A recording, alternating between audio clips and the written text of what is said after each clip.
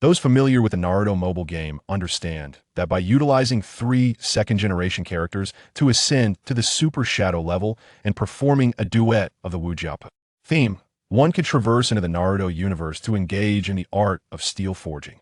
However, after enduring 3 relentless years without sustenance or rest, you find yourself on the brink of demise on the very first day of your new existence.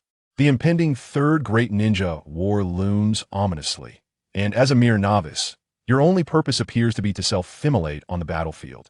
Just as you contemplate a means of escape, you unexpectedly awaken to the realization that the Naruto mobile game system allows for monetary investment to summon powerful ninjas from the game. Furthermore, it enables you to project the summoned characters onto yourself, granting you access to their chakra and jutsu. The current mobile game's SG card pool features none other than that illustrious figure eternal Mangekyō Sharingan Sasuke. At that moment, a glimmer of hope ignites within you. Not only are you saved, but victory seems imminent, for you are in the presence of the indomitable Sasuke. Thus, you liquidate your family's inheritance to amass the requisite 168 gold coins for a 10-fold summon. Yet upon accessing the summoning interface, you are dismayed to discover that the probability of obtaining the strength eternal Sasuke is a dismal 0. Despite this setback, you resolve to proceed with the summons. Ultimately, you acquire the Brank Ninja, Umbu Kakashi, and the system graciously bestows upon you the trio from Team 7. Truly, this is a benevolent and complimentary mobile experience. Eagerly, you initiate the projection feature, instantly embodying the essence of Sasuke. When you next open your eyes, the crimson tomoe of the Sharingan rotates languidly, enveloping you in an aura of chilling intensity. Is this the power of the Sharingan? It is indeed formidable. With the enhanced dynamic vision bestowed by the Sharingan, you perceive distant insects skimming the surface of the lake, observing even their delicate wing beats as if in slow motion. The fireball jutsu, which had previously eluded you, now flows effortlessly from your fingertips under Sasuke's remarkable influence, illuminating the nearby shrine with a colossal blaze. As Uchiha Fugaku exits the shrine, he notices the boy practicing ninjutsu ahead. Is he a child of the clan? His talent appears commendable, and there is an inexplicable sense of familiarity in his silhouette. Approaching with the intent to offer guidance, Fugaku's words transform into a cold reprimand instead, questioning why a subordinate has not yet returned home at such an hour. Understood, Leader Fugaku, you reply respectfully, turning to depart. Though you outwardly display deference to this Uchiha clan leader, internally, you harbor disdain for him. The Uchiha clan's descent into madness during the night of the massacre saw this leader not only fail to protect his kin, but also willingly accompany his wife to slaughter, all while uttering that his suffering was merely temporary. Yet the suffering of Yuzu is destined to accompany her for a lifetime. How can such a person coexist with Lin? Uchiha has never witnessed such a constrained kaleidoscope ninja. It's as if the words foolish waste are emblazoned across my face. Before you could fully articulate your thoughts, a sudden notification echoed from the Naruto mobile game. Contacted relevant character obtained Uchiha Sasuke's eternal kaleidoscope Sharingan Shards X.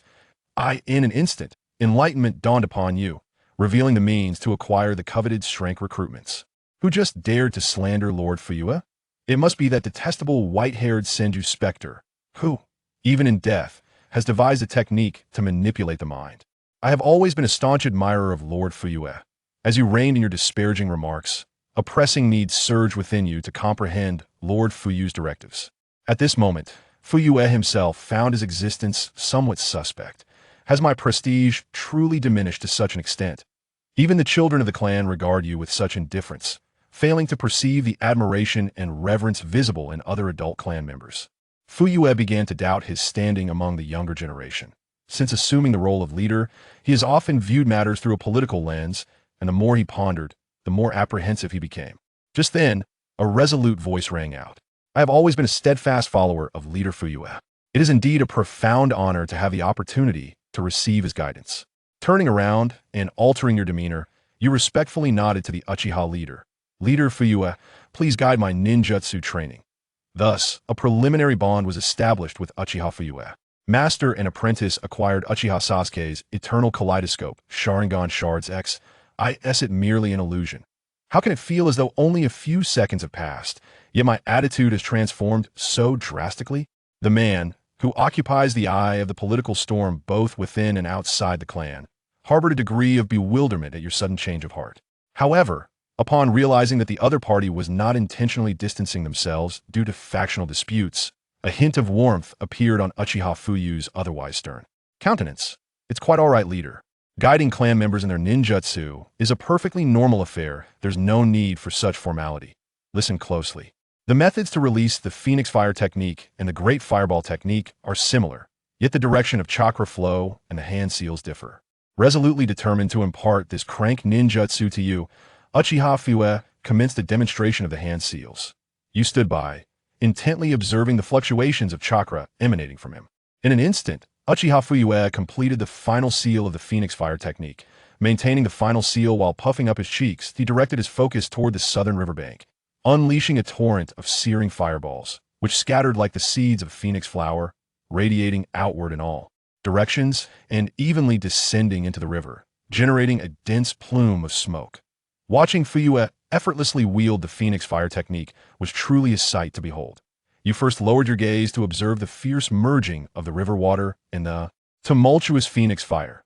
Then you shifted your focus to Uchiha Fugaku, a look of admiration gracing your features.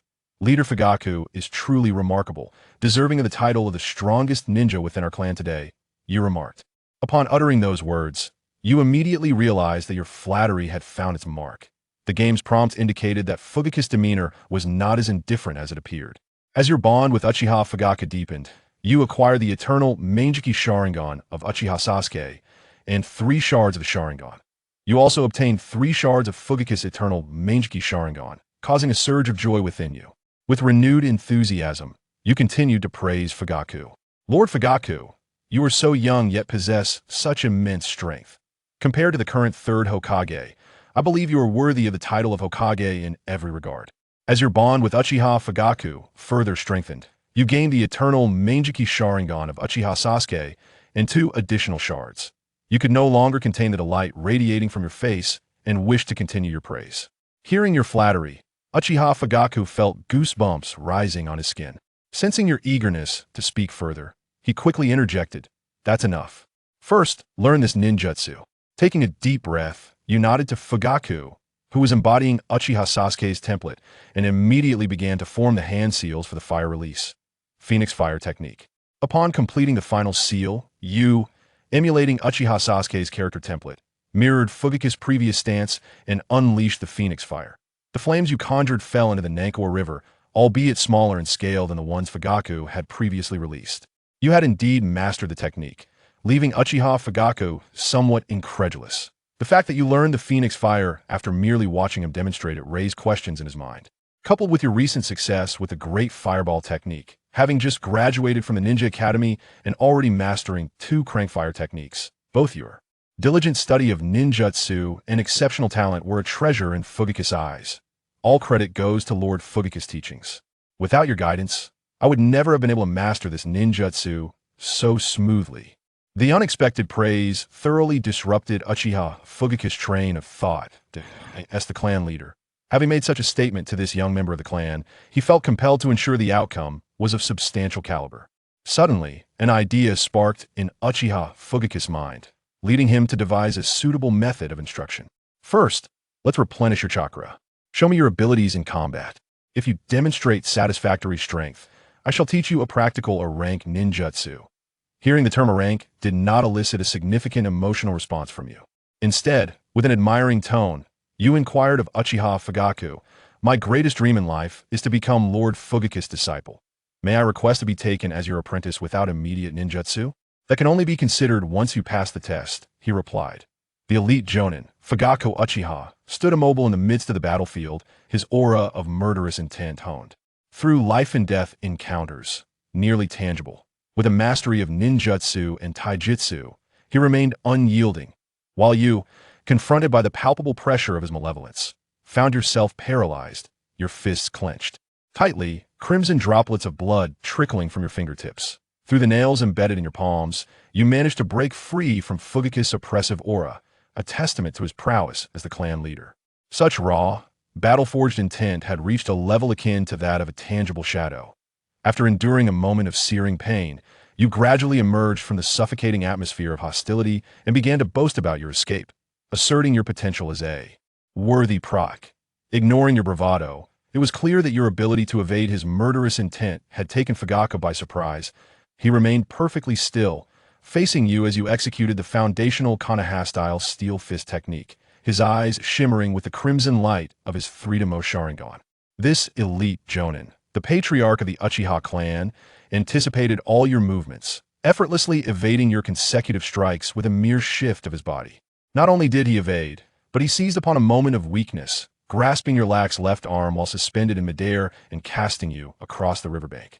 Gasping as water rushed into your lungs, you emerged, chakra-infused hands propelling you upward from the river. Impressive for your age, you demonstrated a commendable mastery of advanced chakra control. Observing your struggle to employ water walking, Fugaku's surprise deepened. It was evident that you were far from a novice among the elders of any faction.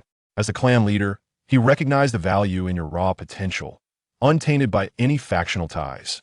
Yet, at this moment, you had gone a full 2 minutes without receiving any fragments of Sasuke's essence. While you maintained an outwardly respectful demeanor, inwardly you pondered why the fragments had yet to materialize. Initially, you had wished to keep your Sharingan concealed, but now it seemed that showcasing sufficient ninja talent was essential for Fugaku to consider taking you on as a disciple, thus allowing you to reap greater rewards. The pressing question was how to effectively demonstrate your abilities in such a manner that would command a favorable assessment. Within the clan, you had long been deemed devoid of ninjutsu talent. Yet if your debut could showcase a tomoe Sharingan, it might ignite Fugaku's interest in nurturing your potential. However, this ambition required a display of exceptional skill.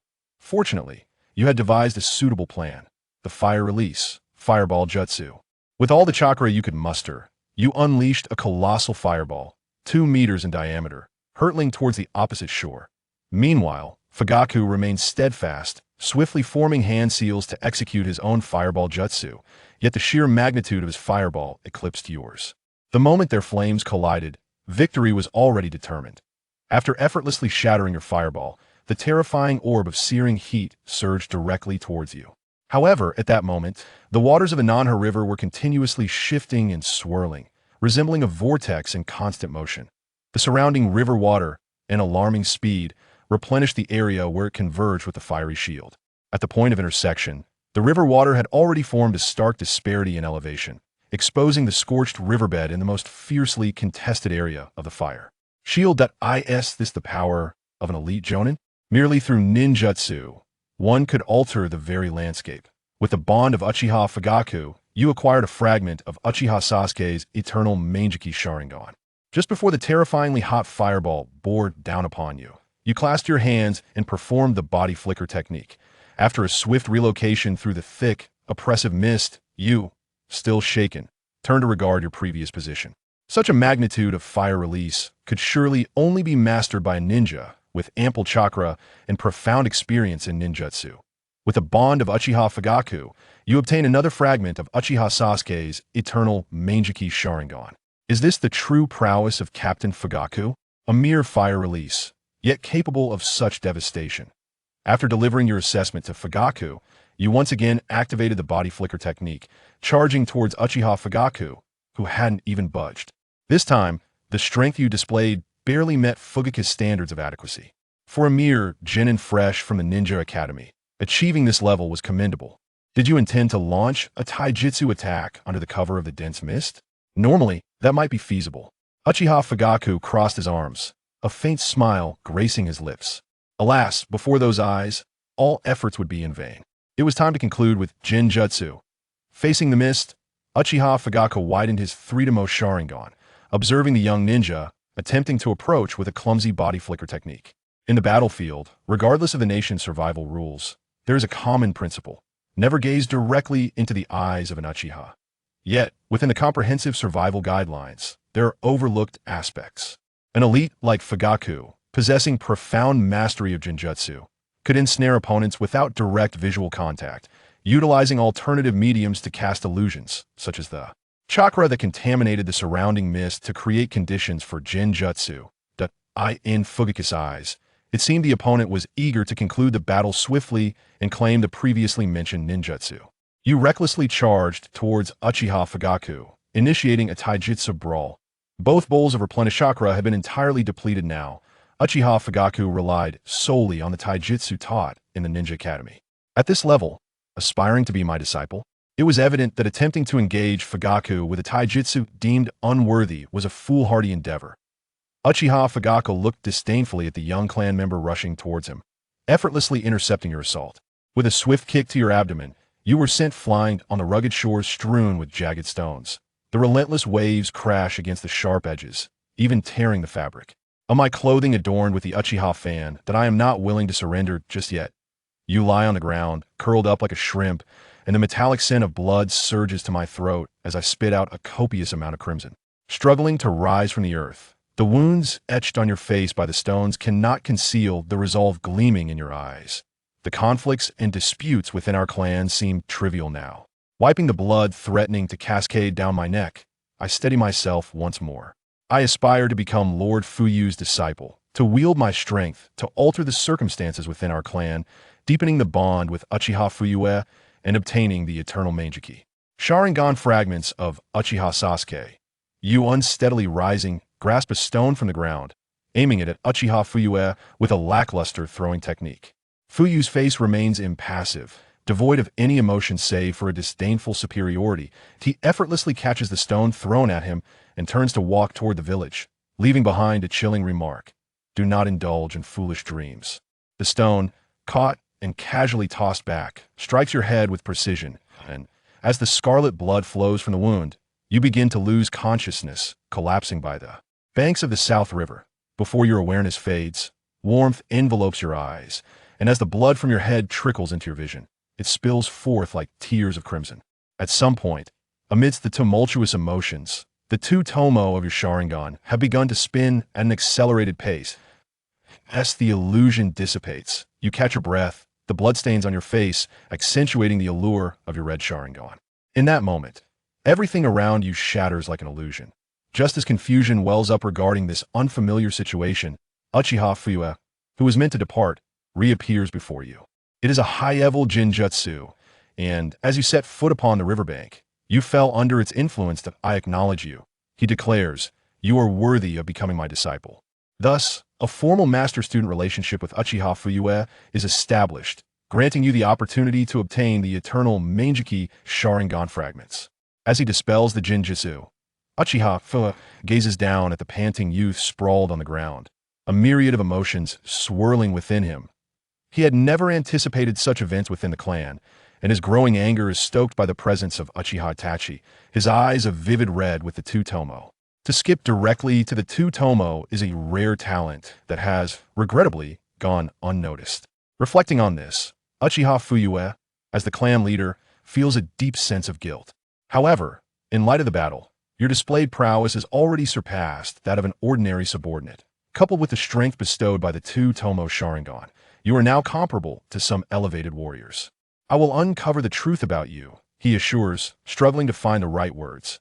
After a moment of silence, Uchiha Fuyue guarantees you're a rank ninjutsu, vowing not to break his promise to the body flicker technique, which leaves behind corporeal afterimages. Truly a manifestation of the technique itself? After Uchiha Fugaku tossed the scroll of the body flicker technique, he promptly provided an explanation. He received a scroll of unsealed ninjutsu, and your gaze fell upon the title of the scroll. A rank ninjutsu, phantom body flicker technique, that I shall personally conduct an investigation and provide you with compensation in due course. The three-tomoe Sharingan of Uchiha Fugaku slowly revolved, a sign of his contemplation regarding potential events of significant consequence. The unique preferences he exhibited at such moments were evident.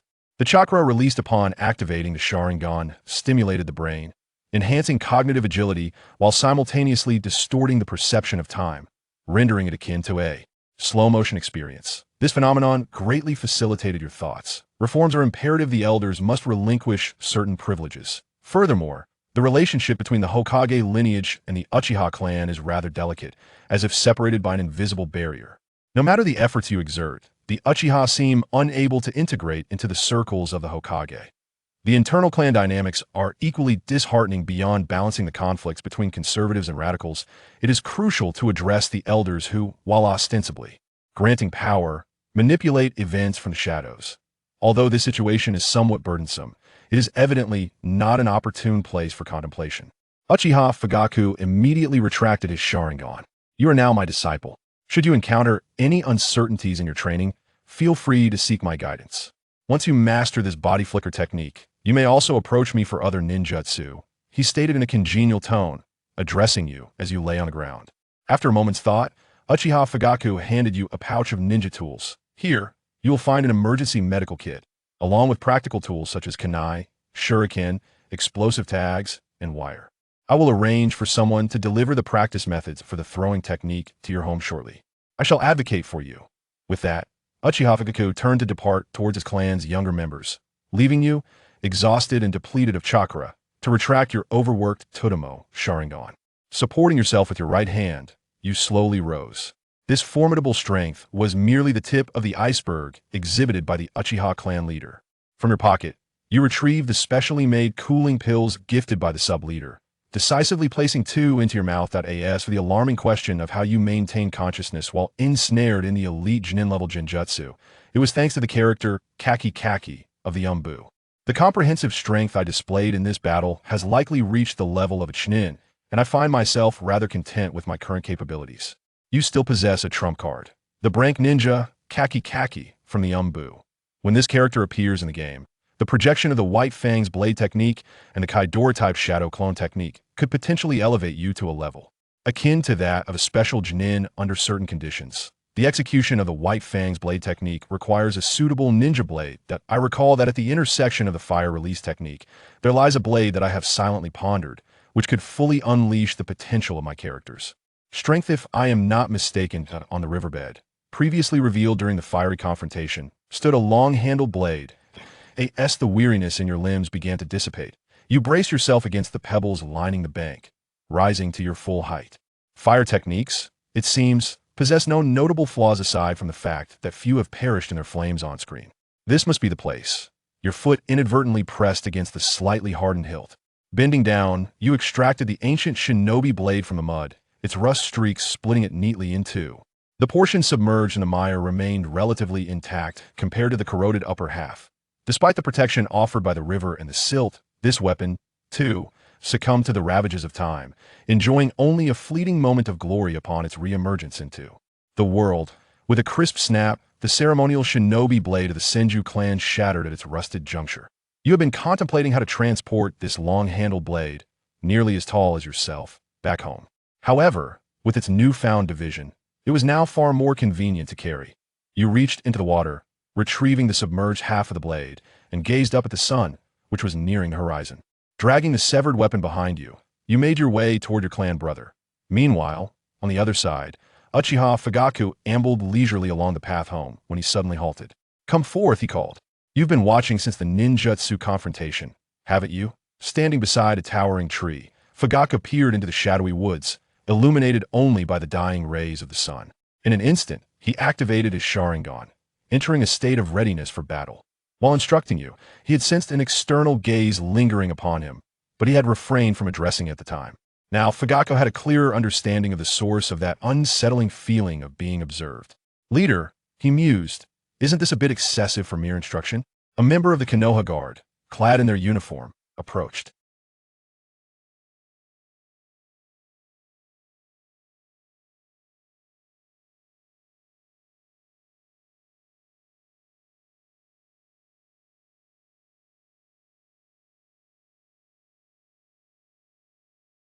"Patriarch, isn't this a bit too much for guidance?" A member of the Uchiha clan, dressed in the Konoha guard uniform, stepped out from the woods and spoke to Uchiha Fugaku in a slightly anxious tone. "I should have known about the talent of having the two tomoe Sharingan right from the start." Fugaku scratched his head, feeling helpless about Uchiha Inaba's strange behavior. If it were your brother, this talent wouldn't be surprising. Uchiha Inaba's worried expression didn't ease at all. Instead, she became even more tense. "You're going to be the second in command of the clan in the future, so please stop acting on impulse." Fugaku's words seemed to fall on deaf ears, having no effect whatsoever, only deepening Uchiha Inaba's anxiety. Although she had some minor flaws in her personality, she was still one of the better types among the Uchiha, known for their extreme personalities. Her powerful abilities, clean and efficient way of doing things, and preference for solitude truly matched Fugaku's expectations for a second-in-command. However, she seemed to lack composure when facing certain matters. "Don't worry, he is my disciple now, and nothing like this will happen while I am guiding him in his training." Out of desperation, Fugaku could only make a promise. Sure enough, after hearing the assurance, Uchiha Inaba breathed a sigh of relief like a child and quickly used the body flicker technique to disappear as if fleeing from something. What a hassle. I shouldn't have come out in the first place. Uchiha Fugaku felt a headache coming on. He had only intended to guide the younger generation of the clan, but ended up with this troublesome situation. I should go home and check on my son. Following Uchiha Inaba's footsteps, the patriarch, while feeling a headache, also activated the body flicker technique and hurried back home. Chapter 7. The peeping person after the two left. A pale figure gradually revealed itself from the tall tree that Uchiha Fugaku had been leaning against. "I'm so scared, I thought he discovered me." A frivolous and exaggerated shout came from the trunk as a white Zetsu, sent to monitor the Uchiha clan, slowly emerged from the tree. The white Zetsu hidden in the trunk had surpassed the average shadow-level ninja in reconnaissance and concealment, managing to not reveal even a hint of its presence in front of two elite jonin. If I had known, I wouldn't have come to watch the show. Originally, the white Zetsu was only attracted by the strange commotion here, but unexpectedly found something more interesting. However, a pair of exceptionally gifted Uchiha blood relatives. As the white Zetsu's body twisted and writhed, a series of white spores slowly split off from its torso. Let Black Zetsu take control, and maybe we can see the second pair of eternal Mangekyō Sharingan after Madara-sama. After forming hand seals for the spore technique, a mass of spores split off from its body, quickly swelling and beginning to writhe, gradually morphing into a brand new white Zetsu. All right, you take over monitoring that little Bratabedo.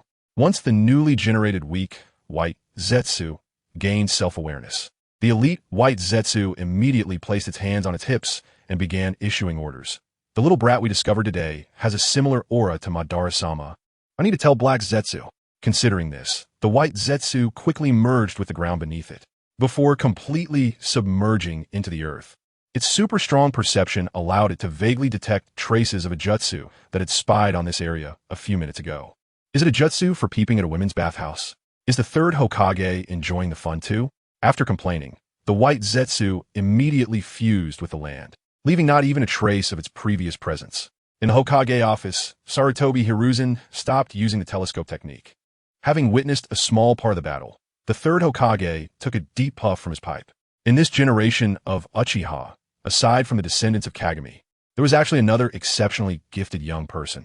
Compared to Uchiha Shursui, this Uchiha Toshi was evidently more surprising in Sarutobi Hiruzen's eyes.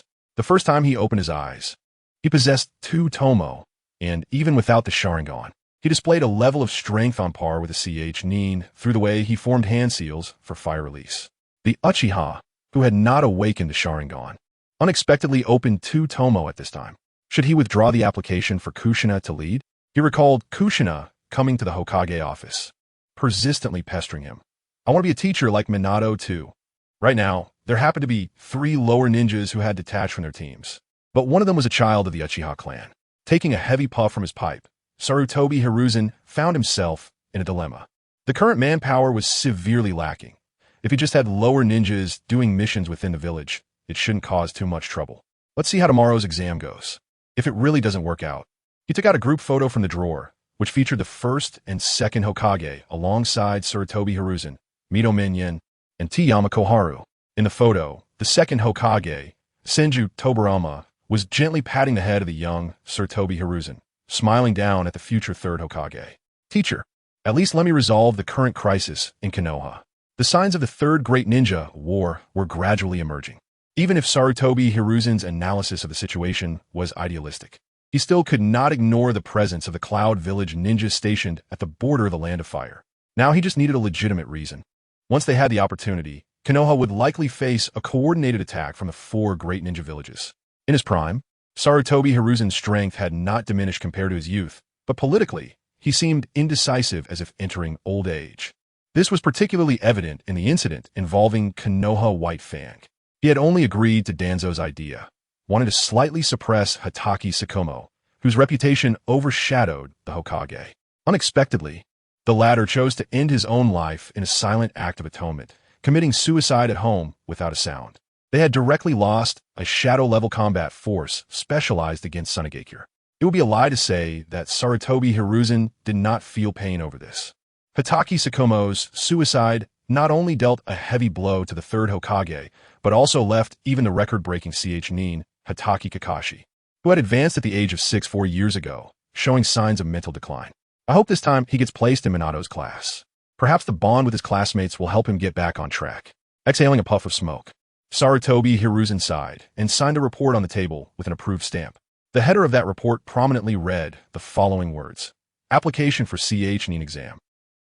The faint sound of sizzle echoed continuously along the path leading to the temporary settlement within the clan. Dragging a broken ninja sword, Uchiha Itachi forcibly pulled the rusty blade back from the Nanhegawa to the clan's territory. The side effects of chakra overexertion were far worse than he had imagined. With an almost suffocating sense of weakness, Uchiha Itachi slowly walked toward the temporary settlement. Although the friction between the sword and the ground did not make much noise, the surrounding residents would not show a good face to this clan member who had embarrassed the elders in front of the Hokage a few years ago. In just a short while, unfriendly voices began to emerge on the street. You've fallen so low that you're applying for temporary settlement within the clan, and you still want to provoke others? Did your family not teach you what manners are? Uchiha Itachi, whose head was pounding, could not hear the complaints of these clan members. All he wanted was to drag the ninja sword home, lie on his bed, and sleep until tomorrow. However, even such a simple wish had someone who would come to obstruct it. A Uchiha brat, about to graduate from the ninja school, stood in front of Uchiha Itachi. You actually sold the house. I've been wanting to find you since you graduated from the ninja school. From a distance, after speaking to the exhausted Uchiha Itachi, who was about to fall asleep, Uchiha Ryota added, Haven't you realized the reality during this time? Idiot.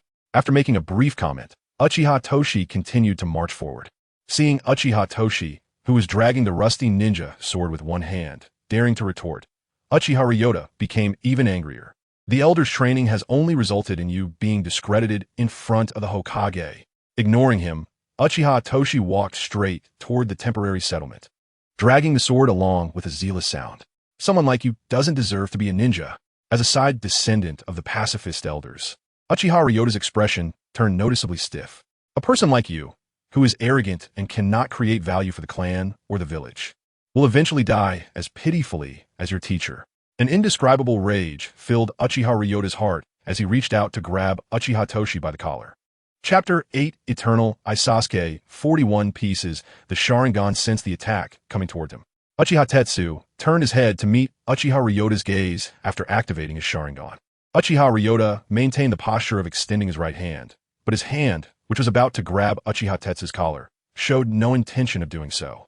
It wasn't that Uchiha Ryota regretted it. His body felt weak, and even the fist he was holding trembled uncontrollably. Two tomoe. At the moment of locking eyes with the Sharingan, Uchiha Ryota fell into a state affected by genjutsu, accompanied by an inner fear. The Sharingan he had dreamed of opening day and night unexpectedly appeared on this annoying guy, and it was the tomoe version. In an instant, Uchiha Ryota felt countless crimson eyes surrounding him. The tomoe in those eyes seemed to mock him for being trapped in genjutsu and unable to move, deepening Uchiha Ryota's fear of Uchiha Tetsu as he trembled. Are you from the second elder's line?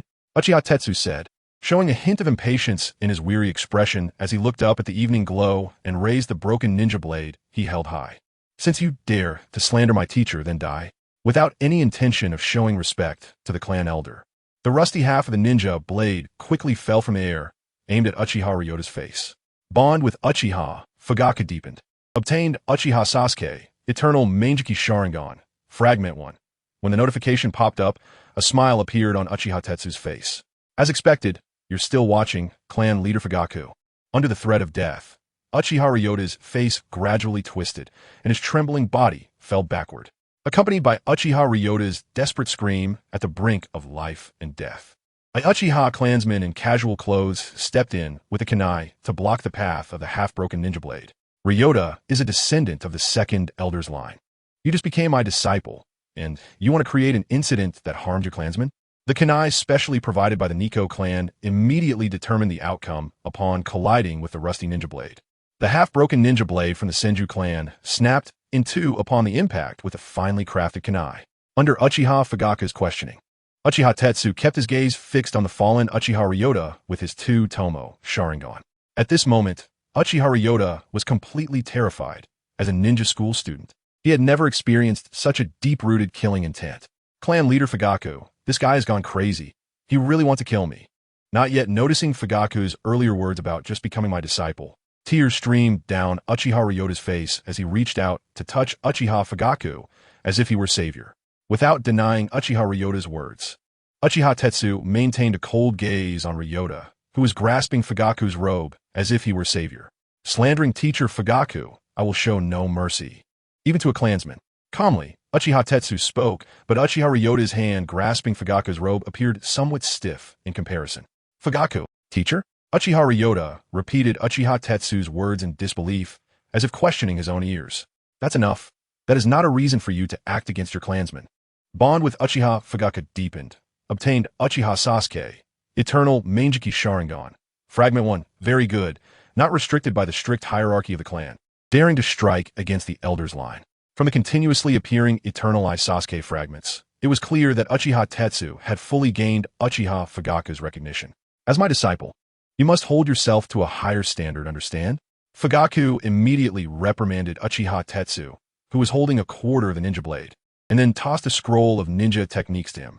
Glancing at Uchiha Ryota, Uchiha Fugaku emphasized again to Uchiha Tetsu, as a clansman, how can you show such disrespect to an elder? Do you even disregard me as your clan leader? After saying this, Fugaku immediately helped the fallen Uchiha Ryota to his feet. After supporting the trembling Uchiha Ryota to stand, he noticed a puddle left on the ground, and Uchiha Fugaku's mouth twitched. Bond with Uchiha Fugaku deepened. Obtained Uchiha Sasuke, Eternal Mangekyō Sharingan. Fragment 2, apologized to Ryota, then go back and reflect. Under Fugaku's reprimand, Uchiha Tetsu, who was holding the scroll given by Uchiha Fugaku, reluctantly retracted his Sharingan and said to Uchiha Ryota, I'm sorry for making you lose face in the clan. As he apologized, Uchiha Tetsu's tone immediately changed. However, I absolutely cannot accept you slandering teacher Fugaku. After saying this, Uchiha Tetsu turned around, dragging the half of the blade and the quarter of the hilt, heading towards the clan's temporary shelter. Tetsu's temper is indeed a bit strange. I hope you don't take it to heart. As the saying goes, there is no harm without comparison. In contrast to the promising youth favored by the second elder, Uchiha Ryota, Fugaku became increasingly satisfied with his unexpectedly accepted disciple. Bond with Uchiha Fugaku deepened. Obtained Uchiha Sasuke, Eternal Mangekyō Sharingan. Fragment 2. In a cramped, old temporary shelter. After placing the two broken ninja blades on the table, Uchiha Tetsu immediately collapsed onto the creaky wooden bed.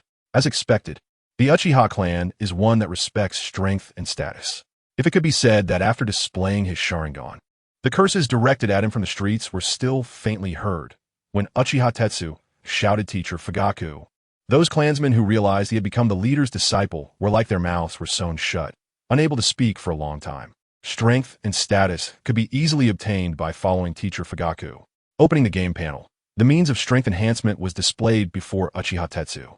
Uchiha Sasuke, Eternal Mangekyō Sharingan. 41 pieces, gather 100 pieces to recruit Eternal Eye Sasuke. Lying on the wooden bed in the dim, lightless room, Uchiha Tetsu stared at the damp, old ceiling. He needed to find a way to make money, to exchange some gold coins from Granny Cat, to draw cards, to enhance his strength. However, the gold coins made of pure gold were indeed quite expensive. Uchiha Tetsu calculated roughly at the price of 350,000 ryo for 10 draws. It seemed that even one bounty on Isuma would only be enough for about 110 draws. Even with years of savings plus the money from selling his residence, it barely covered the 168 gold coins needed for a 10 draw.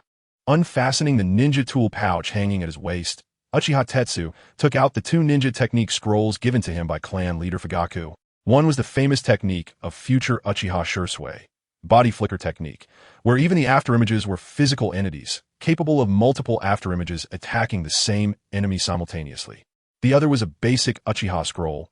Uchiha Tetsu could roughly predict its contents: shuriken, throwing technique; Uchiha fluid technique, basic fire release; chakra, efficient refinement.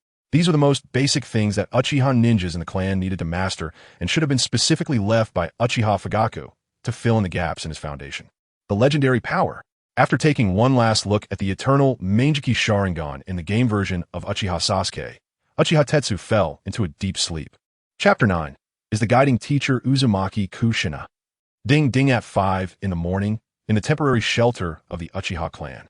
After the noisy alarm clock rang several times, it barely woke up the drowsy Uchiha Tetsu. Until last night before going to bed, all Uchiha Tetsu felt was some excessive fatigue, and he hadn't experienced any significant discomfort. However, by this morning, the side effects of overusing chakra to perform ninjutsu had fully manifested. His body simply couldn't move. The urgent soreness almost dominated his body, and a deep hunger forced him to hurriedly open the bag containing his food pills. Trembling, he grabbed the food pills located at the head of the bed and struggled to open the bag. Finally, he felt alive again. After swallowing 2 food pills, the hunger and bodily soreness were slightly alleviated. Although his hands still trembled uncontrollably, it was much better than before. He then quietly took out a crumpled mini notebook from his casual clothes. After taking a moment to recover, Uchiha Tetsu wrote down the following information in the notebook, which was used to record living expenses and debts. It is best not to overdraw chakra when performing ninjutsu. The recent discoveries are as follows. 1. When slightly overdrawn, chakra must be quickly replenished with food pills. Otherwise, physical discomfort will affect normal activities. 2. When chakra is exhausted, it is still possible to squeeze out chakra from the corners of the body in a manner similar to mindfulness. But after using mindfulness chakra, one will temporarily lose the ability to move and may even fall into a coma. After recording, Uchiha Tetsu immediately got out of bed. He glanced around the messy home and reached for his ninja tool bag on the bed, quickly hanging it at his waist. He had a nagging feeling that he had forgotten something, like, why did he set an alarm for 5 in the morning? With a shiver of his body, the muddled Uchiha Tetsu suddenly realized what day it was. It was the first day to meet his new guiding teacher. His previous teacher had died unexpectedly during a special mission, and his team had not even gone on a mission yet. Although according to the notice, this new guiding teacher was just an ordinary Chunin, Uchiha Tetsu would never underestimate any ninja based on their rank, especially the genin and Chunin of Konoha. After smoothing out his wrinkled clothes, he immediately opened the door of the temporary residence. After selling his house, Uchiha Tetsu had obtained the chance for a 10-pull draw by exchanging cash and coins from the Ninja Cat clan. Unfortunately, he was now officially in a state of bankruptcy due to a certain free-to-play mobile game. However, fortunately, those coins had turned into another form of companionship for him, and it was in terms of power. In addition, he had also been promoted to become a super graduate customer of the Ninja Cat clan. To facilitate his purchase of ninja tools and special coins from them, Uchiha Tetsu, as a new ninja, had the opportunity to sign his name on the summoning scroll of the Ninja Cat clan. Before leaving, Uchiha Tetsu turned to inspect the narrow residence temporarily assigned to him by the clan. The uniformly allocated accommodations for certain special clan members were naturally not very good, probably only sufficient for the most basic needs of survival. Besides a table, a bed, and a bathroom, there were no other living facilities in the room. On the table stood a standard ninja blade made by the Senju clan, which he had pulled out from the Nankagawa yesterday. Although it was broken in 2, the hilt engraved with the Senju clan emblem still glimmered with a black shine after many years. He planned to find a ninja tool shop today to see if he could get the ninja blade repaired. After making today's plans, Uchiha Tetsu locked the door and ran towards the agreed meeting place with his team. Mimicking the way of the ninja, he leaped down from the 3rd floor of the building, quickly adjusting his landing direction midair with the chakra on his feet, and finally landed smoothly. The training ground number 23 was located. After confirming the direction, Uchiha Tetsu formed the hand seal for the body flicker technique and set off. On the way to the independent training ground applied for by his guiding teacher, a surge of passionate shouts echoed, bringing a wave of youthful energy. In Konoha village at 5 in the morning, 2 strange ninjas dressed in green tight-fitting clothes happened to pass by the outskirts of the Uchiha clan. A tall and a short ninja with thick eyebrows, both dressed in green, were running around Konoha village for training. Have you felt the youth? Guy. The 2 looked like they were cut from the same mold, except the adult had a thicker mustache that matched his eyebrows. The green tight-fitting clothes highlighted the colors of youth, and upon hearing Mike Guy's shout, Mike Guy seemed to be inspired as well, responding with an even louder voice. Sweating profusely, this is the brilliance of youth. Speaking of excitement, Mike Guy shed tears of youth after shouting. Youth will not retreat. Forward. As the father and son duo were about to be moved to tears by their own youth, the black-haired Uchiha boy brushed past Mike Guy and his son. Uchiha Tetsu quickly ran past, glancing sideways at the father who had used the 8 gates to reduce the 7 ninja swordsmen to just 3, while increasing the distance. Uchiha Tetsu reflected on what he knew about Might Guy, the 8 gates, and burning youth. During the Third Great Ninja War, facing the powerful 7 ninja swordsmen, the father Might Guy directly opened the Death Gate. As a genin who only excelled in taijutsu, he understood that only by burning his life could he protect what he cherished. He left only a silhouette in front of Kai, using his burning life to validate his youth, instantly killing 4 elite genin of the Mist Village's elite. Self-restraint, vowing to protect important people even at the cost of his life. After a while, still thinking about Might Guy and his son, Uchiha Tetsu successfully arrived at training ground number 23. Hey, you're the slowest. The short-haired genin with sunglasses looked somewhat annoyed and was very dissatisfied with Uchiha Tetsu's tardiness. Yamashiro Aoi, an experienced genin transferred to the new team, had a sense of superiority over the other 2 newcomers, even towards Uchiha Tetsu of the Uchiha clan. So, we are all here, but the guiding teacher hasn't come yet. The white-haired Mizutani Izumi glanced at Uchiha Tetsu, who arrived last, quickly shifted his gaze away, and stated the fact.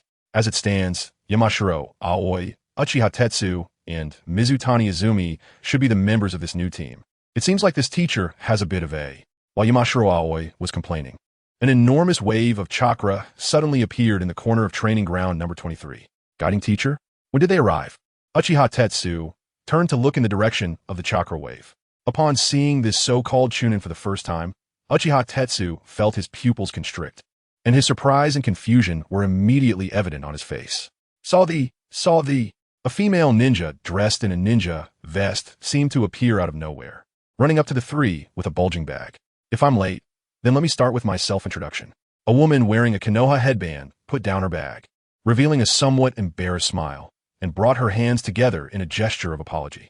My name is Uzumaki Kushina, and I am a CH Nin.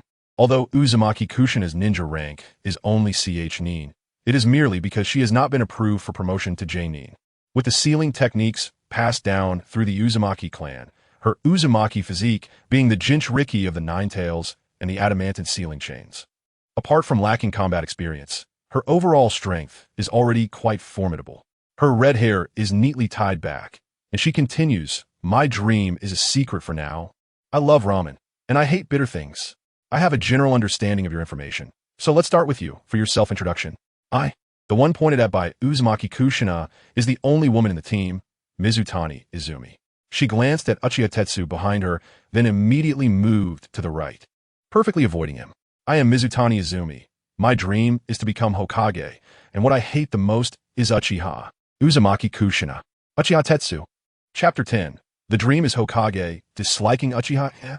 Kushina Uzumaki was slightly flustered.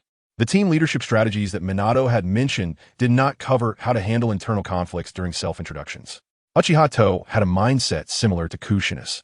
It was one thing that his guiding teacher was the Nine Tails Jinchuriki, Kushina Uzumaki, but he never expected to encounter such problematic teammates.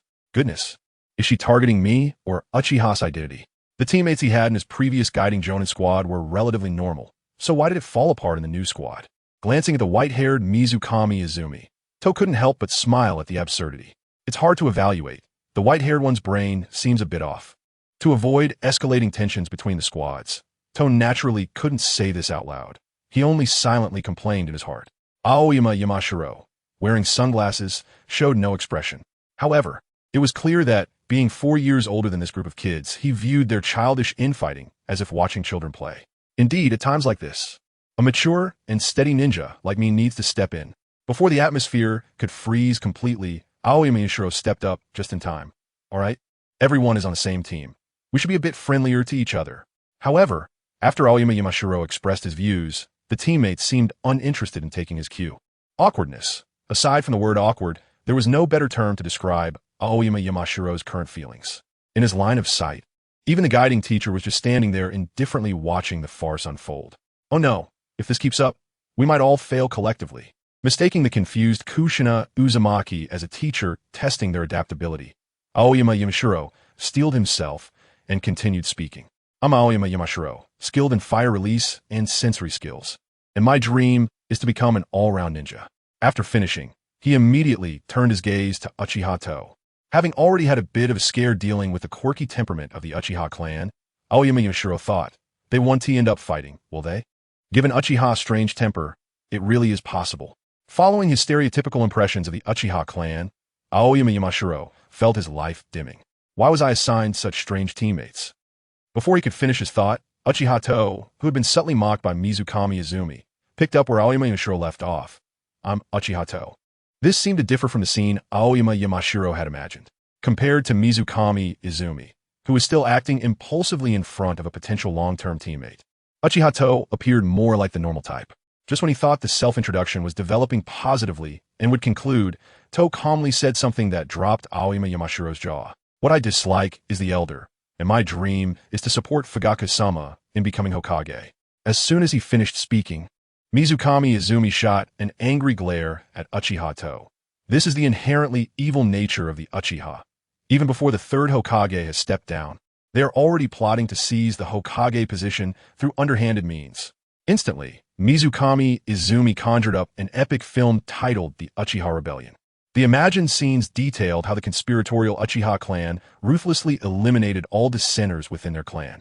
Among them, the Uchiha clan leader, Fugaku Uchiha, led a group of reckless clansmen, madly charging towards the Hokage's office. The unsuspecting third Hokage was ambushed by these evil Uchihas and unexpectedly perished. The Uchiha clan, having obtained the Hokage position through improper means, immediately began purging the village. As a good young man, deeply influenced by the ideology of fire, Mizukami Izumi harbored an unusual hatred towards the Uchihas due to her upbringing. Now, facing an evil little Uchiha in front of her who openly declared his scheme, she felt as if she would kill him with her glare if looks could kill. It seemed that today, Fugaku didn't monitor her, and there were no notifications in the Hokage mobile game about obtaining eternal Mangekyō Sharingan shards of Sasuke.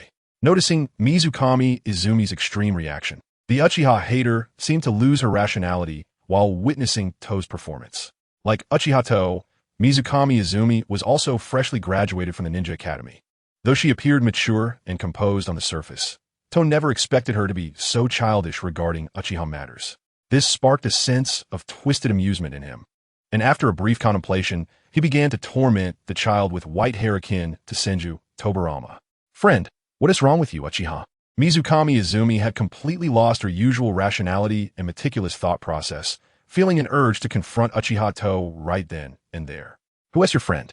I will inform Hokage-sama about your schemes.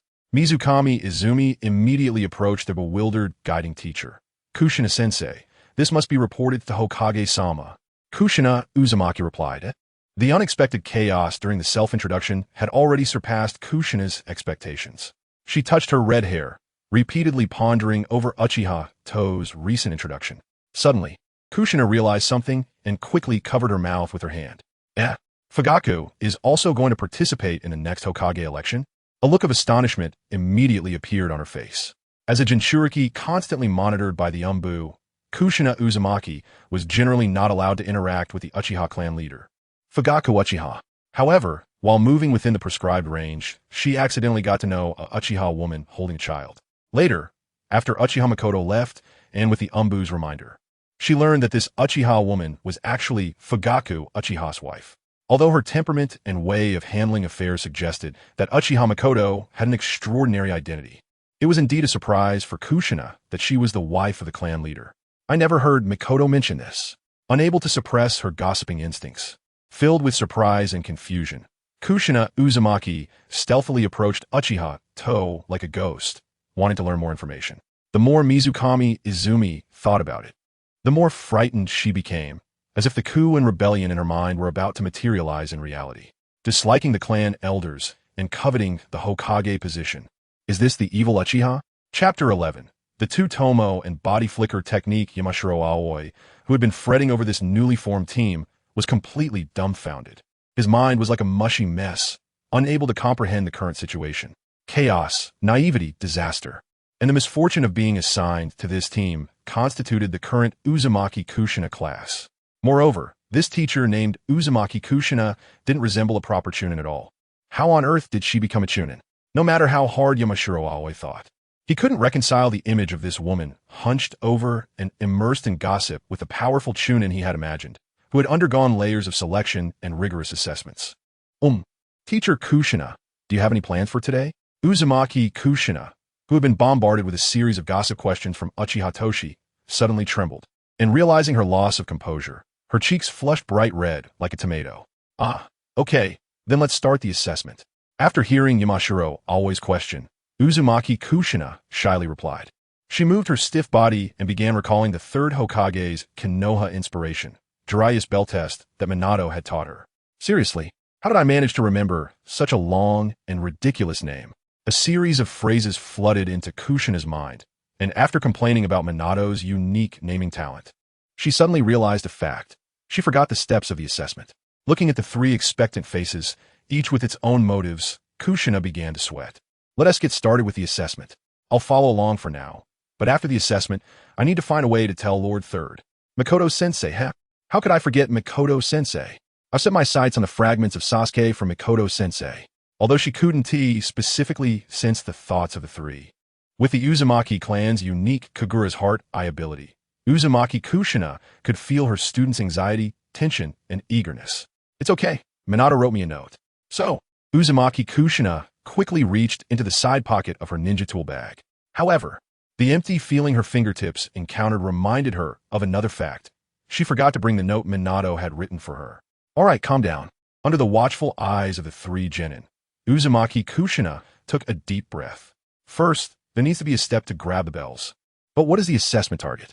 While pondering, she vaguely recalled Minato saying something like go back to the ninja school for a year of restudy. So, Uzumaki Kushina clapped her hands, and her body and brain reached a consensus. If there are only 2 bells, then let's make the little ones who can't grab a bell go back to the ninja school for another year. Plan confirmed. Uzumaki Kushina cleared her throat and announced the requirements for this assessment to the three. The goal of the assessment is to grab the bells. With 3 people competing for 2, Uzumaki Kushina rummaged through the bag she had brought and pulled out 2 slightly scratched bells. Those who can't grab a bell will go back to the ninja school for another year. Yamashiro Aoi was taken aback. He had clearly already been a genin for 3 years, so what did it mean to go back to the ninja school for another year? Teacher Kushina, I've already graduated from the ninja school 3 years ago, Yamashiro Aoi weakly replied. That's indeed a bit troublesome. Uzumaki Kushina pinched her chin with her right hand and, after much thought, reached a new conclusion. No worries if you don't qualify. I'll personally go to Lord Third to apply. In an instant, Yamashiro Aoi felt as if the sky were falling. From the tone of her voice, it was clear that this seemingly airhead teacher was not joking. However, after a moment's reflection, Yamashiro Aoi thought, with 3 years of experience on D-rank missions, how could he possibly not grab a bell? It should be fine, right? Yamashiro Aoi glanced at his white-haired teammate, Mizutani Izumi, whose expression was gloomy, and then turned to Uchiha Itachi, who was standing there in a daze, smiling for some unknown reason. A peculiar, bad-tempered civilian ninja and a recognized useless Uchiha. After examining his 2 strange teammates, he let out a sigh of relief. And I am an excellent genin with 3 years of ninja experience. The advantage is mine. Taking a shuriken from his ninja tool bag, Yamashiro Aoi assumed a battle stance. Now it's time for the practical assessment. Uzumaki Kushina declared to the 3 in front of her, then added, those who don't put in their full effort will be eliminated. As soon as the words left her mouth, the experienced Yamashiro Aoi quickly dashed toward the woods next to the training ground, concealing part of his sensory abilities. He needed an environment like the woods to showcase his balanced skills in sensory perception, fire techniques, and body techniques. Sure enough, the newcomers fresh out of the ninja school weren't even utilizing the geographical advantages left by their teacher, in stark contrast to his hidden self in the woods. Yamashiro Aoi chuckled mockingly. It seemed they were about to have their first lesson. However, the next moment, what happened on the training field nearly shattered Yamashiro Aoi's stereotype of Uchiha Itachi. No way, the 2 tomoe Sharingan? What happened to the useless Uchiha? After Yamashiro Aoi hid in the woods, Uchiha Itachi took 2 steps forward and asked, Teacher Kushina, are there any restrictions on combat? I don't have any restrictions here. Use whatever you can, Uzumaki Kushina replied while using the Ninetales malicious sensing to quickly lock onto Yamashiro Aoi hiding behind a tree. Then, Teacher, I want to hold back. Sharingan. After silently chanting in his heart, Uchiha Itachi swiftly activated his Sharingan, transforming his black pupils as 2 black tomoe swiftly danced within his crimson eyes. Just a heads up, if you use genjutsu on me, you need to consider my berserker. Recognizing Uchiha Itachi's intent to cast genjutsu using his two tomoe Sharingan, Uzumaki Kushina kindly reminded him for his safety. However, the word berserk had barely left her lips when she realized something and immediately stopped her words. Forget it, let us ban genjutsu. Uzumaki Kushina began to understand why the third Hokage had gone to such lengths to prevent her from leading the class. If someone were to be hit by genjutsu and go berserk, the consequences would be something she absolutely couldn't bear. The third Hokage was right. I really am not suited for this. Feeling slightly downcast, Uzumaki Kushina quickly perked up. Anyway, let us complete the assessment first. At least for now, I'm still the instructor. This chilling chakra atmosphere is the Sharingan. Realizing that Uchiha Itachi had activated his Sharingan, Mizutani Izumi quickly retreated, putting as much distance as possible between herself and Uchiha Itachi. Ignoring the two missing teammates, Uchiha Itachi reached for the ninja tool bag at his waist. Shuriken, explosive attacks. Why, kunai. After mentally counting, Uchiha Itachi used his sense of touch to determine the distribution of the ninja tools and then drew out two kunai, gripping them in his hands. Utilizing the Uchiha-style throwing technique from the character template of Uchiha Sasuke, he aimed at Kushina and forcefully threw the kunai. Kushina Uzumaki quickly threw two shurikens, blocking the kunai that was rushing towards her. The sound of metal clashing echoed. The kunai was redirected by the shurikens, and then fell straight to the ground. After the sound of metal clashing ended, Uchiha Zetsu instantly appeared beside Kushina Uzumaki. Body Flicker Technique. Chapter 12. Self-created Ninjutsu Fengzenhua Claw Red Konoha Hurricane Revised. Seeing that Uzumaki Kushina reacted to his body flicker technique through her sensory abilities, Uchiha Itachi immediately changed his attack strategy. From his observations this morning, Uchiha Itachi utilized the taijutsu he learned from that strange father-son duo in green spandex who shouted about youth. The taijutsu learned from the Might Guy father-son duo was originally just a rough form. However, after incorporating the Konoha flow technique from the character of Uchiha Sasuke from 15 years later, it displayed a completely different posture. The improved Konoha Hurricane had transformed from a simple low kick into a continuous taijutsu assault that integrated the insight of the Sharingan. With the sound of whoosh, the Konoha Hurricane initiated its low kick immediately. Uzumaki Kushina merely took a slight step back to dodge Uchiha Itachi's attack. Seeing that his attack had no effect, Uchiha Itachi immediately launched a further offensive. In an instant, Uchiha Itachi executed the backspin kick of the Konoha Hurricane with astonishing speed and power. The enhancement of the Sharingan's ability in taijutsu was unquestionable. Under the insight of the Sharingan, Uzumaki Kushina's evasive maneuvers against the Konoha Hurricane became meaningless. Faced with a suddenly switched upper backspin kick, Uzumaki Kushina decisively abandoned her evasion. She had naturally heard of the reputation of the Sharingan. Useless struggles would only put her in danger of exposing weaknesses. Not bad taijutsu, already beyond the average Chunin. Uzumaki Kushina exclaimed sincerely at this move, Konoha Hurricane. She then refocused her attention back to the battle. The consecutive backspin kicks could no longer be dodged with conventional methods. However, as the Jinchuriki of the Nine Tails, Uzumaki Kushina was certainly not an ordinary person. She raised her arms to block the path of the Konoha Hurricane attack. Suddenly, time seemed to freeze at that moment. Uchiha Itachi, suspended in midair, maintained the sidekick posture of the Konoha Hurricane. However, after being blocked by Kushina, the force driving his body to rotate was instantly diminished by more than half. It was blocked. Aoyama Seiji, hidden in the woods, murmured, completely immersed in the taijutsu battle between the two. The Uchiha clan members with their Sharingan have a unique advantage in taijutsu. Although it was merely a Chunin-level taijutsu battle, it was surprisingly spectacular in terms of visual appeal. The Uchiha, skilled in taijutsu, possessed a two tomoe Sharingan, making their taijutsu at the Chunin level. After analyzing the situation of Uchiha Itachi's taijutsu battle, Aoyama Seiji continued to observe the fight to gather intelligence on Uzumaki Kushina. Following the ninja's instincts, after receiving the transfer documents from the Hokage's office, Aoyama Seiji began to collect information about this instructor of Chunin. However, what he did not expect was that even after deploying all his intelligence-gathering methods, he still could not detect a trace of information about this mysterious teacher. Now, the battle between Uchiha Itachi and Uzumaki Kushina was an excellent opportunity for intelligence collection. Aoi Masaji's eyes widened in disbelief as he watched Uzumaki Kushina grab Uchiha To's lower leg with one hand. Sorry, it's time for the next one. Uzumaki Kushina used her right hand to grab Uchiha To's left leg, and after a sideways rotation, she actually threw Uchiha To into the sky. Incredible strength. After being thrown by Uzumaki Kushina, Uchiha To could only think of such a word to describe her strength. It was somewhat similar to the super strength of Tsunade, one of the legendary Sannin, who manipulated her chakra to increase the destructive power of her taijutsu. Yet it was different. There were no visible traces of chakra on Uzumaki Kushina's hands, meaning her strength was entirely innate. The rising airflow brushed past Uchiha To's ears, tousling his hair in an irregular manner.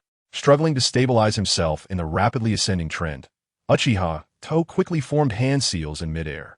Rat tiger, dog ox, rabbit tiger. Uchiha To rapidly formed hand seals, stopping at the last tiger seal before switching to one-handed seals. His left hand maintained the tiger seal posture, while his right hand searched for the ninja tool pouch at his waist. Fire release. Fengxianhua, claw red. Through Uchiha Sasuke, this ninjutsu talent, combined with his understanding of this B-rank ninjutsu previously used by Uchiha Itachi. Uchiha To silently deduced the casting method of the derived ninjutsu, Fengxianhua, claw red. The state of being thrown into the sky was perfect for executing this ninjutsu, and with his cheeks puffed out, Uchiha To pulled out several shuriken from his pouch. The moment Uchiha To canceled the tiger seal, he quickly spat out a massive fireball from his mouth. Due to his lighter weight, Uchiha To was inevitably pushed upward by the back thrust of the ninjutsu. Although this fireball looked similar to the great fireball technique on the outside, it was essentially just a Fengxian fire technique that had been charged for too long. Seizing the opportunity, Uchiha To threw all the shuriken he held in the fireball. The moment the shuriken made contact with the fireball, the originally spherical Fengxian fire exploded and spread rapidly like dandelion seeds blown by the wind. Wait, the performance of this ninjutsu is already comparable to those A-rank ninjutsu released by Jonin, right? You're just a freshly graduated genin. Aoi Masaji, standing on the treetops, felt somewhat numb as he watched the overwhelming Fengxianhua claw red. Is this still the Fengxian fire technique I know? The downward speed from the height, the wind that occasionally spread and fueled the flames, and the iron shuriken wrapped within accelerated the speed of this ninjutsu. Under various fortuitous circumstances, Aoi Masaji's eyes presented the following scene. Uzumaki Kushina looked up, gazing at the ninjutsu released by the ordinary genin she had thrown herself. Clearly just two ordinary things. But the combined effect was so astonishing. The high-speed fireball resulting from the combination of Fengxian fire and shuriken seemed to want to devour her as it rapidly descended. The continuously spreading flames burned like Fengxian flower seeds entwined around the shuriken, nearly covering all of Uzumaki Kushina's field of vision. With speed and range unmatched by the great fireball, the overwhelming Fengxian fire descended like dense rain. Oh no, this ninjutsu is a bit too powerful. The Fengxianhua claw red, far exceeding Uchiha To's estimated power, was rapidly heading toward Uzumaki Kushina. The fourth Hokage should still be around. Uchiha To no longer had time to consider Uzumaki Kushina's situation because he seemed to be about to fall to his death. Although he completed the release of Fengxianhua claw red in just over a second, the thrust from the reaction force had pushed him to a frightening height. Grabbing a kunai from his pouch in a hurry, Uchiha To desperately leaned toward the treetops as he fell rapidly. Uchiha To forcefully stabbed the kunai into the tree trunk, trying to halt his downward trend. After a violent friction, not only did a thin gap open between the kunai and the tree trunk, emitting black smoke, but during his fall, the kunai also struck a protruding branch on the tree. Caught off guard, the kunai unexpectedly slipped from his left hand and flew away. As Uchiha To continued to fall rapidly, he repeatedly collided with the branches of the tree, feeling some pain, but it did indeed slow his descent a bit. Under the buffering of the interwoven branches, Uchiha Bito, who fell clumsily to the ground, should be considered to have successfully landed after a roll. With the deepening bond with Uchiha Fugaku, obtained fragments of Uchiha Sasuke, Eternal Mangekyō Sharingan. 2 Chapter 13. Golden Flash Uchiha Fugaku, you finally arrived, thought Uchiha Toshi, who was lying on the ground, after seeing the prompt for obtaining fragments of Uchiha Sasuke, Eternal Mangekyō Sharingan. The next moment, the pain radiating from his back to his entire body instantly made him forget how to think normally. Uchiha Toshi felt as if his body was falling apart, but fortunately, it seemed that there were no major injuries aside from the pain. Mizutani Izumi was completely stunned. At this moment, she could no longer utter words like evil Uchiha or sly Uchiha. The two tomoe Sharingan, unique taijutsu, powerful self-created fire release. No matter how much she denied it, she could not escape the fact that the Uchiha she despised had reached a terrifying level of strength. Gazing at the shuriken descending with a swirling flame, the shuriken embedded in the ground was continuously burning due to the effect of fire release chakra. The fire release, Phoenix fire technique was hitting the center, with half of the shuriken stuck in a charged substitute slowly burning. Even the so-called underdog Uchiha possessed such strength. Remembering the values from the Warring States period, Mizutani Izumi silently drew a specially made ninja blade from behind her. Just as her grandfather said, the Uchiha were indeed a terrifying group that could easily lose control. Thousand Hands blade technique. After silently reciting in her heart, a unique aura faintly emerged around Mizutani Izumi as she gripped the ninja blade. Had the villagers developed such a strong prejudice against their clansmen? Not far away, Uchiha Fugaku, standing atop a tree overlooking Training Ground 23, completely heard Mizutani Izumi muttering to herself. Today he had improved the Phoenix fire technique that he taught yesterday. It was quite good. Setting aside Mizutani Izumi's complaints, what made Uchiha Fugaku most gratified was perhaps his newly accepted disciple. The genius's idea was that this technique possessed both the high heat and lethality of fire release and the cutting ability of shuriken. Uchiha Fugaku suppressed some inner amazement, but upon careful observation, his thoughts couldn't help but expand. Wait, is that a wire? It seemed he had prepared another hand. Bond with Uchiha Fugaku deepened. Obtained Uchiha Sasuke, Eternal Mangekyō Sharingan, Fragment 2. Although he didn't know why the notification popped up twice, Uchiha Toshi, recovering from his dazed state, struggled to get up. He succeeded. Uchiha Toshi removed the end of the wire that was tangled in his ninja tool pouch and then swiftly rushed towards the tree where Uzumaki Kushina was hiding. How did you find me? After using the substitution technique, the figure hiding behind the tree looked around. It seemed it was time for the final assault, as Uchiha Toshi, Mizutani Izumi, and Yamashiro Aoi were each rushing towards her from 3 different directions. In an instant, Uzumaki Kushina noticed something unusual. A slender wire reflected a silver light, hanging on her ninja tool pouch, and on the side of the pouch were the 2 bells borrowed from Minato. Oh no! Seeing that the wire was about to cut the bell straps, Uzumaki Kushina immediately pulled out a kunai and slashed at the wire that had wrapped around her without her noticing.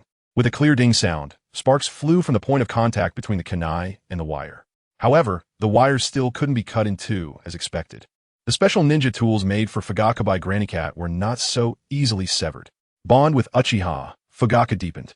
Obtained Uchiha Sasuke, Eternal Mangekyō Sharingan, Fragment 1. Uchiha Toshi forcefully pulled the wire back, and with a slight shake, the strap securing the bells to the ninja tool pouch immediately snapped, bringing the red string along with it to his front. Where the bells? All that was wrapped around the wire was a severed red string. Looking up at Uzumaki Kushina, he saw her tightly holding an object that made a jingling sound. Really? It's time for me to get serious.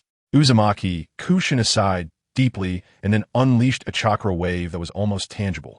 In an instant, Yamashiro Aoi, who had been quietly approaching Uzumaki Kushina, suddenly stood still. It wasn't that Yamashiro Aoi was scared by that chakra wave. The real reason was the golden chain tightly coiling around his waist. Sealing technique, Diamond Lock. The unique ability of the Uzumaki clan was unleashed.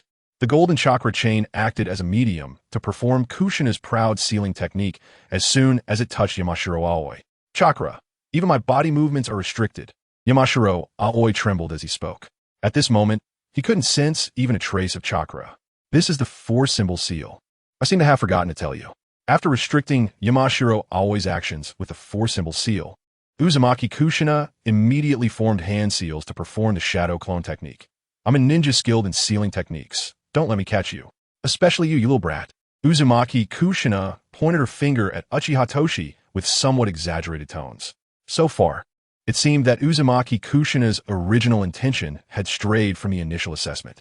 This Kononaka nin seemed to be a bit childish. Uchiha Fugaku, standing on the treetop, commented, Kushina's status as a Jinchuriki was an absolute secret in the village, known only to a very few. Due to Uchiha Obito's manipulation of the Nine Tails, Fugaku, as the head of the Uchiha clan, had no chance to come into contact with or understand her identity. I'm so sorry. It seems Kushina has forgotten everything I instructed. As the mark of ninja, love, sword lit up on the branch, accompanied by a slight spatial fluctuation. A ninja wearing a standard ninja vest appeared next to Uchiha Fugaku. Minato, the Jonin. Fugaku recognized the visitor through his signature space-time ninjutsu, inheriting and improving the flying thunder god technique of the second Hokage, Minato Namikaze, who had fought against the AB brothers during a recent conflict with the Cloud Village. Could be said to be the focal point of Konoha today. The third Hokage instructed me to properly handle this unexpected assessment. So, Fugaku, I will take my leave first. After a flash of golden residual image, Minato, who had performed the flying thunder god technique, instantly vanished from the spot. Is the third Hokage watching too? Great, my proud disciple.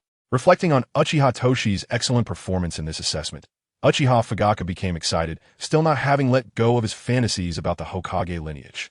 Bond with Uchiha Fugaku deepened, obtained Uchiha Sasuke, eternal Mangekyō Sharingan. Fragment 2, Uchiha Toshi, who was fighting against Uzumaki Kushina's shadow clone, received the fragment from Fugaku's explosion.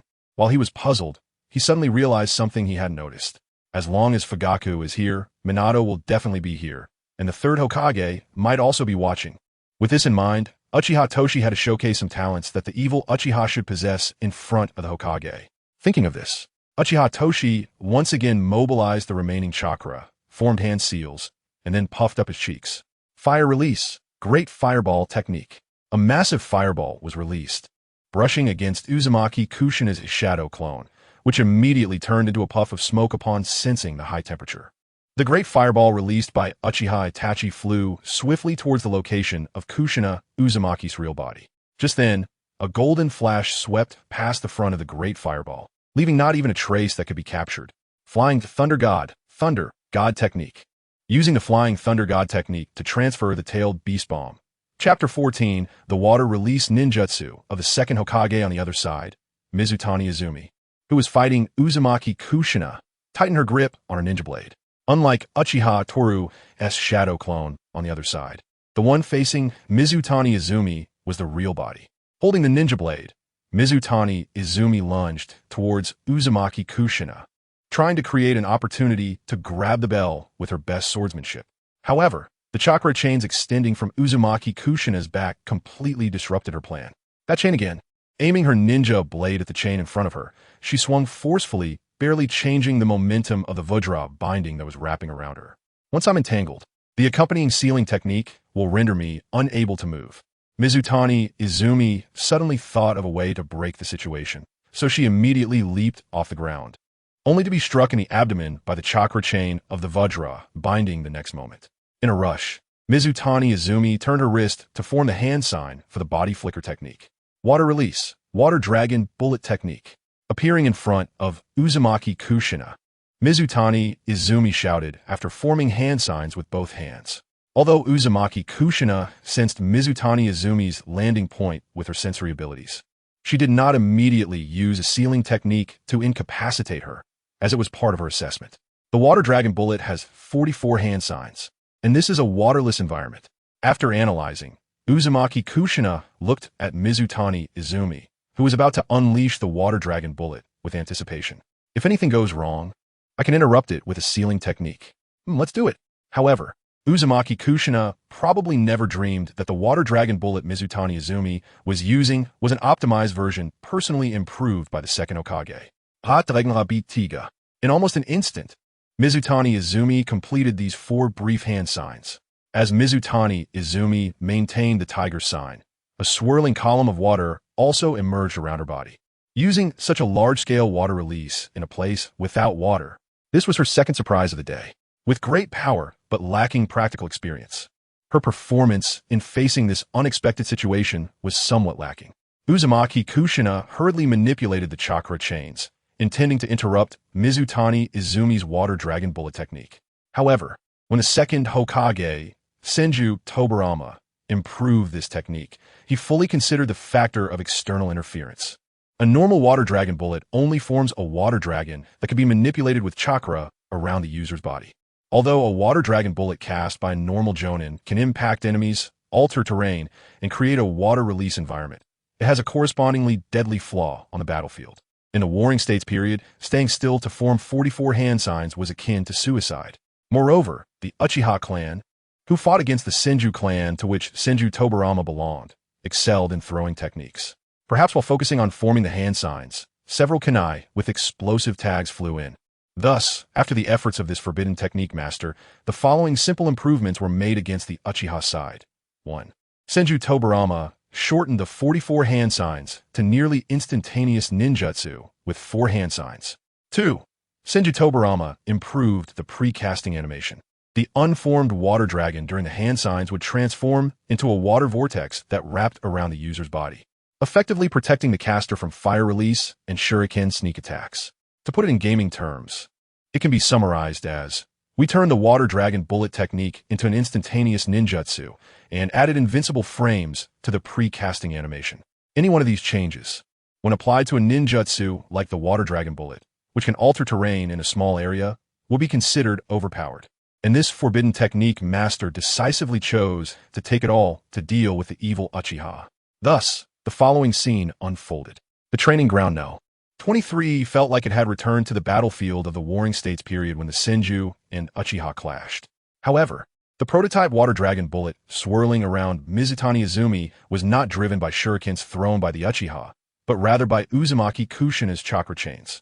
Although the chains of the Vajra binding were rushing towards Mizutani Izumi's waist, they were now rapidly circling around her body, driven by the high-speed rotation of the water vortex before the water dragon bullet was released. Not good. Uzumaki Kushina felt a tingle in her back. The memories of the shadow clone returning after the fire release ninjutsu was dispelled alerted her to the danger. Behind her, Uchiha Toru's great fireball technique was coming towards her with a scorching wave. Thus, Uzumaki Kushina hurriedly canceled the chakra chains entangled by the water vortex. At the moment the chakra chains disappeared, a triumphant smile appeared on Mizutani Izumi's face. Water release. Water dragon bullet. In an instant, the water vortex swirling around Mizutani Izumi immediately transformed, rushing towards Uzumaki Kushina. In front, the A-rank water release ninjutsu water dragon bullet, sculpted with a dragon head, was charging towards her. Behind her was Uchiha Toru's highly lethal fire release ninjutsu, great fireball technique. A strong sense of crisis engulfed every corner of Uzumaki Kushina's body. Faintly, her consciousness seemed to return to a peculiar space. It was truly laughable to be defeated by 2 kids while being the Jinchuriki. In the ceiling space, the 9-tailed fox with 9 tails coldly mocked her.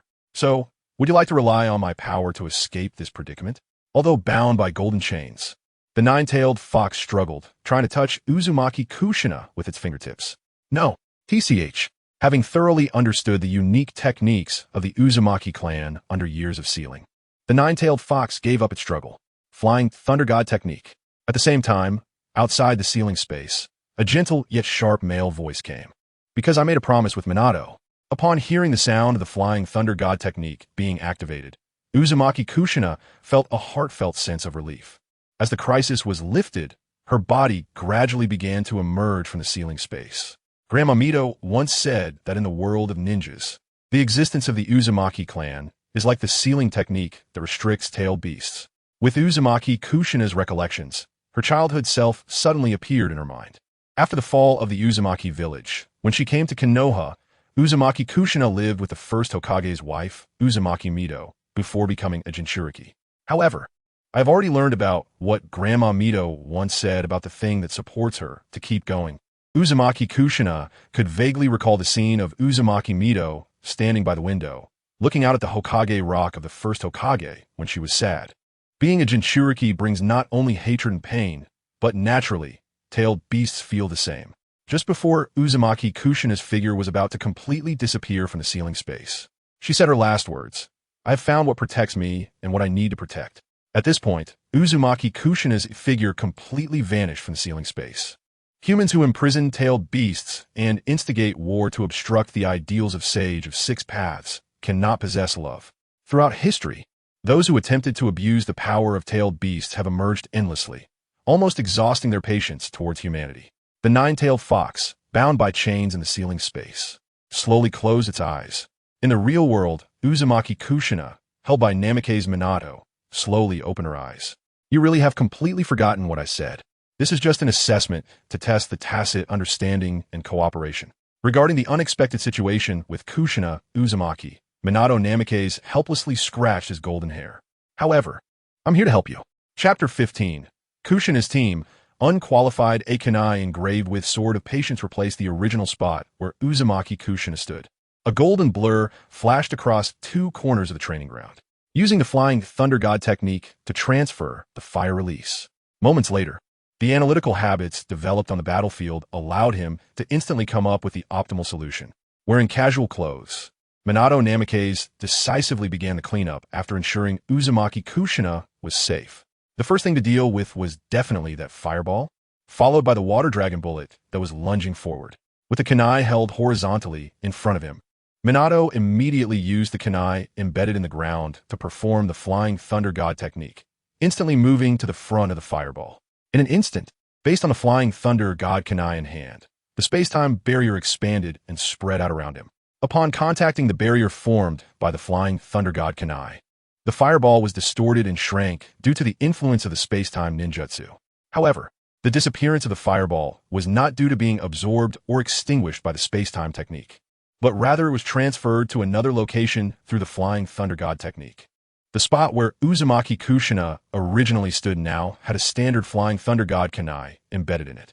The next moment, through the transfer of the Flying Thunder God mark, Uchiha Tetsu's fireball technique appeared out of thin air at the location of the kunai, immediately colliding with the advancing water dragon bullet.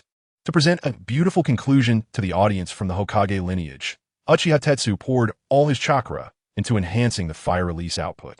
The nearly 2-meter diameter fireball, upon colliding with the water dragon bullet, was extinguished due to elemental disadvantage. Even with the natural elemental disadvantage, the sheer power of the full-strength fireball was indeed remarkable. After extinguishing the fireball, the water dragon bullet technique released by Mizutani Izumi also completed its mission. The water dragon bullet, swaying in midair, completely lost its chakra support from Mizutani Izumi, emitting a sound similar to a whimper as the water vapor evaporated.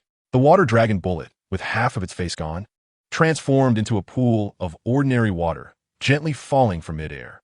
Like rain, droplets cascaded down from the sky. Minato reached out to touch it, feeling a hint of warmth. All right, you all have indeed qualified in terms of strength for this assessment. After speaking, Minato turned to observe all the members of Kushina's team. Mizutani Izumi, holding a ninja sword horizontally, showed a look of unwillingness, incredulously staring at his signature technique water dragon bullet being countered. In every aspect, I lost to Uchiha. What he found hardest to accept was that the ninjutsu that countered the water dragon bullet actually came from that Uchiha. Minato paid special attention to this lower ninja, who had used the second Hokage's water release. The water release ninjutsu is quite unique, but it falls slightly short compared to that Uchiha. After finishing his analysis, Minato glanced at Yamashiro Aoi, who was lying on the ground, excitedly writhing. Although older, he is the weakest one in the team. Not wasting too much time on Yamashiro Aoi, Minato immediately turned his attention to the Uchiha Clansman, who was particularly cared for by the Uchiha clan head, Uchiha Fugaku. Uchiha Tetsu barely maintained his 2 tomoe Sharingan, propping himself up on the ground while gasping for air, looking as if he had exhausted his chakra. With the 2 tomoe Sharingan, he can create ninjutsu of the level of F Senkaze, has excellent self-created taijutsu, and is quite proficient in fire release. After a pause, Minato continued his analysis. His strength is probably above Ch Nin, but below J Nin. The only thing he lacks may be combat experience. The future looks promising. However, in terms of teamwork and tacit understanding, they are completely unqualified. Minato picked up the bag that Kushina had initially placed on one side of the training ground and walked over to Yamashiro Aoi. He imbued chakra into his fingers and pressed down on the 4 symbols seal imprinted on Yamashiro Aoi's abdomen. Then, relying on the Flying Thunder God mark on Kushina, he returned to her side using the Flying Thunder God technique. Whether you can stay in this team depends on tomorrow's notice from Lord Hokage. Suddenly feeling her arm being grabbed, Uzumaki Kushina looked up to see it was indeed Minato holding the bag. Lord Hokage has new arrangements, I'm afraid. Minato said softly to Kushina, you can no longer serve as the instructor. After putting away the Flying Thunder God kunai, Minato turned to the 3 in the training ground and said again, all right, you 3 can leave now. Immediately, a golden light flashed. Dressed in casual clothes, Minato took Uzumaki Kushina and left the training ground. Encountering Lord Minato was truly a stroke of luck. Yamashiro Aoi, having successfully met his idol, stood up decisively after the four-symbol seal was lifted, excitement and joy evident on his face. However, causing such an embarrassing situation in front of Lord Minato. Reflecting on his poor performance in this assessment, Yamashiro Aoi's expression suddenly dimmed. Then, he suddenly realized the blind spot of the situation. The problem seemed not to lie with him. To be fair, his reconnaissance abilities, honed through countless cat and dog-catching exercises, his family's sensing ninjutsu, and his barely passing taijutsu, along with the ability to normally release some C-rank fire release, were not outstanding, but certainly a passing level among similarly ranked lower ninjas. The main reason highlighting his unworthy to be a ninja was undoubtedly those two outrageous teammates. Was the evaluator at the ninja school blind? Did they really rate the Uchiha who unlocked the tomoe Sharingan as no talent for unlocking bloodline limits?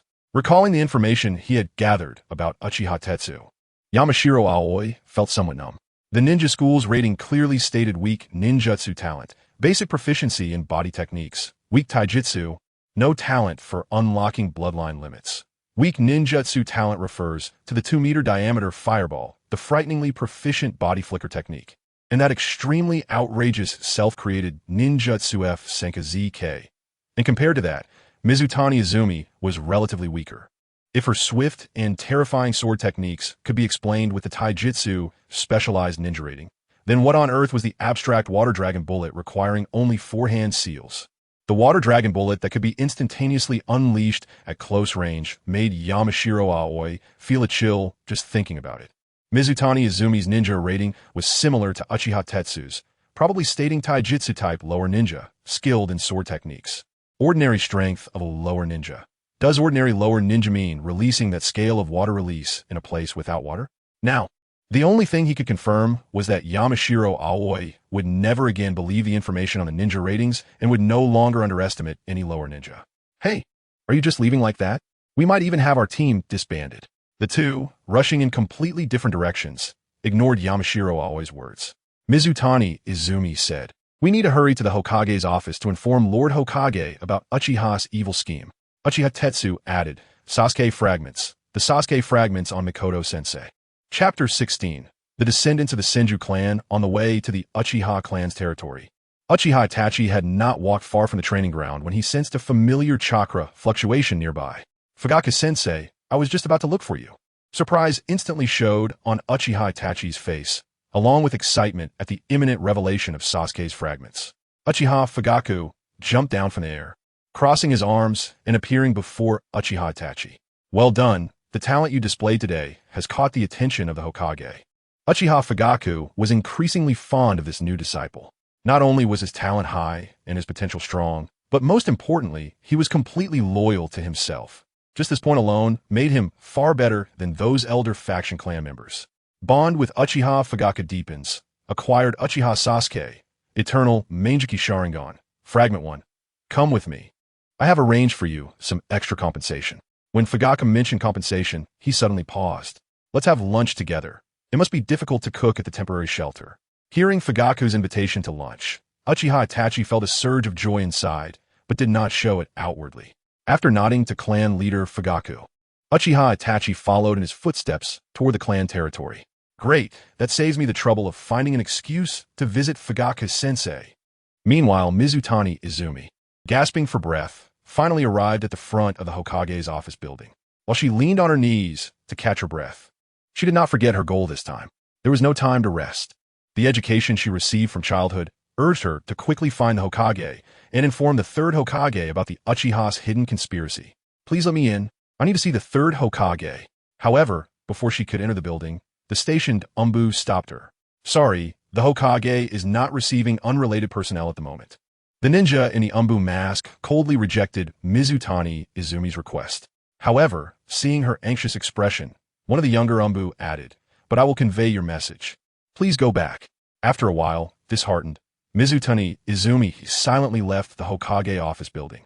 Hokage, is it really so far from me? It was completely different from what she learned in the Will of Fire textbook at the Ninja Academy. Having just graduated, Mizutani Izumi began to realize the harsh reality. There wasn't even a place to expose the Uchiha's conspiracy. Recalling the stories her family had told her about the Uchiha and Senju during the Warring States period. Mizutani Izumi absolutely did not want Konoha to return to that cruel and merciless era. Little did Mizutani Izumi expect that just moments later, a somewhat hoarse voice responded to her. The Uchiha are a group of dangerous, extremely twisted individuals. Having them in the village will inevitably lead to unimaginable calamities. A middle-aged man with a bandaged right eye slowly emerged from the shadows, holding a scroll. Do you know why the third Hokage won't meet with you?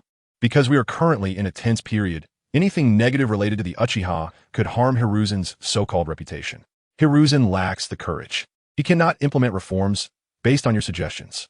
Mizutani Izumi watched the mysterious man warily. From his repeated mention of Hiruzen, she could roughly tell that his political standing was not low. In the light, there is naturally darkness. Tell me about the Uchiha-related matters. I am more suited to handle such dark affairs than Hiruzen. May I ask who you are? Me? Shimura Danzo, he smiled slightly, then answered Mizutani Izumi's question, just a root providing nourishment hidden beneath the great tree of Konoha. After a moment's hesitation, Mizutani Izumi understood that if she didn't express her thoughts to this strange man now, she might never have the opportunity to interact with someone of this level again. The Uchiha clan, they want to seize the position of Hokage. Hearing about the seizure of the Hokage position, Shimura Danzo immediately became alert, sneering, "The Hokage position? With the current Uchiha's group of misfits? The Uchiha are already making some preparations." "Oh, they're already preparing." Always guessing the worst about the Uchiha, Shimura Danzo snorted. Indeed, the Uchiha had grown bolder, but they have some internal conflicts and are looking for external support. Mizutani Izumi took a deep breath and shared her assumptions with Shimura Danzo. Once they unify their internal power, they will likely make a move for the Hokage position. From Uchiha Itachi's brief remark, "I hate the second elder, help Fugaku become Hokage," Mizutani Izumi analyzed a wealth of information. Teacher Kushina Uzumaki should be within their range of influence. All right, now Shimura Danzo understood why Sarutobi Hiruzen Wunti let this genin into the Hokage office. The Nine-Tails Jinchuriki, Kushina Uzumaki, had been bought off, intending to participate in the Uchiha's internal struggle. This was simply the best joke Danzo had heard in years. "You're a bit too extreme," Shimura Danzo said, dismissing the strange idea of Nine-Tails Jinchuriki teaming up with the Uchiha from his mind. He believed this genin was just a bit neurotic. However, considering the Nine-Tails Jinchuriki had hidden her identity, so far only Minato Namikaze and a few high-ranking Konoha officials knew. Thanks to excellent confidentiality, even Jiraiya, one of the legendary Sannin, only knew part of the information about the Nine-Tails Jinchuriki, let alone this ordinary genin without any background. Even if the third Hokage were bought off by the Uchiha, it would be more credible than the rumor of Kushina Uzumaki being bought off. What a waste of Danzo's emotions. It turned out to be a case of persecution paranoia. With a cold smile at Mizutani Izumi, Shimura Danzo turned to leave, but suddenly remembered something. "What is your name?" "Mizutani Izumi." Suddenly, after just witnessing the Nine-Tails class assessment from the Hokage's office, Shimura Danzo understood something. Although he did not remember her appearance, he completely noted the name Mizutani Izumi. Compared to that evil Uchiha kid who unleashed the self-created Jutsu H Senka no Jutsu, this genin, using a technique similar to Teacher Tobarama's, caught his attention even more. Interesting. Shimura Danzo turned his head and carefully scrutinized Mizutani Izumi's face. White hair, an unusual hatred for the Uchiha, capable of using senju sword techniques, and proficient in water release. That water dragon bullet, improved by Teacher Tobarama, should have been passed down after the Senju clan's disbandment. In this light, the answer was already apparent. Descendants of the Senju. Their bloodline is still close to Teacher Tobarama's. Almost instantly changing his tone, Shimura Danzo bent down and asked the genin before him, "Do you want to learn the ninjutsu that can defeat the Uchiha?" Chapter 17. Healthy Itachi, but kid version Fugaku. Who is this? Uchiha Makoto, with her long black hair, looked at the visitor who had returned with Fugaku, puzzled. Obviously, Uchiha Fugaku hadn't informed her about taking on a disciple yet. "I forgot to tell you, this is my new disciple, Itachi." After saying that, Uchiha Fugaku stepped into the entrance and glanced back at Uchiha Itachi, who was following him. Encountering related characters. Obtained Uchiha Sasuke, Eternal Mangekyō Sharingan. Fragment 10. Nice to meet you. I am Uchiha Itachi. Receiving 10 Eternal Mangekyō Sharingan fragments from Uchiha Makoto. Uchiha Itachi became even more enthusiastic. "Thank you for your and Lord Fugaku's care. Itachi's overly formal attitude made Uchiha Makoto feel a bit embarrassed. The Uchiha clan doesn't have so many formalities, there's no need to be so formal. However, in her initial impression, Uchiha Makoto quietly added some points for Uchiha Itachi in her heart. Please come in. After the gentle and calm voice finished speaking, Uchiha Itachi, who was following Uchiha Fugaku, officially began his visit today. After changing his shoes at the entrance, he followed teacher Fugaku into the reception room. As a guest visiting the clan leader's home, Uchiha Itachi was naturally somewhat reserved. Uchiha Makoto seemed to be preparing tea, and he silently waited for Uchiha Fugaku to speak. You should already know, right? This assessment not only had me as an observer, but also the higher-ups of Konoha, including the third Hokage, saw your outstanding performance. Although it seemed like he was listening to teacher Fugaku's speech, Uchiha Itachi's thoughts had already drifted elsewhere. Where's Itachi? Can that little guy come out and drop some gold? Taking out a sealing scroll from his ninja tool pouch, Uchiha Fugaku unfolded it and continued. The compensation from a clan has been approved, a total of 400,000 ryo. 400,000? Upon hearing about money, Uchiha Itachi immediately came back to his senses. It wasn't that Itachi had a narrow perspective. The amount of 400,000 ryo was indeed quite high for a genin. This was equivalent to a little more than 100 times the bounty for an Asuma head as a compensation amount. While it may not seem too much at first glance, it's important to note that C-rank missions, which could potentially injure genin, usually average around 50,000 ryo. Most are below this standard. Even if the payment for a C-rank mission is maximized, it wouldn't exceed 100,000 ryo. Moreover, part of that would be taken by the mission collection agency, and the guiding teacher would take a portion as well, leaving little for each genin. In order to gather enough for a 10 consecutive draws worth 168 pieces of gold, 350,000 ryo. Uchiha Itachi had even resorted to selling his house at a low price. Ninja tools, equipment, these essential expenses for ninjas cannot be overlooked. Then, Uchiha Fugaku thought of something and took out a golden ticket with a ninja cat pattern from his pocket. You can use this to exchange for some necessary ninja tools at Granny Cat. You can arrange it yourself. Thank you so much, teacher Fugaku. After receiving the ticket and the sealing scroll containing 400,000 ryo, Uchiha Itachi expressed his heartfelt gratitude. Hehe, I can draw again for 10 consecutive times. Just as Uchiha Itachi was secretly thinking about spending money on draws, the sliding wooden door of the reception room slowly opened. Uchiha Makoto, with her long black hair, placed 2 cups of freshly prepared tea on the table and, with a gentle smile, asked this new disciple of Fugaku, "Stay for lunch? I happen to make a bit extra today." After responding to Uchiha Makoto's invitation, Uchiha Itachi suddenly noticed a small figure. 1-year-old Uchiha Itachi was leaning against the wooden door, peeking at everything happening in the reception room. Wow, healthy Itachi. Uchiha Itachi immediately turned to Uchiha Fugaku and cautiously asked, "Teacher Fugaku, who's that child over there?" "That's my son, he's 1 year old." Following Uchiha Itachi's gaze, Uchiha Fugaku smiled slightly as he replied upon seeing Itachi. "Itachi, come here." The 1-year-old Uchiha Itachi stepped forward and slowly walked to Fugaku's side, who gently held him in his arms. Meeting the curious gaze of this stranger, Uchiha Itachi couldn't help but have a question arise in his mind. Why aren't tea fragments dropping? Could it be?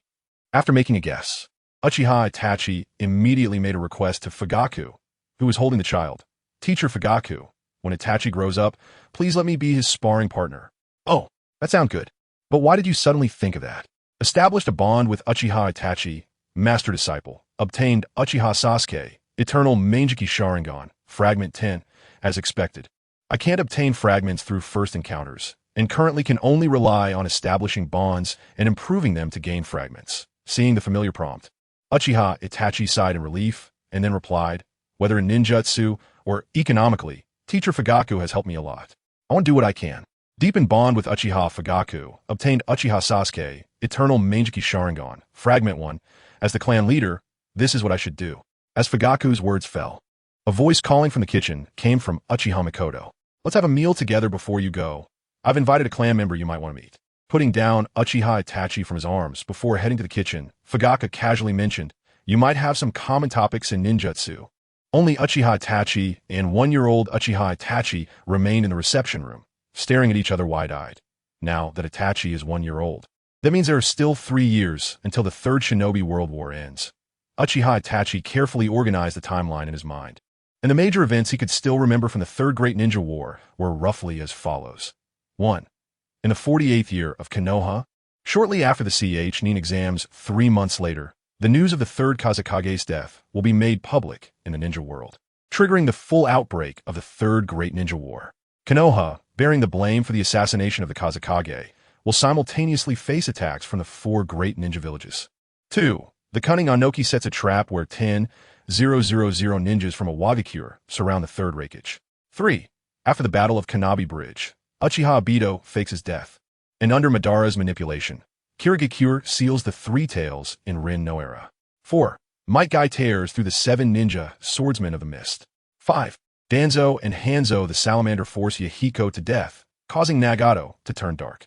6. Konoha is pushed to its doorstep, leading to the Battle of Kikyo Mountain, where a child named Kabuto Yakushi begins his confused life.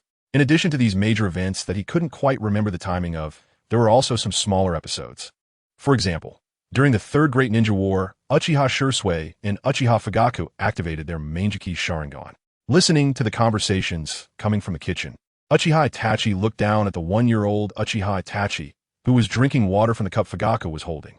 With such a happy family, yet making such foolish decisions under Konoha's pressure, Uchiha Itachi murmured in a voice only he could hear. No matter what, under the premise of being Itachi's teacher to prevent him from being brainwashed, this assumption about the Night of Annihilation will absolutely not occur. Smelling the aroma of fish and meat coming from the kitchen, Uchiha Tetsu, after spreading his thoughts, secretly thought to himself. Chapter 18. The request for water-stopping sparring this salt-grilled mackerel is amazing. Just after tasting a bite, Uchiha Toru was immediately impressed by Uchiha Mikoto's culinary skills. Looking longingly at the mackerel bones on the plate, it was clear that what seemed like ordinary salt grilling had been transformed into something special in Uchiha Mikoto's hands. A typical devoted wife and mother, she took meticulous care of her children. Unlike Uchiha Fugaku, who was caught up in the increasingly intense conflicts within the clan that led to a coup, Uchiha Mikoto simply wanted to protect her family in her own way. On the night of the clan's massacre, unable to bear the thought of killing her own child, she willingly chose to die alongside Uchiha Fugaku at Itachi's hands.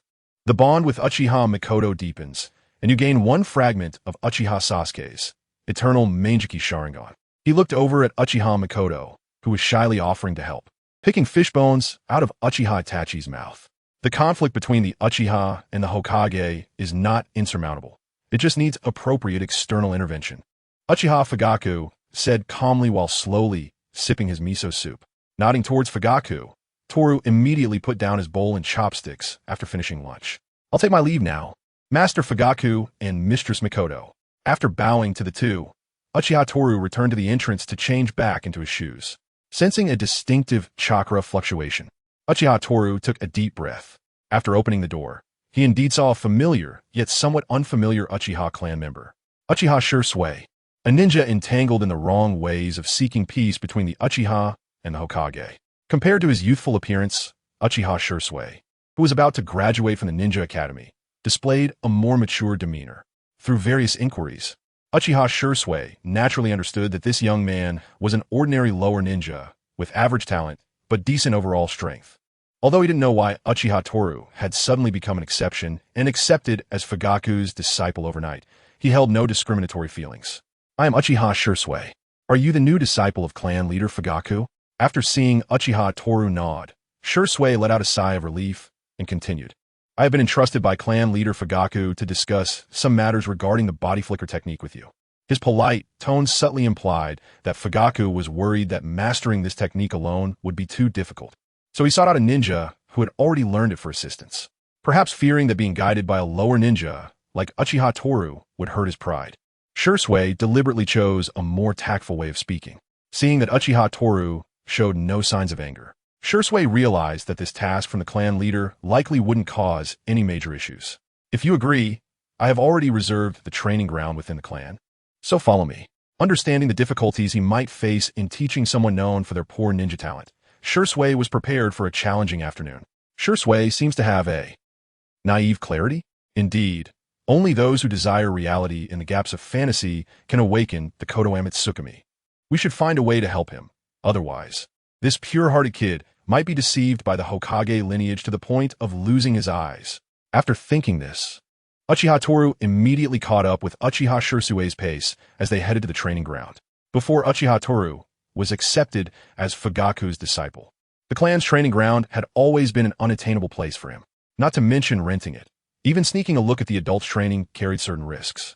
However, for someone like Uchiha Sasuke, who was a descendant of a Mangekyō ninja, a talented ninja, and one of the most promising new generation ninjas to awaken the Mangekyō, it was a different story. Not only could he easily reserve and rent the space, but even if someone was using it at the moment, as long as Uchiha Sasuke spoke up, either the Dove faction he belonged to or the Hawk faction, which usually opposed the Dove faction, would immediately clear a training ground for him. Although the paths were different, the goals of the two factions within the clan were surprisingly aligned: to make the Uchiha stronger. Pouring resources into nurturing a ninja who might awaken the Mangekyō was beneficial for the family's influence.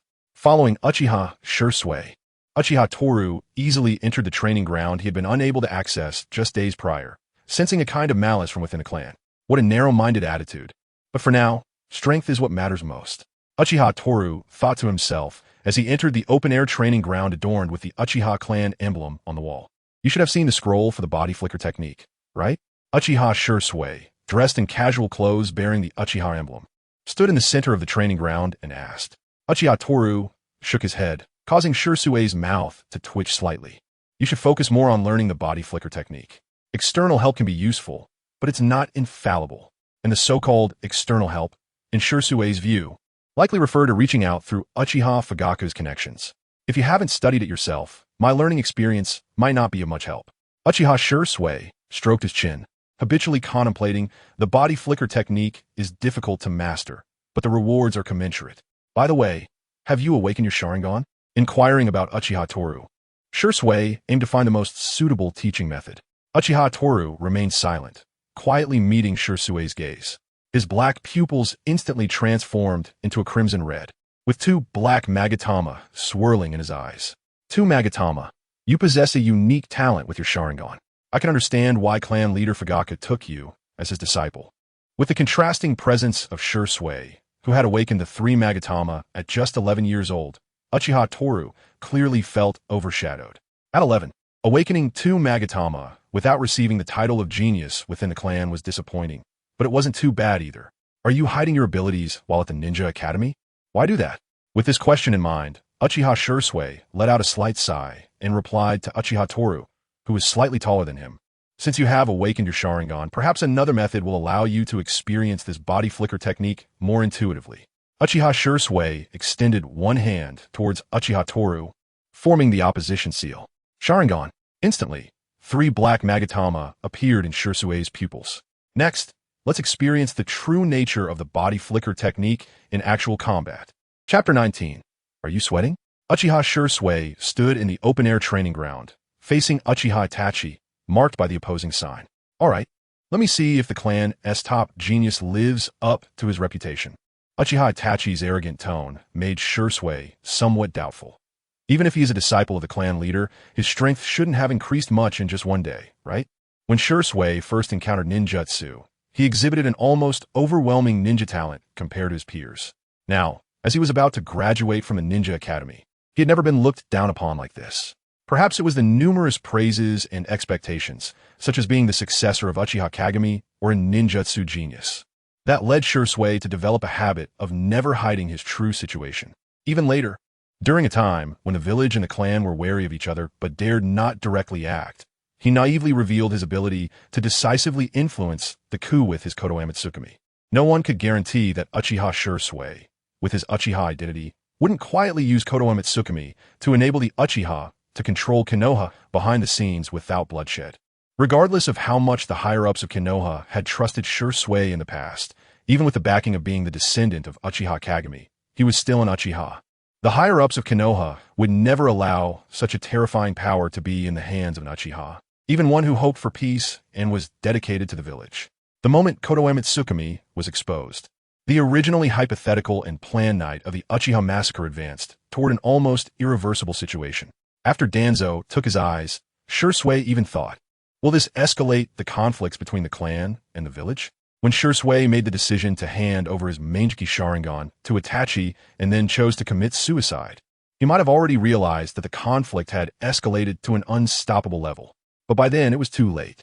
With the intention of peace, hoping to prevent the coup, he made a thoroughly disastrous move. However, he had another trump card, which was Itachi, who also possessed the talent to awaken the Mangekyō Sharingan. The Mangekyō Sharingan could even awaken powerful techniques like Konoha Tsukumi. If his suicide could lead Itachi to awaken the Mangekyō, perhaps it could change the current irreversible situation. After giving the left eye's Konoha Tsukumi as a guarantee for extreme situations to Itachi, Uchiha Shursui chose to face death. As he expected, Itachi indeed awakened the Mangekyō. To his surprise, Itachi chose to open the map. Kill, kill, kill, kill, kill. Shursui. Alright, I should be going now, placing hope in Itachi. A few days later, Shursui looked at Fugaku and all the Uchiha clan members. Wait, why are all of you here? Fugaku. It was clearly unlikely that a single spark could change Uchiha Shursui's worldview. He could only rely on subtle influences to make him question things himself. At a critical moment, he would tear apart the hypocritical piece of the Konoha higher-ups, showing him the true path to peace. Uchiha Itachi walked forward slowly, raising his right hand to his chest and forming the opposing sign. Wait, something's off with this guy, Shursui thought to himself.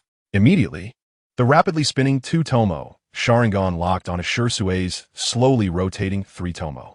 Now, the battle drill begins. In the next moment, two completely different chakra fluctuations erupted as they clashed. The Uchiha clan emblem imprinted on the wall behind them began to visually distort under the wave of chakra. At the beginning of the battle drill, Uchiha Itachi launched a taijutsu offensive against Shursui. It was still the leaf whirlwind. A sweeping kick aimed at Shursui's waist and abdomen grazed the side of his clothes. But in the next second, body flicker technique. The powerful kick hadn't inflicted any effective damage yet, as Shursui, using body flicker technique, left an afterimage at his original spot and instantly appeared behind Uchiha Itachi. The type of body flicker technique, like teaching a child, Shursui even began to explain it during the spar. However, the returning sweeping kick immediately interrupted his words. Sensing Shursui's presence, Uchiha Itachi did not stop using the leaf whirlwind. But instead, with a speed that was frighteningly fast, he executed a side-spinning kick toward Shursui. Shursui did not choose to dodge the taijutsu attack, but aimed to grab Itachi's leg and subdue him with his own taijutsu.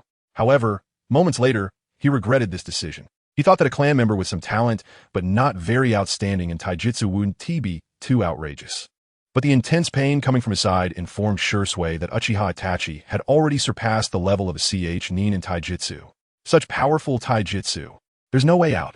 In an instant, the kicked Uchiha Shursui flew backward like a bullet. After a loud bang, Shursui completely took the hit from the leaf whirlwind and crashed straight into the wall. The dust and debris kicked up nearly obscured Itachi's view.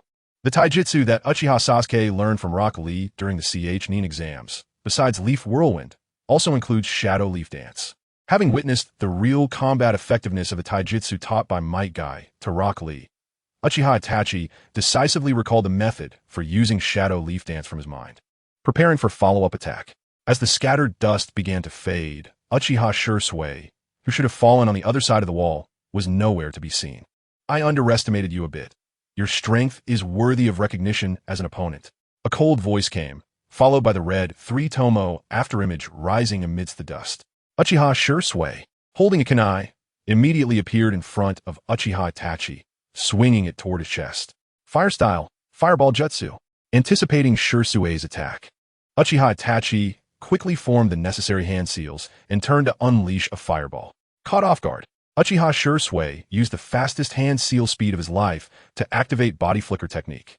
He leaped to the right, turned to buy some time for the hand seals, narrowly avoiding Itachi's fireball. Immersed in that deathly threat, the cautious Uchiha Shursui fixed his three tomoe Sharingan on Uchiha Itachi, who had an abnormal reaction speed. Vaguely, Shursui, panting, felt a warm liquid flowing down his cheek, wiping away the cold sweat that had dripped onto his face. Uchiha Shursui had completely discarded the mindset of dismissing a child. Are you sweating, Shursui?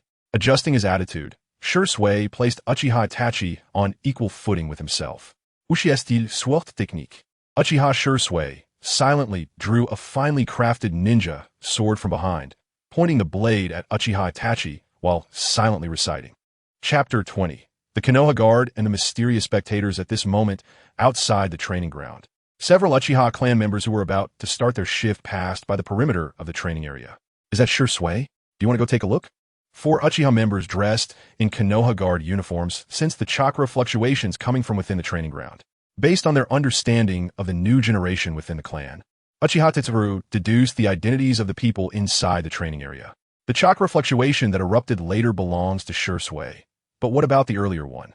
Uchiha Tetsuru wondered, analyzing the unfamiliar chakra of the person training with Sure Sway, which definitely belonged to a younger individual. Is there anyone from this generation who can train alongside Sure Sway? There's no need. That's Sure Sway's training freedom. The somewhat effeminate Uchiha Ina added. Besides, we have patrol duties to attend to.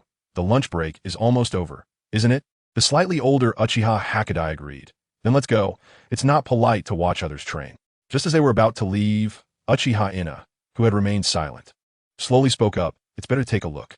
The brief words came from Uchiha Ina's mouth, and immediately after, she locked onto the chakra fluctuation at lightning speed. It's him. Rarely did Ina speak, so it was fine to go take a look. Uchiha Ina smiled slightly, leaning towards a more somber appearance, and led the way to the training ground. Seriously, if something goes wrong with today's patrol, don't blame me for being harsh on my subordinates. Although he said this, Uchiha Tetsuru still followed behind the two.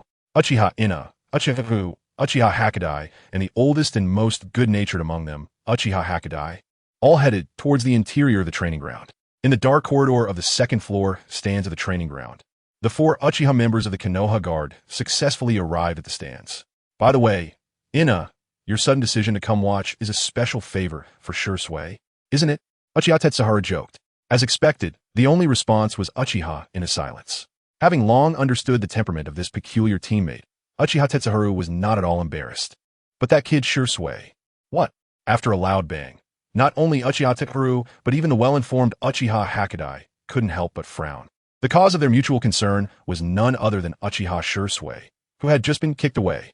Uchiha Tetsuru stared at the dust in the arena, his 3 tomoe Sharingan having unknowingly activated. Don't worry, Sure Sway has already figured out that kid's taijutsu moves. Uchiha Hokage, who also activated his 3 tomoe Sharingan, analyzed. Except for Uchiha Ina, the other 3 shared a common confusion. Who is that kid who can actually fight evenly with Sure Sway? I've never seen him in the clan. Uchiha Tetsu. Uchiha Ina, who is usually tight-lipped, answered the question from behind, but her gaze never left the training ground. She had thought that Sure Sway would succeed in a surprise attack using the advantage of the dust, but the opponent's reaction speed was evidently superior. That was fast. That move almost hurt Sure Sway. Hearing the sound of the fireball technique flying towards the wall, Uchiha Tetsuru couldn't help but admire. Inside the training ground, Uchiha Sure Sway, drawing his kunai, switched his mindset. He completely regarded Uchiha Tetsu as an opponent, quickly forming hand seals and charging forward. Body flicker technique. Unlike the ordinary body flicker technique, Uchiha Sure Sway directly initiated the phantom body flicker technique after drawing his kunai. Instantly, multiple afterimages of Uchiha Sure Sway appeared around him, all rushing forward with kunai in hand. The 3 afterimages moved in perfect coordination. Seeing 4 Uchiha Sure Sway about to unleash a fierce slash together, Uchiha Tetsu quickly pulled out a shuriken from his ninja tool pouch, retreating and struggling to block Sure Sway's Uchiha-style sword technique. That entity is not a shadow clone. It's the body flicker technique paired with the Sharingan.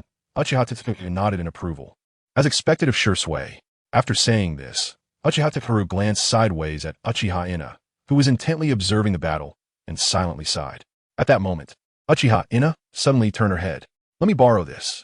Hey Ina, we can just quietly watch. Don't interfere with their training. Watching Uchiha Ina draw her kunai from her waist, ready to throw it into the training ground, Uchiha Tetsuru instantly panicked. He didn't want to take the blame for this. It was already an unequal battle. Uchiha Ina frowned as she looked at the fight in the training ground. Stop it. It's better not to get involved in the affairs of the clan's juniors. Uchiha Hokage, who had higher prestige among the 4, stepped forward and grabbed Uchiha in his slender wrist. Uchiha Hokage tried to take the kunai from Ina's hand and return it to Uchiha Tetsuru. While they were arguing, the battle in the training ground intensified. Uchiha Sure Sway, taking advantage of the phantom technique, kept closing in on Uchiha Tetsu. The insight provided by the 2 tomoe Sharingan couldn't match that of the 3 tomoe. Sure Sway gradually suppressed Uchiha Tetsu with the advantage of a Sharingan. The sword techniques executed simultaneously by the body and the phantoms couldn't be defended against normally, especially since Uchiha Tetsu was only armed with a small shuriken. Swish! As he struggled to cope, a flash of white light passed by. Uchiha Sasuke seized the opportunity created by the phantom body flicker, directly slicing through Uchiha Tetsu's shoulder. Thanks to the inside of a Sharingan and the pressure from the body flicker technique, he successfully inflicted several blade marks on Uchiha Tetsu. However, Sasuke's sword technique did not cause any serious injury. But at this point, Uchiha Tetsu's defeat was already inevitable. The unequal confrontation was becoming rather dull. Whether for practical combat or observation, Uchiha Ina instantly activated her 3 tomoe Sharingan and snatched the kunai back from Uchiha Hakadai. Even with your help, he won't win. He's up against Uchiha Sasuke, Uchiha Tetsu added, directing his 3 tomoe Sharingan's gaze firmly at the somewhat overzealous Uchiha Ina. Is it really necessary? Likewise, Uchiha Tetsuharu looked at Uchiha Ina, who had taken his kunai. In the tense atmosphere, he scrutinized the 3 colleagues who had also activated their 3 tomoe Sharingan. In that case, you can test my judgment. Uchiha Ina quickly threw the kunai she held downwards. The blade spinning in midair emitted a silvery glow, instantly breaking through Uchiha Sasuke's sword technique blockade. The kunai that fell from above blocked Uchiha Sasuke's slash and then embedded itself into the ground in front of Uchiha Tetsu. The cautious Uchiha Sasuke immediately turned to look. So many members of the Konoha guard. As soon as he finished speaking, Sasuke noticed an unusual sign. Spotting a figure radiating a unique aura on the opposite stand, he immediately exclaimed, "Who is that?" Lord Orochimaru. 11 years later, before the night of the massacre. Some elite members of the Konoha guard. Chapter 21. Kakashi's first experience with a template. Is this the extent of Uchiha's genius? On the other side of the stands, a man exuding a chilling aura silently overlooked everything. It wasn't exactly a whim for Orochimaru to head to the Uchiha clan's territory. He was actually carrying out an order from the Hokage. The 3 great nations of cloud, rock, and sand were stirring, and even the normally reclusive Mist Village showed vague signs of wanting a piece of the action. Endless conflict only brings hatred and death. With a grim expression, Orochimaru stood up, preparing to find Uchiha Fugaku to relay the Hokage's command. Life is meaningless. Even if it has meaning, it only exists in the eternity of life. For Orochimaru, who was now involved in human experiments, the lives of any individuals held no significance, as they would ultimately meet death. However, if the deaths of certain individuals could provide value for immortality, then those deaths would hold some meaning for him. During the Second Shinobi World War, the familiar loss of lives led Orochimaru to develop a dismissive attitude towards life. Once reason becomes excessively strong, it leads to extreme thoughts. This was also one of the reasons he restarted the forbidden Hashirama cell transplant project under Danzo's will. Before turning to leave, Orochimaru took one last glance at the 2 in the training ground. Did Kakashi's shadow of the White Fang influence Uchiha Chi? Upon seeing Uchiha Chi perform the White Fang's sword technique, Orochimaru silently noted Uchiha Chi's appearance. He then turned and gradually departed. Taking advantage of the moment when Uchiha Sasuke was momentarily stunned, Uchiha Chi stepped forward to pick up the Uchiha standard ninja blade that was embedded in front of him. The ninja blade in his hand and the one held by Sasuke were almost identical, and through the same style of ninja blade. Uchiha Chi exhibited a somewhat outrageous conclusion. Even a student of the ninja academy like Uchiha Sasuke can already mobilize Jonin-level resources from the clan. Looking up at the members of the Leaf Village Guard in the stands, Uchiha Chi took a deep breath. Next, my swordsmanship will surpass yours. After saying this, Uchiha Chi changed his character role from Uchiha Sasuke to Kakashi Hitaki Umbu. After opening his eyes, even though he changed his character role, the 2 tomoe Sharingan from Uchiha Sasuke did not disappear. In fact, his left eye showed a vague tendency toward evolving into a 3 tomoe. A unique and sharp aura officially shifted within Uchiha Chi. This level of power could not be achieved in just a few days. Under Uchiha Sasuke's perspective, he completely could not understand Uchiha Chi's behavior of hiding his strength while being a bottom-tier loser.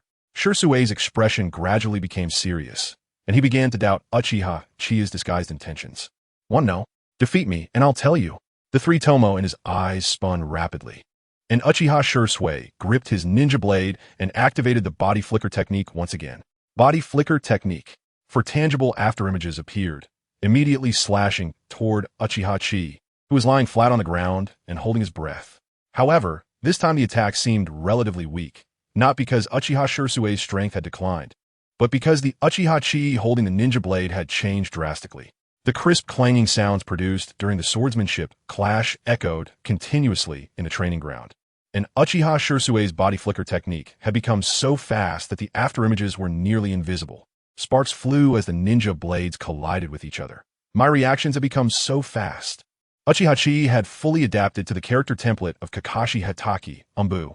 With Kakashi's combat experience and reflexes, Uchiha Chi wielding the 2 tomoe Sharingan completely surpassed Uchiha Shirsue's 3 tomoe Sharingan. Uchiha Chi held his ninja blade firmly, calmly responding to the body and the 4 afterimages that circle around him, looking for weaknesses. Each afterimage is the real body, if that's the case. Standing still, he casually swung his blade, blocking several of Uchiha Shirsue's attacks, before Uchiha Chi initiated an offensive. The 2 tomoe Sharingan in his eyes spun rapidly, and with dynamic vision paired with combat experience, he could only easily intercept Uchiha Shirsue's attacks. He could not stop Uchiha Shirsue's attacks, nor could Uchiha Shirsue further injure him. It seemed that this sparring session had reached a stalemate. Surprisingly, it had become a deadlock, and it looked like they were evenly matched. In the stands, Uchiha Tetsuhiko had just started to analyze when Uchiha Inahoko immediately added, "Inabe's insight really is remarkable." He noticed right away that the kid excels in swordsmanship. Uchiha Inahoko glanced again at the silent Uchiha Inabe. Although it was a stalemate, in terms of strength, Shirsue, who had been continuously using high-level body flicker techniques, was slightly stronger. No, Uchiha Chi was stronger. After Uchiha Inahoko finished speaking, the eldest Uchiha, Hakadai, sensed something, analyzing the situation below with a steady approach. Uchiha Hakadai surprisingly came to a conclusion that he couldn't believe. You should have noticed, right? Shirsue doesn't want to stop using this chakra-consuming body flicker technique. He simply can't stop. Uchiha Hakadai detached his 3 tomoe Sharingan from the battle below and steadily looked towards Uchiha Inabe, who was throwing a ninja blade at Uchiha Chi. Although Uchiha Chi had not launched an attack, he had sealed off Shirsue's retreat while defending against Shirsue's attacks. Once Shirsue stopped using the body flicker technique, he would likely be caught off guard and face Uchiha Chi's pursuit. It was unexpected that simply providing a suitable weapon in an asymmetric battle would lead to such a significant change in the situation. Was this in your predictions, Inabe? Uchiha Inabe remained silent, as was his usual style, which made Uchiha Hakadai appreciate him a bit more. Inabe truly lives up to being the heir favored by Fugaku, possessing a 3 tomoe Sharingan and such unique combat and analytical abilities at just 15 years old. In reality, Uchiha Inabe hadn't thought that much. He had simply seen his relative get injured by Uchiha Shirsue using the advantage of his weapon and randomly found a reason to provide a weapon. First it was Inabe, then Shirsue, and now Uchiha Chi had come along.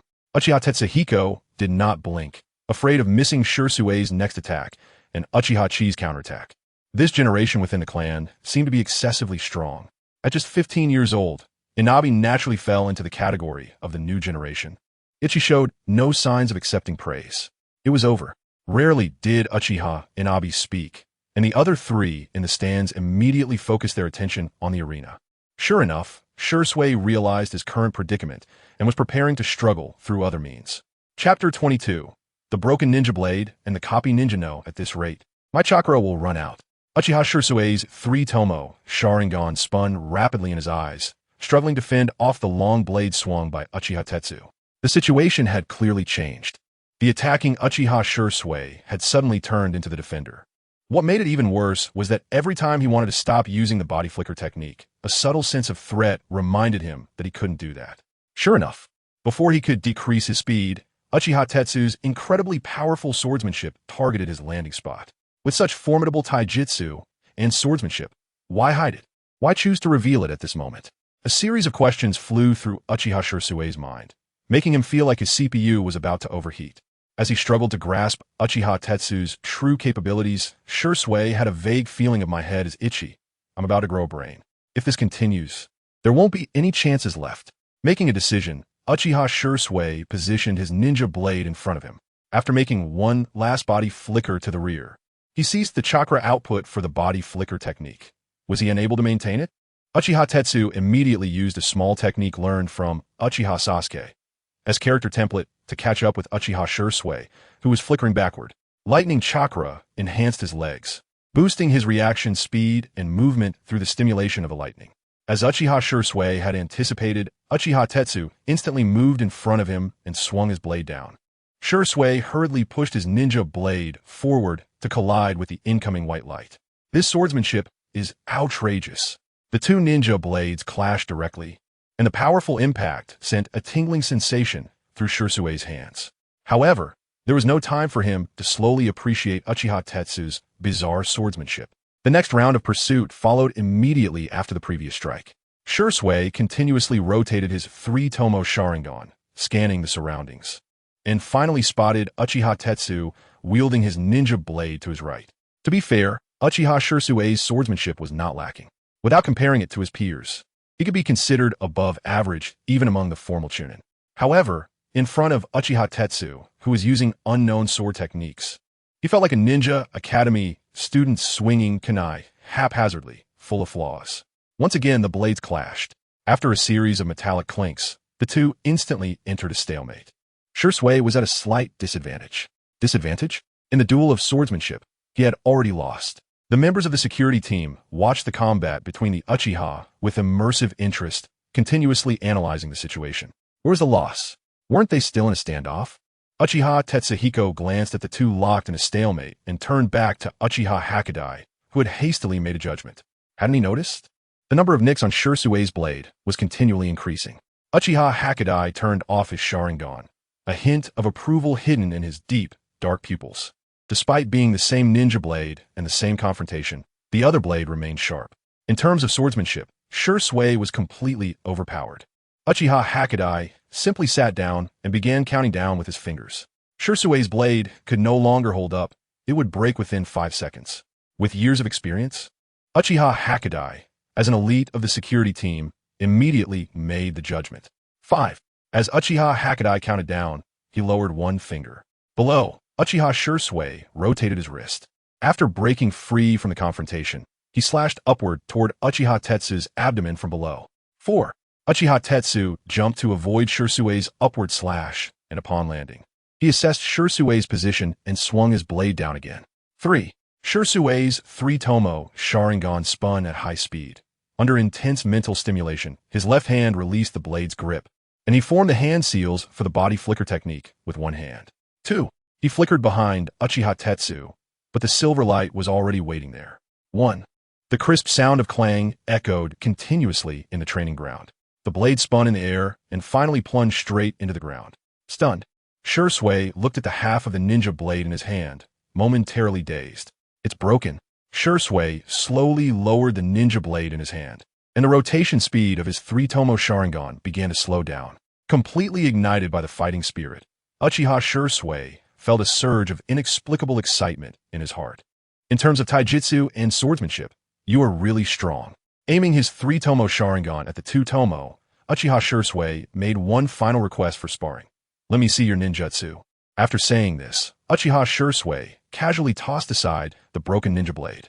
Just as he was about to form hand seals to release ninjutsu, he noticed Uchiha Tetsu's strange behavior. He saw Uchiha Tetsu, as if mirroring him, throwing away his ninja blade in a similar manner. Trying to imitate with the Sharingan? Can you really replicate the B-rank ninjutsu great fireball technique? After thinking this, Sasuke ignored Uchiha Tetsu's actions and continued to form hand seals. Fantastic! This is how battles between the Uchiha should be.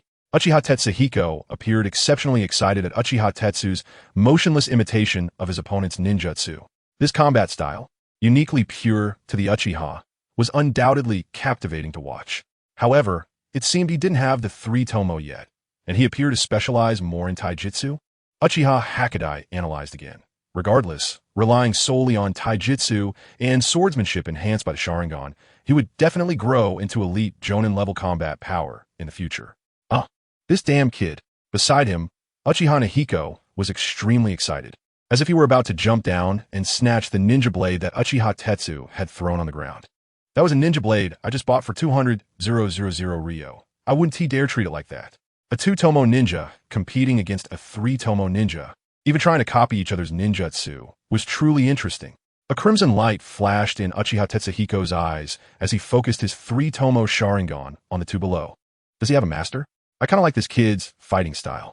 Using 2 tomoe to confront 3 tomoe was definitely seen as overestimating oneself by ordinary people. Moreover, copying the ninjutsu of a 3 tomoe user with 2 tomoe was theoretically possible, but the moment the 2 tomoe ninja copied the ninjutsu of the 3 tomoe user, the ninjutsu released by the latter might already be crashing toward his face. This greatly tested the ninja's hand seal speed, reaction ability, and proficiency with the Sharingan. Uchiha Tetsu, who had just activated his Sharingan for less than a day, definitely couldn't achieve this solely with his own strength. However, the character Kakashi Hatake, Umbu, had another very famous title, the Copy Ninja Kakashi. After throwing the ninja blade, Uchiha Tetsu locked his gaze on Uchiha Sasuke with his 2 tomoe Sharingan. Every movement Sasuke made was recorded in Uchiha Tetsu's eyes. He's starting to form hand seals.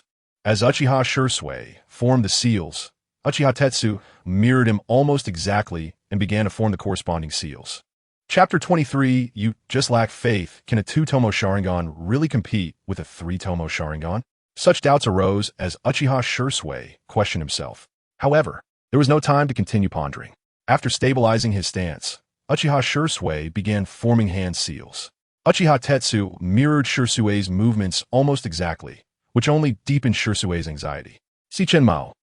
Uchiha Sasuke silently recited in his heart while forming seals at the fastest speed of his life. What he didn't expect was that his maximum seal speed was completely outpaced by Uchiha Tetsu. Even the seal speed, almost simultaneously, the 2 figures in the training ground formed the final and seal in a symmetrical manner. In the quiet training ground, the sound of their hands clapping together echoed continuously. The 2 standing opposite each other maintained their in seal posture. At the same time, 2 distinctly different voices emerged from their mouths. Fire Style, Great Dragon Fire Technique. Fire Style, Great Dragon Fire Technique. After forming seals, a massive amount of chakra was gathered and highly compressed to form the shape of a fire dragon, which then erupted from the mouths of Uchiha Sasuke and Uchiha Tetsu. The sculpted fire ninjutsu surged forward rapidly, almost simultaneously colliding and intertwining. Compared to the water dragon jutsu, which emphasizes attack range and effective casting, the Great Dragon Fire Technique focuses more on power and accuracy. The 2 flame-shaped dragon heads collided in midair, each extending their flame-constructed, sharp dragon teeth to bite at each other. Behind the fierce battle of the Great Dragon Fire Technique, however, stood 2 unmoving figures. For Uchiha Sasuke, the reason for not taking any further action was quite simple. His chakra was nearly depleted.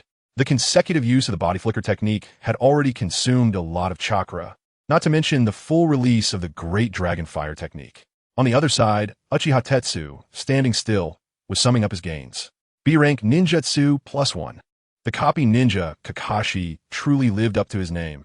However, ultimately, the Sharingan was just one of the auxiliary factors. The real reason he earned this title was due to his outstanding ninjutsu talent. Proficient in 5 elemental ninjutsu, he deduced the correct release method of ninjutsu by mimicking the hand seals and chakra flow. He copied the opponent's most adept ninjutsu and expanded it into his own ninjutsu library. It was somewhat amusing, clearly relying on the Sharingan. Uchiha was instead earning the title of Copy Ninja, thanks to Kakashi.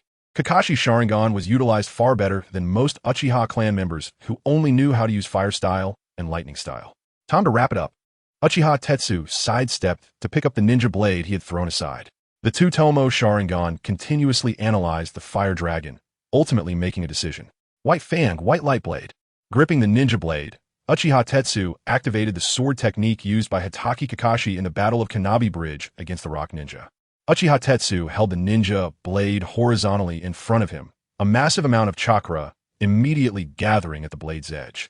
With the speed of a sprint, he swung it forward, directly aiming at the raging Great Dragon Fire Technique. The intertwined fire dragons had not yet determined a victor when a white light suddenly sliced through from behind.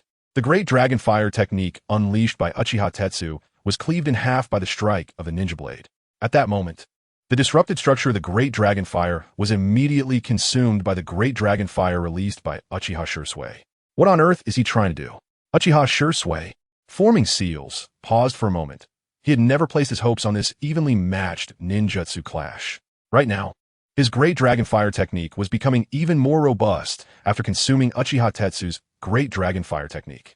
The dragon head made of flames had been gnawed to an unrecognizable state in the previous confrontation, yet added a menacing aura to the ninjutsu. Uchiha Tetsu's seemingly suicidal actions were completely beyond Uchiha Shirsue's comprehension. As the Great Dragon Fire technique, now nearly twice its original size, was about to crash into Uchiha Tetsu, Uchiha Shisui hurriedly shouted forward, "Get out of the way! This ninjutsu has gone out of control." The Great Dragon Fire, losing its original outline, rapidly scattered irregularly sized fireballs around, charging directly at Uchiha Tetsu. "What are you trying to do?" Uchiha Tetsu hurriedly pulled Uchiha Ina, who was about to jump from the stands into the training ground. "Isn't it obvious? It's my newly purchased ninja blade." In Uchiha Ina's eyes, that little brat was already seeking death, but dragging along his newly bought ninja blade was just absurd. "Don't worry, he did it on purpose." Uchiha Hokage skillfully analyzed Uchiha Tetsu's intentions. Ending with ninjutsu cancellation was not enough to firmly establish the label of completely above Shisui within the clan. Physical technique, sweat technique. Ninjutsu, overwhelming in all aspects and levels. Uchiha Hokage suddenly smiled. After this, Shisui would surely grow a lot. Abandoning the analysis of the situation, Uchiha Hokage simply found a comfortable angle to sit down. "I never expected to see the technique of cutting through ninjutsu with a chakra-infused sword again today." Facing the oncoming Great Dragon Fire, Uchiha Tetsu swung the ninja blade, infused with massive chakra, towards the incoming dragon head. The second strike of White Fang, White Light Blade, immediately tore through the fire dragon's head. Did I cut it? Shisui stared blankly at the event unfolding before him, shattering his worldview. A curved white light flashed, and for the dragon's head. The astonishingly powerful Great Dragon Fire technique was sliced in half at its center. The assault of the White Light Blade was not yet over. The amount of chakra adhering to Uchiha Tetsu's ninja blade expanded even further, and a split Great Dragon Fire technique began to topple in all directions. At that moment, Uchiha Tetsu leaped up. With the standard long knife infused with massive chakra, he slashed continuously at the side of the fire dragon, launching a finishing blow. White Fang, White Light Blade, complete. The final strike of the White Light Blade, the strongest slash, was unleashed. In an instant, countless arcs of white light flickered across the severed body of the fire dragon.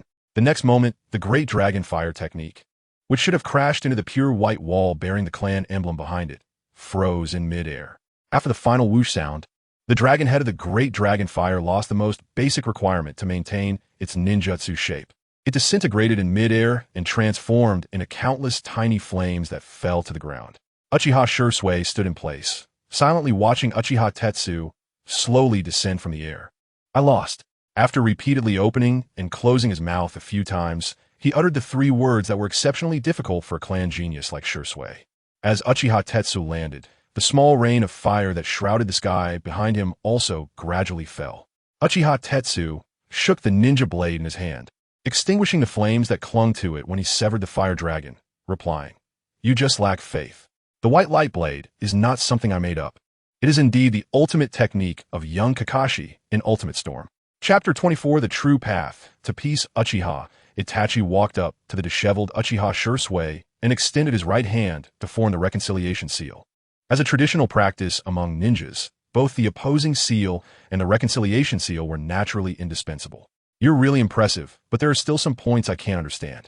Uchiha Shisui, having regained his focus from the previous battle, hooked Itachi's fingers with his index and middle fingers, completing the reconciliation seal.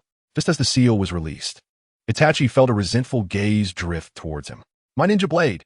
As an official member of the Konoha Guard, Uchiha Inahiko jumped down from the stands and stepped forward to retrieve his ninja blade. Looking at the blackened blade and the slightly charred hilt ornament, Uchiha Inahiko felt a pang of heartache for his ninja blade. If it's not your ninja blade, you really don't cherish it at all, do you? Uchiha Inahiko was on the verge of breaking down over his beloved ninja blade. After all, it had taken him several missions after joining the Konoha Guard to scrape together the 200,000 Ryo needed. "You little brat, didn't your family teach you the etiquette of our clan?" Facing Inahiko's question, Itachi pretended to think deeply for a moment before looking up and replying, "If they had taught me while they were alive, that would have been great." After hearing Itachi's words, Even the somewhat childish Uchiha Nahiko felt a bit embarrassed to continue pressing the matter. Nahiko, just hurry back once you get your ninja blade. It's time for patrol, called Uchiha Tetsuhiko from the stands, as he was the only one left. After watching Itachi's swordsmanship, Uchiha Inaho and Uchiha Hakadai left the training ground. In any case, let's just forget about this ninja blade incident. Seeing that all his colleagues from the Konoha guard had left, Uchiha Inahiko quickly activated the body flicker technique and rushed towards the exit of the training ground. Shursui had roughly booked the training ground for 3 hours, and during this time, there were rarely any unrelated personnel present. Now, the empty training ground was left with just Uchiha Itachi and Uchiha Shursui. Shursui looked around. The destruction accompanying this battle seemed unusually severe. The walls were charred and disordered, with scorch marks everywhere, and chaotic chakra fluctuations roamed around, all telling the tale of how intense the battle had been. It was already quite exaggerated for a battle between a genin and a ninja academy student to reach this level. Moreover, Shursui sensed that the opponents still seemed to be hiding part of their strength. You're hiding part of your power, right? Can you tell me why? Shursui retracted his 3 tomoe Sharingan. Also, why did you pretend to be at the bottom of your class in the ninja school, but reveal your true strength here? Itachi's mouth twitched. He couldn't just say something like, actually, I didn't hide my strength in the ninja school. I was just really weak. After much thought, Itachi came up with a suitable answer. Haven't you hidden some too, in terms of ninjutsu and swordsmanship? Don't make fun of me. I definitely can't handle that exaggerated swordsmanship at the jonin level. A wave of fatigue washed over Shursui, and he simply sat down on the ground. You're too skilled with your Sharingan. I have no advantage in ninjutsu at all. Do you want to hear the truth? Yes. Itachi sat beside Shursui, mimicking his posture. After a moment of thought, he replied, status, reputation, everything you want is like a joke in the face of absolute power. Publicly displaying your strength can indeed provide a shortcut to gaining resources and status. But similarly, once you expose your power without reservation to exchange for status and reputation, what follows is suspicion. Itachi's words were somewhat beyond the comprehension of a ninja academy student, but they were just right for the somewhat precocious Shursui. Suspicion. A glimmer of emotion appeared in Shursui's eyes, but it wasn't enough to support a change in his views. Seeing this, Itachi decided to throw in a heavy piece of information, just like the white fang of Konoha, hearing a term that had almost become taboo in recent years. Shursui suddenly connected all the dots. With a surge of excitement, he lowered his voice, his eyes filled with disbelief. I should have known this kind of swordsmanship. When he learned of the hero of Konoha, Hatake Tsukumo's suicide as a child years ago, he had also felt a flicker of doubt. Now, seeing Itachi, who had hidden his strength in secrecy and learned the swordsmanship of the white fang of Konoha to the maximum extent without raising suspicion, Shursui suddenly understood something. You inherited the legacy of Tsukumo-senpai. Although it was unclear what exactly Shursui was piecing together in his mind, the unexpected connection seemed to benefit Itachi. Is it because of Tsukumo-senpai's incident that you decided to hide your strength? Seeing that Itachi neither denied nor accepted, Shursui took his silence as a confirmation. No, the rumors can't possibly be true. How could something like that happen? Shursui became unexpectedly agitated, naturally recalling the rumors he had once looked down upon. Just like the information that spread throughout the village that the white fang of Konoha abandoned his mission after Tsukumo's suicide. Another truth spread in the same manner throughout the village. Hatake Tsukumo's reputation overshadowed the third Hokage, and he committed suicide under the Hokage's pressure. It seemed like a standard case of the villagers regretting their neglect of Tsukumo after his death, mourning him in an inappropriate way. Itachi, who understood the truth, naturally knew that both of these half-true and half-false pieces of information were spread by that pot king. But for Shursui, it was like a hammer striking down on his still-forming dove-like worldview. At an age where his worldview was not yet mature, he encountered the mysterious suicide incident of the White Fang of Konoha. Thoughts regarding the White Fang incident surged in Shursui's mind as he held his head, wanting to expel all these chaotic thoughts. However, judging by Shursui's expression, it was clear that it had little effect. No way, that can't be rumors or facts. Itachi stood up and glanced at Shursui, whose eyes were trembling and whose 3 tomoe Sharingan had been activated due to emotional fluctuations. Taking a few steps towards the training ground's exit, Itachi suddenly activated his 2 tomoe Sharingan and turned to look at Shursui, who was still sitting on the ground. Time will prove who is right. Also, let me give you a piece of advice. No matter whether you take my words to heart or not, make sure to hide anything that could raise suspicion, no matter who it is about. Shursui, You need to find a true path that leads to peace. With that, Itachi left straight away. The vast training ground was left with only Sasuke, whose pupils were slightly trembling, having planted the seeds of doubt in his heart. Chapter 25. A gift from Orochimaru after going home to change clothes. Uchiha Tetsu planned to exchange the money given by clan leader Fugaku for gold coins with the ninja cat. As he walked out of the training ground, Uchiha Tetsu initially got a bit lost, but after finding a utility pole to use as a landmark, he confirmed his direction.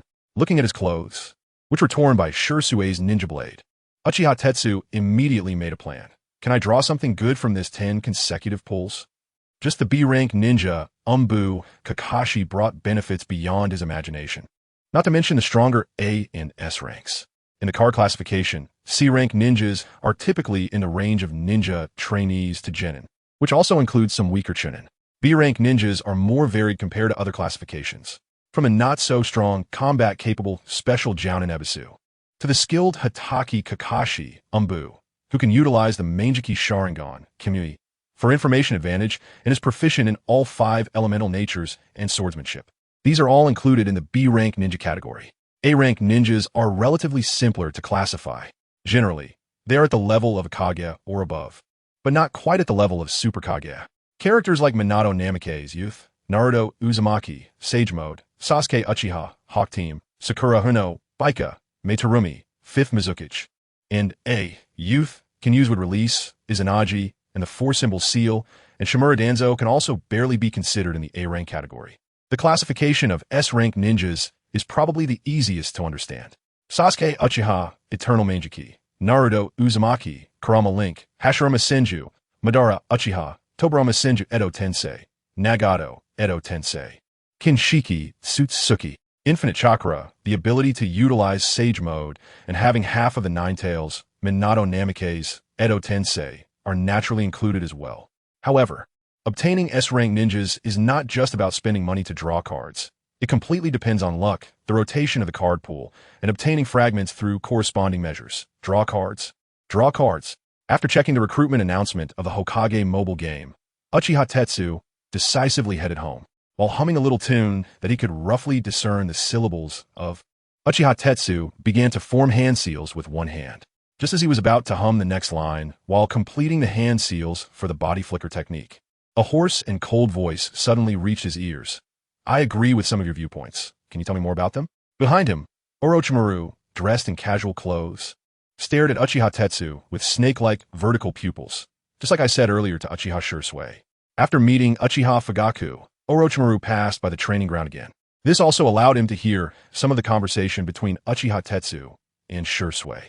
Lord Orochimaru is just joking. It's merely a playful exchange between friends.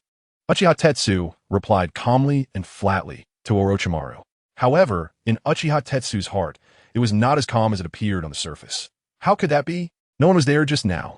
Why, I said to Sasuke, are they wary of me? But I mean no harm, and won't tell anyone about what just happened. Listening to the intense heartbeat hidden beneath Uchiha Tetsu's calm exterior, Orochimaru's mouth slightly curled up. War, interests, and life are always the main themes of this world. However, you Uchiha must love war the most, right? War is the best opportunity for you to come into contact with the power of the Mangekyō Sharingan at Uchiha Madara's level. Orochimaru deliberately revealed some information to Uchiha Tetsu, including what he knew about the Mangekyō. Let me see how far you can go, inheriting the will of Hatake Sakomo. But you are prepared, right? When you start to showcase the power beneath your mask. After speaking, Orochimaru drew a white snake from his sleeve. Relying solely on Hatake Sakomo's power is far from enough. The white snake in his sleeve quickly opened its mouth and spat out a scroll that was disproportionate to its size. This scroll is for you, consider it. My early investment in you. Orochimaru tossed the scroll to Uchiha Tetsu, then added, of course, you still need to develop your own power. After all, that's the only way to better reach peace. I assenti it? As if the white snake had never appeared, Orochimaru turned and walked in the opposite direction, aiming to maintain peace. Uchiha, then let me see where your wind will ultimately stop. Watching Orochimaru's figure gradually recede, Uchiha Tetsu stared at the ninja scroll with slime attached in his hand, falling into deep thought. I crave true peace, inheriting the will of Hatake Sakomo. Orochimaru's analysis was half right and half wrong, and even Uchiha Tetsu himself felt some confusion. Clearly, The streets of the Uchiha clan were not a good place to open the ninja scroll given by Orochimaru, so Uchiha Tetsu placed the scroll into his ninja tool pouch. Northwest direction. He could vaguely see the blurry outline of his temporary residence. Uchiha Tetsu formed hand seals with both hands and activated the body flicker technique, speeding home. At this moment, in the clan leader's house, Uchiha Fugaku, with a troubled expression, held a letter in his hand. Earlier, Orochimaru had come to the Uchiha clan to deliver a command from the Hokage to the clan leader. Is another ninja world war about to begin? The reason Fugaku looked troubled was actually due to the mobilization statement from the Hokage in the letter. Although the Sharingan can indirectly see through the dense fog of the coastline using Chakra, how should the mist-hidden technique be dealt with? Moreover, the Uchiha clan's specialty, fire release, could not exert its full effect on the battlefield of the mist. The plan was to have the elite Uchiha stationed at the mist battlefield, but the command of the mist battlefield did not belong to the Uchiha. The higher-ups of Konoha were calculating in the Hokage office, and Uchiha Fugaku heard about it all within the clan. What a joke. However, a great enemy looms ahead. According to the third Hokage's description, this time in the Ninja World War seems to involve a forefront battle. The consequences of not winning are also very simple. Konoha would be divided among other ninja villages or even face complete destruction. Even the Hyuga clan rarely dispatched their main house to take command.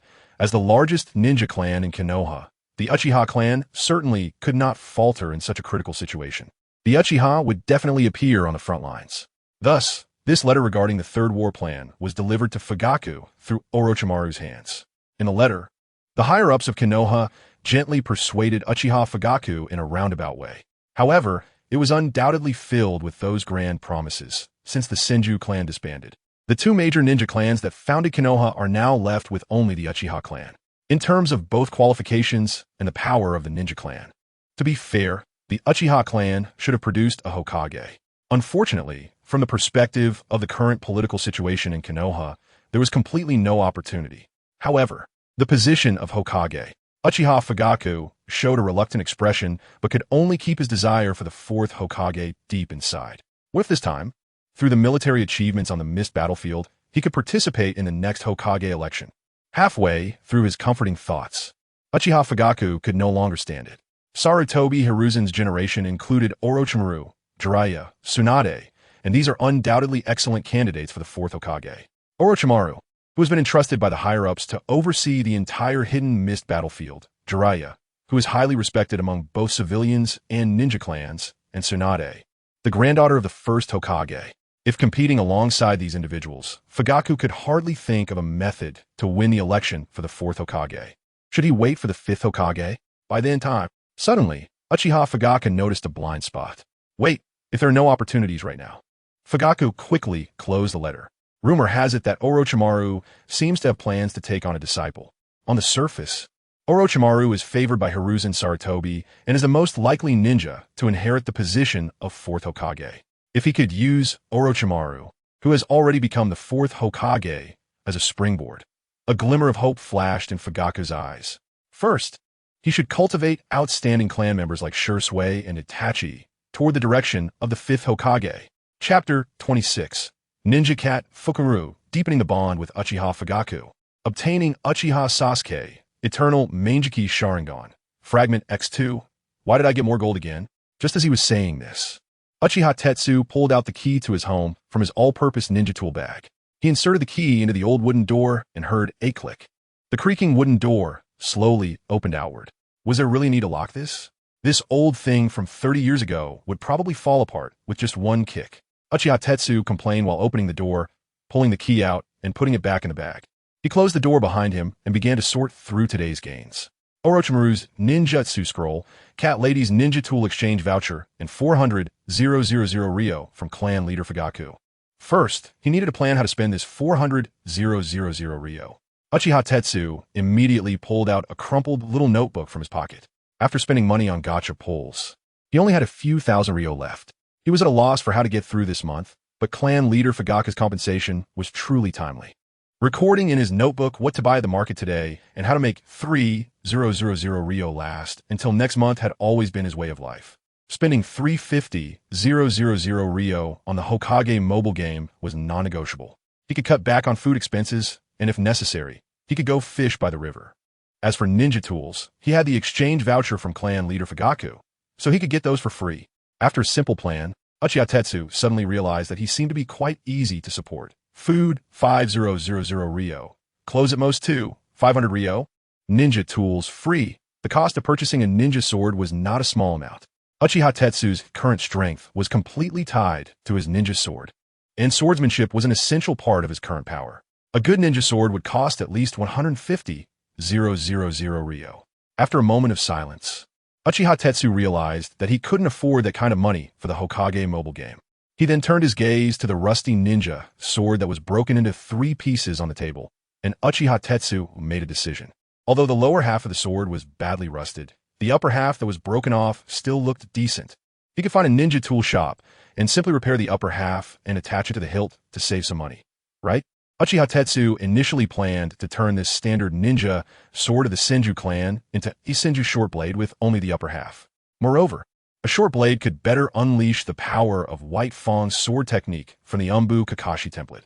Forget it. Let's pull cards first. Uchiha Itachi quickly formed hand seals, gathered chakra, and slapped his hands on ground. Summoning technique. As he slapped the ground, the black summoning formula quickly spread across the floor. A thick cloud of smoke instantly appeared, obscuring part of Uchiha Itachi's vision. What can this cat do for you? A ninja cat with a golden bell strung with red ropes around its neck walked out from the white smoke. I'm counting on you again, Fugaku. The ninja cat, named Fugaku, with a black Fu character on its head, squinted and smiled, shaking the gold coins in its hand. As this was the second meeting with his newly signed summoning contract partner, Fugaku maintained a good service attitude. No problem. How many do you want to exchange this time? Suddenly, Fugaku felt a burning gaze. Almost instantly, Fugaku hugged the gold coins tightly and fluffed up its fur. After summoning Fugaku, Uchiha Itachi's gaze had hardly left the gold coins in its hands. Were those coins worth 10 million? The oversized gold coin marked 10 million Ryo was held tightly against Fugaku's chest, and Uchiha Itachi stared at the coin that Fugaku was clinging to. He couldn't even imagine how many pulls he could get with an 8-digit gold coin. Uchiha Itachi licked his lips and silently activated his 2 tomoe Sharingan. Wait, that's not circulating gold. It's just a decoration. Fugaku was startled by Uchiha Itachi suddenly activating his Sharingan, letting out 2 meows in one breath. Look, it's hollow. Fugaku took out the gold coin marked 10 million Ryo and tapped it with its paw, producing a dull sound. Haha, so that is how it is. An embarrassed Uchiha Itachi chuckled and retracted his Sharingan. Actually, I activated my Sharingan just to see if anyone was spying on me. Fugaku had no idea why this Uchiha kid was so obsessed with gold coins, as if he were bewitched. Even if he didn't eat or drink, he still wanted to save money to exchange for the hard-to-circulate ninja cat gold coins in the ninja world. Fugaku couldn't fathom what Uchiha Itachi intended to do with those coins. So, how many coins do you want to exchange this time? The sound of bells rang out. Fugaku wagged its bell-adorned tail, looking at Uchiha Itachi with anticipation. 168 coins, Uchiha Itachi said, pulling out the sealing scroll that clan leader Fugaku had previously gifted. He spread it out in front of Fugaku, and the complex sealing techniques on the scroll immediately revealed themselves. Uchiha Itachi then placed his hand on it, and with the infusion of chakra, the internal space of the scroll gradually began to unseal. A cloud of smoke emerged, and stacks of cash that had been sealed inside the scroll appeared out of thin air. How extravagant, using this little money to fill a sealing scroll. Fugaku couldn't help but voice its complaint. The price of a sealing scroll was already comparable to this money. Fugaku felt very dissatisfied with Uchiha Itachi using a sealing scroll just to hold a few stacks of cash. Normally, a high-spec sealing scroll that could enhance a ninja's mobility should be used to store ninja tools or important resources. You don't understand. This is a way to gain certain benefits through conforming to the regulations of power. Fugaku, a naive ninja cat with little experience dealing with humans, could not comprehend Fugaku's good intentions. First of all, it was indeed a bit wasteful to use a sealing scroll for such a small amount of money. However, this scroll was funded by the clan. Uchiha Itachi paused and gradually analyzed Fugaku's psychological considerations when negotiating compensation for him. This sealing technique scroll, which was even more valuable than the cash, was also a hidden form of compensation. Taking the stacks of cash, totaling 400,000 Ryo aside, Uchiha Itachi waved the intricately designed scroll in front of Fugaku. Although the compensation was indeed 400,000 Rio if they tampered with the packaging through the means attached to the clan leader's power, by using it for storing compensation money. This sealing scroll ended up in my hands. Fukaru was completely stunned. As a simple ninja cat, it had never experienced such scheming. As just a little cat, Fukaru thought, "Humans are so scary." Chapter 27. The essence of Orochimaru's ninjutsu. I don't understand these things of yours, Meow, but you want to exchange for 168 gold coins, right? The sound of a bell rang. Fukaru extended his tail, adorned with a golden bell, and skillfully curled it around a large portion of the stack of bills on the ground. By the way, Meow, don't you need any ninja tools or something? Fukaru tightly wrapped the bills with his tail, as if afraid that the money would vanish into thin air. It seems I don't really need anything for now. Upholding the principle of saving whenever possible. Uchiha Tetsu would never buy new ninja tools until he had used up the ones in his ninja tool pouch. Even having a ninja tool exchange ticket gifted by Chief Fugaku couldn't shake this philosophy. Seriously, you signed a contract with the Ninja Cat clan. How many people in the black market would pay a high price for the ninja tools and ninjutsu scrolls that are right in front of you at such a low price? Meow? Fukaru sighed helplessly at Uchiha Tetsu's stingy behavior. Well, that's a total of 350,000 Rio. Thank you for your patronage, Meow. Fukaru waved his paw at Uchiha Tetsu and performed the reverse summoning technique. A thick smoke spread out, and the ninja cat Fukaru vanished from the spot.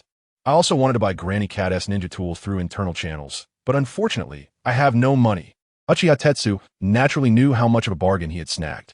The Ninja Cat clan, revered by the Uchiha clan for generations, generally wouldn't casually sell those specially made ninja tools to outsiders.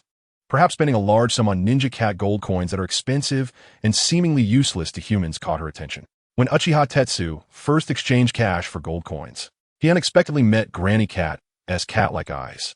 An elderly voice then followed. "Uchiha's little one, do you want to sign a summoning contract with the Ninja Cats?" And so it was. The Ninja Cats, which had always been treated as tamed ninja beasts, unprecedentedly signed a summoning contract with Uchiha Tetsu under Granny Cat-S guidance. However, after watching Uchiha Tetsu sign the summoning contract, Granny Cat issued a restriction. You can buy ninja tools from the Ninja Cats through internal channels, but you absolutely cannot resell them. Correspondingly, Uchiha Tetsu also gained the opportunity to purchase nearly unseen special ninja tools and ninjutsu scrolls at ultra-low prices. If he were to break the agreement with Granny Cat, he would probably lose any other channels to exchange for these specially made gold coins from the Ninja Cat clan. When it comes to making money, Uchiha Tetsu can be said to be very skilled. In fact, it's not necessary to stubbornly focus on reselling ninja tools. However, the sense of crisis brought about by his weak strength a few days ago made him eager to accumulate enough gold coins for card draws in the quickest way possible as soon as he arrived in this world. Unfortunately, the timing of his crossing was not right. The Leaf Village, now in a state of preparation for war, had completely taken over and controlled important strategic materials like the sealing scrolls. Otherwise, if he relied on buying low and selling high, Uchiha Tetsu could have easily filled a sack with money before the start of the Third Great Ninja War. Orochimaru's scroll. Thinking of this, Uchiha Tetsu took out the ninjutsu scroll from his tool pouch and unfolded it in front of him. The slime that had been attached to the scroll when it was spat out by the white snake had completely dried, and just from its appearance and texture, it didn't seem disgusting at all. Fire Release, Sword Technique, Author, Orochimaru. The elegant and neat handwriting was clearly penned by Orochimaru himself. The narrow scroll, when unfolded, was indeed somewhat unexpectedly long. The completely different paper at the beginning and end of the scroll indicated that it was probably stitched together from two entirely different scrolls. Orochimaru's research experience in combining fire release ninjutsu and sword techniques was still in handwritten original form. Confusion and uncertainty filled Uchiha Tetsu's mind. He couldn't grasp Orochimaru's true intentions. If it were merely an investment, it would be a bit too. This item was far from an ordinary ninjutsu scroll. It was Orochimaru's research and analysis of the existing fire release and sword technique systems, leading to a complete set of insights into learning fire release and sword techniques. The Uchiha clan also had similar secret scrolls. According to tradition, the strong within the clan would generally write a reference document on ninjutsu based on their own understanding and experience for future generations, which would be stored in the clan's ninjutsu library. Even the legendary figure Uchiha Madara had once written similar essentials within the clan. This combat experience, passed down from the Warring States period to the present, was the true treasure of the Uchiha clan. However, it was unknown when Uchiha Madara's fire release essentials disappeared without a trace along with that fan of flame. At this moment, this entire set of ninjutsu scrolls, accompanied by learning experiences, was already invaluable. Not to mention, it was handwritten by a ninja of Orochimaru's caliber, a member of the Sannin. Normally, such secret-level ninjutsu experience could only be accessed by formal disciples. Unlike Jiraiya, Orochimaru had not taken on any new disciples in recent years. This meant that the scroll Uchiha Tetsu obtained was basically a first-hand item that no one had seen before. Uncle Snake, you're making me a bit scared, ah. Although he said this, at this moment, Orochimaru still had a little bit of a bottom line, but not much. At least now, he hadn't gone as far as to crazily kidnap the ninjas in the village for human experimentation like he would a few years later. From a unique understanding of ninjutsu in this scroll, it was evident that Orochimaru not only possessed outstanding strength, but also had a unique perspective in summarizing experiences and teaching. Orochimaru's sword technique, Dance of the Sun Halo, Sword Leap Flame, a series of sword techniques, as well as body techniques incorporating fire release, appeared before Uchiha Tetsu, leaving him somewhat dazzled. Just as he was scanning through these ninjutsu, he suddenly noticed something strange. The following ones. Aren't they Uchiha's ninjutsu? Although these ninjutsu had undergone some modifications by Orochimaru, traces of the Uchiha clan were still vaguely recognizable. Instant break, instant fire attack sword, instant break fire sword, instant wind break sword. Among these ninjutsu, starting with instant, the traces of the Uchiha style were particularly obvious. As for why, this was related to the ninjutsu Uchiha Tetsu was currently learning. The sword techniques based on the phantom body flicker technique were undoubtedly Uchiha's secret ninjutsu. Even someone as talented as the current Uchiha Shursui had not reached the advanced practice of such a phantom body flicker technique. How did this secret ninjutsu leak out? Uchiha Tetsu roughly guessed where Orochimaru had obtained these ninjutsu. There is no doubt that these ninjutsu must have been leaked from certain channels within the clan. It truly brings me endless surprises every time. In an instant, Uchiha Tetsu understood Orochimaru's intentions. Thank you for the reminder. I will be cautious. Looking at the passage at the end of the scroll, where the ink marks had not yet completely dried, Uchiha Tetsu began to murmur to himself. The end of the scroll read, "To learn all ninjutsu, one must invest a long time. But the lifespan of the body is simply too short. Once dead, everything will be lost." The tone then shifted, and Orochimaru's expectations appeared at the very end. Let me witness what kind of transformation your wind will bring to the leaf. Chapter 28, The Possibility of Instant Disconnection and Suspension. Phantom Body Flicker Technique and Instant Disconnection. In the woods outside Konoha, Uchiha, loaded with the Kakashi Hitaki, Umbu, character template, chanted silently and formed hand seals. Body Flicker Technique. The two tomoe Sharingan immediately activated. With the power of the Sharingan, an afterimage of Uchiha instantly coalesced beside him and sprinted forward rapidly. As Uchiha nimbly navigated through the dense woods, his speed increased, making the afterimage beside him more distinct. Instant disconnection. Shouting out the derivative skill of the phantom body flicker technique, Uchiha, holding kunai, suddenly vanished. In contrast, the afterimage created by the phantom body flicker technique remained stationary. Not far away in the sky, a flash of white light flickered. After the instant disconnection launched its attack, it left the body flicker afterimage in place while the main body could briefly hover in the air. Looking at the stationary afterimage left behind after the instant disconnection was executed, Uchiha Itachi, in the dense woods, all the branches of a towering tree snapped off. Countless branches fell to the ground, kicking up a cloud of dust. Thanks to the enhancement of the body flicker technique, the kunai's cutting speed became faster and farther. Watching the thick branches collapse before him, Uchiha could already imagine the effect of using a ninja sword to execute instant disconnection. The accumulation of Uchiha clan's ninjutsu is truly frightening. No wonder they're the top ninja clan in Konoha. As the afterimage beside him gradually faded, Uchiha took out Orochimaru's ninjutsu essentials from his ninja tool pouch again.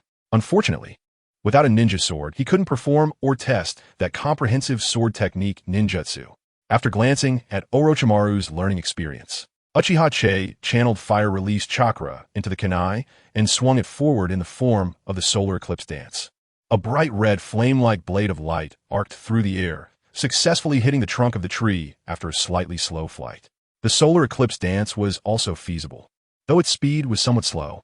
It was clearly stated in Orochimaru's Ninjutsu Essentials that the solar eclipse dance is not a ninjutsu to be released alone, but rather a body technique that combines body techniques and ninjutsu.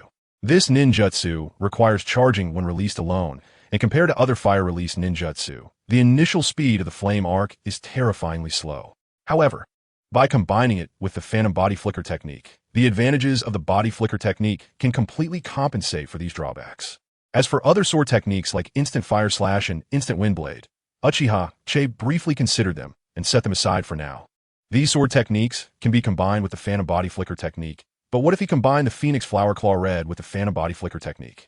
In his memory, Uchiha Sasuke relied on his mastery of the phantom body flicker technique and versatile fire release combinations to earn the title of body flicker Sasuke during the Third Shinobi World War. In that case, he could simulate the release of Phoenix Flower Claw Red through the hovering ability of instant disconnection.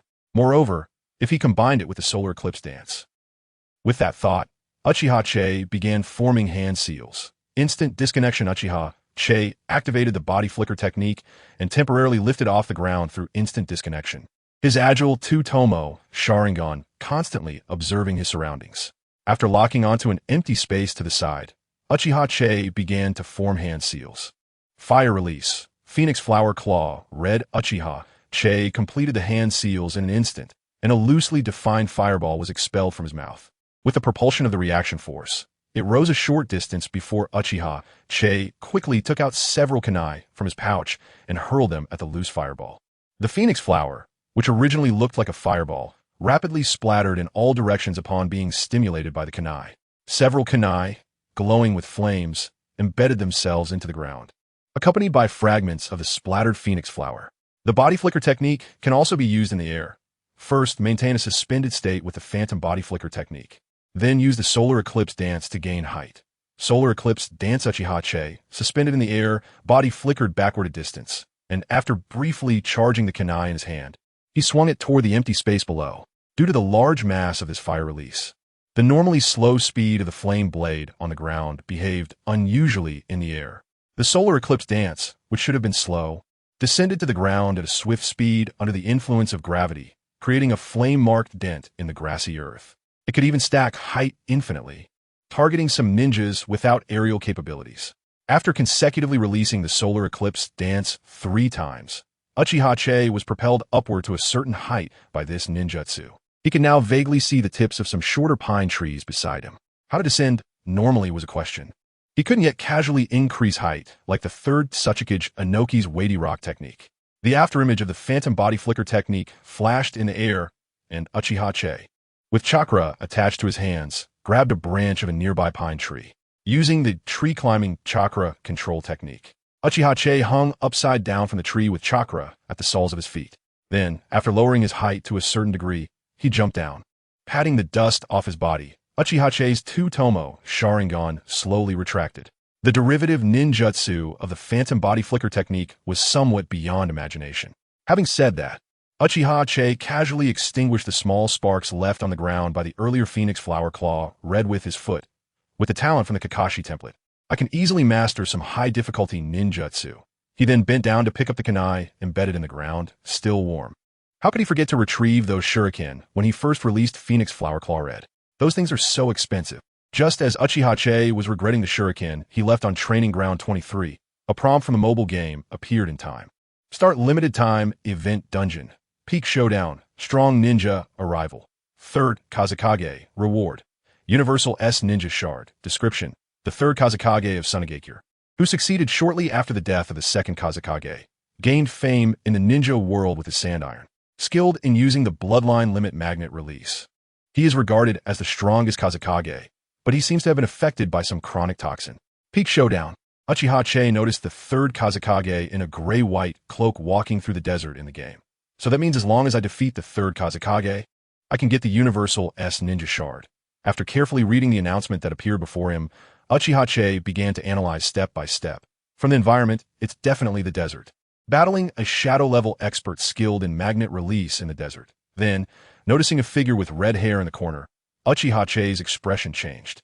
Is that Sasori? Never mind. If I can challenge it repeatedly, I'll first enter the dungeon to test it out. Choosing Kakashi Hatake, Umbu. among the numerous ninjas. Uchiha Itachi decisively pressed the inter-dungeon option. Referring to the infinite Tsukumi world of Gaara, the third Kazekage was not turned into a puppet by Sasori. And without the pressure of the Kazekage, Raza would naturally not be forced into madness. Chapter 29. The third Kazekage and the loyal successor Scorpion in the desert. A black-haired man from the land of wind walked slowly ahead. In this desolate place, traces of humans or animals were rarely seen. On the Gobi Desert, diagonally opposite, withering tumbleweeds swayed, blown away by the wind carrying sand and gravel. Scorpion, let's conduct the demonstration and data analysis of magnetic manipulation here. It was clear that the third Kazekage had not been summoned by Scorpion for the first time to collect battle data. The Kazekage had always been responsive to this genius puppet master, who held the title of the strongest puppet master of the new generation of Sangekyō. Due to years of trust, he did not let the Shadow Guard accompany him for this battle data measurement, perhaps overly trusting Scorpion. The third Kazekage did not realize the colorless and odorless unknown gas that was gradually seeping into the air along the way. All right, Lord Third. Scorpion, dressed in armor, showed no expression, but a hint of expectation could be vaguely seen in his eyes. Naturally, the Kazekage took this expectation in Scorpion's eyes as anticipation for the data on magnetic manipulation and slowly nodded. Scorpion also casually took out an ordinary research journal and flipped to a page marked Third Kazekage. This page contained a particularly detailed analysis of the Kazekage, from the data on magnetic manipulation to the hardness of iron sand, and even a comprehensive explanation of the environmental utilization of iron sand. Even a future fourth Kazekage, who also mastered magnetic manipulation and could use gold sand to generate financial income for the village, Raza, might exclaim, "So this is what magnetic manipulation is like." Such a detailed analysis by Scorpion seemed, in the eyes of others, to only benefit the future magnetic manipulation ninjas of Sangekyō, and even the third Kazekage thought so. After all, Scorpion did not possess the talent for magnetic manipulation, but had extraordinary strength and popularity as a puppet master in Sangekyō, spending time on research and data analysis. It must be to help the future magnetic manipulation ninja, right? However, the third Kazekage was indeed partially correct, but not entirely. The research data was indeed meant to help magnetic manipulation ninjas, but it was primarily to assist Scorpion in adapting more quickly and effectively to the bloodline limit of the third Kazekage after turning him into a human puppet. This time, he would trouble the third Kazekage to perform advanced magnetic manipulation techniques, such as Iron Sand Heavenly Wing and Iron Sand Time Rain. The Kazekage naturally had immense trust in his confidant. After nodding, he immediately began to condense chakra, preparing to demonstrate magnetic manipulation. Scorpion, not idle, was busy writing down some data in the research journal. It's time to end this and welcome the eternal masterpiece. Scorpion meticulously wrote down the final magnetic manipulation research projects in his journal. Advanced magnetic manipulation Iron Sand Binding Attack, Iron Sand Heavenly Wing, and Iron Sand Realm Technique. To collect the strongest Kazekage as a collectible, this is the sublimation of art. Thinking of this, Scorpion could not help but feel an indescribable excitement, and his fingers began to tremble slightly. As long as I wait for the toxin to take effect, I can proceed to the nearby secret laboratory for the human puppet transformation. He will be able to exert his pre-death power, and even the bloodline limit can be completely simulated to approach the strength he had in life. That Lord Third, we can start. Before he could finish his sentence, the surrounding time seemed to pause. Scorpion, frozen in place, still maintained the posture of speaking, but there were no signs of him completing the remaining words. Scorpion's entire being was as if it were an unmanipulated puppet, unable to move, and even the sound of his heartbeat had completely vanished. Scorpion, what's wrong? The third Kazekage noticed Scorpion's abnormality, reached out, grabbed Scorpion's shoulder, and shook him gently. This is bad. There's no heartbeat at all.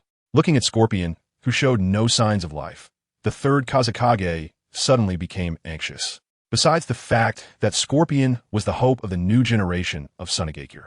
Another factor that made the strongest Kazekage anxious was that Scorpion was the only grandson of Elder Chiyo. If anything were to happen to him. During the Second Shinobi World War, Scorpion's parents had been killed by Konoha's White Fang Tsukumo Hitaki, which had already dealt a huge blow to Chiyo.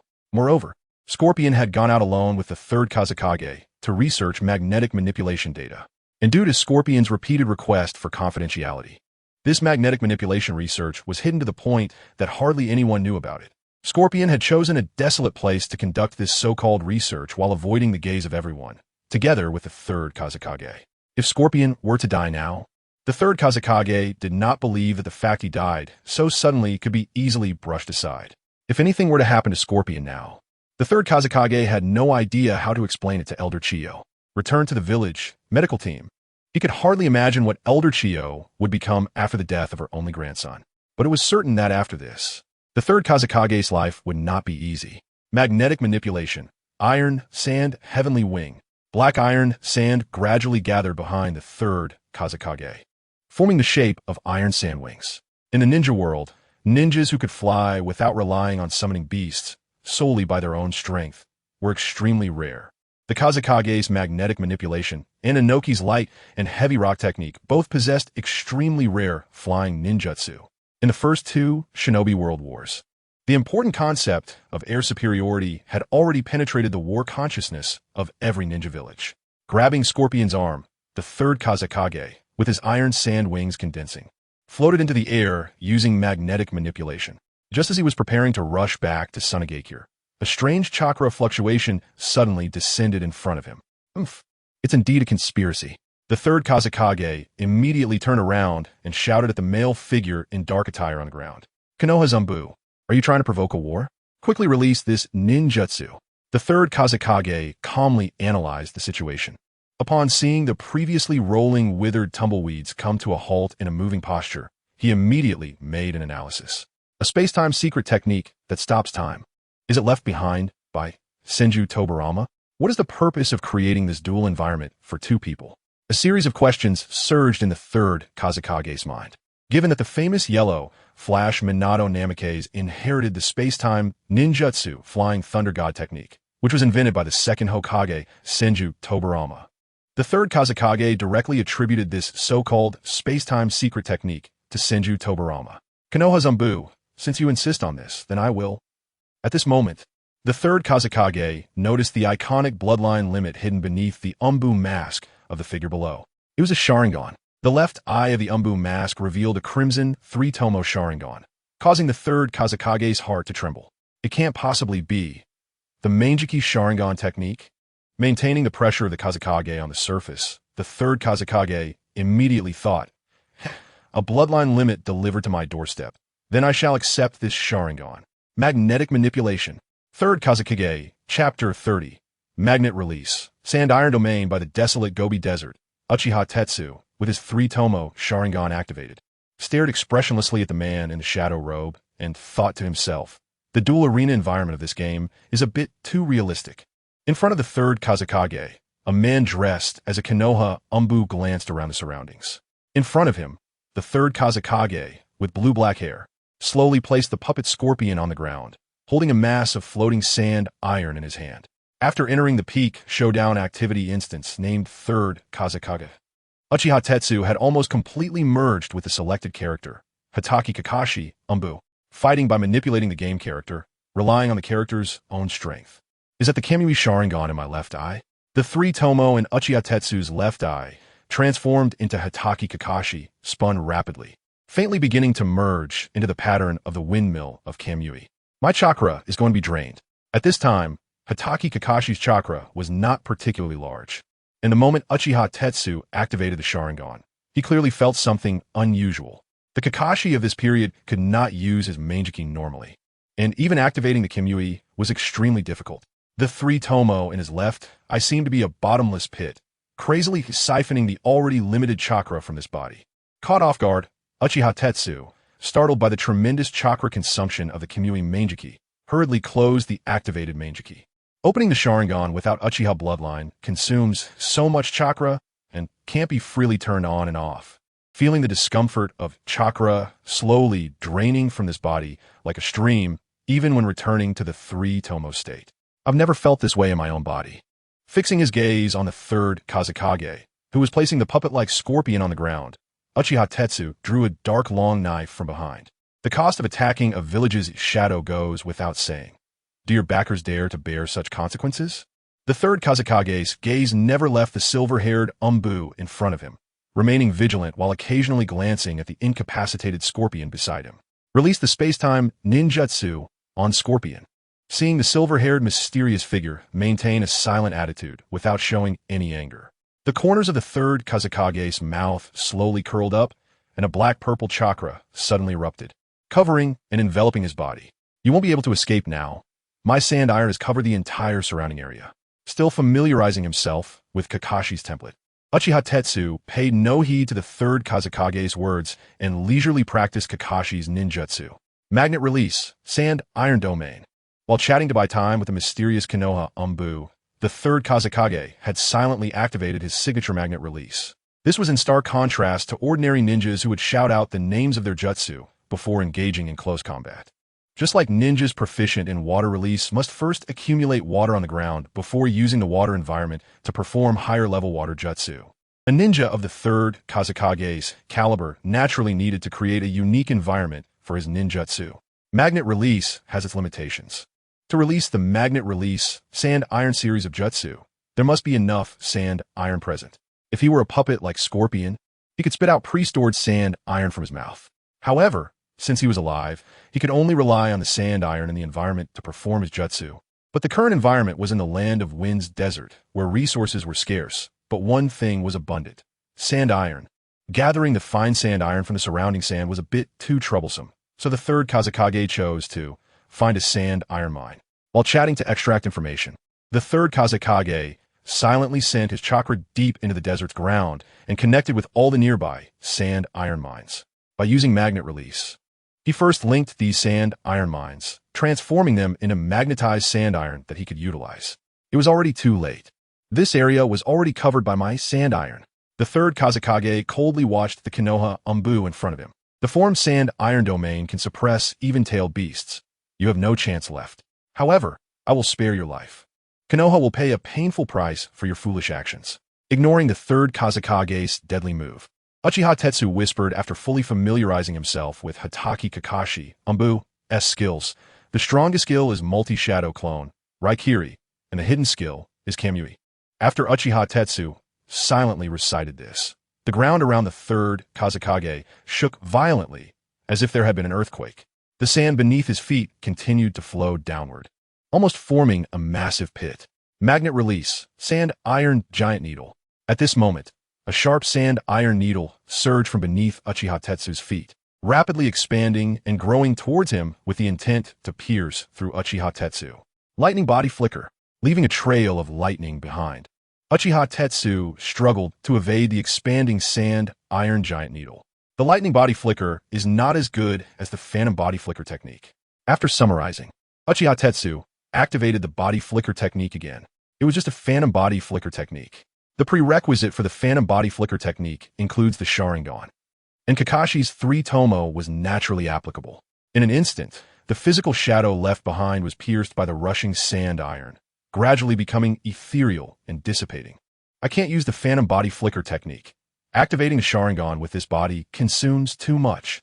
The ninja knife in his hand was swiftly raised in front of him, infused with a considerable amount of chakra. White Fang Blade Technique. The white light swiftly sliced through the sand iron pillar in front of him, cutting it in half. The White Fang Sword Technique from Konoha. The third Kazekage sneered and then taunted, if that Konoha White Fang were here, perhaps he could have competed with me within the sand iron domain. But at your level, you might as well just die. The next moment, a cracking sound came from Uchiha Tetsu's hand. Looking at the long knife, which was being eroded by the sand iron attached to its blade, Uchiha Zetsu roughly understood the effect of the third Kazekage's magnet release. Earlier, when he cut through that sand iron pillar, it seemed like he had succeeded. However, one must understand that this was magnet release. As the long knife passed through the sand iron pillar, a massive amount of sand iron adhered to the blade. Due to the mutual attraction between the magnetized sand iron, more and more sand iron was drawn toward Uchiha Zetsu. Glancing at the ninja knife in his hand, which had been broken by the sand iron, Uchiha Zetsu decisively threw the ninja knife forward. Sand iron domain. The third Kazekage's expression darkened as he tightly grasped the sand iron in his hand. More and more sand iron broke through the surface, forming an exaggerated cylindrical shape. The next second, the sand dune where Uchiha Zetsu stood suddenly collapsed. Using the wings formed by magnet release, sand iron heavenly wings, the third Kazekage flew into the air. Gazing at the terrifying sand iron pit, that was dozens of meters long and hundreds of meters deep, fighting against the Kazekage who excels in magnet release in the desert. I really wonder about your brain structure. It's over. The interrogation department of Sunagakure will make you tell the truth. Sand Iron Heavenly Wings, Chapter 31. Intelligence Uchiha Che hundreds of meters deep in the sand iron pit. Sharp sand iron spikes broke through the black sand iron ground, enveloping Uchiha Che, who had fallen into the pit. You have been captured by me. Your surroundings are filled with sand iron formed by magnetic release. Give up struggling. Uchiha Che glanced up at the third Kazekage, floating in the sky, then turned to observe the pit formed by the sand iron. So that's how it is. The technique of sand iron manipulation involves preemptively mobilizing the sand iron or from underground. Uchiha Che analyzed, coming up with a solution. As long as I obstruct him from mobilizing a large amount of sand iron from underground before the third Kazekage communicates with the ore, I can prevent the release of such a high-level ninjutsu. By that time, I will only have to deal with the third Kazekage, who can only extract sand iron from the surface sand using the weaker magnetic release sand iron series of ninjutsu. As he turned his head, a sharp sand iron spike sliced through Uchiha Che's neck. Blood continuously flowed from the wound on his neck, dripping onto the black-purple sand iron. What are you doing? Still trying to find a way to resist? The third Kazekage, descending from the sky, frowned, clenched his fist, and immediately manipulated the sand iron. In that case, just stay here and wait for interrogation. Under the third Kazekage's control, sharp sand iron pillars first pierced Uchiha Che's abdomen. The sharpness is acceptable, but the speed is slower. Is it because the material is sand iron? Perhaps when not in the sand iron manipulation environment, I could easily dodge it using body flicker technique. Ignoring the gaping wound the size of a bowl in his abdomen, Uchiha Che instead began analyzing the data of the sand iron needle. The third Kazekage remained expressionless, directing more sand iron to embed itself into Uchiha Che's body. The sand iron that bound Uchiha Che completely disappeared, transforming into sharp sand iron pieces that embedded into his joints.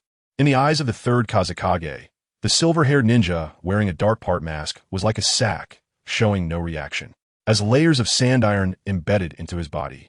Even though the silver-haired ninja was pierced by sharp sand iron like a hedgehog, he didn't let out a single sound of pain. I deliberately avoided your vital points. With the sand iron wrapped around your wounds, you won't die quickly. The third Kazekage concluded the burst of magnetic release chakra, and the black-purple materialized chakra fluctuations surrounding his body gradually dissipated. Your resolve is commendable. You can still maintain your will despite such injuries. The fact that the Konoha Umbu was pierced by his own sand iron without letting out a single scream made the third Kazekage feel a sense of appreciation rise within him. If you honestly tell me what you know, you can avoid this kind of suffering. To the third Kazekage's surprise, this silver-haired Konoha Umbu showed no signs of compromise at all. I've analyzed enough information this time. It's much better than the first time when I was killed by sand iron instantly. Uchiha Che lifted his head, covered by the Umbu mask. However, just as he was about to speak, a mouthful of thick blood suddenly surged into his throat and was spat into the mask. As he moved while vomiting blood, the wounds pierced by sand iron began to crack, spilling out more blood. The third time, I will completely defeat you. Forget it. Let me see what you look like under that mask. Abandoning any intention of communicating with Uchiha Che, the third Kazekage stepped forward, attempting to remove the Umbu mask from Uchiha Che's face. Exit the instance. Do not save the current record. A voice that sounded almost lifeless emerged, and the third Kazekage's hand, which was on Uchiha Che's mask, suddenly stopped. Battle failed. Everything seemed to reset as if nothing had happened, returning to the starting point. This time, it would be necessary for the third Kazekage to use advanced magnetic release techniques like sand iron, heavenly wing, and sand iron rain. The familiar scene reappeared. After nodding, the third Kazekage began to condense chakra, preparing to demonstrate magnetic release. Meanwhile, Scorpion was also busy writing down data in a research log. It's time to end this and welcome the eternal masterpiece. Repetitive and familiar thoughts once again appeared in Scorpion's mind. Truly, as the strongest Kazekage, his power in a desert environment has reached a terrifying level. Reflecting on how the third Kazekage transformed all surrounding sand iron or into magnetic release sand iron, Uchiha Che couldn't help but feel a sense of dread in his heart. This was definitely not his full strength. The first time he entered the instance, he was killed in an instant even after escaping 2 kilometers using body flicker technique. If all the remaining sand iron or within 2 kilometers were transformed into magnetic release sand iron, the third Kazekage, Forming a vast magnetic release domain through sand iron manipulation would be nearly invincible in the current ninja world. He had managed to analyze some things, but there were definitely drawbacks. Uchiha Itachi thought to himself and made a detailed analysis. First, the speed of sand iron is relatively slow and easy to dodge. But the third Kazekage also invented the sand iron manipulation technique to compensate for this flaw. Since the speed is slow, I won't shoot out the sand iron. Instead, I will form a magnetic release barrier with the sand iron, instantly generating countless sand iron spikes, leaving no place to hide as long as one is in the sand iron manipulation. In terms of developing magnetic release, the third Kazekage could be said to have reached the pinnacle. The activation of the sand iron manipulation requires a large amount of magnetic release sand iron, meaning that the opponent cannot casually use those advanced powerful magnetic releases unless he carries a container filled with sand iron like Gaara. The future fourth Kazekage, with his unique magnetic release, gold sand, has repeatedly suppressed and defeated the one-tail Shikaku. Compared to the hard-to-find gold sand, the refinement of sand iron should be simpler. Through personal experience, Uchiha Itachi already understood the targeting range of the third Kazekage. Secondly, the damage from sand iron is not very optimistic. While it's sufficient for ordinary ninjas, it cannot effectively harm beings like Susanoo or the third Raikage's lightning armor. Moreover, the third Tsuchikage Inoki's dust release perfectly counters these magnetic release sand irons, turning them to ash, after which the third Kazekage would need to refine the sand iron again. However, it was already very strong. Magnetic release, sand iron heavenly wing could increase flight ability and mobility, and using magnetic release within the sand iron manipulation would provide additional bonuses. Thinking of this, Uchiha Itachi couldn't help but silently lament in his heart. Thankfully, the third Kazekage hasn't studied physics. Otherwise, with the ability to create magnetic fields anytime and anywhere, using the principle of electromagnetic cannons to accelerate sand iron, he could truly become a super shadow-level force. Silently reaching the sky above Konoha with his flight ability, he could accelerate the large amount of sand iron he carried using magnetic fields. Mastering the airspace would render most ninjas helpless. At this moment, if the magnetic field were to turn 1 million horsepower, like an electromagnetic cannon, striking Konoha from high above, the destructive power caused by the high-speed sand iron would undoubtedly not be less than that of a tailed beast bomb. If at this time, he were to use the magnetic release sand iron that splattered all over Konoha to activate sand iron manipulation, Uchiha Itachi couldn't even bear to imagine further. He had already grasped the capabilities of the third Kazekage. In other words, it was now time for the intelligence Uchiha Itachi to make his appearance. Chapter 32. The resurrected Konoha White Fang in a grove on the outskirts of Konoha. Uchiha Tetsu stood expressionless in the center of a clearing marked by scorched training traces of fire release. The activity icon for Peak Showdown continued to flicker in Uchiha Tetsu's mind. Similar to Tsuki no Mi, no matter how long I spend in the game, only a moment has passed in reality. Still immersed in the battle with the third Kazekage, Uchiha Tetsu gained a new understanding of shadow-level combat power. Uchiha Tetsu touched the kunai in his hand, still warm from releasing F. Senka no Tsamika, and decisively chose to re-enter the Peak Showdown, third Kazekage dungeon. In the woods behind him, Uchiha Sasuke watched in astonishment at the traces left by fire release. F. Senka no jutsu and the ninjutsu derived from the instant body technique. He was momentarily at a loss for words. I actually wanted to give him pointers on his instant body technique. Uchiha Sasuke felt a mix of emotions, but quickly steeled his resolve. I must catch up to him. I cannot stop here. After making his decision, Uchiha Sasuke used the instant body technique and gradually disappeared from his original location. As long as I wait for the poison to take effect, I can head to the nearby secret laboratory for the human puppet transformation. I will be able to exert my former strength, and even the bloodline limit can be fully simulated to approach my strength in life. That third Kazekage, we can. Scorpion, what's wrong? Return to the village, medical team. The anxious voice of the third Kazekage immediately rang out, unaware that time had stopped. He quickly used magnet release. Magnet release. Sand iron wings grabbed Scorpion's shoulder, and the third Kazekage immediately prepared to return to Sunagakure.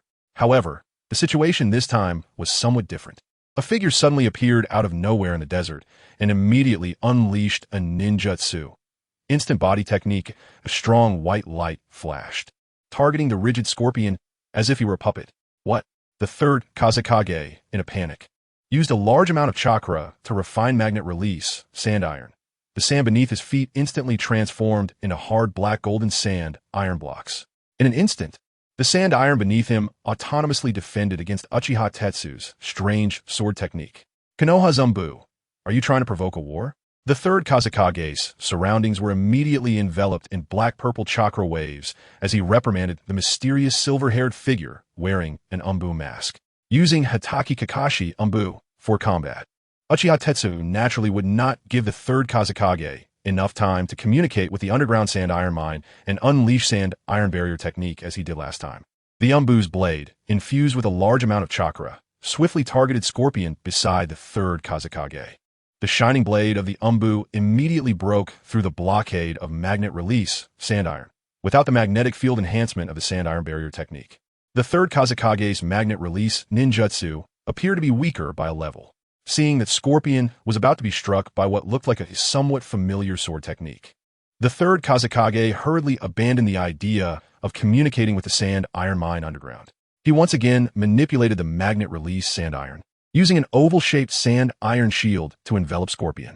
Sweating profusely, the third Kazekage used a form similar to magnet release sand iron wings to move Scorpion, wrapped in the sand iron shield, into the air. Wait, that's sword technique. The third Kazekage broke out in a cold sweat and swallowed hard before shouting out that crazy thought. Silver hair, plus the chakra, shining on the ninja's sword. Hataki Sakumo. You really didn't die. I said, how could a ninja like you commit suicide? It turns out it was a false message released by Konoha. With an expression of disbelief, the third Kazekage rapidly uttered 4 sentences. As the shadow of a village, the third Kazekage normally wouldn't act this way. However, if the opponent were the terrifying Konoha White Fang, it would be another story. Being approached by the Konoha White Fang wielding a ninja sword, and considering that he himself was caught off guard, without the opportunity to communicate with the underground sand iron, am I to fight up close with the pitiful amount of sand iron I have? The third Kazekage gasped for breath, desperately trying to come up with a solution. The white blade of the sword struck again, swinging towards the third Kazekage's face.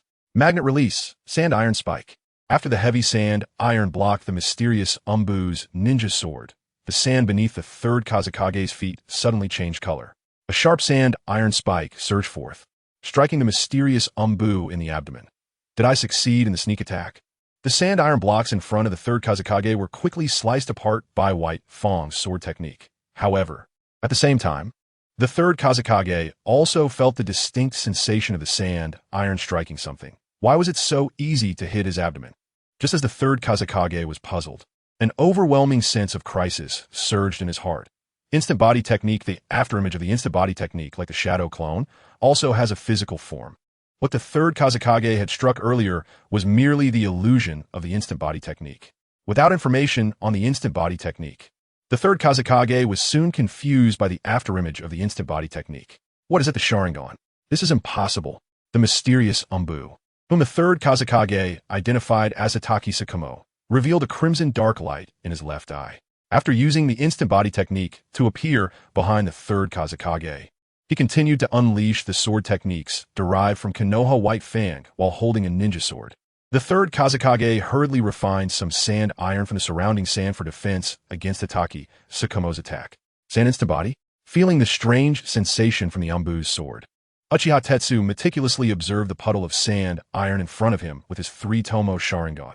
Hataki Sakumo, but why does he have a Sharingan? The third Kazekage, who had instantaneously moved to a distance, forced himself to calm down and analyze the situation. With Hataki Sakumo possessing a 3 tomoe Sharingan, what can I use to fight? However, being approached by a long-established and skilled shadow-level expert in sword techniques, he still found it difficult to suppress his inner panic. Rumors say that the defector from Konoha developed a ninjutsu that could fuse bloodline limits. Did the defector's escape also turn out to be a false message released by Konoha? Trying to think as calmly as possible.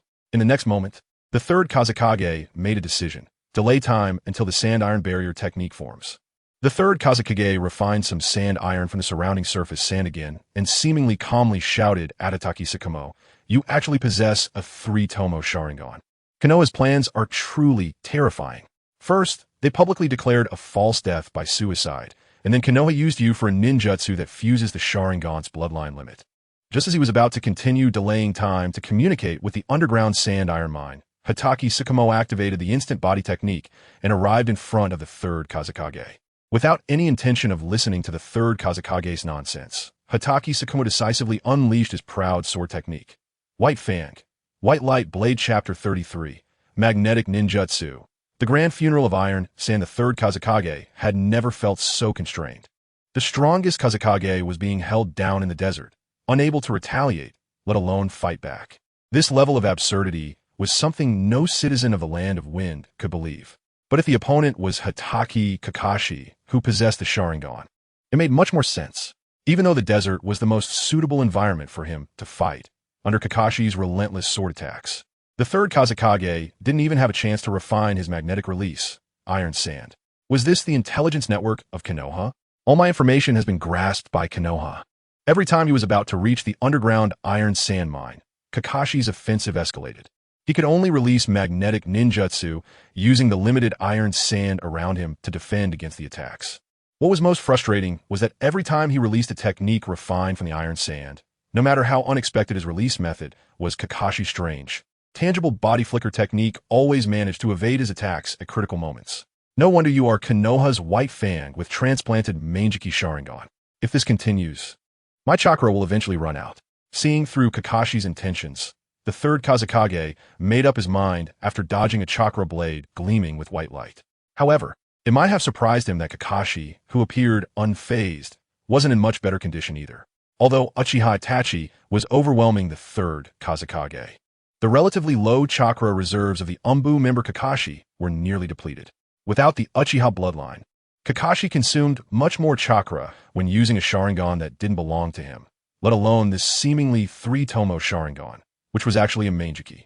Oferdro Chakra used the Mangekyō Sharingan to determine the outcome. In the eyes of the third Kazekage, Kakashi's consecutive White Fang, White Light Blade attacks suddenly slowed down. In an instant, the third Kazekage realized this was the best opportunity to master the underground Iron Sand vein and perform the ninjutsu Iron Sand World technique to turn the tide of battle. However, before he could detect any effective Iron Sand, the scene unfolding before him nearly made him explode. Stay away from Scorpion. Watching Kakashi rush towards Scorpion, who was wrapped in iron sand above, the third Kazekage almost shouted, "You killed Scorpion's parents, and now you still want to attack him? You bastard!" The roar echoed from the depths of the third Kazekage's throat. He had witnessed Scorpion's growth journey, from a confusion of longing for his parents to understanding that they had been killed by Kakashi, to simulating the return of family with his puppet's father and mother. Why does Konoha enjoy such a favorable geographical position while the people of the Land of Wind can only live in poverty and suffering? But the war initiated to change the suffering of the Land of Wind only brought more pain. Every time he thought about this, he felt helpless as the Kazekage. I have the title of the strongest Kazekage, yet I cannot change the status quo of the Land of Wind. In the next moment, a massive amount of magnetic chakra erupted around the third Kazekage. Under his influence, the iron sand vein buried in the desert seemed to sense something, vibrating in resonance. The battlefield at that moment was like hell, with the ground shaking thunderously and the sharp sound of quicksand collapsing ringing out for several kilometers. The third Kazekage, surrounded by black-purple chakra, extended his right hand. Moments later, a cubic magnetic ninjutsu creation appeared in his hand. "It will soon come to an end," the third Kazekage whispered. "As Kazekage, I will protect the Land of Wind until the last moment." Magnetic release, grand funeral of iron sand. The overwhelming magnetic iron sand surged from all directions, like a tidal wave, aiming to completely shred Kakashi. At that moment, the desert resembled an ocean, but an ocean forged from iron sand. Indeed, as the strongest Kazekage. How much iron sand had he absorbed? The peaks of the iron sand waves were estimated to be over 100 meters high. Faced with such an exaggerated, super shadow level ninjutsu, Uchiha Itachi was not afraid. Instead, he stepped forward to analyze it. It wasn't that Itachi was fearless or wanted to restart the next round. Rather, his experience from the first instance told him, just as the third Kazekage was manipulating the unprecedentedly powerful magnetic release, he suddenly covered his mouth, and a massive amount of dark blood spewed out. "Hitachi Kakashi, you despicable guy, how dare you?" Before he could finish his words, another weak, vomiting sound came. The cubic magnetic creation in his hand slowly fell to the ground, and the third Kazekage finally could not maintain his standing posture. Don't blame me for everything. I don't accept it. As the third Kazekage collapsed, spewing black blood, the nearly formed black-purple chakra around him gradually dissipated. The vast amounts of iron sand that had surrounded the battlefield could no longer maintain their form under the control of magnetic release. After the magnetic chakra that controlled them disappeared, they scattered sparsely in the desert. If I guess correctly, there will be one more. A sharp sound of an object piercing flesh echoed, and a long iron sand needle pierced Uchiha Itachi's waist. Reversal of light. Even as his body was about to be cut in half, Itachi felt no pain or discomfort. After all, this was not his true body. Just a projection of the character template. Magnetic release, iron sand spike. The third Kazekage seemed to grasp something, clenching his fists and using the last remnants of his chakra. Scorpion, if you can hear me, run. The third Kazekage, whose mouth and nose were gushing thick black blood, spat out a large mouthful of filthy blood and shouted into the air with his last strength. This is all I can do. As the third Kazekage's consciousness began to fade and his soul returned to the netherworld, a voice came from beneath the mask. You can't die yet. If you die now, the kill won't count as mine. Mangekyō Sharingan. In the eyes of the third Kazekage, who had one foot in the gates of hell, Kakashi's left eye, the three tomoe Sharingan, spun rapidly and formed a pinwheel pattern after a stream of blood flowed out. Mangekyō, the nearly dying third Kazekage, suddenly erupted, the veins in his neck clearly expressing his anger. Using villagers for bloodline fusion experiments, Konoha are truly shameless. Kamui. A wave of spatio-temporal fluctuation erupted from the third Kazekage's neck. Dying under the Mangekyō, what a dreamlike ending. Moments later, the third Kazekage's neck was directly twisted by the ocular technique Kamui, and he no longer had any breath. Mission accomplished. Limited time event peak showdown settlement. Rating C. Rating too low. Reward. Universal S-rank ninja fragment to next. A game notification message popped up. Instance officially ended. Would you like to retain battle memories? Battle memories? Uchiha Itachi clicked on the yes option and then exited the peak showdown instance. Chapter 34 Kaleidoscope Ninja Kitsuki Sasuke to collect the strongest wind shadow as a piece of art. This is the sublimation of art. Just thinking about this made a surge of indescribable excitement rise in Scorpion's heart, causing his fingers to tremble slightly. As long as I wait for the poison to take effect, I can go to the nearby secret laboratory for the transformation of the human puppet.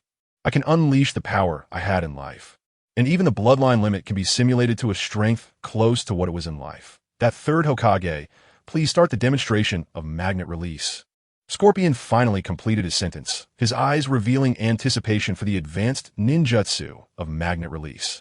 He could vaguely sense the feeling of helplessness for being killed by Kami, and the third wind shadow came back to his senses. Is it an illusion? Time returned from the moment struck down by the kaleidoscope Sharingan to when Scorpion had asked him about ninjutsu. No, this is definitely not an illusion. Through meticulous perception, the third wind shadow discovered the special poison within his body. I have been poisoned. I must always be on guard against Kitsuki Sasuke's attack. The third wind shadow straightened up and instantly refined a large amount of magnet release chakra. In the next second, dense black-purple chakra wrapped around the third wind shadow's body, connecting with the underground iron sand veins. Using such despicable means. How detestable. Magnet release. Iron sand world technique. A large amount of magnetic iron sand from underground broke through the sandy ground, gathering around the third wind shadow. This time, you can't escape. Thinking of Kitsuki Sasuke suddenly teleporting in front of him and using the white fang blade technique, the third wind shadow immediately took corresponding defensive measures. The third wind shadow expanded his perception range using iron sand, with a large amount of iron sand scouting and detecting everything around. As the iron sand veins were nearly drained, the surface of the desert inevitably collapsed a bit. Scorpion. The sudden shout from the third wind shadow startled Scorpion. Regarding the third wind shadow, who had fallen silent after calling his name, Scorpion, out of caution, did not take any action. The third wind shadow wanted to say something, but that was the enemy who killed Scorpion's parents, Kitsuki Sasuke. Even as the wind shadow, he had almost been killed by him, relying on the home field advantage. The strength of Kitsuki Sasuke, who fused with the kaleidoscope Sharingan, had increased to an outrageous level, one that Scorpion could not handle. After much consideration, the third wind shadow abandoned the idea of informing Scorpion of this news. However, in Scorpion's eyes, his unusual behavior became somewhat intriguing. Has he already realized he is poisoned? Is this scale of magnet release meant to kill me? Clad in yellow armor, Scorpion sneered and quietly crushed the clay bottle at his waist. A colorless and odorless gas immediately spread. But do you really have the guts to kill me? Risking the collapse of Sunagakure from within. The killing of Chiyo's only grandson by the third wind shadow was heavy news that could trigger internal chaos in Sunagakure. Looking at the third wind shadow, who was still on guard against the so-called Kitsuki Sasuke, Scorpion decisively chose to turn and flee. Seeing Scorpion taking off at high speed, the third wind shadow immediately called out, "Scorpion, that's an illusion from the Kaleidoscope Sharingan. Don't believe it." Scorpion, who was running at full speed, clearly paused for a moment, his speed gradually slowing down. Kaleidoscope? Could it be that he didn't recognize me? Seeing Scorpion slow down, the third wind shadow quickly explained, "It's Kitsuki Sasuke's Kaleidoscope Sharingan. You are under the control of his illusion." Kitsuki Sasuke's Kaleidoscope Sharingan technique is very powerful. He is hiding nearby. The third wind shadow's coughing became more urgent, and the intense emotional fluctuations caused Scorpion's poison to spread faster. He will appear from that direction. Right over there. Magnet release. Iron sand spike dozens of meters high. Iron sand spikes appeared out of thin air on the sand dune with an indescribable speed. Unfortunately, what the third wind shadow sensed at this moment was merely an illusion generated from being overly tense. The masked Kitsuki Sasuke did not appear there. Come back. Everything in the illusion is fake.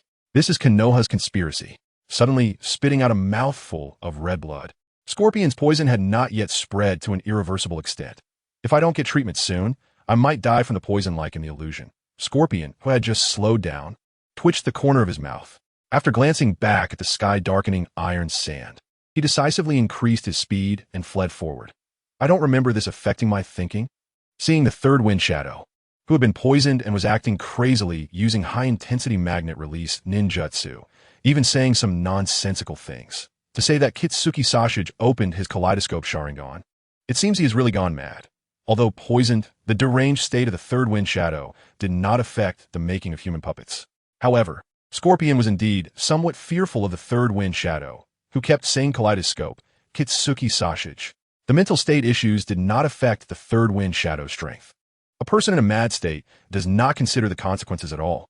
If the third wind shadow no longer considered the balance within the village, or things like Chiyo's grandson, and continued to pursue Scorpion with magnet release, then forget about eternity and art, just based on the iron sand puppet technique.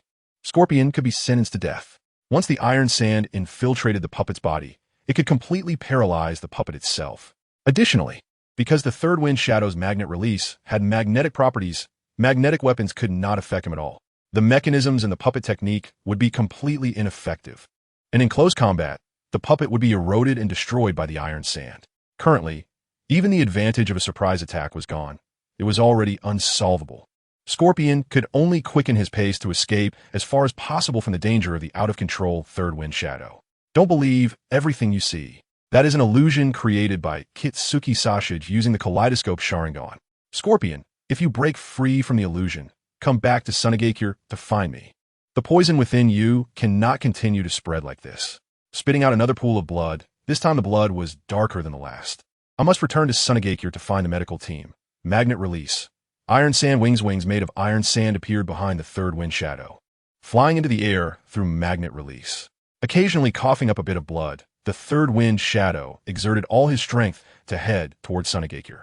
Scorpion, who was confused, hadn't figured out the situation when the crisis was resolved. Losing the most perfect creation, where did it go wrong? After saying this, Scorpion took off his Sunagakure forehead protector. He needed to find better materials to create eternal art. Casually throwing the Sunagakure forehead protector to the ground, Scorpion stepped on the sand covered in iron sand and gradually moved away. That startled me. I was clearly on my way. An ordinary white Zetsu emerged from the ground, observing the iron sand-covered battlefield. Recently, the movements of various ninja villages had become increasingly frequent, and even those like them, who provided information to Uchiha Madara, had become busy. What the hell? White Zetsu rubbed his chin, pretending to think. Did the third wind shadow going mad affect Madara's plans? Then, White Zetsu merged into the desert and gradually disappeared. Chapter 35. Kamui Kaleidoscope, Eternal Mangekyō Sharingan Sasuke had 73 shards, and with the addition of 10 universal S-rank ninja fragments, that makes 83 shards. Uchiha who exited the peak duel dungeon, counted the number of shard for the eternal Mangekyō Sharingan Sasuke. However, the biggest gain from this battle was not the shards. Uchiha Itachi covered his left eye with his hand, and after confirming that no one was around, he channeled all his chakra to gather at his left eye. The covered left eye immediately emitted an indescribable cold chakra, and the power unique to the Mangekyō slowly emerged. Uchiha Itachi's left eye rapidly evolved into a 3-tomoe design. The 3 tomos began to spin rapidly, slowly condensing into a clearly arched shape resembling a pinwheel. The Kamui Sharingan left eye was officially unlocked. Feeling the unique power of the Mangekyō within his left eye, Uchiha Itachi was somewhat overwhelmed. This is so powerful with enhanced ocular power, perception ability, and illusion level all comprehensively improved. Immersed in the power of the Mangekyō, Uchiha Itachi noticed the intense chakra consumption upon activating Kamui. The amount of chakra consumed was quite significant. The Mangekyō Sharingan in his left eye slowly retracted, returning to the 3-tomoe form. But was it due to the Uchiha bloodline? Compared to when the dark part Kakashi used Kamui in the dungeon, the chakra consumption was reduced significantly. Uchiha Itachi lowered his hand from covering his left eye, and the 3 black tomos within his left eye kept moving around. It was a bit strange. One eye had 3 tomos while the other had 2. Could it revert back? Opening the Naruto mobile game panel, Uchiha Itachi replaced the incoming Kakashi Hatake dark part with Sasuke Uchiha Sharingan. The next moment, as Uchiha Itachi concentrated his chakra, the left eye that had evolved into 3 tomos began to rotate counterclockwise under the influence of the 2-tomoe character template. In the end, it devolved back into 2 tomos. If there were other Uchiha clan members present, it would probably shatter their worldview. The Sharingan is said to evolve from 2 tomos to 3, but there has never been an example of 3 tomos devolving to 2. This bizarre scene would be as shocking to the Uchiha clan as instantly restoring a hot dog that had been crushed by a steel claw. Feeling the powerful ocular power contained in his left eye, Uchiha Itachi realized that with a bit of external force, it could evolve back into 3 tomos. At this moment, Uchiha Itachi felt only one thing, a strong discomfort.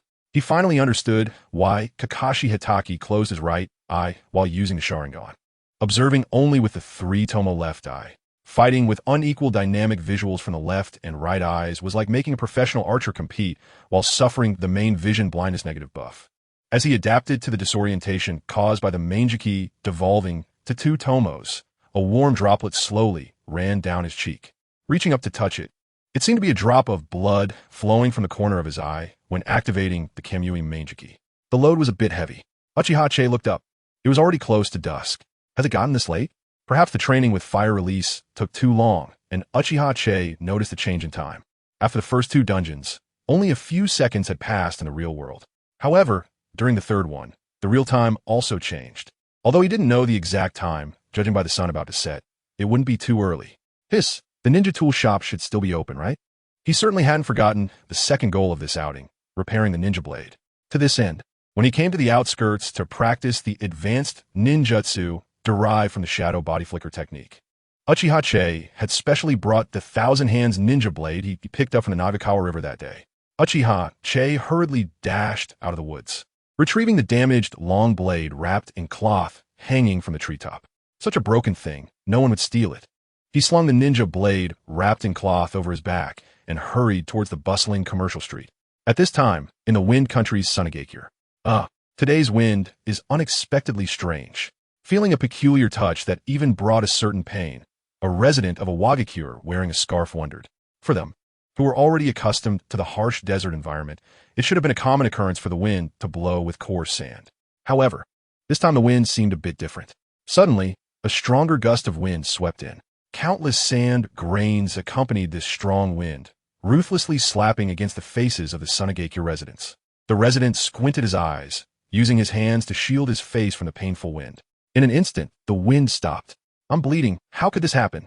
The Susanoo resident touched his cheek, which was slowly oozing red droplets. That previous strange wind had actually cut his cheek, having lived in the Wind Country for many years. He thought he had seen all kinds of bad weather. However, having his skin torn by the wind was a first. No, this is not ordinary sand. Removing his right hand from his bleeding cheek, the Susanoo resident panicked upon seeing what was stuck to his hand with blood. His pupils dilated, and his whole body began to tremble. This is the sand iron of the 3rd Kazekage. On his hand, distinct black-purple sand iron grains were stuck to his palm. In the sandy village, the screams of the Sunagakure resident attracted the attention of some people, including the advisor elder of Sunagakure, Chiyo and Ebizo. What happened? As Chiyo stepped out from the sand and stone buildings characteristic of the wind country, she immediately noticed something was wrong. Shielding herself from the heavy, strange wind, Chiyo analyzed the situation and decisively reached out to grab a handful of the black wind in the air. Upon seeing the iconic sand iron of the third Kazekage. Elder Chiyo first felt confused, then angry and terrified. The quantity and scale of this sand iron must be the third Kazekage's magnet release ninjutsu. Ebizo, standing beside Chiyo, spoke directly, then added, to force the third Kazekage to use this level of ninjutsu in the desert, I'm afraid. In an instant, Elder Chiyo understood why her grandson Sasori had not returned to the village at this time, why the third Kazekage had been missing for so long, and why such a scale of sand iron particles appeared in the air. An indescribable emotion surged in Chiyo's heart. Sasori. Even though she had long understood Sasori's obsession, Chiyo still refused to believe this fact. If the third Kazekage were to go all out against Sasori. Just as Chiyo finished speaking, her younger brother Ebizo immediately stepped forward to comfort her.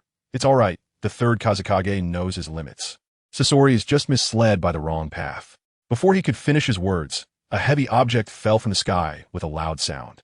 The commotion ahead instantly attracted the attention of many Sunagakure ninjas. Wait, the third Kazekage. A letter to readers for the new year. Happy New Year. Everyone, although the Easter egg chapter may not be released until after the new year. Who would have thought that even a flop could participate in the author's assistant Easter egg activity? C is here to wish everyone good health and prosperity in the new year, and may good luck be with you. This book wouldn't have come this far without the support of all the big readers. I really appreciate it. Now let's talk about this book.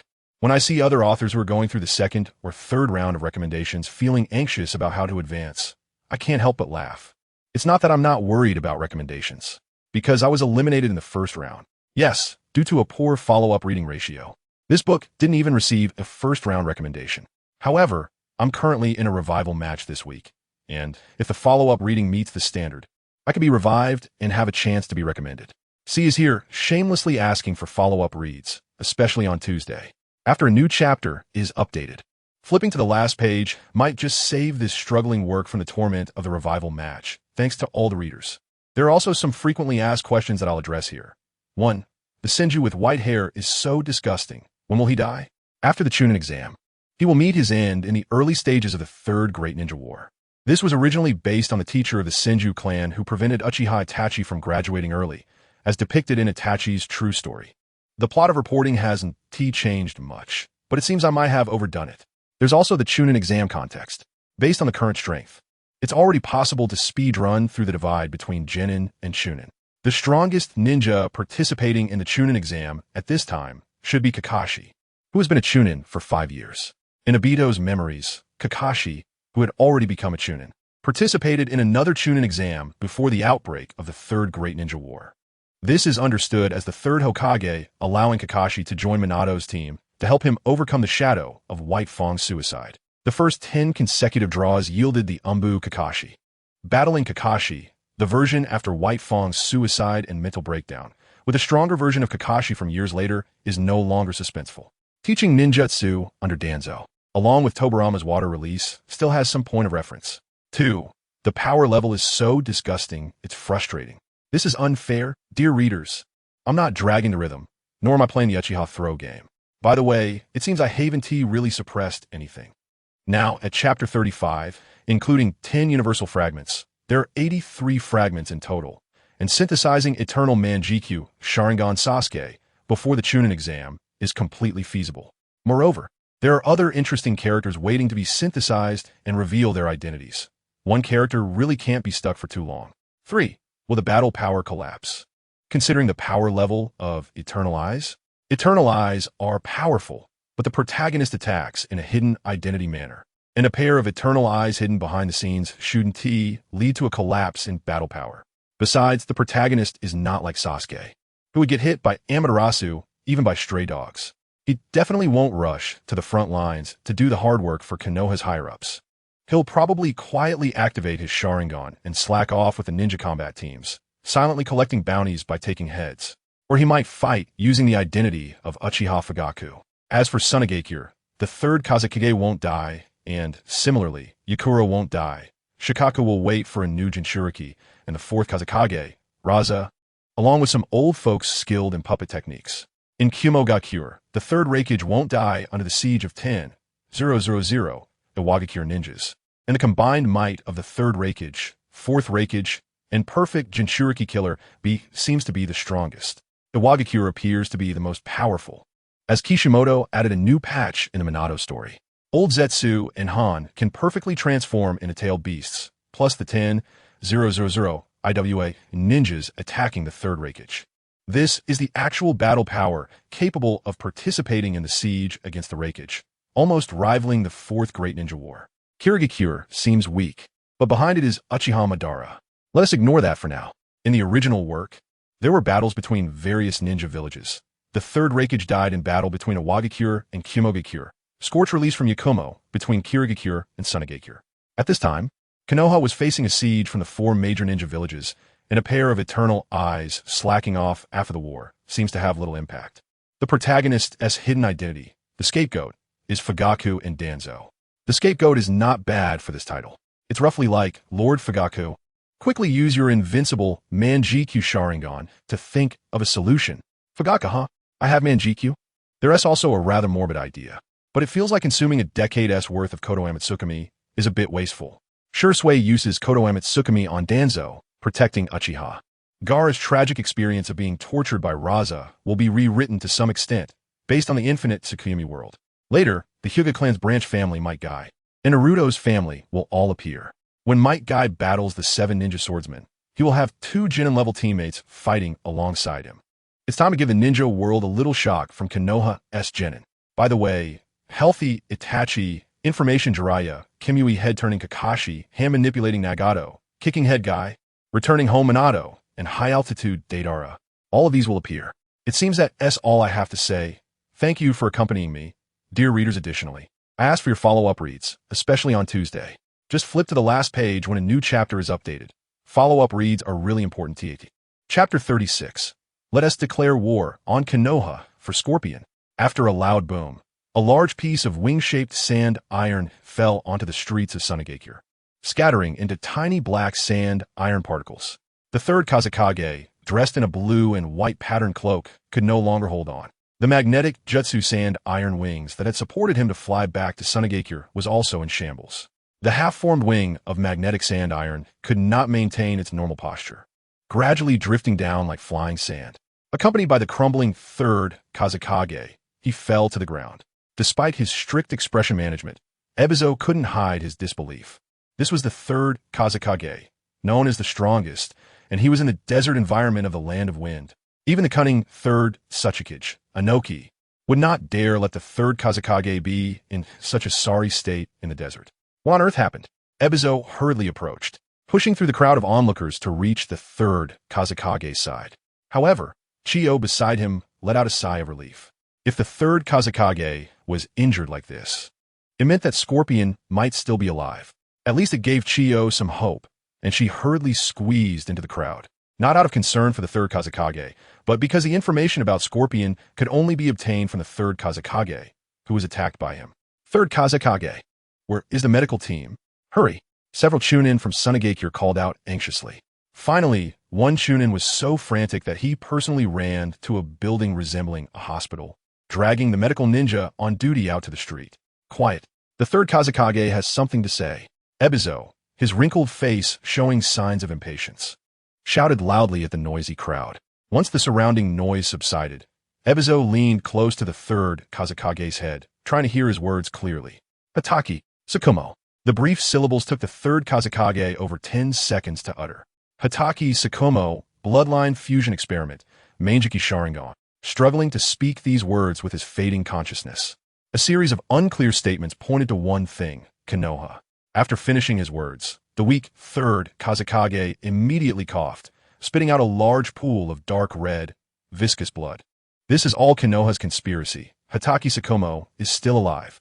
After forcefully uttering these words, a hint of anger appeared on the third Kazekage's pale face. But an even more violent cough followed. What? Konoha's white fang? How is that possible? Evasion, who had once been responsible for Susanoo's intelligence operations in his youth, could hardly believe it. As a seasoned ninja in intelligence, even though he had since retired to the sidelines, he still maintained numerous dark lines in various countries. For a shadow-level powerhouse like Hokage Susanoo, who even had a blood feud with his own sister, Evasion naturally treated any information about him with utmost caution. Even outlandish rumors like Konoha's white fang committed suicide after abandoning his mission out of guilt had been investigated by Evasion through Susanoo's intelligence department no less than 10 times. The final conclusion nearly overturned the worldview he had formed over half a lifetime as a ninja. The shadow-level powerhouse, Konoha's white fang, really committed suicide, abandoning his mission in Konoha to protect his comrades. There wasn't even a grand funeral. Konoha's white fang, who had made countless contributions during the Second Shinobi World War, died just like that under the weight of rumors. 3 years had passed since the news of Konoha's white fang's suicide, and Evasion had gradually buried these matters deep in his memory, selectively believing in the exaggerated fact of Konoha's white fang's suicide. And today, from the mouth of the third Kazekage, Evasion actually received the news that Konoha's white fang was still alive. Years of experience as a high-level advisor drove him to lay out all the intelligence he knew and analyze it again. He didn't die so easily. Konoha's white fang is not dead. I had a premonition long ago. The usually silent Elder Chiyo finally spoke up. When it came to hatred for Konoha's white fang, Elder Chiyo definitely had the most authority in the ninja world. Her son and daughter-in-law were both killed by him, and even her only grandson became strange because of it. Medical team, please ensure the third Kazekage's life signs are stable. Over a dozen members of the medical team dressed in standard Susanoo uniforms had already arrived on the scene. While using medical ninjutsu to maintain the third Kazekage's life signs, a few of them carried the third Kazekage, covered in a mixture of sand, iron, and blood, towards the hospital. The toxin in the third Kazekage. After crouching down, Chiyo carefully observed the blood clots spat out by the third Kazekage. A hint of daze flashed through her murky eyes, clearly indicating that she already understood where the toxin affecting the third Kazekage came from. Chiyo's mouth kept opening and closing, struggling internally. In the end, she couldn't say anything about Scorpion. Scorpion, why? Struggling internally, Chiyo again instructed the medical team. In about 3 hours, I will be able to develop the corresponding antidote. Since Chiyo often secretly analyzed samples of Scorpion's poison, she was very familiar with the toxin in the third Kazekage. However, even though she already understood this toxin, and even had a backup of the same toxin stored at her home, she still needed some time to crack Scorpion's specially made poison. Before heading to crack the toxin, Elder Chiyo suddenly turned to the third Kazekage being supported by the medical ninjas. Seemingly exhausting all her strength, Chiyo whispered to the third Kazekage.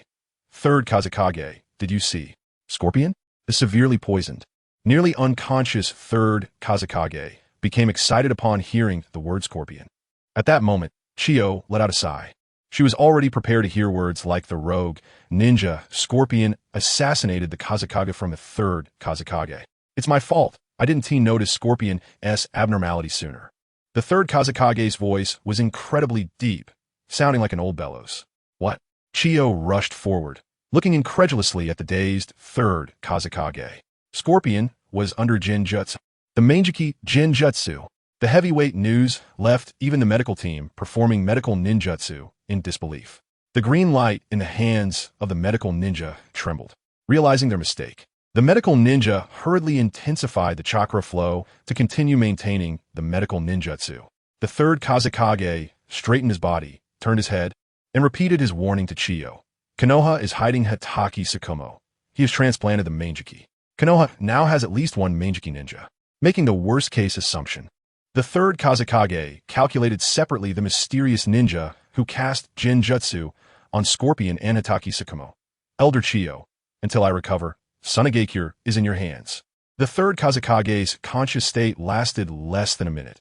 In his poisoned state, his consciousness gradually faded, just as his awareness was about to completely blur. The third Kazekage gave his final instruction. Prepare for war, Konoha. Chapter 37. Tobira, are you going to destroy the Uchiha? It's only a few o'clock. Why is the door closed so early? Uchiha Itachi muttered as he looked at the tightly shut ninja tool shop. After repeatedly visiting one ninja tool shop after another, Uchiha Itachi expressed his disdain for their laid-back business philosophy. It's not entirely the shop's fault. The early closing time is related to the alert and wartime status. Various departments in Konoha Village are working overtime to produce ninja tools and control strategic materials like sealing scrolls in preparation for the imminent Third Great Ninja War. Moreover, individual ninja requests for forging are generally not accepted by ninja tool shops. To make matters worse, Uchiha Tetsu's budget is only 50,000, which is barely enough to cover the cost of reforging. Holding the Senju ninja blade wrapped in cloth, Uchiha Tetsu stood at the entrance of a ninja tool shop, lost in thought. The ninja blades are so expensive. Should I go ask teacher Fugaku for more money? He glanced at the ninja blade he picked up from the Nagakawa River. Looking at the intricately designed hilt engraved with the Senju clan's emblem, Uchiha Tetsu became somewhat distracted. Both the rules and regulations of Konoha Village and the Konoha police force have clear stipulations. If an item like a ninja blade, which can easily cause misunderstandings, is not kept in its sheath, the Konoha police force will take you in for tea session. To take the broken ninja blade to the center of the shopping street, it must be wrapped to cover the blade. The Konoha police force doesn't care who you are. Uchiha's execution ability is, of course, unquestionable, perfectly matching Uchiha Tetsu's stereotype of the Uchiha. Rigid, poor at expressing themselves, and following rules without any flexibility. However, it is this completely independent law enforcement power that has caused the Uchiha's reputation among civilians to stink like a rat in a sewer. Sometimes, Uchiha Tetsu even wondered if those stubborn Uchiha would arrest him and throw him in jail if he violated the rules laid down by the Konoha elders. The bustling shopping street had entered night operations mode. In addition to late-night eateries, there were scattered street vendors. Normally, illegal vendors operating in the shopping street at this time would be met by the Konoha police force. Uchiha Tetsu casually sat on the steps in front of the shop, curiously watching the supervillains rushing toward the shopping street from afar. It's those Uchiha again, really. A vendor pushing a cart glared at several Uchiha clan members dressed in Konoha police force uniforms. The vendor cursed under his breath and then dragged his cart away. However, before he could get far, a female member of the Konoha police force timely blocked his path. "It's you again." A somewhat young member of the Konoha police force coldly looked at the vendor, who had repeatedly violated the rules, and immediately stepped forward to grab his arm. "Don't think you can get away this time. Come with us." Unexpectedly, while the young Konoha police force member and the vendor were arguing, the vendor, who had previously pretended to be ready to fight, suddenly shouted, "Help. The Konoha police force is about to attack civilians." The vendor's scream immediately attracted the attention of passers-by. This left the young, inexperienced female Konoha police force member stunned. The nighttime crowd in Konoha was already considerable, especially in the busiest shopping street.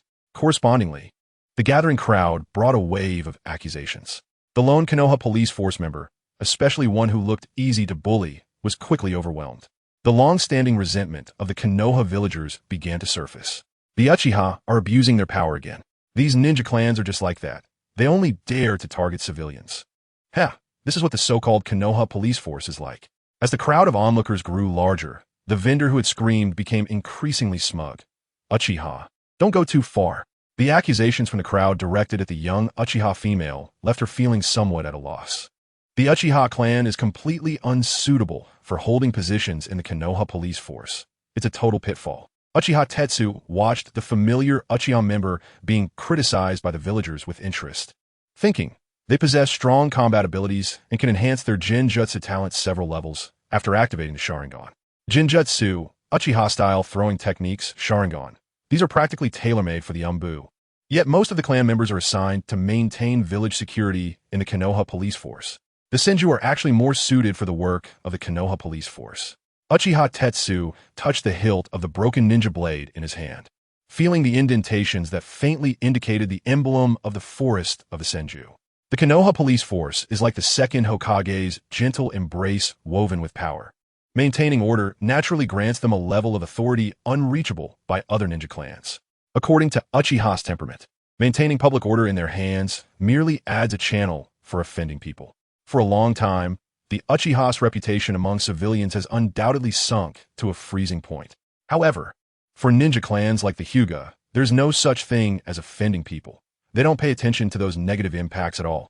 The power of the Uchiha, having taken over the Konoha police force, has inflated to an exaggerated extent, possessing independent law enforcement authority without needing to apply for higher approval. Uchiha clan members huddling together in the Konoha police force cannot gain support from other ninja clans. Without the support of civilians and other ninja clans, does Uchiha think he can become Hokage? Is he dreaming? Releasing the hilt of the broken ninja blade, Uchiha Tetsu slowly activated his two tomoe Sharingan, the two black tomoes swirling in his crimson eyes. As long as the Uchiha produced a pair of eternal Mangekyō Sharingan. No, two pairs of ordinary Mangekyō would be enough. Absolute power can break the deadlock, but Senju Tobirama has already thought of this. The work of maintaining public order has dulled most Uchiha clan members, weakening their combat awareness and willingness to fight. The Mangekyō that could be produced in large numbers during the Warring States period has only seen Uchiha Kagami since the establishment of Konoha.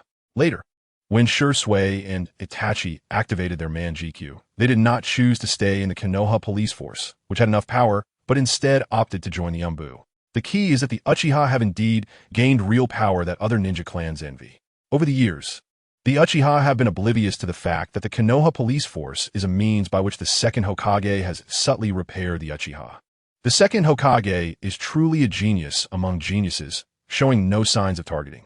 He provided real power while also alleviating the antagonism between Konoha and the Uchiha in a roundabout way. Uchiha Tetsu did not think these two sentences in his heart, but calmly voiced them. After Uchiha Tetsu finished speaking, he instantly turned his head. He locked onto the familiar figure hiding in the dark corner of the wall. You agree, right, Sasuke? Caught sneaking around, Uchiha Sasuke awkwardly stepped out from the corner. Feeling embarrassed, Sasuke scratched his head and was about to say something when Uchiha Tetsu interrupted him. Since you're here, let us go have a bowl of ramen together. He directed his gaze toward the ramen shop, Ichiraku Ramen, behind the crowd surrounding the Uchiha. However, for now, please witness this with me. Uchiha Tetsu shifted his gaze to the young police member who was left speechless by the villagers. Not far away, three imposing members of the old guard are about to arrive. The position of the guard is how it cut off the Uchiha's path to becoming Hokage. This time point is during a Ichiraku Ramen visit. Chapter 38. The work of the Konoha guard, in fact, changing the high and mighty attitude a bit, along with sufficient communication, can resolve the current troubles. Uchiha Tetsu, sitting in front of the ninja tool shop, shifted to a more comfortable position. He then used his two tomoe Sharingan to carefully observe and analyze the emergency situation that urgently needed the Konoha guard's attention. Why is there such a misunderstanding? The guard is merely carrying out normal management. Filled with doubts and confusion, Sasuke followed Tetsu's line of thought. While pondering, Uchiha Sasuke also sat on the steps of the ninja tool shop, mimicking Uchiha Tetsu's posture. This must be due to the villagers' lack of understanding of the guard's work. If only there could be mutual understanding. Seeing the villagers' prejudice and misunderstandings towards the Uchiha, Sasuke couldn't help but feel nervous. I should step in to mediate. That should clear up the misunderstanding. Just as Sasuke was about to step forward to mediate, Uchiha Tetsu reached out and grabbed Sasuke's sleeve, stopping his further action. Would that be useful? The mindset has already taken deep root in the hearts of every villager. Tetsu's Sharingan spun faster, fixating directly on Sasuke's eyes. You don't need to mediate. Just stay here and witness how the conflict escalates. Uchiha Tetsu firmly pulled the silent Uchiha Sasuke to his side, shifting his gaze to the congested crowd. To come up with such a problem-solving method, what can I say? Truly worthy of the Uchiha. On the street, the Uchiha's unique cold aura spread through the commercial area. Three veteran members of the Konoha guard arrived, just in time before the crowd that had gathered. Everyone step aside. Uchiha Hakadai roughly pushed away the Konoha villagers blocking the way. The pushed villager stumbled and fell to the ground. Yet, fearing the power of the Konoha guard, he could only glare at the white-haired Uchiha Hakadai with anger in his eyes. Uchiha Hakadai gazed at the Uchiha woman surrounded by the crowd, feeling increasingly anxious. Damn it, I shouldn't have let Hinata patrol alone. Perhaps once someone earns the Uchiha's recognition, they can discover the other side hidden beneath their exterior. The Uchiha, while often appearing indifferent, seem as if everyone owes them millions. However, when it comes to friends, especially companions they spend day and night with, they reveal a completely different personality, particularly for veteran guard members like Uchiha Hakadai, who have dedicated most of their lives to the Konoha guard. They have poured all their efforts into it. Correspondingly, seeing the scene before him, he was on the verge of losing control of his overflowing anger. In Uchiha Hakadai's eyes, the newly assigned patroller, Uchiha Hinata, was actually surrounded by rebellious villagers on the way. Among them were not few sarcastic remarks and curses. Carrying years of dissatisfaction with the Konoha guard, The previously obstructed, violating villagers began to unleash their words, emboldened by their numbers. What on earth is happening? Arriving at the scene later, Uchiha Itachi was initially puzzled. Then his brow furrowed and wouldn't relax. That person is Hinata? These guys? In a surge of emotion, Uchiha Itachi activated his 3 tomoe Sharingan. A unique oppressive aura exclusive to genin suddenly filled the commercial street. Uchiha Tetsuhiko, who arrived later, also noticed the chaos ahead. It's all right. This farce will end as always does. Uchiha Tetsuhiko sighed slightly, coldly gazing at the densely packed crowd ahead. It will be dealt with properly. Immediately, Uchiha Tetsuhiko showed no intention of retracting his aura. 3 black tomoe quickly appeared in his pupils, accompanied by the chilling pressure of his Sharingan. Normally, ocular powers like Sharingan and Byakugan would not be allowed to be activated in the bustling area of Konoha. However, members of the Konoha Guard with law enforcement authority are not subject to such restrictions. Despite being from the same clan of ocular jutsu, the disparity in treatment is striking. The Hyuga clan expresses deep dissatisfaction with the special treatment left for the Uchiha by the second Hokage. This is also one of the reasons why the Hyuga have not been able to get along with the Uchiha for many years. Surrounding and attacking members of the Konoha Guard is already a violation of regulations. The elder Uchiha Hokage immediately shouted at the front, plainly following up on the previous statement. The Konoha Guard has the right to arrest all of you. When saying arrest all of you, Uchiha Hokage bit down hard on his words, emphasizing each one. Unfortunately, the crowd before him showed no signs of dispersing. Instead, they confronted Uchiha Hokage with their numbers. Those who abuse power and arrest villagers at will. What right do you have to stand here and say such things? Come on, arrest us all. I want to see how the Hokage handles this matter. Uchiha Hokage's face darkened, and after taking a deep breath, he raised his right hand high. 3 seconds from now, if you do not disperse. Uchiha Hokage had never been so serious before. The 3 tomoe Sharingan in his eyes no longer concealed itself. I will personally arrest you all. The Uchiha's protectiveness is among the strongest in the entire ninja world. In an instant, a presence far surpassing that of an ordinary genin emanated from him. Uchiha Tetsuhiko and Uchiha Itachi stepped forward. 3 pairs of crimson, 3 tomoe Sharingan shone brightly in the night. Beside the closed ninja tool shop, Uchiha Sasuke observed the increasingly escalating conflict ahead. Why, if this continues, what it lead to? Feeling deeply anxious, he immediately wanted to rush forward to stop this situation that should not be happening. This is a long-standing conflict between the guard and the villagers. It cannot be resolved with just a few words. Uchiha Tetsu once again held back the rushing Sasuke. Why not pay more attention? You need to have your own thoughts on this matter. The hand grasping Uchiha Sasuke's sleeve gradually loosened. With the Konoha Guard as a medium of accumulated hatred, any ideas you have right now will become castles in the air. As Uchiha Tetsu anticipated, Uchiha Sasuke stopped his forward momentum, his pupils trembling slightly as he analyzed the situation before him. Has the conflict between the villagers and clansmen accumulated to this extent? Uchiha Tetsu did not answer Uchiha Sasuke, but quietly waited for Uchiha Hokage's final countdown. 1. The slightly angry voice abruptly stopped after the countdown of 1. A large number of Konoha villagers had already left before the countdown ended.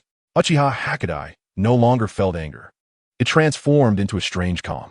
Then, for those who haven't left yet, glancing at the few Konoha villagers still remaining, Uchiha Hokage moved his wrist and made up his mind. Come with me. In the original work, the Konoha Guard is far more martial than one might expect, completely engaging with the villagers in a physical sense. Chapter 39, Fugaku. Why do I have a bad feeling? As Uchiha Hokage's words fell, a golden-haired man rushed out from the Ichiraku ramen shop. I'm sorry, Kushina. Wearing casual clothes, Minato Namikaze pulled out a specially made kunai from his ninja tool pouch. Cautiously, he communicated with the flying thunder god seal on the kunai using Chakra. I might have something to deal with. I'll be back soon. In the midst of this turmoil, dressed in the Konoha Guard uniform, Uchiha Inaba stroked her chin, contemplating the current situation. So that's how it is. This is the work of the Guard. Her first patrol task after joining the Guard had encountered such an unusual incident. Not one to argue. She had no intention of retorting to the other villagers. However, her silence did not lead to a retreat from the villagers. Instead, it escalated the conflict. Dealing with villagers is so troublesome. If she were to execute tasks like escorting or assassination, which required no words, and could be accomplished with caution and solid strength. It wouldn't be so stressful. After all, Uchiha Inaba's 3 tomoe Sharingan had evolved through repeated task executions. Like other Uchiha clan members, she had gained the qualification to join the Konoha Guard once her strength reached a certain level. However, the work of the guard seemed somewhat different from her expectations. What is going on? The voices of the villagers venting their emotions drowned out Uchiha Hakuda's voice. Moreover, she had not focused her attention on these villagers, missing the best opportunity to prevent the conflict. At that moment, she sensed 3 familiar chakra signatures erupting, and Uchiha Inaba gradually regained her senses. As the core figure of this incident, Uchiha Inaba had not anticipated the level of crisis she had triggered. Looking around, Uchiha Inaba noticed that the Konoha villagers who had been shouting at her had already dispersed, leaving only a small group of hardliners remaining. In fact, these Konoha villagers were not necessarily opposed to Uchiha Hakuda. Rather, their bodies were completely immobilized. Faced with ninjas, even those with poor mental resilience among the civilians lacked any strength to resist. Wait, it shouldn't have escalated to this extent. Uchiha Inaba rushed out of the sparse crowd and immediately approached Uchiha Hakuda to explain, but it was already too late. Some special ninja identities had already arrived at the scene. Umbu? How did they arrive so quickly? In Uchiha Inaba's eyes, 2 masked Umbu ninjas used body flicker technique and appeared behind 3 Konoha guard members in an instant. The Umbu responsible for monitoring Kushina Uzumaki sensed the chakra reaction immediately and rushed to the street. The Umbu used sensory ninjutsu to detect the high chakra fluctuations coming from the Ichiraku ramen shop, originating from Kushina Uzumaki. The Nine-Tails Jinchuriki is still on site. This is bad. The Konoha Umbu couldn't help but feel tense. Rioting villagers and Uchiha, what exactly happened here? Within the dangerous proximity of the Nine-Tails Jinchuriki, 3 Uchiha with 3 tomoe Sharingan openly unleashed their chakra. This was heavyweight news that could create a big topic. Cautiously, the Konoha Umbu silently mobilized their chakra, preparing for a possible battle with the Uchiha. At the same time, some ninjas active around the commercial street also rushed to the scene. Among them was Yamanaka Kaichi, who owned the Yamanaka flower shop in the commercial street. What exactly was going on here? Narasha Kaku, Akimichi Choza, and Yamanaka Kaichi, the contemporary trio of pig, deer, and butterfly arrived at the scene after the Umbu. Although they were ninjas backed by the Hokage, their attitude towards the Uchiha clan could still be considered neutral. Next, they would have to wait for the Hokage to handle this kind of negative incident. Not far away, a man dressed in luxurious clothing adorned with the Hyuga clan emblem, with peculiar eyes, silently remarked. Hyuga Hizashi had intended to take a casual stroll on the street, but unexpectedly encountered such a rare spectacle. Although he belonged to the branch family marked as Caged Bird, Hyuga Hizashi had never harbored any grievances against the Hyuga clan. In the face of family concepts, the branch family led by him made significant concessions, almost abandoning all dignity, with their eyes and lives controlled by the main family at a whim. However, for ordinary Hyuga clan members, it's not entirely false to say they don't mind. The Caged Bird mark, akin to that of a slave, was branded on their heads as a form of shame. This was also the reason why children from the branch family, before obtaining the ninja headband, wrapped bandages around their foreheads after being marked as caged birds. After the Uchiha's Mangekyō Sharingan faded into obscurity, the competition between the Hyuga and Uchiha clans for the title of strongest ninja clan had never ended. Although the Hyuga's Byakugan could easily be activated, enhancing physical techniques and providing extensive insight, their reconnaissance abilities could indirectly turn the tide at critical moments. However, compared to the Uchiha Sharingan, it was somewhat awkward. Once the Sharingan was activated, Uchiha gained comprehensive ability enhancements. The existing ninja system of genin, chunin, and jonin seemed tailor-made for the Uchiha, perfectly corresponding with 1 tomoe, 2 tomoe, and 3 tomoe. While those with Hyuga blood could easily activate the Byakugan, the actual enhancement of their strength required subsequent gentle fist training.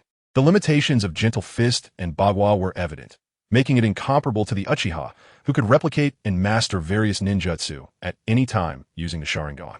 Now, Uchiha Hakuda had realized the seriousness of the situation. Although it was a normal law enforcement procedure, the chakra fluctuations displayed just now were indeed a bit excessive. If this escalated to the Hokage, Umbu Yamanaka, Nara, Akimichi, Hyuga, and Minato Namikaze, upon seeing the newcomer in red and white casual clothes, cold sweat trickled down his side face. Before Hyuga Hizashi could continue his attack, a somewhat serious voice timely interrupted him.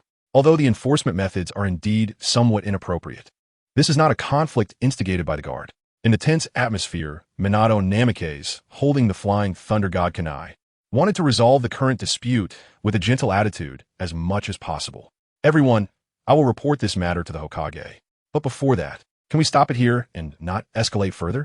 Narashikaku glanced around, and after a moment of contemplation, immediately added to Minato's words, "No problem. If it's Jonin Minato, this matter will definitely be handled properly." Narashikaku's gaze fell on Hyuga Hisashi beside him.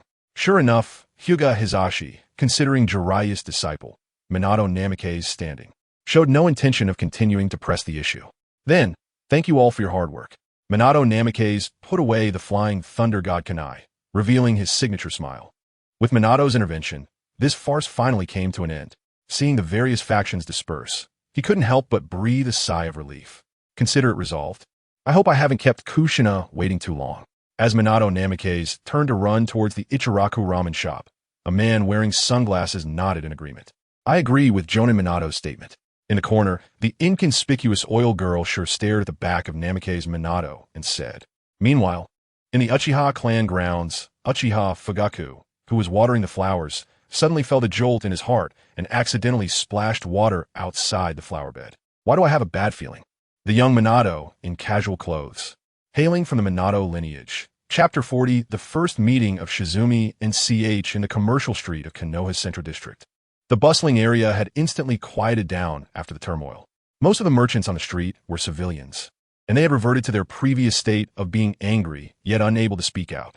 Even though they were extremely angry about the negative impact caused by the Konoha guard, they could only quietly slander it behind their backs. It was entirely unreasonable to bind the guard with the Uchiha clan. Uchiha CH stood up, holding the wrapped ninja sword in his arms. Shizumi, do you still think it's solely the fault of the villagers or the clan? Uchiha Shizumi continuously pondered the events that had shaken his worldview. As someone who had not yet graduated from the Ninja Academy, his understanding of the Konoha Guard was limited to aspects like poor reputation, law enforcement violence, and annoying. He thought it was still at a point where mediation was possible. The inherent naivety of the Dove faction was even more evident in Uchiha Shizumi, a descendant of Uchiha Kagami. So, what should be done? The clan would never give up the power of the Guard, but not giving it up would lead to new disputes. This was also what he thought when he completely shifted his mindset from simple questioning to how to solve the problem. Seeing Uchiha Shizumi's confused expression, Uchiha CH realized that he had made the right move. What should be done? I don't know either, but using force to break the deadlock seems to be the best option right now. He positioned the hilt of the ninja sword in front of Uchiha Shizumi's eyes and shook it slightly. Senju of the forest? I don't quite understand. After that, Uchiha CH slowly infused chakra into the hilt of the Senju ninja sword. It seemed that this sword had a bit of chakra metal added during its forging. Although its exterior was rusty, the utilization rate of chakra for this sword exceeded that of the previous Uchiha Inoho sword. As chakra was infused, the iconic white blade light of Hatake Tsukumo slowly appeared on the rusty blade. Please do not arouse suspicion, no matter who it is. He immediately stopped the chakra input, and the faint white light that had appeared on the blade slowly disappeared. In an instant, Uchiha Shizumi understood Uchiha CH's meaning.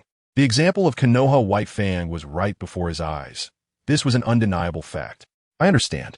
Can I ask you one last question? Uchiha Shizumi swallowed hard and nervously asked the next question.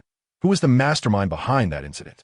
That incident Shizumi referred to was, of course, the bizarre event of Konoha White Fang's suicide. The leader of Root, Shimura Danzo. Lowering his voice, Uchiha CH replied to Uchiha Shizumi in a whisper that could not be lower. Then his voice returned to normal, and Uchiha CH smiled and said, I'm hungry too. How about we go eat ramen?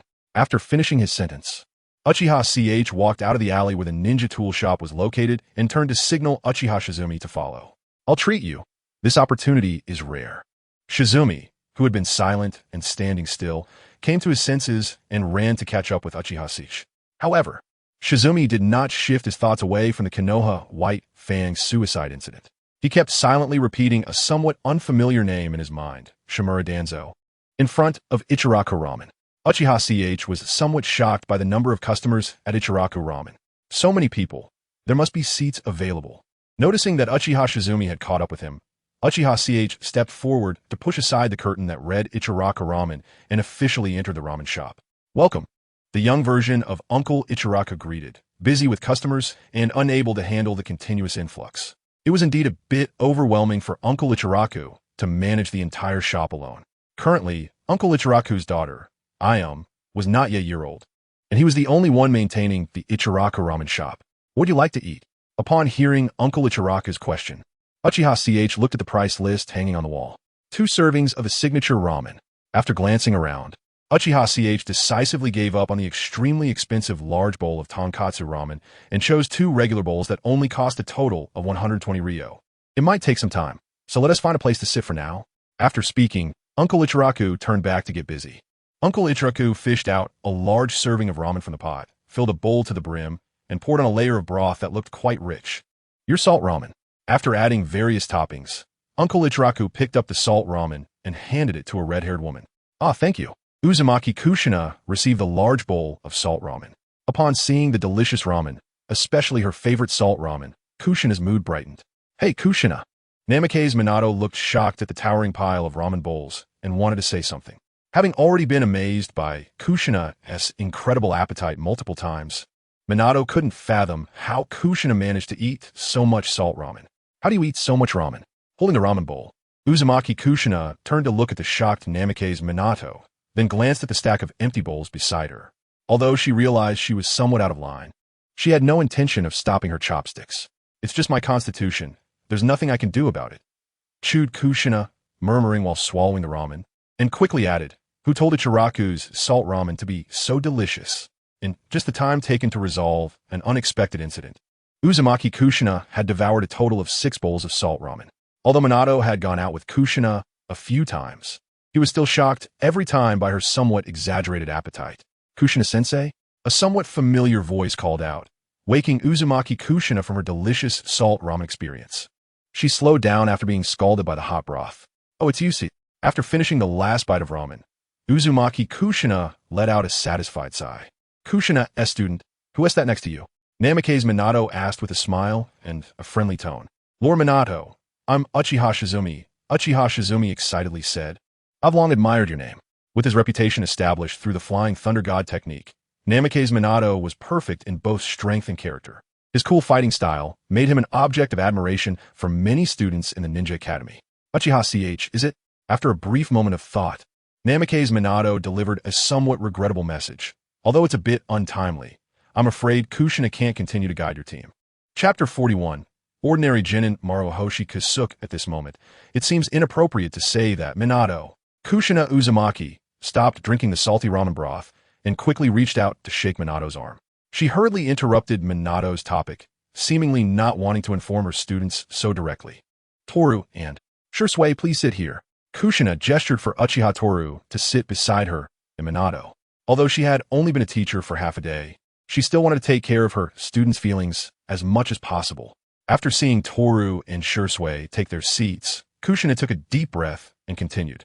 About the team disbandment, it's not your problem, okay? She placed her ramen bowl, which still had some broth left, on the table and then explained to Uchiha Toru. Going back to the Ninja Academy for retraining was just a scare tactic. I won't really send you back for retraining. Everyone's abilities have met the standards, and you all have your own characteristics. With her hands clasped together, Kushina said apologetically to Uchiha Toru, I have some temporary matters to attend to, so I won't be able to fulfill my duties as your instructor. A new instructor may be arranged, or there may not be one for a while. Kushina rested her palm against her cheek and provided a clear answer. As for the Chunin exam, you should be able to participate normally. I am sorry. It was supposed to be my responsibility to report this. Some of the customers who had finished their ramen had already left. Then, Kushina shook Minato's jacket beside her and also pulled on his wrist. Wait, Kushina, but it's okay. Minato will help you with the procedures needed for the Chunin exam. Initially taken aback by Kushina holding his wrist, Minato's mind went blank. Even with his high reaction ability and combat experience, he couldn't withstand such a trial. Right, Minato? Yeah, okay. Feeling the soft touch on his hand, Minato responded half-heartedly. Uchiha Toru and Uchiha Shursui were both confused, wondering why the conversation suddenly turned romantic. However, upon reflection, it made sense. They were indeed in a dating atmosphere. It should be them who were being inconsiderate by interrupting Minato and Kushina's mood. Sorry to keep you waiting. 2 bowls of signature ramen. Uncle Ichiraku's voice timely broke the gradually awkward atmosphere. 2 small bowls of Ichiraku ramen were placed on the counter in front of Uchiha Toru and Shursui. The legendary Ichiraku ramen. Under the aroma of the ramen, the broken sword he was holding became somewhat of a hindrance. Although the sword isn't repaired, Shursui has officially been brought over to my side. Thinking this, Uchiha Toru placed the wrapped broken sword upright beside the stool. Perhaps due to the angle or the darkness, under the orange light of Ichiraku ramen. The Uchiha clan emblem on the hilt shone with an unusually alluring dark golden light. Smelling the unique aroma of the signature ramen, Uchiha Toru moved the ramen that Uncle Ichiraku had placed on the counter in front of him. Even the cheapest ordinary ramen had generous toppings. Seaweed, fish cake bonito flakes, and 3 pieces of chashu. Uncle Ichiraku? Uchiha Toru, who had never eaten Ichiraku ramen before, didn't notice anything unusual. However, Uchiha Shursui, who had eaten the signature ramen before, noticed that this ordinary ramen was a bit different. It seems we didn't order the signature tonkatsu ramen. Following Uchiha Shursui's reminder, Uchiha Toru also noticed the chashu that he had seen in other people's bowls, which belonged to the large bowl of pork miso chashu ramen. Did they get the order wrong? Uncle Ichiraku, who was pulling the ramen from the pot, paused his work, drained the noodles, and turned to explain, it's not a mistake. This is the signature ramen. However, the 3 thick slices of chashu are a special gift for me. Uncle Ichiraku, wearing a cap, showed a standard squinted smile, already hinting at signs of middle age. At this age, how could one not eat more meat? Waving his hand to the 2 behind him, Uncle Ichiraku turned back to continue making ramen. Thank you. Just as Uchiha Toru was about to dig in, Kushina and Minato seemed to have returned to their normal state from that strange situation. Ahem. With 2 coughs, the hands that Minato and Kushina were holding had already released. With a slightly flushed face, Kushina pulled her hand back in her sleeve and pretended to look around casually. Minato, using his strong expression management ability, briefly regained control of the situation. However, realizing the awkwardness of holding hands in front of Kushina's students, he thought, since they've already held hands, what could he do? By the way, about the Chunin exam. Feeling awkward, Minato brought the strangely tense atmosphere back on track. Your mission execution count is insufficient, and in principle, you're not allowed to participate in the Chunin exam. However, exceptions can be applied for because your team member Awa Yamashiro is a very experienced genin, and his mission count is well above the standard. Minato glanced at the clock in the Ichiraku ramen shop, deciding not to waste too much time here. Tomorrow afternoon at 2 o'clock, I will take over Kushina's role to teach you some ninja techniques, and Kakashi and the others will also be there. Alfazizing ninja technique. Minato took out a bill from his wallet and placed it directly on the ramen shop's counter. These are skills that can truly help you survive on the battlefield. Hearing Minato's words, Uchiha Toru and Uchiha Shursui, who were wolfing down their ramen, paused their actions in unison. The 2 turned to look at Minato together. Shursui, you can also come and observe this teaching session. It might help you. After receiving the change from Uncle Ichiraku, Minato said to Uchiha Toru and Uchiha Shursui, well, we'll be leaving first. With a slightly flushed face, Kushina followed closely behind Minato, seemingly prepared to leave together. I have a feeling. As they passed by Uchiha Toru and Uchiha Shursui, Minato said with a hint of speculation, you 2 will become amazing ninjas in the future. It's just my 6th sense. However, let's see if my guess is accurate. After saying that, Minato took the initiative to hold Kushina's hand. As they pushed aside the curtain that read Ichiraku ramen, the 2 gradually disappeared from Uchiha Toru and Uchiha Shursui's sight. Should we go take a look? The shadow clone technique should be able to handle it over at the school. Shursui nodded and silently took a bite of ramen. At that moment, a slight sound of the curtain being pushed open came from outside. I'll trouble you again tonight. The usual tonkatsu ramen. A voice, leaning towards middle-aged, came from the door, and Uncle Ichiraku recognized the regular customer and showed his characteristic smile. Just back from mission, Kusuk?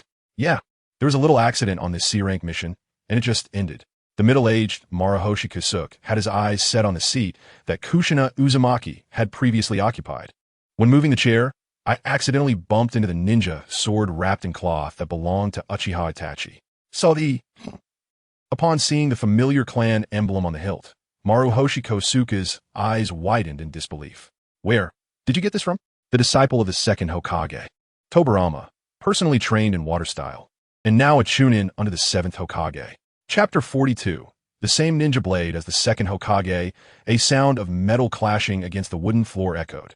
In the dim light, the broken blade that he accidentally knocked to the ground revealed its original form. The rust covering the blade concealed the former glory of the ninja sword. Through the dark golden light emitted by the Senju clan emblem, Maruhoshi Kogai, a disciple of Senju Tobarama, immediately recognized this special ninja blade. I have seen a similar ninja blade with my teacher before. Maruhoshi Kogai picked up the ninja blade from the ground and wrapped the broken sword, which was in 3 sections, with the scattered fabric again. Can you conveniently tell me its origin? After saying this, Maruhoshi Kogai, holding the stacked blade through a layer of fabric, handed the hilt over to Uchiha Toru. Oh, this one? I found it in the Mangekyō River. Uchiha Toru reached out his hands, accepted the ninja blade from Maruhoshi Kogai, and after placing it back in his arms, continued to ask, I don't quite understand the specific origin of this ninja blade, but who are you, uncle? This triggered some memories for Maruhoshi Kogai. After a brief silence, the middle-aged genin was just about to speak when a playful voice came from outside the ramen shop. Maruhoshi Kogai, a veteran genin for nearly 40 years, is such a famous figure that you don't know him? A somewhat clumsy Konoha Chunin pushed open the red curtain and explained to the 2 Uchiha who were talking with Maruhoshi Kogai. Elder Kogai has been a genin for nearly 40 years. If he is a genin, there's no reason you wouldn't know him. Immediately after seeing Uchiha Sasuke, who wasn't wearing a genin headband, the Chunin understood the situation. Still a ninja school student, no wonder. But it's all right. The man in the Chunin vest found a place to sit down, nodded to Kogai, and continued the conversation. If you graduate from the ninja school, you will soon know the great name of Elder Kogai. It's not particularly rare for someone to have been a ninja for 35 years. Many veteran teachers at the ninja school have ninja experience that has reached 35 years. However, their ninja experience has only transitioned into teaching roles, working as teachers while maintaining their ninja identity. This is not comparable to Maruhoshi Kogai, who has executed missions on the front line for 35 years. That's 35 years of experience continuously engaging in various missions, which is extremely rare even in the entire ninja world. Perhaps only that often disdained genin, my guy, may have a chance to inherit the title of Kogai, the veteran genin. However, compared to the deeply skilled and highly perceptive Maruhoshi Kogai, my guy, who can even mess up C-rank or D-rank missions, is somewhat awkward. Maruhoshi Kogai did not have fixed teammates when executing missions. Most of his teammates in C-rank missions were temporary. This is also the reason he got acquainted with this young Chunin. Yet, this ordinary old man, who could be considered elderly in the high-risk ninja profession, had surprisingly good relationships in Konoha. Not only ordinary villagers and genin, but even the current 3rd Hokage, Sarutobi Hiruzen, favored this genin. The fact that he could exceptionally be allowed to execute B-rank missions alone as a genin also implied the 3rd Hokage's recognition of Maruhoshi Kogai's strength. Oh, by the way, just like Elder Kogai, I'll have a bowl of tonkatsu ramen. The young Chunin realized he had been so focused on talking that he forgot to order ramen, so he hurriedly added this to Uncle Ichiraku. Speaking of food, I do miss the meals Elder Kogai made during our missions. While waiting for the ramen to be ready, the young Chunin sat on the chair and complained. Although I can now take B-rank missions, life is much harder than when I was a genin. After seeing Kogai, the young Chunin could no longer suppress his desire to complain. Eating soldier pills every day, what kind of life is this? Vaguely, the Chunin in the vest seemed to feel that nauseating sensation after finishing soldier pills again. Holding his thin but not hungry stomach, the Chunin leaned on the table and began to reminisce about when he was still a genin. If your team is short of people and unable to perform missions normally, Elder Kogai is very likely to become your temporary teammate. The young Chunin said bleakly to the 2 Uchiha, sharing his insights. I was fortunate to have executed a mission with Elder Kogai. Don't be fooled by how strange it is that Elder Kogai carries a pot when executing missions. The food he makes is really delicious. This Chunin shared his personal experience of executing missions with Maruhoshi Kogai again. Moreover, he is very powerful. Although Elder Kogai has always been a genin, his strength is not inferior to those elite genin. Speaking of a mission he executed with Maruhoshi Kogai, the Chunin became emotional. Facing a rogue ninja's fire release, Maruhoshi Kogai only formed 2 hand seals and released the B-rank ninjutsu water release, water barrier. Such powerful strength appearing on the veteran genin stunned him greatly when he was still a genin. Oh, the ramen is ready. Maruhoshi Kogai's words interrupted the young Chunin's desire to continue speaking. You've worked hard today, Kogai. After greeting this regular customer, Uncle Ichiraku swiftly took out the ramen and cut 4 thick slices of chashu, the signature tonkatsu ramen. Uncle Ichiraku placed the overflowing tonkatsu ramen with toppings in front of Maruhoshi Kogai. Maruhoshi Kogai did not rush to eat, but instead made a request to Uchiha Toru. "Can I borrow that ninja blade for a while?" Looking at the determined gaze of the middle-aged man before him, Uchiha Toru understood and directly handed over the ninja blade he had been holding. "Sure, but Elder Kogai." Uchiha Toru previously thought this was just an ordinary ninja blade from the Warring States period belonging to the Senju clan. However, judging by Maruhoshi Kogai's reaction, this ninja blade seemed to be more than that. "Please tell me first about the origin of this ninja blade." After Uchiha Toru finished speaking, Uchiha Sasuke, who had finished his ramen, was also attracted by the dialogue between Maruhoshi Kogai and Uchiha Toru. He had followed Uchiha Toru all afternoon without figuring out why he was carrying this broken ninja blade, which was like a burden. This ninja blade always followed Uchiha Toru, and currently, the only thing he knew about it was the Senju clan emblem on it. Taking the ninja blade with ease, Maruhoshi Kogai revealed what he knew. "I've seen exactly the same ninja blade with my teacher. It can't be mistaken. This special style is not something every Senju clan member is qualified to possess." Maruhoshi Kogai carefully wiped the hilt with his sleeve and held it tightly in his hand. "Wait, Elder Kogai, who is your teacher?" Sasuke asked the question that was hidden in his heart. However, regarding the teacher, Senju clan, and the two seals water barrier mentioned by the young Chunin earlier, he had a rough idea of the answer in his heart. The second Hokage, Senju Tobirama, the only ninja in the original work, apart from Tobirama, who can release the water barrier with just 2 seals. Chapter 43, 168 gold coins. Got it, haha. Senior Gyuk, don't joke around. The young Chunin was amused by Maruhoshi Gyuk and then asked in return, "Senior Gyuk, since you were a disciple of the second Hokage, why are you still a genin now?" Immediately after, the young Chunin seemed to realize something. Wait, that water barrier from back then? As one of the few who had witnessed Maruhoshi Gyuk's true strength, he deeply understood that Maruhoshi Gyuk's genin ranking was completely unreasonable. It was as if he was deliberately remaining a genin, despite the exaggerated gap between the second Hokage and Maruhoshi Gyuk. A somewhat illogical hypothesis popped into the young Chunin's mind. Could be true? Well, just treat it as if I am indeed joking. Without continuing the conversation on the topic of the second Hokage, Maruhoshi Gyuk promptly ended it. His foolish actions in his youth had always been a lingering pain for him. Even now, during a mission, his eagerness to achieve quick results drove him to adopt an extremely aggressive tactic in hopes of getting promoted to Chunin quickly. This also led to the death of his 2 teammates due to his wrong decision. At that time, Maruhoshi Gyuk felt immense guilt, blaming himself entirely for his teammates' deaths. That day, he swore to the second Hokage that he would remain a genin for life to atone for his teammates. Senju Tobirama saw his determination, but worried that he might be too obsessed with it. Thus, he left behind the phrase, "Just live well and atone during your lifetime." After that, the second Hokage took on the role of Maruhoshi Gyuk's water release teacher and imparted his expertise in water release techniques to him. "I will not allow you to be complacent. I will whip you into shape with my water release techniques." Consequently, Maruhoshi Gyuk received the second Hokage's full teachings on water release. Even though the second Hokage had died many years ago, the water release techniques he left behind continued to guide Maruhoshi Gyuk on his path of atonement. By recognizing the Uchiha clan crest on the clothes of Uchiha Tetsu and Uchiha Sasuke, Maruhoshi Gyuk identified their surnames. "Thank you, Uchiha." Just as Maruhoshi Gyuk was about to express his gratitude, he realized he didn't know their names. Uchiha Sasuke noticed Maruhoshi Gyuk's embarrassment and quickly stepped forward to clarify. Senior Gyuk, I am Uchiha Sasuke, and he is Uchiha Tetsu." Maruhoshi Gyuk glanced at the ninja blade that Uchiha Tetsu had lent him, a wave of melancholy rising in his heart. "Tetsu and Sasuke, I truly appreciate you both. When the second Hokage was teaching me swordsmanship, I had seen the ninja blade he used during the Warring States period. Lost in brief memories, Maruhoshi Gyuk began to address the question Uchiha Tetsu had raised earlier. "I heard from his second Hokage that before Konoha was established, he and his brother Lord Hashirama used such ninja blades. So, is this a ninja blade that was once used by the first Hokage, or the second Hokage?" This ninja blade even vaguely relates to the legendary Hokage. When Uchiha Sasuke excitedly blurted it out, he couldn't help but be amazed at Uchiha Tetsu for acquiring this ninja blade. "No." Maruhoshi Gyuk shook his head, denying Sasuke's speculation.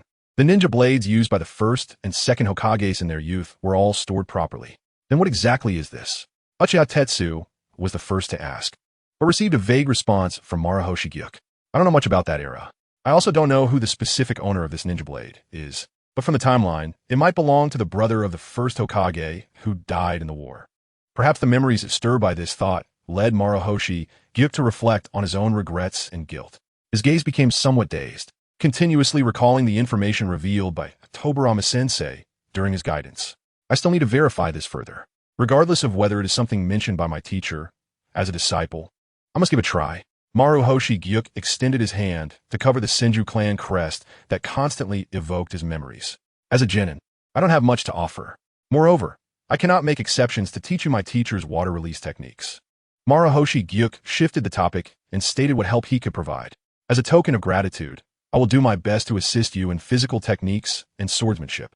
Swordsmanship? Uchiha Sasuke glanced at Uchiha Tetsu, sitting next to him, his mouth twitching slightly. With Tetsu's swordsmanship level, does he still need guidance? I want to learn. Uchiha Tetsu's firm voice surprised Uchiha Sasuke.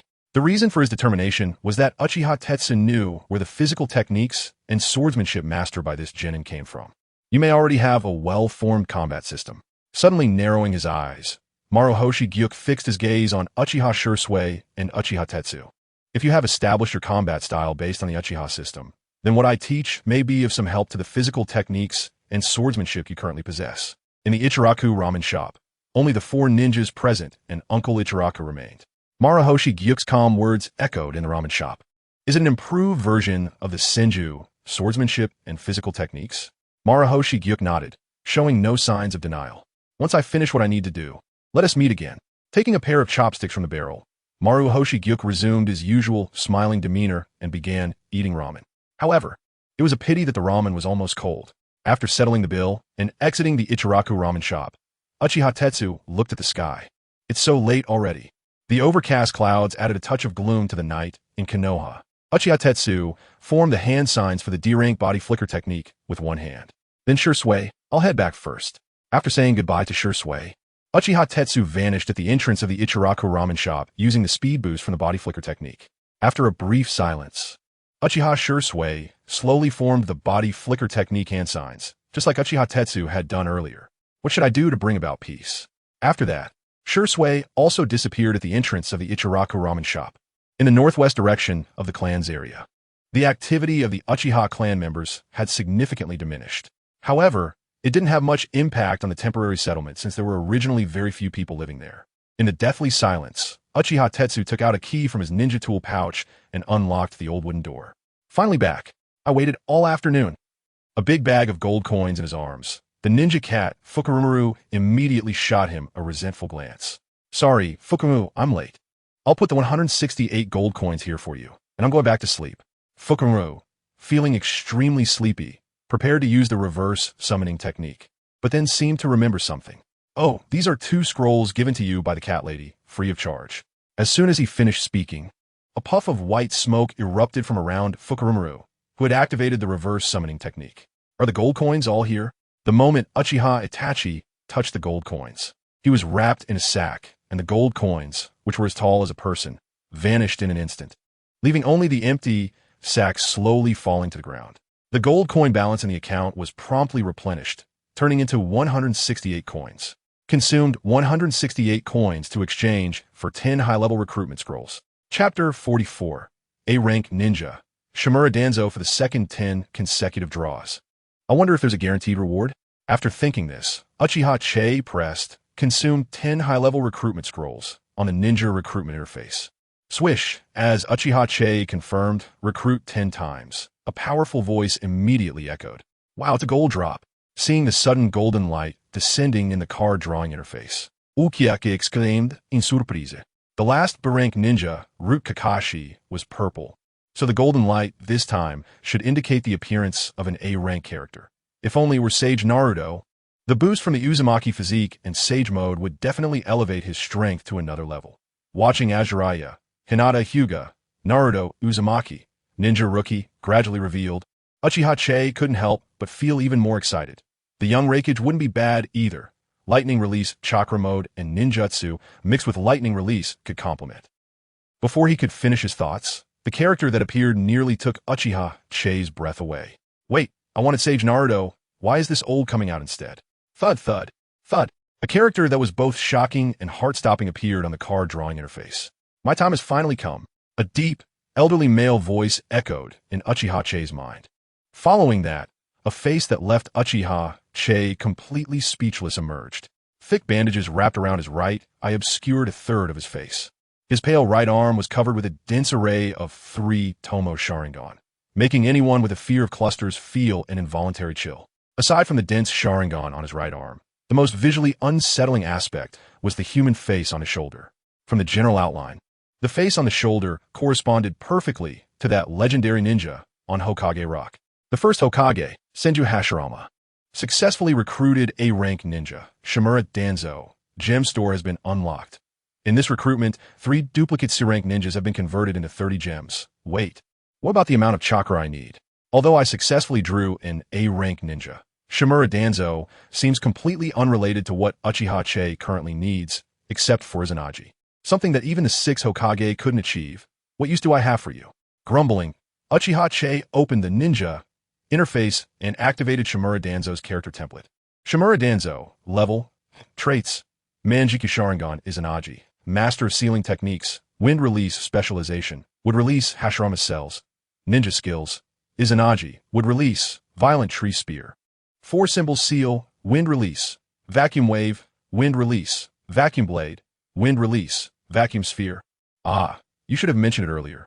Realizing this was the Shimura Danzo from the 5 Kage Summit period, Uchiha Che instantly changed his attitude. Seriously, who said the 5th Hokage isn't a Hokage? Shouldn't our 5th Hokage have a Kage level standard? First, he can use wind release that can shake Susanoo as an enhancement. Rewrite reality, exempt from death with Izanagi. Although not as powerful as the first Hokage, the wood release from this period is barely sufficient. The most special should be the Mangekyō Sharingan hidden beneath Danzo's right eye's bandage. Looks like he got his eye gouged out. That's the fate of messing with the Pot King. The right eye, from the Mangekyō ninja, Uchiha Sasuke, contains the Mangekyō technique Izanagi, known as the strongest illusion technique. Izanagi has never disappointed in its practical effects. It can invade the opponent's brain without visual contact, modifying their will. It can even overwrite the forbidden technique, impure world reincarnation, freeing its target from the caster's control. The only drawback is probably the excessively long cooldown. Later on, Danzo, who had transplanted Hashirama cells, discovered another method of release beyond the 10-year cooldown Izanagi. At the 5 Kage Summit, he demonstrated the ability to release a weakened version of Izanagi multiple times in a short period.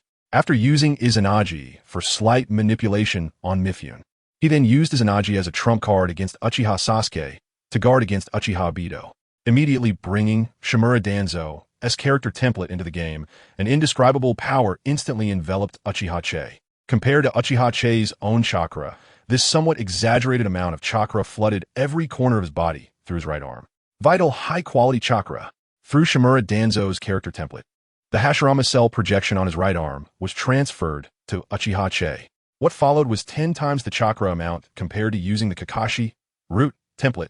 Due to the projection, Danzo's right arm's Hashirama face was not proportionally replicated on Uchiha Che. If that's the case, would release might be even stronger on me than in the template. Uchiha Che looked at the corner of his temporary residence. Due to the age of the building, this temporary residence had been lived in by several clan members who were not very financially stable. The flower pot in front of him should have been left by the previous tenant. Before Uchiha Che arrived, this pot, which had long since withered, sat quietly in the dust-filled corner. The most basic application of wood release. Uchiha Che placed his right hand in the flower pot, staring intently at the long-dead, shriveled plant. It worked. With a look of surprise, Uchiha Che released a small amount of chakra as he learned from Shimura Danzo's template. The previously dead plant began to show signs of life. It should be called wood release little seedling technique. A frail seedling sprouted from the root system of the previous plant. Due to the chakra supply being a bit too small, this seedling appeared somewhat weak. After touching the not-so-vibrant branch of this frail seedling, Uchiha Che made a judgment. It's a living wood release, if fully released. It should be stronger than the power of Danzo in the template, temporarily skipping the relatively less important sealing techniques and wind release ninjutsu segments. Wait, this seems to be the right eye. Noticing that Danzo's bandage was wrapped around his right eye, a bold guess appeared in Uchiha Che's mind. if possible. Standing up, Uchiha immediately activated his two tomoe Sharingan, the Mangekyō in the right eye. Uchiha silently chanted in his heart. As the two tomoe in his right eye began to spin rapidly. As the Sharingan rotated, a black tomoe appeared between the two tomoe at some point. After advancing to 3 tomoe, the rotation of his Sharingan did not end. In the crimson pupils, the black tomoe gradually coalesced into a shuriken-shaped pattern, the second Mangekyō. Chapter 45. Kaleidoscope Sharingan. Konoha Tsukimi. The kaleidoscope of Sharingan is mine now. Walking into the bathroom, Uchiha examined his newly unlocked Sharingan in the mirror. This was the first time Uchiha directly observed the kaleidoscope Sharingan in such a way, and it was right in his eye socket. No wonder the Uchiha clan earned the second Hokage's wariness. The ability to unlock such a level of power is truly remarkable. The shuriken-shaped pattern in the crimson eye showcased an unusual charm. The capacity to silently rewrite a person's consciousness is an unimaginable ability.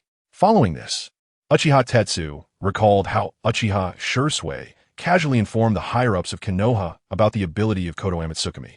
It seems somewhat naive. When such a genjutsu appeared in the eyes of the higher-ups, the power struggle between the Uchiha and the Hokage had already reached a point of no return. Skillfully experiencing the power of the right eye's kaleidoscope, Uchiha took a deep breath. With Sasuke's pair still unopened, that made 3 Konoha Tsukimi kaleidoscopes. I must reserve this one for the most critical moment. If it were Sasuke, he might waste a Konoha Tsukimi with a 10-year cooldown against Shimura Danzo, potentially altering the outcome of the Uchiha clan's massacre. But for Uchiha the candidates for Konoha Tsukimi are numerous.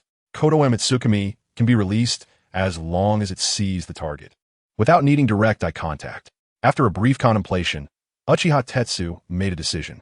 This Konoha Tsukimi would be set aside for Obito, who would unlock Kimui. The idea of rewriting Obito's thoughts with Konoha Tsukimi aligns well with Uchiha current thoughts. With half of white Zetsu's body, Obito has already surpassed the average shadow level in power, making it worth consuming a Konoha Tsukimi. However, the curse mark on Obito's heart from Madara presents a challenge, causing Uchiha to feel a headache again. Never mind, one step at a time. In a mirror, the shuriken-shaped kaleidoscope gradually faded, returning to the 3 tomoe form. The kaleidoscope in the template cannot be retained, but the 3 tomoe can. Uchiha reached out, wiping away the blood that had flowed during the initial unlocking of the kaleidoscope from the corner of his eye. This way, both eyes are 3 tomoe now. Facing the mirror, Uchiha summoned the character of Hatake Kakashi, Umbu, in the game. The Konoha Tsukimi kaleidoscope in the Shimura Danzo template is in the right eye, while the Kimui kaleidoscope in the Umbu Kakashi template is in the left eye. Since he had already entered the Kimui kaleidoscope state once that afternoon, the 2 tomoe in the left eye effortlessly evolved into 3 tomoe, rapidly rotating in the same arc as it did when it was unlocked. Ultimately, it coalesced into a windmill-shaped pattern. Unfortunately, they cannot coexist. Just like when he canceled the Kimui kaleidoscope earlier, using the Umbu Kakashi template made the right eye's kaleidoscope from the Shimura Danzo template devolve into the 3 tomoe form. Taking a toothbrush from the bathroom sink, Uchiha activated the Kimui technique on the toothbrush using the power of the kaleidoscope from the left eye in the template. After a slight fluctuation in space-time, the toothbrush in his hand instantly distorted visually. I must be the first person to throw trash into the Kimui space. He held the toothbrush, which had been severed by space-time, leaving only the handle in front of him. Since I can distort space normally, I can use fire style, exploding wind dance as well. Recalling the jutsu that Uchiha Obito used during the 4th Great Ninja War, Uchiha felt a surge of excitement. By enhancing his fire style with Kamui, he could create an even more powerful fire technique. Replacing the Umbu Kakashi character template with Shimura Danzo, Uchiha stepped out of the bathroom with both eyes evolved into 3 tomoe. This was left by the ninja cat, named Fukuramaru. The ninja cat left 2 scrolls on the ground after dropping off some gold coins. Picking up the scrolls from the ground, Uchiha looked at the first one with confusion. A scroll inscribed with special patterns? Based on his mastery of sealing techniques from the Shimura Danzo template, Uchiha could roughly discern that this slightly longer scroll bore traces of both sealing and summoning techniques. Setting down the first scroll, Uchiha unfolded the other scroll, which looked less ornate. Verge ninjutsu, summoning technique, lightning blood transformation. While surprised, Uchiha felt an additional layer of confusion. Why did the cat lady give this to me? Comparing and analyzing the two scrolls, he began to understand her intentions. Mastering the lightning blade transformation ninjutsu scroll would allow him to seal his ninja tools in the other scroll, making them easy to carry and enabling instant summoning. Uchiha Tetsu had heard a bit about the performance of lightning blade transformation in Naruto. It requires no hand seals. Just touching it with a hand allows the summoning of the items stored within through the formed seals.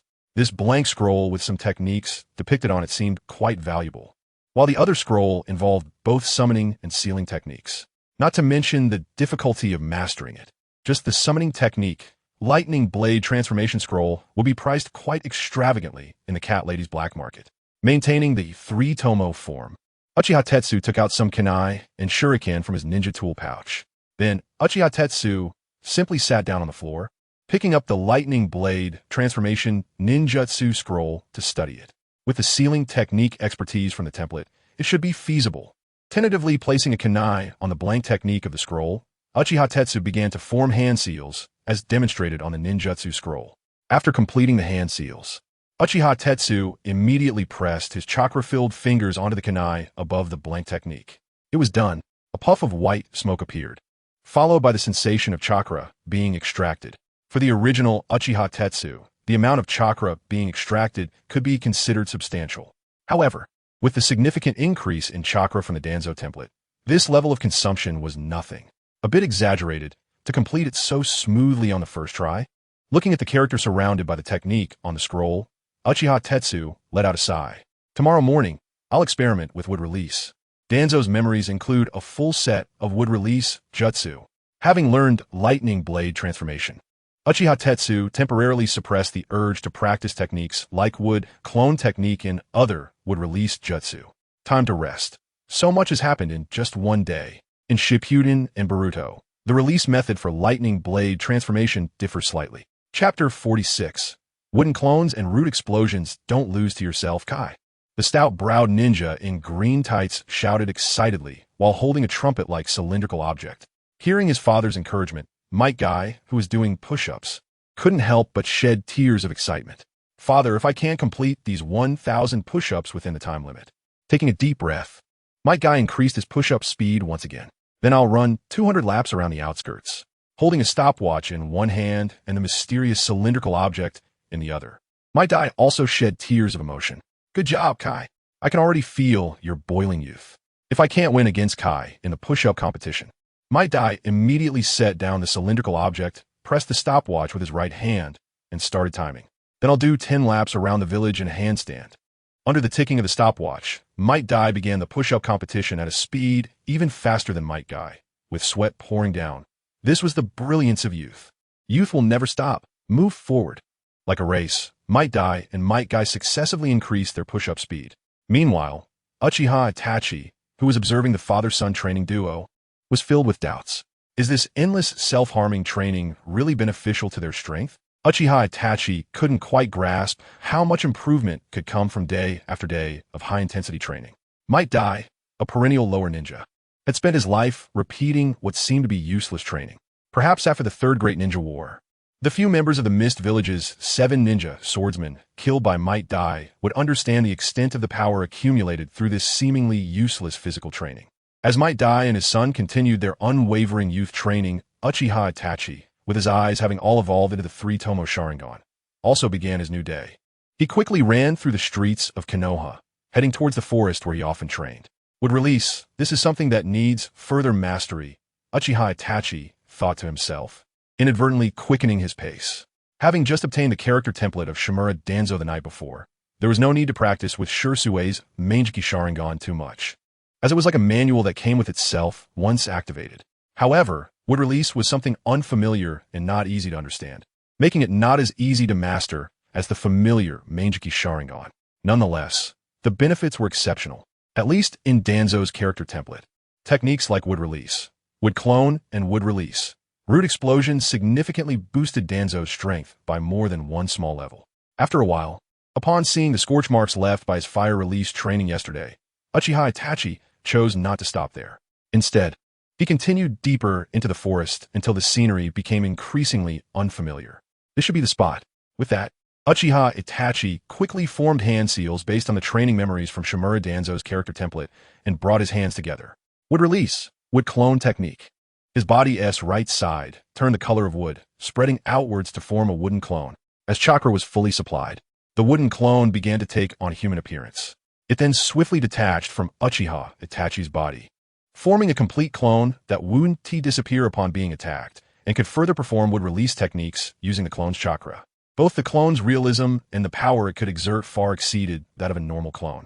Uchiha Itachi gathered chakra in his hands and released a familiar technique using the method of the wood spear.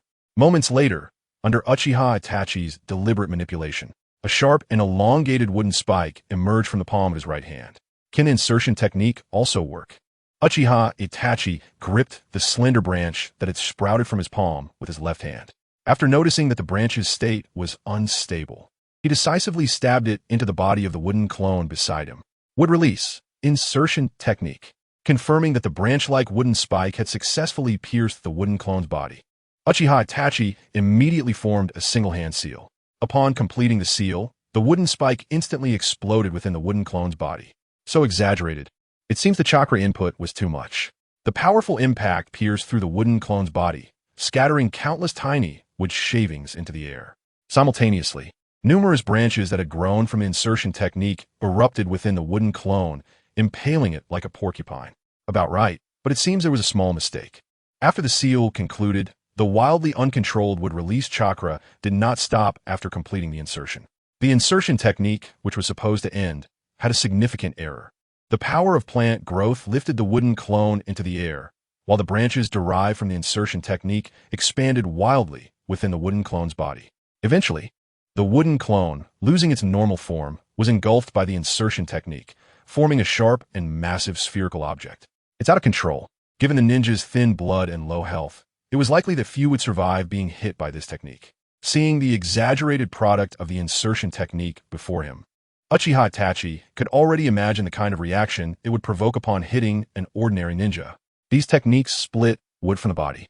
Is it possible to indirectly generate wood release from the ground like Senju Hashirama in the game? Both the insertion technique and wood clone technique require the body to act as a medium and couldn't be released independently like the first Hokage did. At this moment, a strange idea appeared in Uchiha Itachi's mind. With a sense of experimentation, he concentrated chakra in his right foot, then stomped down hard on the ground. The body technique, enhanced by chakra, showcased immense power, directly creating irregular cracks in the heavy soil. From the point where Uchiha Itachi stomped, special cracks rapidly spread around the forest, shaking some of the roots buried underground free. Would release. Would clone technique. After Uchiha Itachi swiftly formed hand seals, using the surrounding plant roots, a stout sapling that barely reached Uchiha Itachi's chest burst through the ground from the point where he stomped. At the same time, bulges rapidly appeared on the sapling's trunk, differentiating and evolving into a wooden clone that lunged forward. Even with his 3 tomoe Sharingan activated, Uchiha Itachi still couldn't tell that this person, who looked exactly like him and had the same chakra, was a wooden clone. If it can be done, then next is the wooden clone that evolved from the sapling dash to the front of the product of the insertion technique. Tiger, dog, snake. Uchiha Itachi quickly formed hand seals, immediately mobilizing the chakra stored within the wooden clone. He then unleashed the wood release technique from Shimura Danzo's template, which served as a trump card. Wood release. Root explosion. Chapter 47. A place where no detection ninjutsu can reach the sound of swift running echoed in the silent forest. After completing the hand seals for root explosion, the wooden clone that rushed to the cutting spike performed the seals in the same manner. Once the seals were completed, the wooden clone's body gradually stiffened. With its last remaining consciousness, Uchiha Tetsu's wooden clone slapped its right hand onto the spike of the cutting technique. The uncontrolled cutting technique, upon sensing the foreign substance, immediately began to expand with the remaining chakra. Like piercing into ordinary wood, the cutting spike embedded itself into the wooden clone that had completely turned into wood. The body of the wooden clone transformed into chakra-infused wood, and then tender branches slowly grew from the wooden clone. Wood release. Root explosion as Uchiha Tetsu chanted the name of the technique from behind. The tender branches emerging from the wooden clone's trunk rapidly differentiated and grew. Sharp cutting branches pierced through the wooden clone's body, even extending to the newly grown branches. They completely enveloped and covered the previously uncontrolled cutting technique, and the trunk of the wooden clone, which was no longer recognizable as human, continued to provide chakra needed for the wood release growth. Seeing the effects of root explosion, Uchiha Tetsu understood the meaning of the name. The robust branches extending from the wooden clone's trunk resembled root systems buried underground, continually wrapping and entangling the uncontrolled cutting technique as they grew. Like root systems bursting forth from the ground, a large number of thick branches sprouted in a short time. Once the branches reached a certain extent, all the extending branches would wrap around and strangle the target. A typical ninja caught in wood release. Root explosion would first feel the helplessness of chakra depletion as they were ensnared. While the gathering would release absorb the target's chakra, countless branches that continuously shrank and merged would also compress the remaining living space. Therefore, the targeted ninja would experience both suffocation and the dual pain of their body being compressed, watching their bones snap one by the thick and wild-growing branches. They would ultimately die in darkness and agony. Truly worthy of the king of cookware, developing such a ninjutsu aligns with his character. Before him, the spherical spike formed after the uncontrolled cutting technique was no longer recognizable. In its place stood a wood release creation that, while not as tall as the surrounding trees, was far thicker than any tree nearby. As root explosion ensnared the cutting technique, the more powerful wood release continued to absorb the wood release chakra, sustaining the cutting technique. The thick branches extending from the wooden clone intertwined and converged into this oddly shaped tree. Thus, the uncontrolled cutting technique was covered and suppressed at the center of this tree by the new wood release ninjutsu. The original template for root explosion required Danzo to sacrifice his own arm. Due to the projection of the template, Uchiha Tetsu clearly had no spare arms to perform this ninjutsu. However, inspired by Senju Hashirama, Uchiha Tetsu made some modifications. By sacrificing the wooden clone, he replicated this ninjutsu, which was considered a trump card in the realm of wood release by Danzo. During this wood release training, there was a part that Uchiha Tetsu did not notice. During this time, he had been using his 3 tomoe Sharingan the entire time, and he had utilized 2 wooden clones, 1 unstable cutting technique, and 1 trump card level wood release ninjutsu. Logically, given Uchiha Tetsu's originally meager chakra, he should have run out of it long ago. However, after gaining the characteristics of wood release Hashirama's cells from Danzo's character template, his chakra amount experienced an exaggerated increase. Releasing these ninjutsu didn't even consume 1/5 of his total chakra. Such powerful ninjutsu, and this was just a portion of the power stolen from the first Hokage. From the exaggerated extent of this weakened version of wood release, Uchiha Tetsu could roughly infer how terrifying the power Hashirama used to pacify the chaotic world truly was. Nearly infinite chakra, sage mode, wood dragons would golem technique. Although the wood release brought by the transplanted Hashirama cells from Danzo's template was sufficient for now, it was still far too weak compared to the first Hokage. Other character templates were needed to compensate for the strength. Uchiha Tetsu opened the game interface and glanced at his 83 fragments of eternal Mangekyō Sharingan Sasuke. I must see teacher Fugaku. I need to speed up the acquisition of fragments. After finishing this thought in his mind, Uchiha Tetsu formed hand seals with one hand to activate body flicker technique. A flash of afterimages darted by.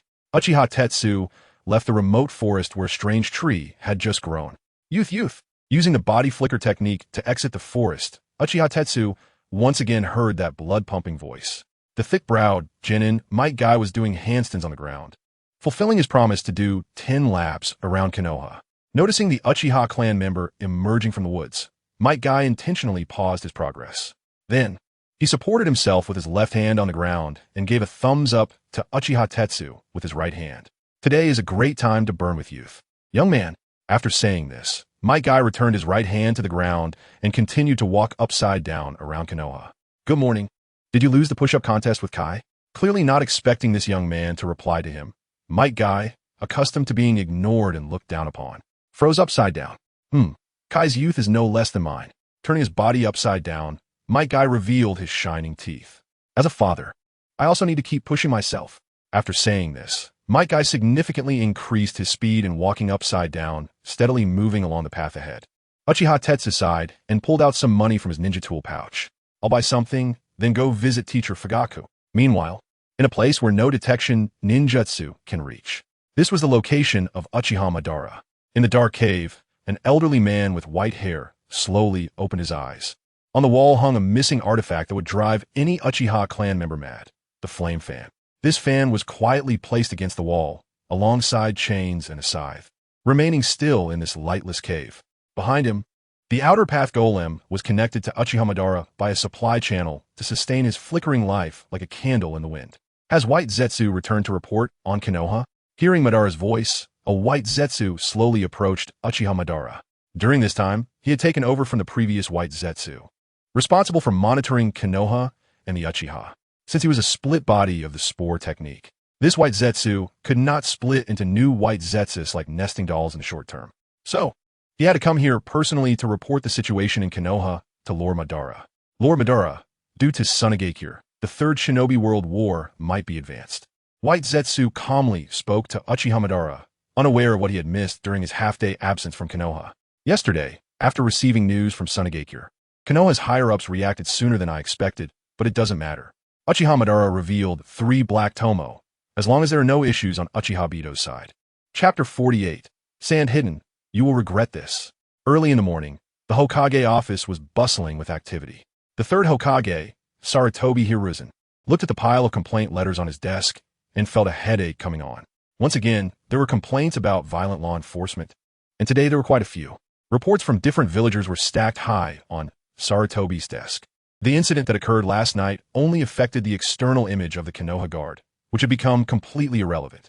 Wearing black-framed glasses, Mito Gatika picked up one of the complaint letters from the desk. After reading the contents of the villagers' accusations against the Uchiha, he sneered and said, "Still the same old violence, Uchiha." Hearing Mito's sarcasm, the advisor standing at the Hokage's desk, Nara Shikamaru, also pulled a letter from the stack of complaints. If it's the Uchiha, then it's no surprise they would threaten civilians. Seeing the atmosphere shifting towards an Uchiha criticism conference, the third Hokage quickly left his seat. He walked up to them and took back the complaint letters they had pulled from the desk. All right, let's put this topic to rest. Now, 3 members of the Konoha F4 had arrived at the Hokage office. The only one missing was the leader of Root, Shimura Danzo. Although they didn't know why Sarutobi had called them in so early, it didn't stop Mito and Nara from taking the matter seriously. In the past, when these complaint letters were in front of them, even if Danzo was absent, the 2 high-ranking advisors would have already started criticizing the Uchiha and discussing how to punish them. However, given the current situation, these complaints alone were not enough to make Sarutobi appear so serious. There must be something more significant that required gathering them all together. The 2 senior advisors had some suspicions in their minds. Hiruzen, is it about the Third Great Ninja War? Without answering Mito's question, Sarutobi cleared his throat. After a brief cough, Sarutobi concluded regarding the Uchiha violent law enforcement incident. The Uchiha clan leader has already given a corresponding response regarding the violent law enforcement incidents. There is no need to delve further. After saying that, Sarutobi opened the letter that had been pressed down by his pipe on the table. How should the villagers be informed about this? Isn't it a bit hasty to conclude like this? Nara expressed her doubts, as she believed this matter could be handled more significantly. The main responsible person for this incident, the 8th Uchiha, had already resigned from his position as team leader. Sarutobi unfolded the apology letter personally written by Uchiha Fugaku in front of them. This is the apology statement from the Konoha Guard. Let us leave it at that. It is unwise to impose additional penalties on the Uchiha during this period. As soon as he finished speaking, the door to the Hokage office was forcefully pushed open by a familiar figure. Is your determination only at this level? A man with a bandaged right eye strode into the office and sarcastically addressed the 3 people inside. You're late, Danzo. Hearing Danzo's mockery, Sarutobi's tense nerves suddenly relaxed. Although this old friend often engaged in small schemes behind his back, having Danzo and the Root behind him during this critical period would significantly ease the pressure on the Umbu. At this point, all 4 of the decisive leaders in Konoha had gathered. With a bang, Danzo closed the door of the Hokage office and walked over to Sarutobi's side. It's about the situation in Sand Hidden, right? The entire ninja world already knows about the 3rd Kazekage's issues. Sarutobi sighed and calmly replied to Danzo, who was making speculations. Now that we are all here, I'll be straightforward. With a sigh of relief, Sarutobi placed the villagers' complaint letters and the Uchiha's apology statement under the table. Under external pressure, these documents no longer needed to exist. We absolutely cannot have internal strife. Danzo unusually did not retort, quietly waiting for Sarutobi to elaborate. Sand Hidden has made new demands. If we do not meet them, Sand Hidden will directly enter a state of war readiness. Did I hear that right? Sand Hidden is going to declare war proactively? Mito scoffed, his tone filled with disdain for Sand Hidden. Are we afraid of them? Nara silently nodded, expressing her approval of Mito's words. We are indeed not afraid of Sand Hidden. But what if the other 3 great ninja villages declare war on us together? Sarutobi, who had slept all night, was particularly energetic at this moment, clearly having thought a lot before meeting with the 3. Regarding the demands made by Sand Hidden, there was no possibility for negotiation left. Sitting back down in his chair behind the desk, Sarutobi began to analyze slowly. What is going on, Hiruzen? Danzo asked proactively, curious about Sarutobi's statement of no possibility for negotiation. What exactly did Sand Hidden demand? Sarutobi sighed and revealed something that made everyone present feel relieved and amused. They want us to hand over Sharingan. Danzo was first taken aback. Then, after a moment, he realized the implications. A Mangekyō? Danzo laughed in anger. It seems the 3rd Kazekage's issues have infected the higher-ups in Sand Hidden as well. They clearly don't want to negotiate. They want to hand the battlefield to me. Huh? Understanding the imminent 3rd Great Ninja War situation, Danzo proactively made a request. Danzo, you will handle the situation in the Land of Rain. I have other arrangements for Sand Hidden. The Land of Rain was currently the most important battlefield, and even with Hanzo the Salamander in command, that fact wouldn't change. Bordering the Land of Wind, the Land of Earth, and the Land of Fire, the Land of Rain was destined to become the core of this war, just like in the 2nd Great Ninja War. This is just a preliminary arrangement. We need more preparations. Sand Hidden was actually coveting the Uchiha's bloodline limit, even probing into the power of the Mangekyō. A sharp glint flashed in Danzo's eyes. Sand Hidden, you will absolutely regret this. In his eyes, if anyone was to suppress the Uchiha, it should be him. Did a small Sand Hidden think too naively? By the way, Sarutobi thought of some arrangements. The Chunin Exams had already been confirmed to be advanced. Due to a lack of mid-tier combat power and manpower, they could only move the Chunin Exams, which were held twice a year in peacetime, forward. It was set for next week. 3rd War Danzo, Chapter 49, using the kaleidoscope to deal with the kaleidoscope. It is indeed quite a coincidence. Sarutobi Hiruzen had just sent Orochimaru to communicate with Uchiha Fugaku in the Uchiha clan territory yesterday. Less than a day later, he received news from Susanoo that was no different from a declaration of war. Once the battle breaks out between Susanoo and Konoha, other ninja villages will surely not miss this opportunity. Orochimaru had already completed the communication with the Uchiha side yesterday. The Hyuga clan has clearly dispatched the main family to take charge, and it shouldn't be a problem to have Orochimaru discuss the specific personnel list in the afternoon. The 3rd Hokage entrusted the task of contacting the Eye Technique families to Orochimaru. Naturally, Sarutobi Hiruzen had great trust in this capable and reliable disciple at critical moments. I understand. Shimura Danzo turned and walked towards the door. The route will start collecting information from now on and fully support all your actions. Sarutobi Hiruzen nodded steadily. Suddenly, he voiced a thought that he had kept hidden in his heart. By the way, Danzo, after Mito Kazahana and Haruno Sakura left, Sarutobi Hiruzen called to stop the last departing Shimura Danzo. Do you think the kaleidoscope might? Shimura Danzo snorted coldly and decisively interrupted Sarutobi Hiruzen's memories of the kaleidoscope. Do you believe the 3rd Kazekage's words? The intelligence department of Root has already detected that the 3rd Kazekage has been seriously poisoned and is currently recuperating. It's just the hallucinations of the poisoned person. The kaleidoscope cannot possibly appear in the existing Uchiha clan.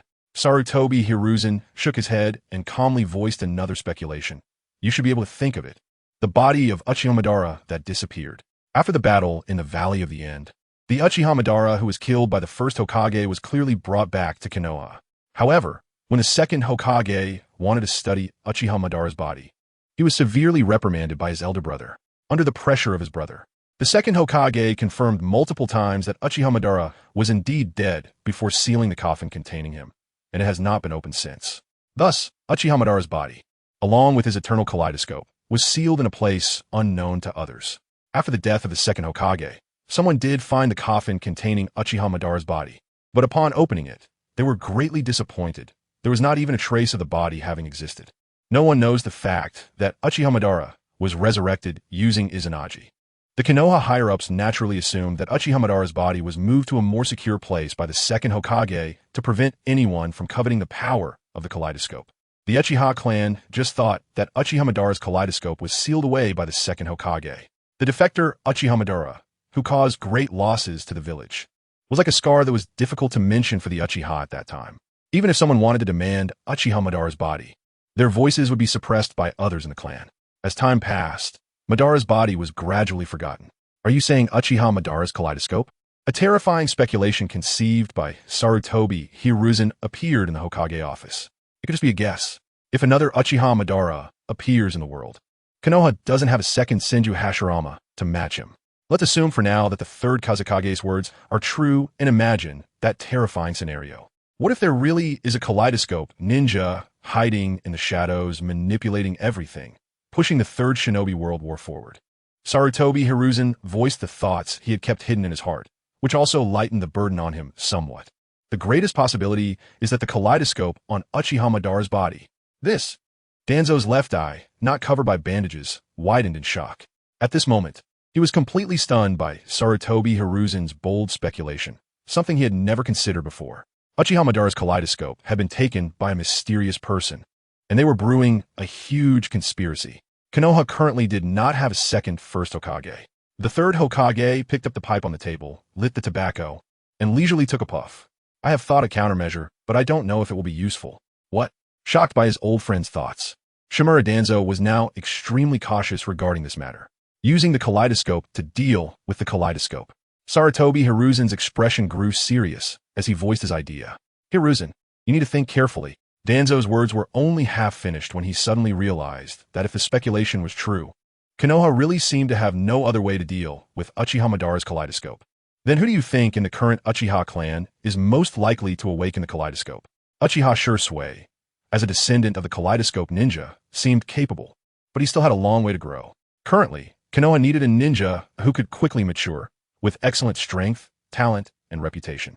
After a period of contemplation, Sarutobi Hiruzen responded to Shimura Danzo, the current clan leader of the Uchiha clan, Uchiha Fugaku. I see, that does seem quite suitable.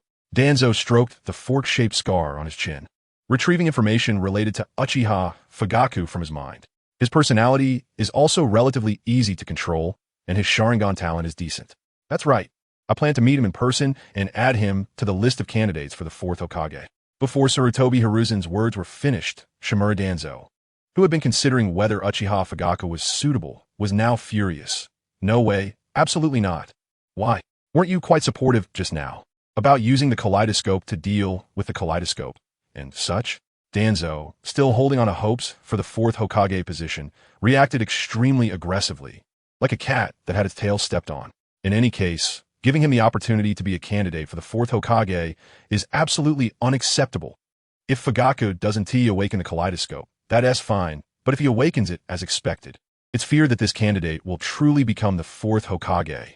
I made my decision and won't regret it. You. Shimura Danzo was about to squeeze out a sentence of Hiruzen. You will regret it, but was directly choked back by Sarutobi Hiruzen's words. I will find a way to restrain the kaleidoscope.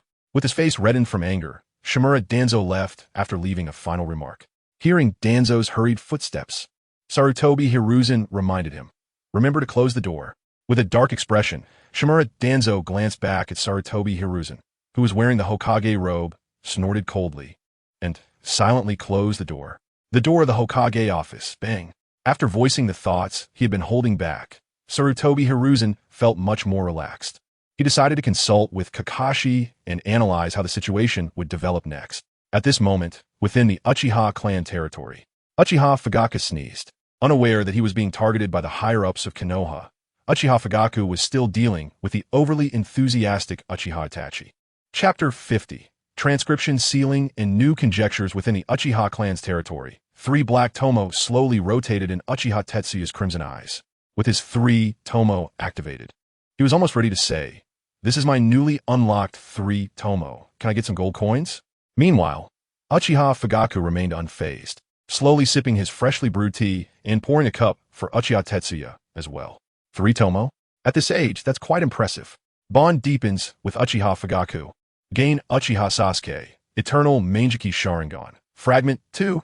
Thrifty Uchiha Fugaku unexpectedly revealed 2 more Eternal Mangekyō Sasuke fragments, which left Uchiha Tetsuya who had been here for nearly half the morning, somewhat numb. The general situation was as follows. Uchiha Tetsuya. Fugaku-sensei, I've mastered all the basic ninjutsu scrolls you gifted me. Uchiha Fugaku, oh, not bad. Sasuke Fragment 1, Uchiha Tetsuya. I also improved and derived an advanced ninjutsu from the Phoenix Fire technique, the Phoenix Flower Claw Red. Uchiha Fugaku. I already knew that. Feigning Profundity and Sasuke Fragment 1, Uchiha Tetsuya. I've mastered the Phantom Body Flicker technique. Uchiha Fugaku. Good talent, mastering it so quickly. Sasuke Fragment 2. Even after Uchiha Tetsuya activated his 3 tomoe Sharingan in front of Uchiha Fugaku, he was still unwilling to reveal more than 2 fragments. Clearly, he had the 3 tomoe Sharingan, and the Phantom Body Flicker technique was something that could particularly highlight his significant power increase. Yet he found himself in a situation where only a few fragments were revealed. Uchiha Tetsuya took a sip of tea and opened the game interface to check the Eternal Mangekyō Sasuke page, adding in 10 universal fragments. He already had 90 fragments for the Eternal Mangekyō Sasuke. He then glanced at the gifts he had bought and placed in the corner, starting to doubt the purpose of his visit today. After nearly a whole morning, he had only obtained 7 fragments, still 10 fragments short of a complete card. And Uchiha Tetsuya was getting anxious to show something impressive to the clan leader. Displaying the Kimui Mangekyō template would undoubtedly earn him a wave of fragments from Uchiha Fugaku. However, Uchiha Mikoto had taken Uchiha Itachi out, and he couldn't obtain any additional Eternal Mangekyō Sasuke fragments from them after showcasing the Mangekyō. Let's try to endure for now.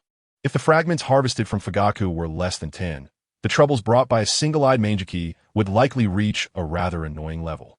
Perhaps due to Shirsue's influence. Uchiha Tetsuya's 3 tomoe Sharingan could only astonish Uchiha Fugaku enough to yield 2 fragments.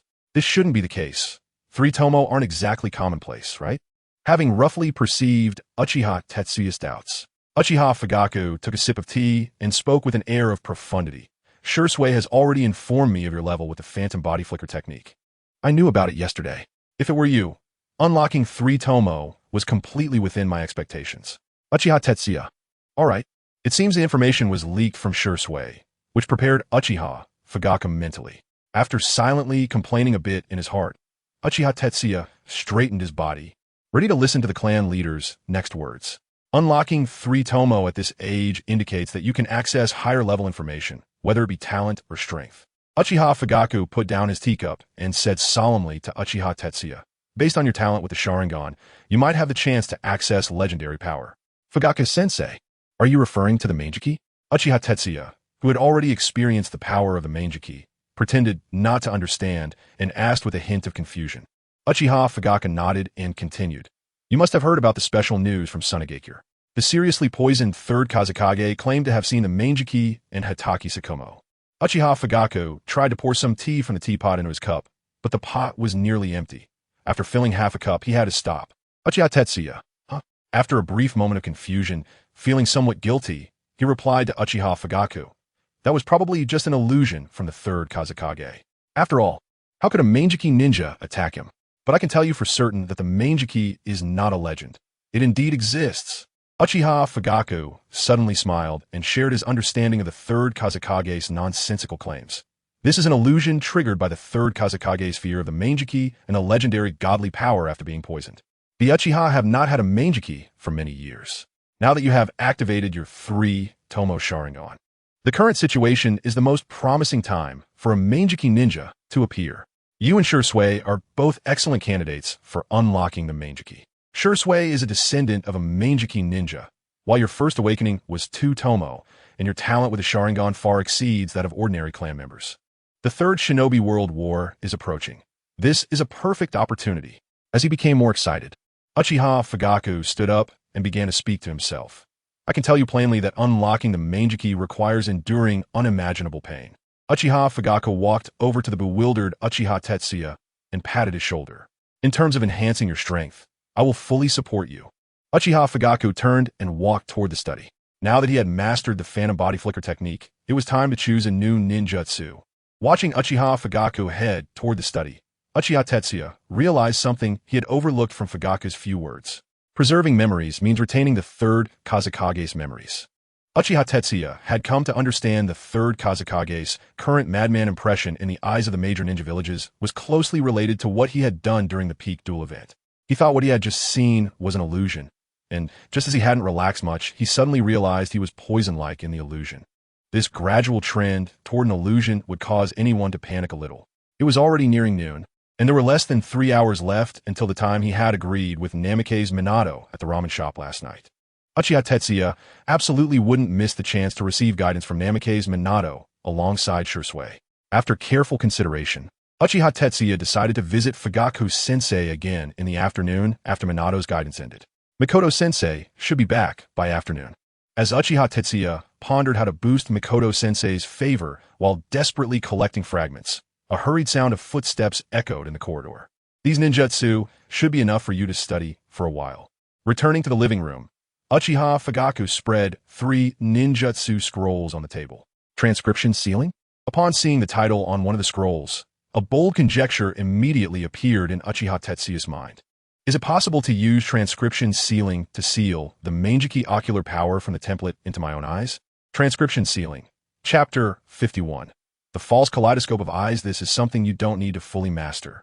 And you don't need to learn the transfer and sealing of ocular power. Seeing Uchiha Tetsu ignoring other ninjutsu and focusing on the sealing technique that he had specially collected, Uchiha Fugaku quickly added, "This is a ninjutsu that only kaleidoscope ninjas need to learn. You only need to study the basics of sealing techniques part in front of this ninjutsu." Pushing the scroll of the transcription sealing technique in front of Uchiha Tetsu, Uchiha Fugaku explained in detail the reasons for choosing these ninjutsu. Through the easily understandable basics of sealing techniques in the first half of the transcription sealing, it prepares for learning Uchiha fire formation later.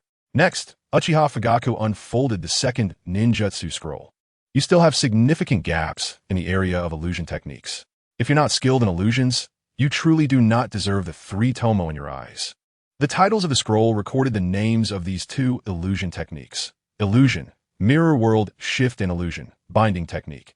The former uses the ability of the Sharingan to reflect the illusion's phantasm in the eyes, and then rebounds the effect back to the enemy. If cast with the 3 tomoe Sharingan, ordinary illusions will not affect you, and any enemy trying to cast an illusion on you will taste the effects of their own illusion.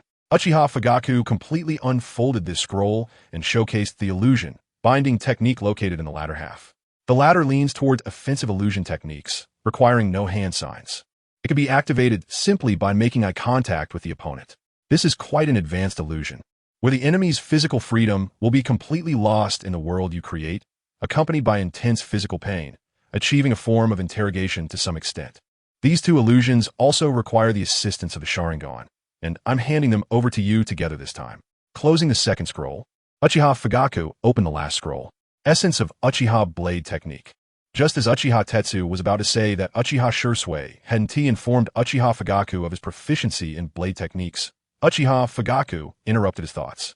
Being able to have a copy made and kept on my side, this blade technique essence is certainly not an ordinary one. Flipping to the last page of the scroll, Uchiha Fugaku smiled proudly. Let us first take a look at the signature. This is Uchiha Izuna. Indeed, this is the blade technique left by Uchiha Madara's younger brother, a kaleidoscope ninja from the Warring States period. Uchiha Fugaku nodded and continued to explain. During the Warring States period, he had fought countless times against the second Hokage. His blade technique essence, nearly on par with the second Hokage, should help you. Thus, the 3 ninjutsu scrolls gifted by Uchiha Fugaku were officially placed in front of Uchiha Tetsu. Teacher Fugaku, thank you very much. Without any hesitation, Uchiha Tetsu expressed his gratitude and immediately reached out to take the ninjutsu scrolls. No problem, it's my pleasure to help the clan. Before he could finish, a gentle knock on the door sounded from Uchiha Fugaku's home. After Uchiha Tetsu awkwardly stuffed the 3 ninjutsu scrolls into his bulging ninja tool bag, he followed Uchiha Fugaku's footsteps to the entrance leading to the front door. May I ask who it is? Uchiha Fugaku, followed by Uchiha Tetsu, habitually said the standard phrase for unfamiliar visitors. However, when he opened the door, the figure before him made him feel a bit nervous. A middle-aged man in a Hokage cloak stood at Uchiha Fugaku's doorstep with a smile. Due to the passage of time, the third Hokage's face was marked with some layered wrinkles, but the old man's appearance wasn't as pronounced as it would be a few years later. Hokage-sama, with a standard smile, Sarutobi Hiruzen nodded and expressed his purpose for visiting Uchiha Fugaku. I feel a bit embarrassed for coming without prior notice. Not at all. The third Hokage is always welcome to visit the Uchiha clan. Uchiha Fugaku was somewhat excited. He had thought that yesterday's discussion with the third Hokage's disciple, Orochimaru, about the Third Great Ninja War was already enough to show the Hokage's respect for him. He never expected that the third Hokage would personally visit today, and Fugaku could feel the Hokage's emphasis on the Uchiha clan. "Third Hokage-sama, please come in and talk." Uchiha Fugaku fully opened the front door, inviting the visiting third Hokage inside. Nodding, Sarutobi Hiruzen stepped into the house while inspecting the situation of the Fugaku family. "Fugaku, is this your newly accepted disciple?" Maintaining a friendly demeanor, the third Hokage, showing no signs of superiority, asked Uchiha Fugaku. "Tetsu is my newly accepted disciple, but he was able to catch my eye thanks to the training you provided during his time at the Ninja Academy." Uchiha Fugaku waved at Uchiha Tetsu, who instantly understood Fugaku's meaning and stepped forward. "Third Hokage-sama, I am Uchiha Tetsu. I've heard from Kushina that you are a genin who can create techniques at the level of the H-Zuki flower claw at such a young age." Smiling as he stated the fact, and closing the distance between them, Sarutobi Hiruzen continued, "With your talent, you will definitely become a pillar of the village in the future." Excitement and surprise were evident on Uchiha Tetsu's face as he hurriedly thanked Sarutobi Hiruzen. "Third Hokage-sama, I will not let your expectations down and will become an excellent ninja." Uchiha Tetsu naturally understood that the third Hokage wouldn't visit the Uchiha clan leader without reason, so he wisely suggested leaving. "Teacher Fugaku, thank you for your guidance today." Standing at the entrance, Uchiha Tetsu quickly thanked Uchiha Fugaku and turned to Sarutobi Hiruzen. "Hokage-sama, I will take my leave now." Taking a few steps back, Uchiha Tetsu quietly exited through the front door of Uchiha Fugaku's house, without having learned the uncouth way of slamming doors. Uchiha Tetsu gently closed the front door of Fugaku's house under the watch of the third Hokage and Uchiha Fugaku. Having Orochimaru come to discuss matters is indeed a bit inappropriate for the Uchiha clan, which can determine the outcome of a war. "I feel it is necessary to come in person." "You flatter me." "Fugaku, let's continue discussing from where we left off the other day." A sharp light flashed in the third Hokage's eyes regarding the matters of the Third Great Ninja War. After cautiously closing the door, Uchiha Tetsu quickly distanced himself from the Fugaku family's front door. He did not want to get involved in such troublesome power struggles. Moreover, with the third Hokage personally visiting, the troubles brought were certainly proportional to his regard. "I need to go home and experiment with my hypotheses about the transcription sealing." The sealing techniques mastered in Danzo's template would allow Uchiha Tetsu to grasp sealing techniques more swiftly. If the hypothesis proves true, he should be able to use Kakashi's kaleidoscope without frequently switching templates. With this thought in mind, Uchiha Tetsu hurried back to his temporary residence. Chapter 52. Fourth Hokage Candidate. Uchiha Fugaku Lord III. Is this news related to the Third Great Ninja War? Uchiha Fugaku hurriedly invited the third Hokage to sit down, clearing away the teacups left on the table and pouring another cup of tea for Sarutobi Hiruzen, then respectfully inquired. "Yes, it's about the Third Great Ninja War." Sarutobi Hiruzen sighed, filled with concern for the future of Konoha. The situation for Konoha would be very difficult, which is also the reason for my visit this time. Continuing the topic mentioned by the third Hokage, Uchiha Fugaku replied in a serious tone. "No matter what, the Uchiha will fight for Konoha. Konoha cannot afford to lack the strength of the Uchiha. I believe that with our contributions in battle, the Uchiha will definitely gain the recognition of all the villagers in this war." Sarutobi Hiruzen nodded with relief and expressed his thoughts, gaining everyone's trust, building, and leading the future of the village. This is what the previous Hokage left for future generations. In Uchiha Fugaku's eyes, Sarutobi Hiruzen's kind words held another layer of meaning. This speculation was indeed somewhat bold, to the point where Uchiha Fugaku found it hard to believe. Could it be that the third Hokage is preparing to select a successor?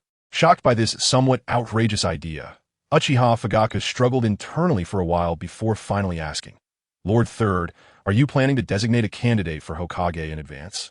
The serious Sarutobi Hiruzen did not reply immediately, but it implied consent. It had indeed been so long since he took over as Hokage from the second Hokage.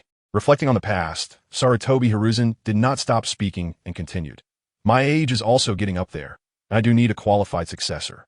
What Sarutobi Hiruzen said coincided with what Uchiha Fugaku was thinking, but out of respect for the third Hokage, Fugaku politely declined.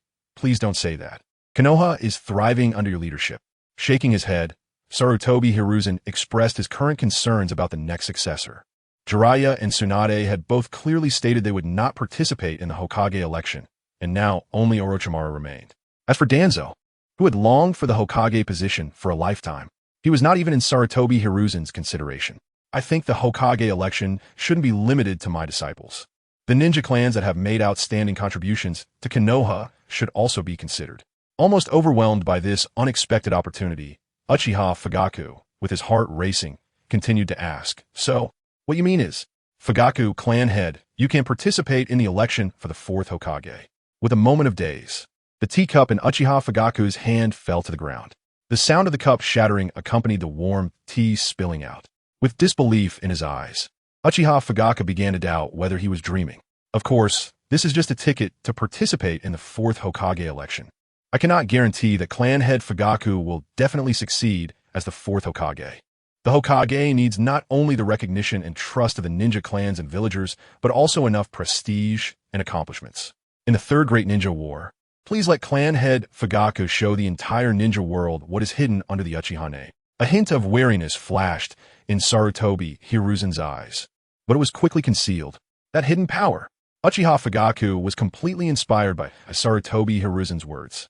Without bothering to clean up the shattered teacup, he quickly stood up and assured Sarutobi Hiruzen, "Lord Third, in this war, the Uchiha will become the sharpest blade of Konoha." Suppressing the 3 tomoe that almost activated due to overwhelming excitement, Uchiha Fugaku steadied his mindset and expressed his heartfelt thoughts. Sarutobi Hiruzen's expression was slightly serious as he conveyed his expectations for the Uchiha to Uchiha Fugaku. "The battlefield in the Land of Water will be entrusted to you and Orochimaru.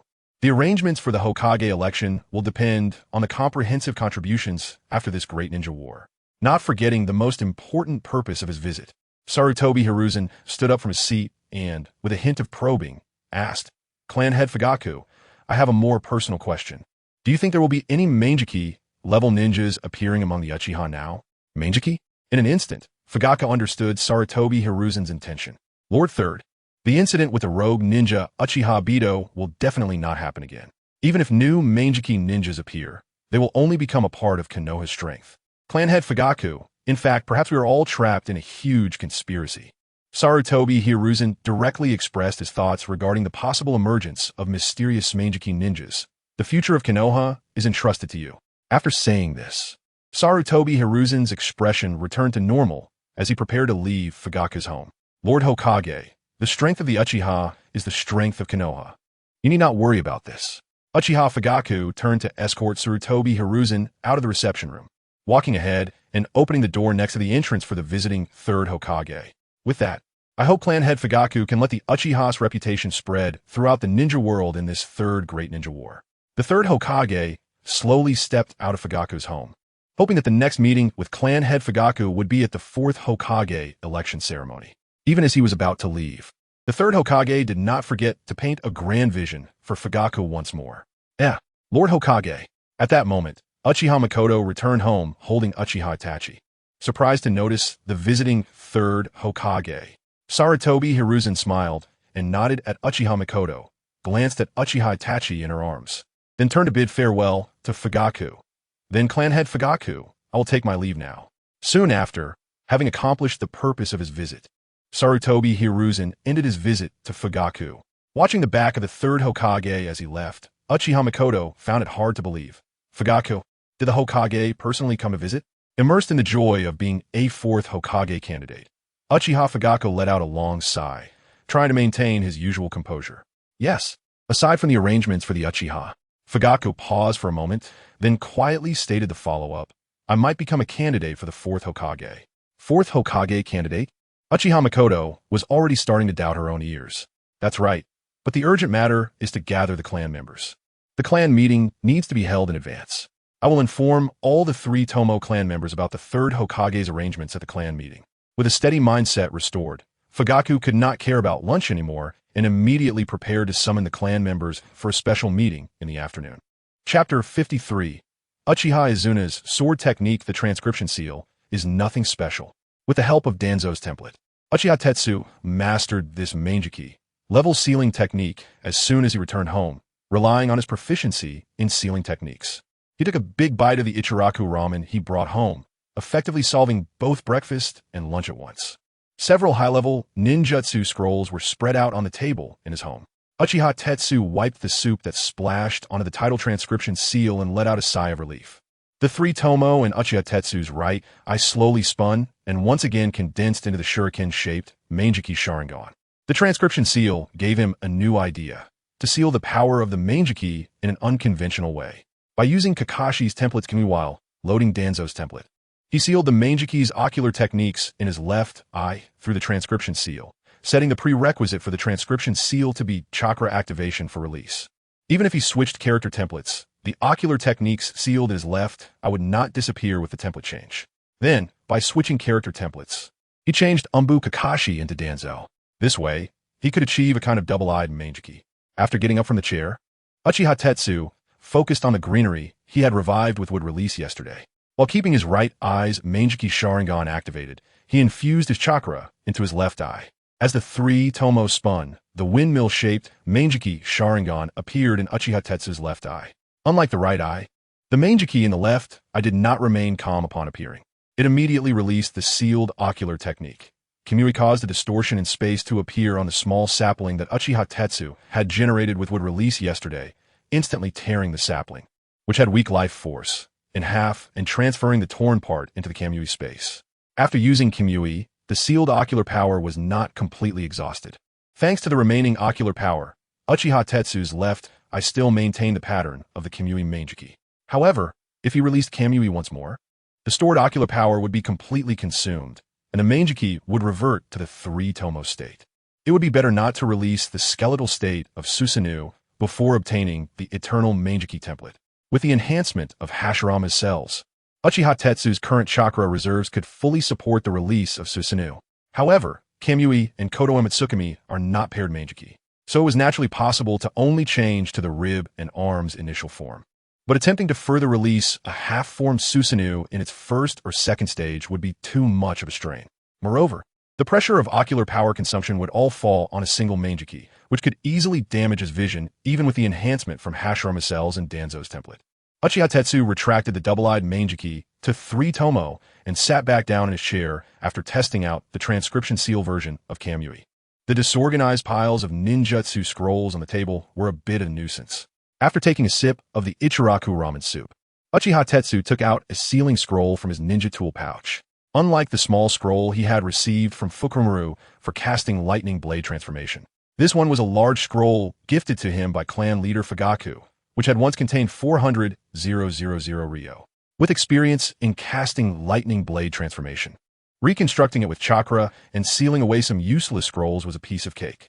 Uchiha-style sword techniques, Uchiha Izuna, and genjutsu, delusion, mirror world transformation, illusion, binding technique. Scrolls were left on the table by Uchiha Tetsu.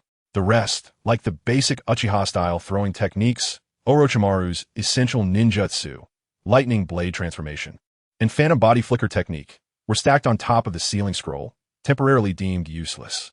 As Uchiha Tetsu attached chakra to his fingers and pressed them against the unwrapped parts of the scrolls, such scrolls were stored within the sealing scroll. Sealing techniques are surprisingly useful.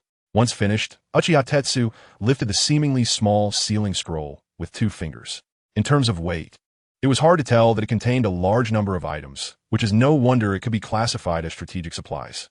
He stuffed the precious sealing scroll into his ninja tool pouch and placed it alongside the medium scroll for releasing lightning blade transformation. Glancing up at the old clock hanging on the wall, he noted that there was still nearly an hour left until the appointment with Minato Namikaze.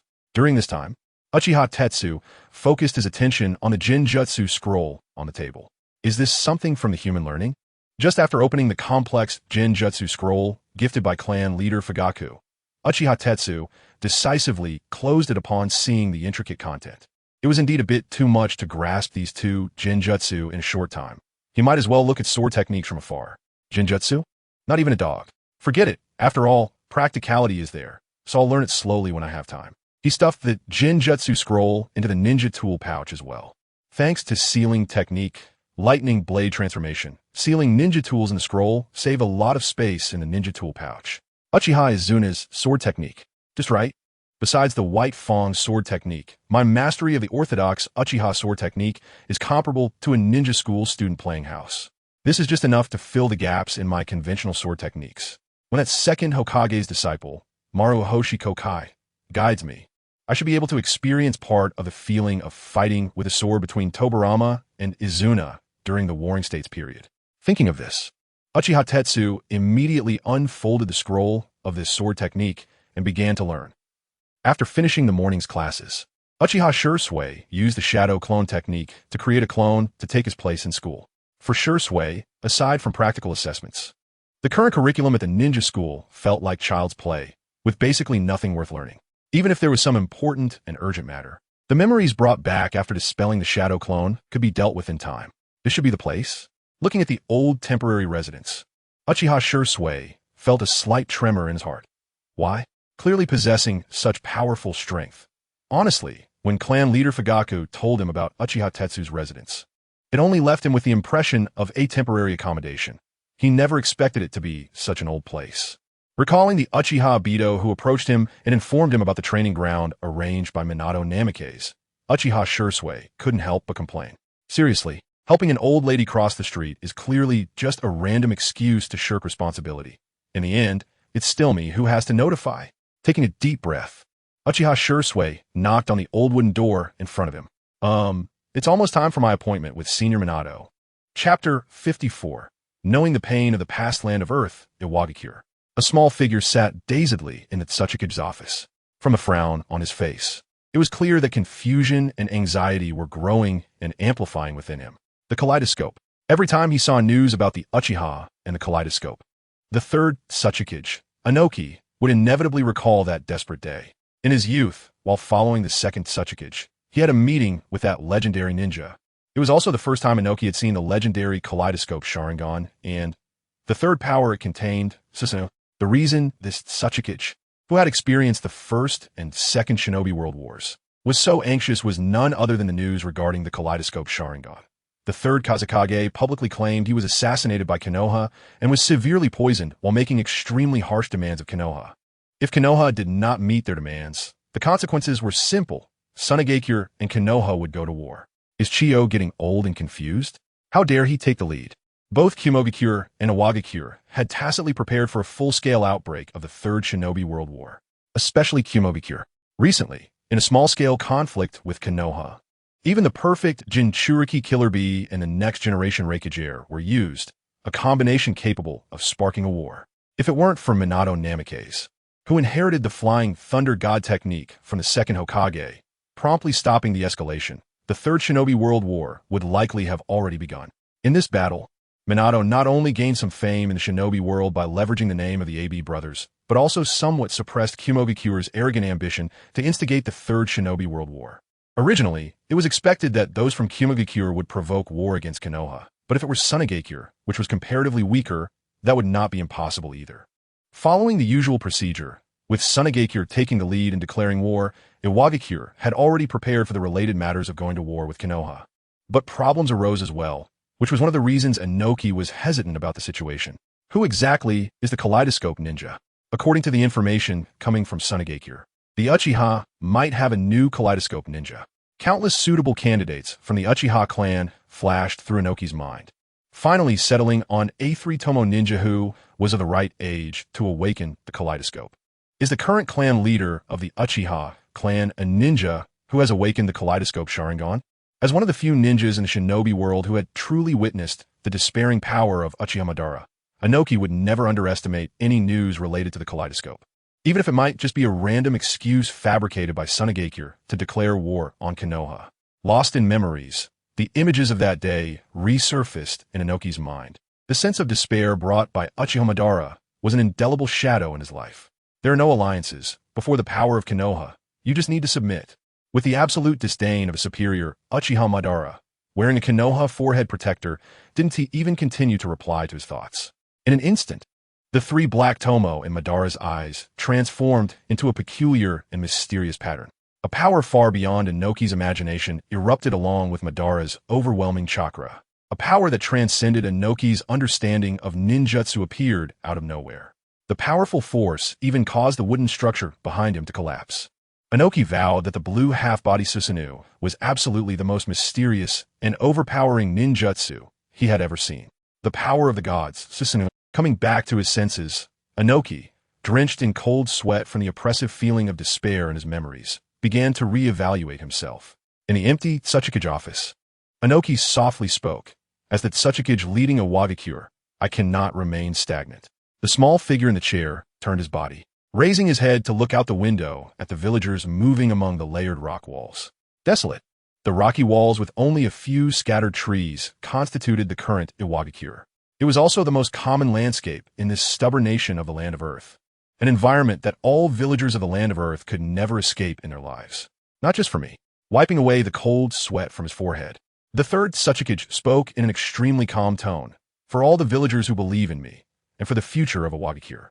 A firm belief, known as the will of stone, emerged in Inoki's eyes. Even if I have to face the legendary kaleidoscope Sharingan, I will use the dust release left to me by my master to carve a new path for a Wagakure. Looking down at his rough yet strong hands, Inoki tightened his fists as if he was grasping something, reinforcing the intention in his heart. The voice of Uchiha Madara that had always accompanied his fears also faded away. The pain of the past. As Inoki murmured something, a powerful knock echoed in the Tsukikage's office. Turning his body, Inoki calmed his emotions and immediately said, "Come in, Kuda." Upon hearing the voice, the door to the Tsukikage's office slowly opened, revealing a tall man wearing an Iwagakure forehead protector standing before Inoki. Iwagakure's Jonin Kuda held a list and began to report to Inoki. Father, the mobilization of Iwagakure ninjas and the candidates for the side attack have been decided. Really? Inoki nodded, feeling quite reassured about his reliable son Kuda.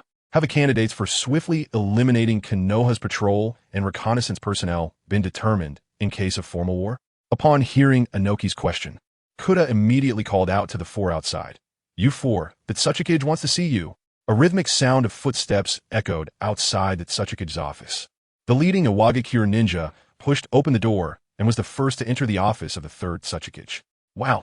It turned out to be four tall figures from Iwagakure. From their sharp gazes, burning fighting spirit, and powerful movements, it was clear that they were elite among the Jonin.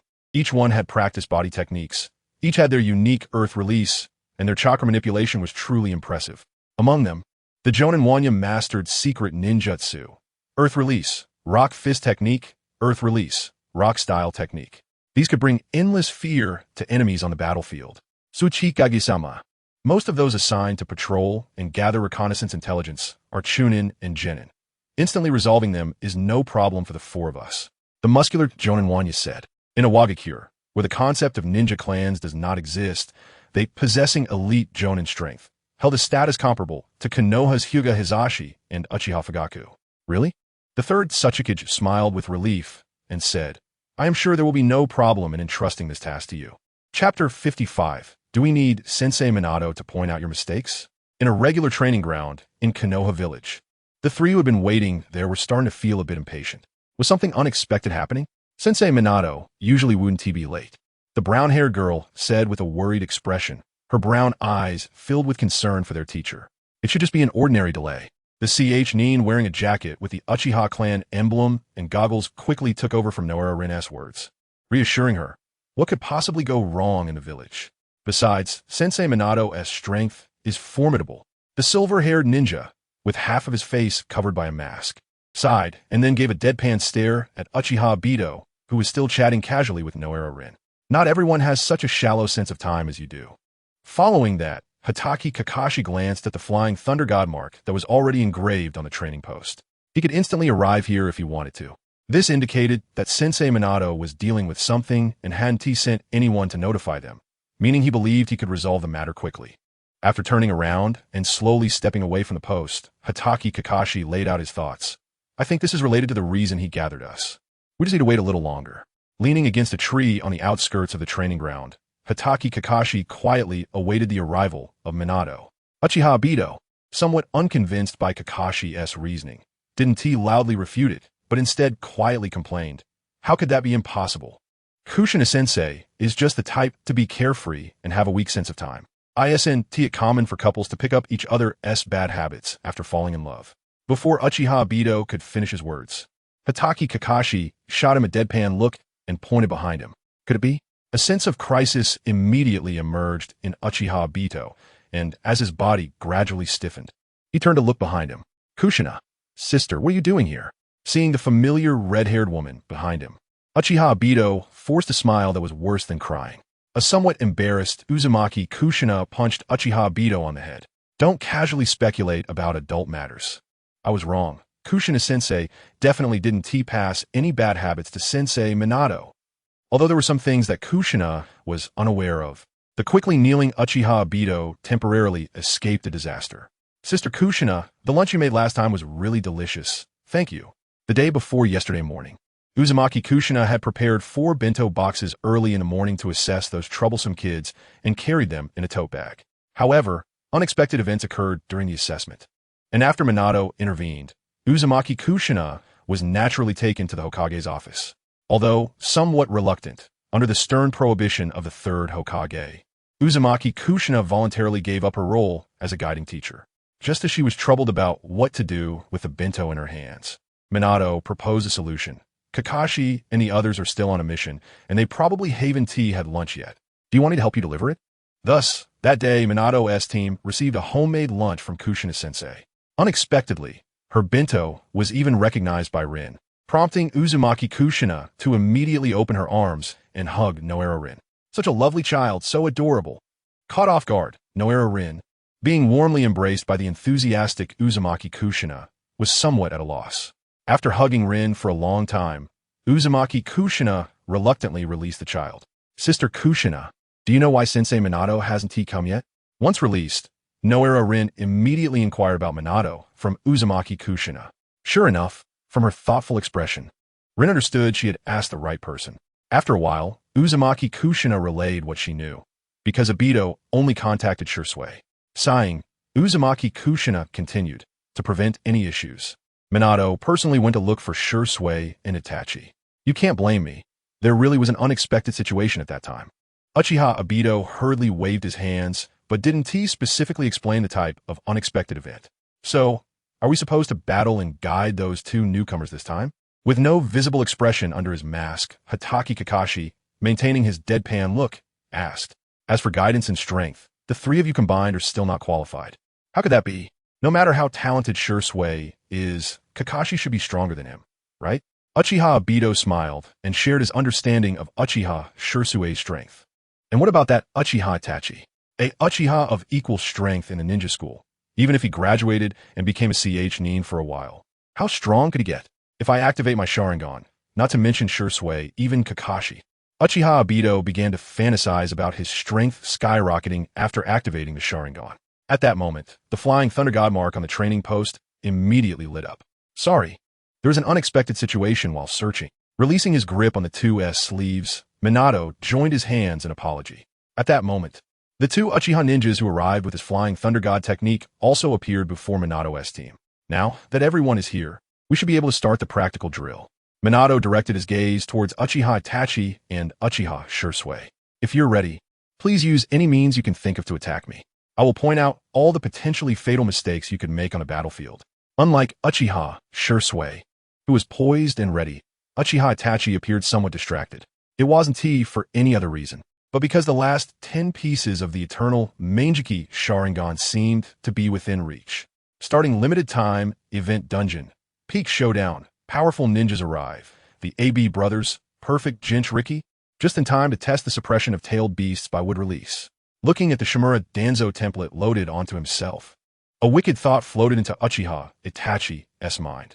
Using Danzo's face to battle young A and young Karabi. Chapter 56. Gaining everyone's recognition and becoming Hokage. What the hell? Calling us all here just for this. Uchiha Obito complained, covering the spot where he was hit by Uzumaki Kushina's fist. However, while muttering, Obito's gaze occasionally drifted to his side, where Noera Rin was looking forward with an eager expression. There wasn't much for him to participate in during this practical guidance session, and staying in the training field as an observer was indeed a bit boring. But if it was with Rin, that would be a different story. Obito, do you know anything? Noera Rin asked curiously, having broken free from Uzumaki Kushina's embrace and noticing Obito sneaking glances at her. From her perspective, their teacher Minato must have gathered them not just to watch this so-called practical guidance. Team 7's current strength should be among the strongest of their age group, which was verified by Minato when they were first formed. a medical ninja, a member of the Uchiha clan, the son of White Fang. This luxurious lineup contrasted sharply with other teams of the same generation. Actually, I don't even know how they know Minato, although they are from the same clan. Obito's relationship with Uchiha Sasuke and Uchiha Itachi was limited to mere nods of acquaintance. He awkwardly scratched his head, but still voiced his speculation. I feel like it might be a practical guidance session similar to the one on the day our team was formed, where Minato-sensei would test our teamwork. But their level definitely won't be as good as what we did that day. Uchiha Obito proudly raised his head, recalling how their teamwork almost led to Kakashi injuring Minato-sensei. Under Rin's watchful gaze, Obito glanced at the three people in the training field. The only one Minato-sensei needed to pay attention to was Sasuke, choosing to selectively ignore Uchiha Itachi. Obito regarded the ninja prodigy known as the genius of Uchiha as the target of this guidance. No way he can be better than me.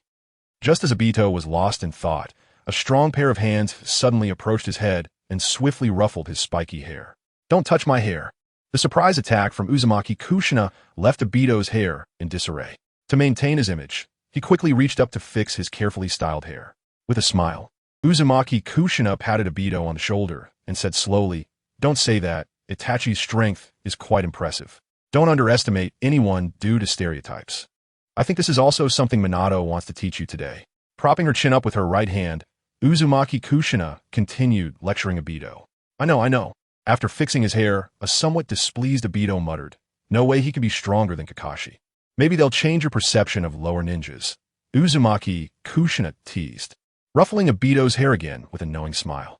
"Sister Kushina, have you seen their strength?" With a rare opportunity to gain insight, Rin immediately inquired. "Now that you mention it, I haven't seen Sasuke's specific strength, but I have witnessed Itachi's taijutsu and ninjutsu firsthand. Even among the nin, he's above average." Rin nodded, unsure of what she understood. Changing the subject, Uzumaki Kushina threw a suspenseful remark at Obito. "Oh, by the way, Itachi has already activated his Sharingan." Uzumaki Kushina had witnessed Uchiha Itachi's two tomoe Sharingan that day, making it the perfect way to challenge Obito's biases. Sharingan? Upon hearing Uzumaki Kushina's words, Uchiha Obito's expression grew serious. He slightly underestimated Itachi as he activated his Sharingan at such an early stage. But soon after, Obito reverted to his usual optimistic demeanor. "I will activate my Sharingan soon too and become a powerful ninja recognized by everyone, just like Kakashi. I will gain everyone's recognition and become Hokage," Obito declared to Uzumaki Kushina, extending his fist. Glancing at Rin beside him, Obito refrained from mentioning his other dream. When he caught Rin looking at him as well, he quickly withdrew his gaze and focused on Uzumaki Kushina in front of him. Whether it was being moved by Obito's aspirations or recalling her own childhood belief of gaining everyone's recognition and becoming Hokage, Uzumaki Kushina smiled gently and also extended her fist to bump with Obito's. "Is that so? Then I look forward to that day." Retracting her fist, Obito turned his gaze to Kakashi, who was next to him with a lifeless expression. After his father's suicide, Hitaki Kakashi had remained in a state of gloom for a while. This only worsened his already not-so-cheerful personality. As a ninja, one must not be swayed by emotions. Obito's dreams and the concept of recognition held no resonance for Kakashi. Ninjas should act according to orders. Everything is insignificant in the face of missions, even if it means losing comrades or one's own life. This was the conclusion he reached after his father's suicide. The practical exercise is about to begin. Everyone focus, Uzumaki Kushina said, pulling Uchiha Obito and Rin to stand beside Hitaki Kakashi. "Now it looks like a team." Uzumaki Kushina hugged the three of them together, forming a somewhat awkward intimate team. It would be even better if Kakashi's lifeless eyes could show some emotion. The two Uchiha ninjas. Looking at the two Uchiha ninjas facing off against Minato in the training field, Hitaki Kakashi momentarily assessed them. Today, Minato-sensei's task was gather here and learn from this ninjutsu duel. Kakashi did not believe he could learn anything from this low-level ninjutsu duel, nor did he think it would bring him any emotional upheaval. It's just the usual, following the proper procedures. With the white fang short blade strapped to his back, Hitaki Kakashi thought. From Kakashi's perspective, the battle in the training field was about to begin. Minato was giving final instructions and reminders to the two Uchiha ninjas. Such a half-hearted attitude. The inattentive Uchiha Itachi caught Kakashi's attention, but it was merely a negative impression. He doesn't seem like a qualified ninja. Uchiha Sasuke, who had activated his 3 tomoe Sharingan and could use body flicker technique at this time. Chapter 57. The clash of Shursui and Minato. Next is the practical training. If one is careless, they could get hurt. Pulling out a flying thunder god kunai from his ninja tool pouch, Minato Namikaze said seriously to the two in front of him. Now then, Minato adjusted his grip on the kunai after turning it in his hand. Let the battle begin. With Minato's voice signaling the start, Shursui Uchiha was the first to act. His black eyes instantly turned crimson, and 3 black tomoe appeared in his slightly red eyes. 3 tomoe. Outside the training ground, Obito Uchiha gasped in amazement upon seeing the 3 tomoe in Shursui's eyes. Beside him, Kakashi Hatake looked at the astonished Obito with a somewhat disdainful expression. Although the 3 tomoe Sharingan is impressive, it wasn't to the point where it would surprise Kakashi. Shadow clone? Lin Noera, who was watching, felt curious about Shursui's unknown jutsu after he formed hand seals. Body flicker technique. Shursui pulled out a brand new ninja sword from behind him, formed hand seals with one hand, and activated his most skilled body flicker technique. As Shursui continued to run forward, 3 shadowy figures split off from him, a characteristic of the phantom body flicker technique. They were indistinguishable from the real body, and the kunai held by the shadowy figures could inflict damage just like a real kunai. Shadow clone? No, just a phantasm clone. Minato assessed this unique body flicker technique, slightly retreating to evade one of the shadows. It's getting complicated. I can't sense the real body. Minato initially intended to analyze the real body among the phantoms through his sensing ability, but naturally, he failed. Because these phantoms were all solid. Since I can't find the real body, then I'll eliminate all these phantoms. After Shursui's initial attack failed, what followed were coordinated slashes from the other phantoms and the real body. Minato threw the kunai in his hand at one of the approaching phantoms, directly meeting Shursui's combined attack. If that kunai hit solidly, Shursui could already imagine Minato's fate. In hesitation, Shursui paused in his sword strike. If he showed mercy on the battlefield, he would die. A voice that sent chills down Shursui's spine came from behind him, and in a panic, he could only turn to defend against the person behind him. Following the kunai that was thrown, Minato used the flying thunder god technique to teleport behind Shursui. Minato grabbed Shursui by the collar, and Shursui, unable to react in time, couldn't even struggle. You and those phantoms have been defeated, right? Minato tossed the Uchiha Shursui he had grabbed outside the training ground without concern for the 3 shizuis ahead. Facing the kunai that was swung at him, Minato earnestly announced a somewhat over-the-top technique name. This move is called Sky-Opening Light Slash. Multiple flying thunder god kunai were thrown in quick succession. Following that was a series of golden flashes that teleported between the kunai, with a speed that was hard to react to with the naked eye. Minato teleported in front of the 3 shizuis and quickly slashed through them with the kunai, leaving a golden arc. They were actually solid. This was somewhat unexpected. The 3 shadowy figures were immediately resolved by the technique with the over-the-top name. As the golden flashes followed the arc of the kunai through the training ground, the phantoms maintained by Shursui began to dissipate. This is the flying thunder god technique, too. Shursui, who was thrown out of the training ground, looked in shock at his dissipating phantoms. Now he truly understood the terror of the flying thunder god technique. Fortunately, Minato had first found his real body. Had it been those phantoms that were nearly indistinguishable from the real body, he would have probably been hit by that sky-opening something technique and lost his ability to act under that almost instantaneous slash. Breathing heavily, Shursui steadied himself and stood up again. Gripping his ninja sword tightly, the 3 black tomoe spun rapidly in the face of the flying thunder god technique. It's hard for even the 3 tomoe to capture traces of the teleportation.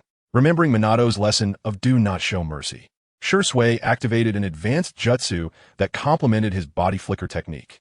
With the 3 tomoe spinning and remaining vigilant, Shursui began forming hand seals while holding his ninja sword. Uchiha-style flame leap slash.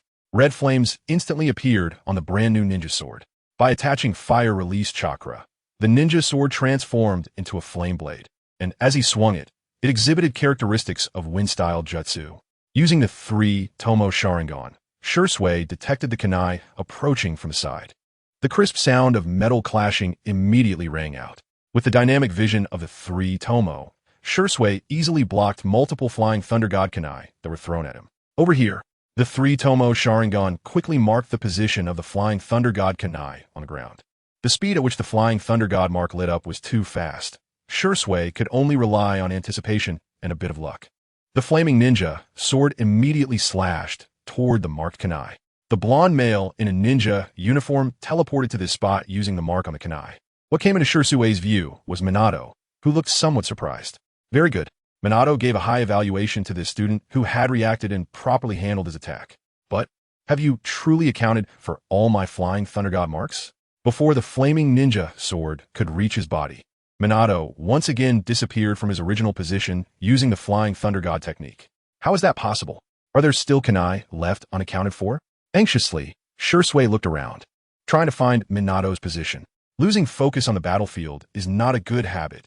A faint golden light flashed on the training post in front of him. Using the flying thunder god mark he had previously left on the post, Minato teleported behind Obito Uchiha. The next second, Minato's kunai aimed at Obito's shoulder. However, unexpectedly, the flying thunder god kunai did not slash in the anticipated path. Instead, it was deflected by an ordinary kunai. How is that possible? This is a move even Shisui didn't react to. Watching the kunai thrown by Obito Uchiha beside him was somewhat puzzled. Blocking Minato's slash, Obito pulled out another kunai from his ninja tool pouch. As if wielding a ninja sword, an immense amount of chakra was attached to the tip of the kunai. What is that? Kakashi Hatake could hardly believe his eyes, as the way Obito wielded the kunai seemed overly familiar, just like how his father had taught him. Chapter 58. The Heavenly Soaring Swallow Dance, Light, Moment, Shadow, and Fragment 0 style. Why is he using this? The immense chakra attached to the kunai spread confusion and doubt in Kakashi's eyes. It must be its father's sword technique. Uchiha Tetsu used an ordinary kunai to casually wield the white fong sword technique against Minato Namikaze, even more accurately than he could with his own ninja blade. Kakashi pressed his hand against the white fong's short sword on his back, and for the first time, emotion stirred in his dead fish eyes. A clear white light ignited. But the expected empty sensation reminded Uchiha Tetsu once again. The flying thunder god technique had been activated. The golden-haired figure reappeared among the scattered flying thunder god kunai near Uchiha Shisui. However, what followed was Uchiha Tetsu, who had used the phantom body flicker technique. The same body flicker technique? He can actually do it too. Kushina Uzumaki exclaimed, having not seen this ninjutsu that day. 3 tomoe. Unlike Kushina's focus, Obito Uchiha was more concerned with the 3 tomoe Sharingan in Uchiha Tetsu's eyes. The usual descriptions could no longer convey the feelings in Obito's heart. It was like discovering a classmate who had been slacking off and messing around with a 0 on the exam could casually score full marks. Without hiding the confusion in his eyes, Obito focused intently on the battle in the training ground. 3 black tomoe immediately appeared in Uchiha Tetsu's eyes. After combining the Sharingan with the phantom body flicker technique, a tangible afterimage was left in place. Phantom break. Uchiha Tetsu flickered above Minato Namikaze and threw the kunai, which had a white light and expanded attack range at him. Similarly, Minato Namikaze responded by throwing the flying thunder god kunai he held in his hand. The crisp sound of the kunai colliding echoed in the training ground. After a brief clash of kunai, it ended with Uchiha Tetsu's kunai shattering. Although the immense chakra attached to the kunai provided great advantages in terms of damage and attack range, it also significantly shortened the kunai's lifespan, which was why kunai that had once been infused with a large amount of chakra shattered upon collision. If it were a ninja blade, such shattering during a clash would be quite rare. Meanwhile, Uchiha Shisui seized the opportunity created by Uchiha Tetsu and immediately began forming hand seals with both hands. Fire release, great fireball technique. In a race against time, after forming the seals, Uchiha Shisui kept his left hand in the tiger seal and exhaled a fireball. Having already noticed Shisui releasing ninjutsu behind him, Minato Namikaze paid no heed to it. The next moment, a nearly 2-meter diameter great fireball rushed towards Minato's back. After the shattered kunai fell to the ground, Minato's flying thunder god kunai still maintained a certain speed. The golden light brightened again. Using the flying thunder god kunai from the throwing contest with Uchiha Tetsu, Minato easily dodged the great fireball released by Uchiha Shisui. After teleporting to the vicinity of the kunai, Minato immediately grabbed the flying thunder god kunai with his hand. In midair, Uchiha Tetsu, who had long been prepared, completed his hand seals. Fire release. Maintaining the tiger seal, Uchiha Tetsu puffed out a spreading fireball from his mouth. Immediately after, he took out a sealing scroll from his ninja tool pouch with one hand. Summoning technique. Lightning sword transformation. Uchiha Tetsu spread out the slender sealing scroll with one hand. As Chakra was infused, the inscription sealing the kunai was fully activated. Uchiha Tetsu immediately grabbed the kunai that appeared before him through the scroll and threw it at the slowly flying F Senka fire. F Senka flower claw red. Like the seeds of the F Senka flower being catapulted, the speed of the fire release was further enhanced by the kunai. The F Senka fireball falling from above enveloped and entwined around the kunai, instantly covering Minato's latest landing point. The F Senka flower claw red used against Kushina was based on the shuriken as a medium, focusing more on cutting. The F Senka flower claw red executed with the kunai lacked the rotational cutting force, but added a new characteristic, penetration. Not bad. It seems I should try this new technique. The F Senka flower claw red, covering and flying rapidly from the air, had already caught Minato's interest. In Minato's view, if it weren't for a ninja of his caliber, such seamless coordination could resolve most unexpected situations on the battlefield. Placing his hand on his ninja tool pouch at his waist, Minato took out several kunai and spoke the name of his technique. This technique is called the Heavenly Soaring Swallow Dance, Light, Moment, Shadow, and Fragment Zero style. Facing the combined ninjutsu rushing towards him, Minato simply threw the Flying Thunder God kunai in his hand forward in succession. The next moment, Minato's figure disappeared from the spot, immediately teleporting along with the thrown Flying Thunder God kunai. Golden flashes continuously moved between the kunai, evading the vast coverage of the F Senka flower claw red with a manner akin to invincibility frames. Several kunai, infused with flames, pierced the location where Minato had been, spreading the fire on the ground of the training ground. The Flying Thunder God technique is truly an unreasonable ninjutsu.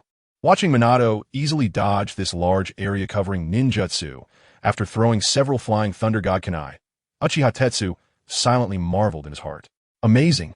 Lin Nohara's gaze was completely captivated by the combined ninjutsu blooming like a F Senka flower, observing teacher Minato's assessment of Obito's clan alongside her companions.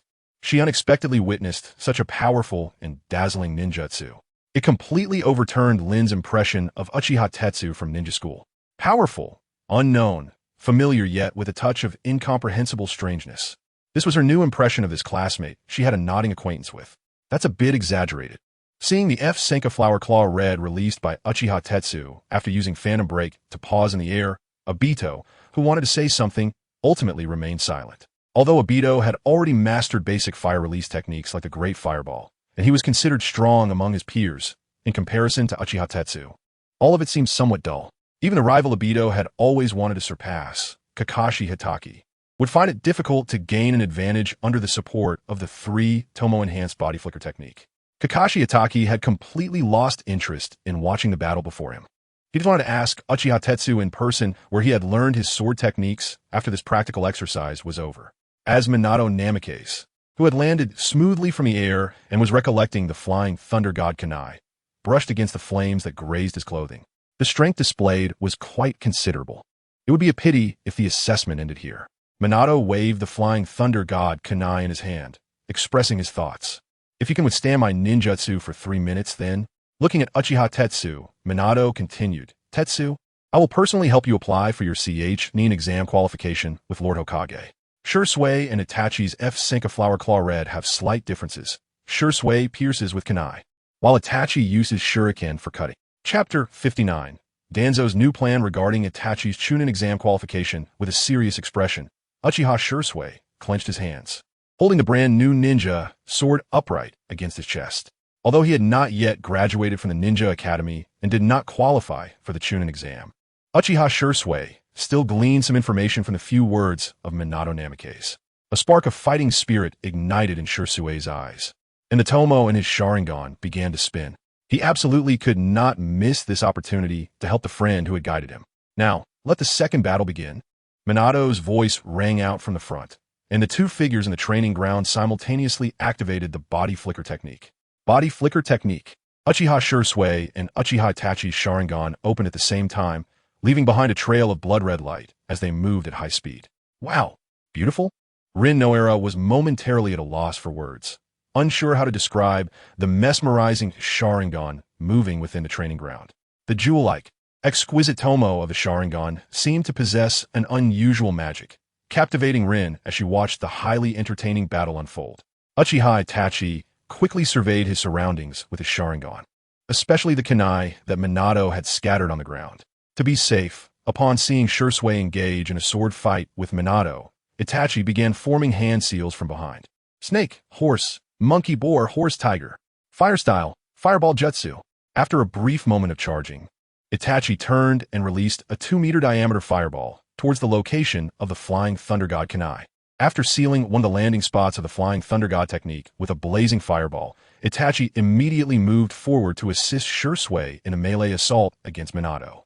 Not bad, blocking the kunai to hinder the Flying Thunder God technique.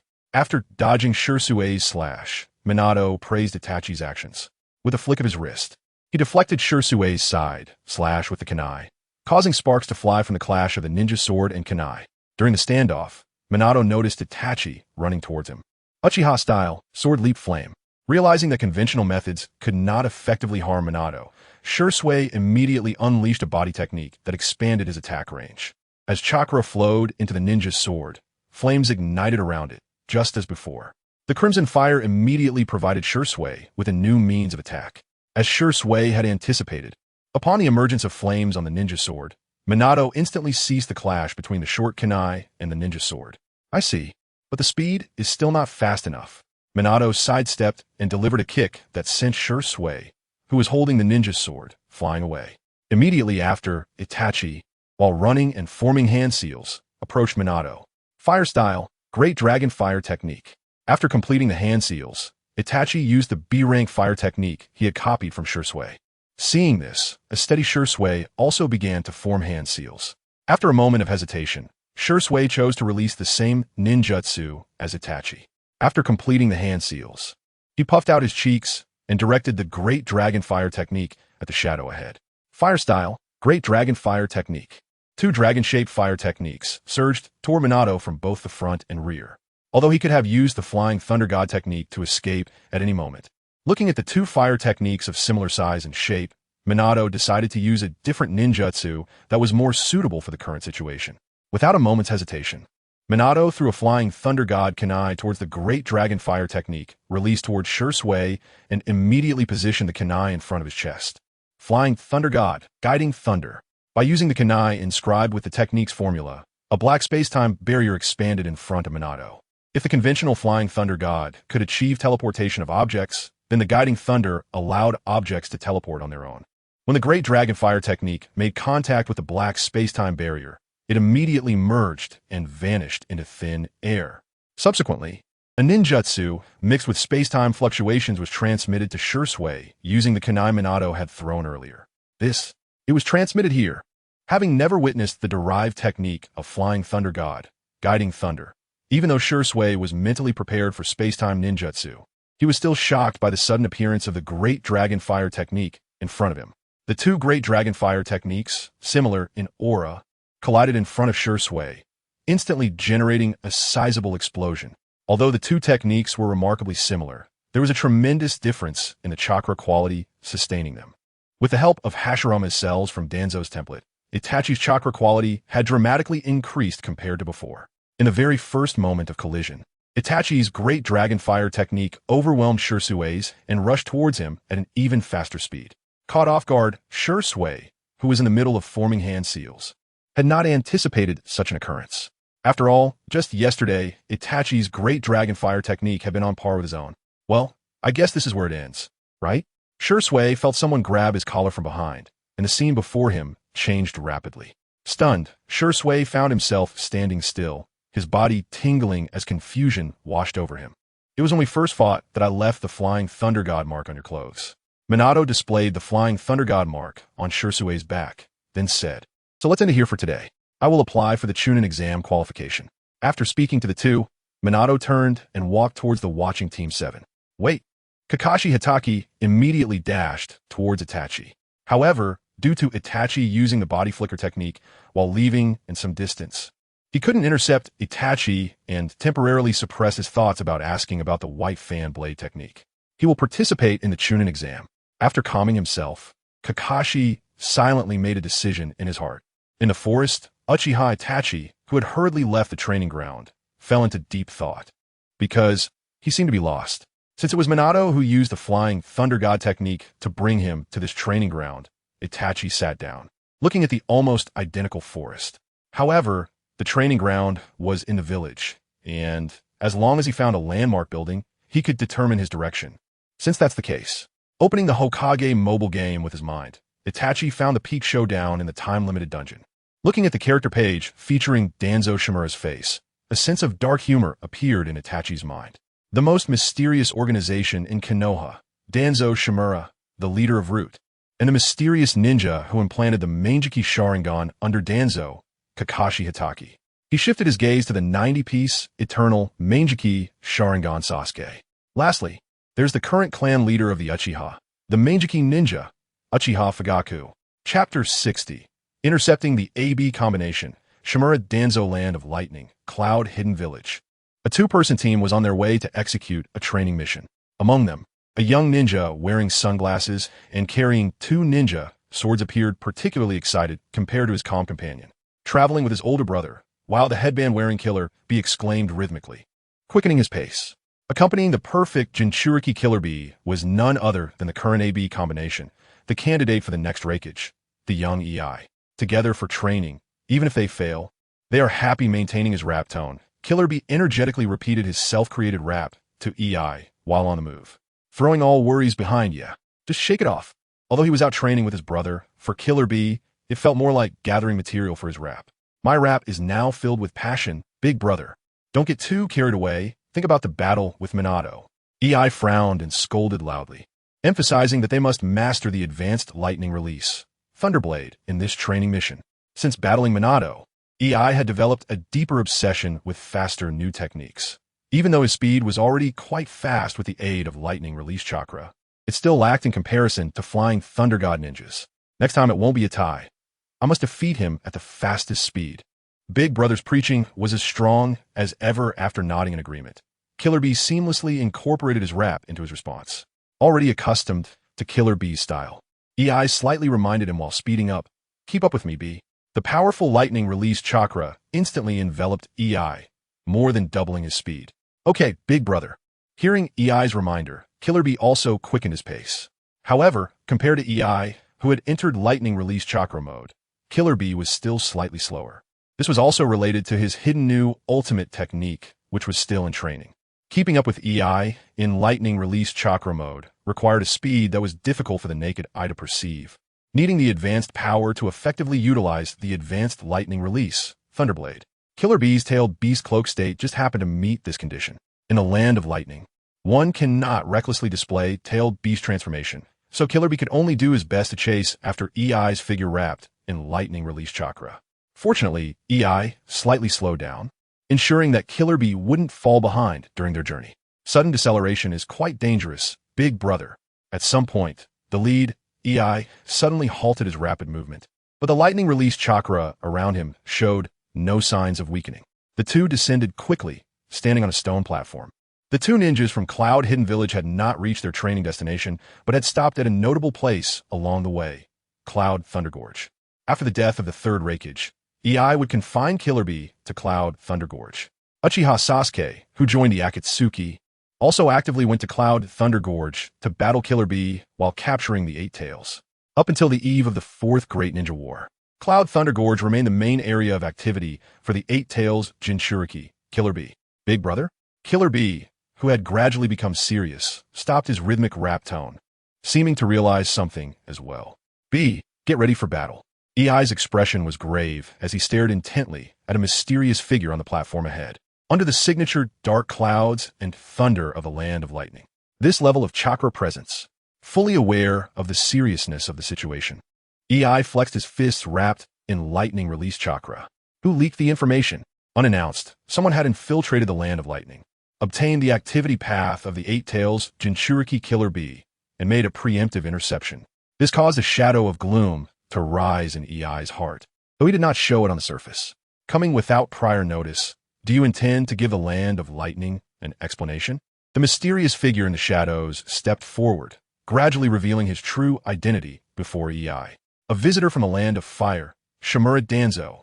Wrapped in bandages around his right arm and right eye, dressed in loose clothing, Danzo stood directly in front of the two. Big brother, who is he? Killer B, lacking age and experience, looked puzzled and tried to inquire about the bandage man from EI. However, EI did not respond to Killer B's question. The appearance of Konoha's high-ranking advisor in the Land of Lightning could lead to significant repercussions for the ninja world if the situation was not handled properly. In EI's impression, while Danzo's personal strength was not particularly weak facing them, he was still several levels below, a member of the second Hokage's Ombu, a ninja skilled in wind release. EI recalled the available information, glancing at Killer B with conviction. A large summoning beast, the Dream Tanuki, but in front of the tailed beast transformed Killer B. It's nothing. Gathering the reserve lightning release chakra within him, EI issued a final ultimatum to the Shimura Danzo ahead. Visitor from the Land of Fire, if you don't provide a reasonable explanation. Using the chakra he had just gathered during their conversation, an even stronger lightning release chakra enveloped EI, spreading immense lightning around him. Please come with us. Big brother, be cautious. Abandoning his rap style, Killer B earnestly advised his older brother, ISNT it a bit. Much to act like this? However, Killer B's advice only resulted in a reprimand from EI. Put away your thoughts. Do you know what it means to learn of our action path and intercept us? He is coming for you, B. Seeing EI so serious, Killer B, reprimanded by EI, no longer held back. A thin layer of tail beast cloak slowly appeared around his body. I understand now. Let us subdue him without killing him. Seeing Killer B enter his first stage of tailed beast transformation, EI focused his attention on the unmoving Shimura Danzo ahead. To avoid injury, please give up the idea of resisting. Danzo did not respond, slowly placing his hands over his bandaged right eye. The white bandages were gradually removed by Danzo, falling slowly to the ground. The right eye that had been obscured by bandages gradually revealed itself before the AB combination. A 3-tomoe Sharingan. The advice against struggling. I return to you. Danzo, with his right hand still wrapped in bandages, coldly stated. Sharingan. The rumors of Konoha conducting bloodline fusion experiments are indeed true. A, with a serious expression, only marveled for a second before retracting all his guesses. Then I have no choice but to defeat you first, Shimura Danzo. The AB combination battled the young Minato in the year 47 of Konoha. In the year 47, it should have been localized conflicts, without the entire ninja world engaged in war. In 48, Minato returned to lead Team 7 on multiple missions and participated in the Chunin Exams, then directly took Team 7 into the Iwagakure battlefield. This period was also considered a time of localized conflicts in the ninja world, where tensions had not yet escalated. If we strictly follow the definition of the Ninja World War, if all the ninja villages rise in turmoil and go to war, it would last for 48 years. Due to the lack of manpower for multi-front operations, even newly graduated children would have to go to the front lines. Chapter 61. The power to pacify a turbulent world. But in an abridged version, the old man's physical condition is unexpectedly strong. The 3-tomoe Sharingan, hidden beneath the bandages, moved as Shimura Danzo, was manipulated by Uchiha Itachi. Normally, a Sharingan not belonging to the Uchiha clan would require a massive amount of additional energy to sustain. Thanks to the cells of Hashirama, Danzo was somehow able to endure a single Mangekyō Sharingan along with 10 other 3-tomoe Sharingans on his arm. A strange balance was created within Shimura Danzo's body. After inspecting Danzo's basic condition, Uchiha Itachi slowly spoke. Do you want to make a move? It seems that Kumogakure has forgotten the divine power that once pacified the turbulent world when Konoha was established. A deep voice emanated from Danzo's mouth, causing the AB duo to chuckle. Foolish old man, you can only await your capture. Is that so? Unlike Karabi's rap-like taunts, A's words were much simpler. What Mangekyō Sharingan and wood release do you possess? You don't think just because you have a 3-tomoe Sharingan, you can consider yourself Uchiha Madara, do you, Danzo? A step forward, with his lightning release chakra bursting forth, almost splashing onto Danzo's face. Come with us. The third Hokage will personally escort you back to Konoha for wandering into Kumogakure. It seems you still haven't grasped the situation. You are the prey now. In the next moment, the 3-tomoe Sharingan in Danzo's eyes began to spin rapidly. Ultimately, the pitch-black tomoe coalesced into a shuriken-like pattern. It was indeed Uchiha Shursue's Mangekyō Sharingan. Mangekyō? Upon seeing the shuriken-like Mangekyō Sharingan in Danzo's right eye, he no longer planned to leave any survivors. The Mangekyō Sharingan presented to him was a gift.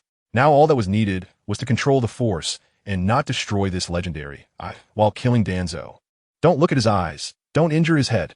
Having never seen such a mysterious ocular technique, Karabi glanced at Danzo's right eye with its shuriken pattern. After hearing A's call, he reluctantly withdrew his attention. Since the perfect Jinchuriki could resist genjutsu, Karabi didn't pay much mind to it. Okay, big brother. Let's finish him off with the lightning plow hot blade. With an unstoppable speed, A, now in lightning release chakra mode, charged towards Shimura Danzo. Body flicker technique. Danzo used the body flicker technique first, creating distance from A, who was charging at high speed. However, the faster sprint brought it closer to Danzo's position after he flickered away. Wind release, vacuum wave. Danzo, with his bandage-wrapped hand, quickly formed hand seals and expelled continuous columnar breath from his mouth. The sharp air produced by the vacuum wave could not only slice flesh, but even shake the physical manifestation of chakra, like Susanoo. Sure enough, A, moving at high speed, did not anticipate the invisible gas expelled from Danzo's mouth. Generally speaking, ordinary ninjutsu could not harm A in lightning release chakra mode, but the vacuum wave bypassed conventional methods. A ignored the ninjutsu released by Danzo and crashed directly into the wind column. Slash. When A collided at high speed with the vacuum wave, Danzo's wind release slightly dispersed some of the lightning release chakra adhering to A's arm. Subsequently, the sharp wind column tore through the ninja outfit covering A's right arm. Lightning plow hot blade. Without worrying about his left arm being scraped, aimed his right fist at Danzo's torso and struck. A massive amount of lightning release chakra surged into A's right arm. After hitting Danzo's abdomen, he smashed Danzo into the ground at an incredibly fast speed, scattering his insides. Is that so? Shimura Danzo, with half of his body shattered, only uttered 2 words before his body gradually transformed into wood. Substitution jutsu? Impossible. The transformed wooden Danzo was not a mere substitution technique, but rather wood clone technique. The wooden clone that had turned into wood gradually detached from Danzo's form, wrapping around A's body via the right arm that had shattered the wooden clone's abdomen. Using the wooden clone as a medium, the wood release technique, wrapping around, A was continuously siphoning his lightning release chakra. This is wood release. Suddenly, A understood what Danzo meant by the divine power that pacified the world at the founding of Konoha. Although it was only a single Mangekyō and a trace of Hashirama's would release power, it was sufficient to deal with Kumogakure. Don't underestimate Kumogakure, you bastard. With a burst of rage, A surrounding lightning release chakra completely erupted. The lightning release chakra intensified and spread out wildly, reaching a limit, while the wooden clone wrapped around him began to emit black smoke, its trunk gradually charring. Karabi, what are you doing? Using an elbow strike, A smashed the charred wood release that was entangled around him, shaking off the shattered pieces of wood from his body. A extended his arm straight, forming a 120-degree arc. Forget about it. Use that technique, still in testing. For some reason, upon seeing Danzo's shuriken-like Mangekyō Sharingan, Karabi's reaction was always a beat slow. After hesitating, he finally snapped back to reality and hurriedly replied, "Oh, okay, big brother." With the tailed beast cloak attached to him, Karabi immediately assumed the same posture as A. Adiabatic, lightning plow hot blade. Charging at Danzo, the two moved in almost synchronized speed. Upon seeing Karabi mobilizing the 8 tails chakra, Danzo rarely smiled. Useless. After rapidly forming the 3 hand seals Danzo simply stood still, waiting for the duo's strongest technique. In the next second, 2 figures, one red and one blue, swiftly approached, clamping down on Danzo's head with unreasonable force. Adiabatic, lightning plow hot blade. This was the strongest technique executed jointly by A, clad in lightning release armor, and Karabi, enveloped in the tailed beast cloak. With unimaginable speed and lethality, they swiftly decapitated Danzo. However, their expectations were dashed in the next moment. After using the lightning plow hot blade, the headless corpse behind them suddenly underwent a transformation. Izanagi, like a genjutsu, the decapitated headless corpse instantly vanished, as if it had never existed. What on earth is this? At this moment, it was somewhat panicked. He had never experienced such a bizarre occurrence. But Karabi did not respond at all because he had completely fallen into genjutsu. Karabi, wake up! I shouted immediately, trying to input chakra from the outside to break the genjutsu. However, the moment Karabi fell into genjutsu, he was pulled into the ceiling space by the 8 tails within him. Wake up, Karabi! The enormous tailed beast with an ox head and octopus body said, "You're under genjutsu. It's the Mangekyō Sharingan." Thanks, 8. Normally, The tailed beast within would help the perfect Jinchuriki break the genjutsu. However, something strange occurred at this moment. The instant Kurabi saw the 8 tails, 3 black tomoe suddenly appeared in his eyes. Chapter 62. Shimura Danzo's target is the 8 tails, the genjutsu of the Sharingan. No wonder the reaction was much slower.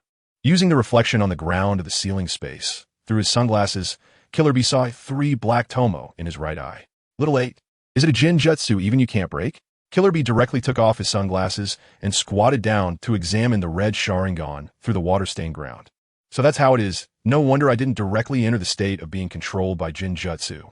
Avoiding Killer Bee's question, the 8 tails, Gyuki, had already sensed Shimura Danzo's intention, using the 3 tomoe as a false image to lure him. He was coming for me. In the next moment, the 3 tomoe and Killer Bees, I began to spin towards the 8 tails within the ceiling space, ultimately coalescing into the shape of a kaleidoscope. Wow, a kaleidoscope!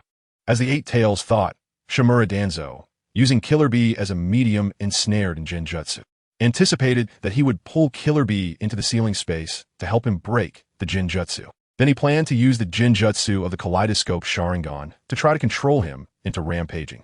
Is that so? There's no way to avoid it now. Compared to Killer Bee, who was deeply surprised by the kaleidoscope Sharingan in his eye, the 8 tails seemed to have a clearer understanding of the reality. The target of the genjutsu has always been me. The genjutsu had shifted to me, and getting you out of the genjutsu was the last thing I could do. Although he didn't know much about the kaleidoscope, Killer Bee had already sensed the seriousness of the situation.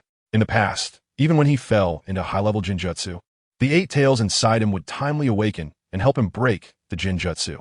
With the help of the 8 tails, the perfect Jinchuriki Killer Bee could be immune to almost all genjutsu, which indirectly led to his completely indifferent attitude towards genjutsu. Little 8, what are you talking about? Changing from his usual disdain for genjutsu, Killer Bee asked with concern. Now, in his eyes, there was no longer the shuriken-shaped kaleidoscope Sharingan, because, with the shift of the genjutsu, the kaleidoscope Sharingan had completely entered the 8 tails body along with the eye contact between Killer Bee and the 8 tails. Listen well. The 8 tails body began to shake, almost roaring. I might enter a state of losing control. From Killer Bee's perspective, a huge kaleidoscope Sharingan appeared in the pale, hollow right eye of the 8 tails. Shimura Danzo's target has always been me. He wants to replicate the rampage event of the previous Jinchuriki. Seizing the moment before completely losing control, the 8 tails struggled against the influence of the genjutsu while advising Killer Bee. With the 8 tails roar and shaking, a strong tremor immediately arose within the ceiling space, hinting at signs of collapse. The semi-out-of-control 8 tails emitted a powerful pressure, roughly slamming his tail on the ground before reluctantly extending it towards Killer Bee. Understanding the 8 tails' meaning, Killer Bee, who had fallen to the ground, reached out to touch the 8 tails' tentacle-like tail. Next, don't trust the chakra I provide. In an instant, the octopus-like tail, under the 8 tails' active control, broke apart and fell in front of Killer Bee. The genjutsu of the kaleidoscope Sharingan was unavoidable, especially for a tailed beast hit by the genjutsu. Killer Bee reached into the 8 tails' octopus claw, and the rich red-tailed beast chakra flowed along his arm to envelop his whole body, donning him in a layer of tailed beast armor. Don't unleash. Complete tail transformation. I can only use the chakra of this tail. Roaring in resistance against the genjutsu, the 8 tails became increasingly violent, which caused the time interval for him to respond to Killer Bee to grow longer. Defeat Shimura Danzo. Break the genjutsu. Subsequently, the pitch-black ceiling space became more turbulent, and even the body of the 8 tails began to blur. I understand. Killer Bee single-handedly lifted the octopus claw, raising his left fist toward the rampaging, losing control state of the 8 tails. I will defeat him and stop the manipulation of the genjutsu. Without using his usual rap style, Killer Bee spoke seriously to the increasingly violent 8 tails. This time, it's my turn to help you with our power. As Killer Bee extended his left hand into a fist, the 8 tails, after a long silence, finally spoke. Suddenly, the 8 tails' white right eye was completely covered by the kaleidoscope Sharingan, his consciousness becoming vague while almost completely going berserk. Holding the octopus claw, Killer Bee was also expelled from the ceiling space under the subjective consciousness of the 8 tails. What did you do to him? Seeing the tailed beast chakra covering Killer Bee gradually dissipate, they instantly became furious. Oh, just some trivial methods. Not far away, the instigator of Killer Bee losing consciousness showed no intention of continuing the conversation. Looking down at his right hand wrapped in bandages, Shimura Danzo could clearly feel that the Sharingan embedded in his right arm had closed one eye, and he could no longer sense any trace of ocular power. "You bastard!" Seeing Shimura Danzo's arrogant attitude, the lightning chakra surrounding us surged and expanded in an unprecedented manner. Lightning release. Lariat. Even his hair was raised by the raging lightning chakra as he sprinted forward at an undetectable speed. A's hands took on a hugging posture, along with the lightning chakra attached to his arms, determined to tear apart the guy in front of him. "I've already said, any attack of yours is." Before Shimura Danzo could finish his words, A's blue figure immediately tackled him, hugging his waist. The tremendous force even crushed Shimura Danzo's ribs, nearly splitting him in half at the waist. The azure lightning chakra was about to char the waist area of Shimura Danzo that was being held. "Bastard!" A lifted Shimura Danzo high and, with a fierce expression, slammed him upside down toward the ground. Instantly, lightning scattered. The stone platform was about to shatter into several pieces from the point where Shimura Danzo was smashed down. This attack was still useless. The familiar voice that made A's scalp tingle came again. He could hardly believe the scene before him. Shimura Danzo, who had been nearly smashed into a grotesque corpse by him. How could he possibly come back to life? Looking again at the destruction caused by lightning release, Lariat began to doubt his own judgment for the first time. He was certain that the body he had just hugged was definitely the real Danzo, not a shadow clone or some genjutsu. A puff of white smoke appeared, and the unscathed Shimura Danzo reappeared behind A. The duration of Izanagi is 1 minute. During this time, the caster can turn unfavorable events that occurred into having never happened, while only choosing favorable events to become reality. Is that so? What other means do you have? Controlled by Uchiha Tetsu, Shimura Danzo was waiting for an opportunity to completely crush the AB combination with overwhelming strength. Sure enough, a dense chakra rapidly approached Shimura Danzo from behind. Lightning release, heat wave knife. The previous 8 Tails Jinchuriki, Barubi, died after losing control due to a scheme by Orochimaru infiltrating the hidden cloud village. Chapter 63. The overwhelming power of wood release. Don't even think about running away. Filled with unprecedented rage, Killer Bee, covered in a light red cloak of tailed beast chakra, roared. As he charged forward using the lightning release, lightning cutter, he quickly mobilized the chakra from the octopus tentacle that had broken off from the 8 Tails. Tailed Beast Transformation, Stage 2. The light red tailed beast chakra rapidly transformed into a deep crimson, enveloping the previously thin chakra cloak with a denser layer. During the charge, a ghastly white bull skull along with large segments of vertebrae slowly formed on Killer Bee's left arm, which was wielding the lightning cutter. Killer Bee had fully entered the second stage of tailed beast transformation. I must defeat Shimura Danzo quickly, once the chakra in my tail runs out. At this moment, Killer Bee could no longer sense the 8 Tails within him. After exiting the sealing space, the 8 Tails had used its unique sealing technique. Million angry, countless troublesome slaves. The black sealing ink expelled from the 8 Tails' mouth wrapped around its massive body, successfully weakening its own power while resisting with willpower, thus slowing down some of the rampaging tendencies. However, it was merely a slowdown. Once the remaining consciousness of the 8 Tails was breached by the Sharingan's genjutsu, that ink sealing technique would be broken free in an instant. Through the ink sealing, the 8 Tails successfully mitigated its enraged chakra's negative effects on Killer Bee. But similarly, it also restricted Killer Bee's power. Now, the only chakra he could mobilize was from the actively broken tail of the 8 Tails. Thinking of the 8 Tails struggling to resist the genjutsu with its remaining consciousness in the sealing space, Killer Bee made up his mind. After breaking free from the sealing space, Killer Bee had no other thoughts. Use Stage 2 to settle this, defeat Shimura Danzo, and rescue Big Brother and 8 Tails. Fueled by anger and a powerful resolve, the ultimate enhanced version of the lightning cutter instantly struck Danzo's abdomen. The elbow, now in tailed beast form, brought an unimaginable power, directly tearing through Danzo's body. Where will he be resurrected this time? After killing Shimura Danzo, Killer Bee did not let his guard down. While maintaining the second stage of tailed beast transformation, he scanned his surroundings for any possible location where Danzo might appear. After a long silence, Killer Bee, who was now prone on the ground in tailed beast form, still did not detect where Danzo had resurrected through his Izanagi. "Bee, are you okay?" Noticing that Killer Bee was unharmed, a worried A immediately approached him. Killer Bee, maintaining the second stage of tailed beast transformation, showed no facial expression. After a moment, he slowly spoke. "Right now, This is just a portion of the chakra from the 8 tails actively broken tail. I can no longer sense the 8 tails covered by my sealing technique. Big brother. The genjutsu from the Sharingan has transferred to the 8 tails. I'm about to lose control. I might end up like Brother Barubi. Don't say that. Before Killer Bee could finish, the irritable A immediately interrupted him. No one is going to die. We will defeat Shimura Danzo together and break the genjutsu on the 8 tails. The tailed beast skeleton on Killer Bee slowly dissipated, but he still maintained the second stage of tailed beast transformation. It's all my fault. If I had mastered the tailed beast ball, this wouldn't have happened. Shut up and think about our usual training. A's face showed no expression anymore, only a coldness after extreme anger. The resurrection technique is just a genjutsu from the Sharingan. He can't maintain it for long. When he appears again, we will completely crush him. Okay, big brother. The 1-minute duration of Izanagi had already passed. In the distance on the platform, Shimura Danzo slowly revealed himself through the smoke. You have done well to gather feelings. Playing the role of the villain, Danzo formed hand seals and gradually moved forward. Too bad you guessed wrong about this resurrection opportunity. The Sharingan in Danzo's right eye could no longer contain its excitement. The shuriken-shaped Sharingan had never been so clear. I still have at least 9 more times. Don't think you can escape with nonsense. A and Killer Bee, in their second stage of tailed beast transformation, exchanged glances and decided on the next killing move. Lightning release, lightning cutter. Killer Bee's hoarse and deep voice and A's rough and powerful voice echoed simultaneously. A, enveloped in deep blue lightning chakra, and Killer Bee, surrounded by blood-red tailed beast chakra, charged forward together, triggering the derivative skill of the lightning cutter.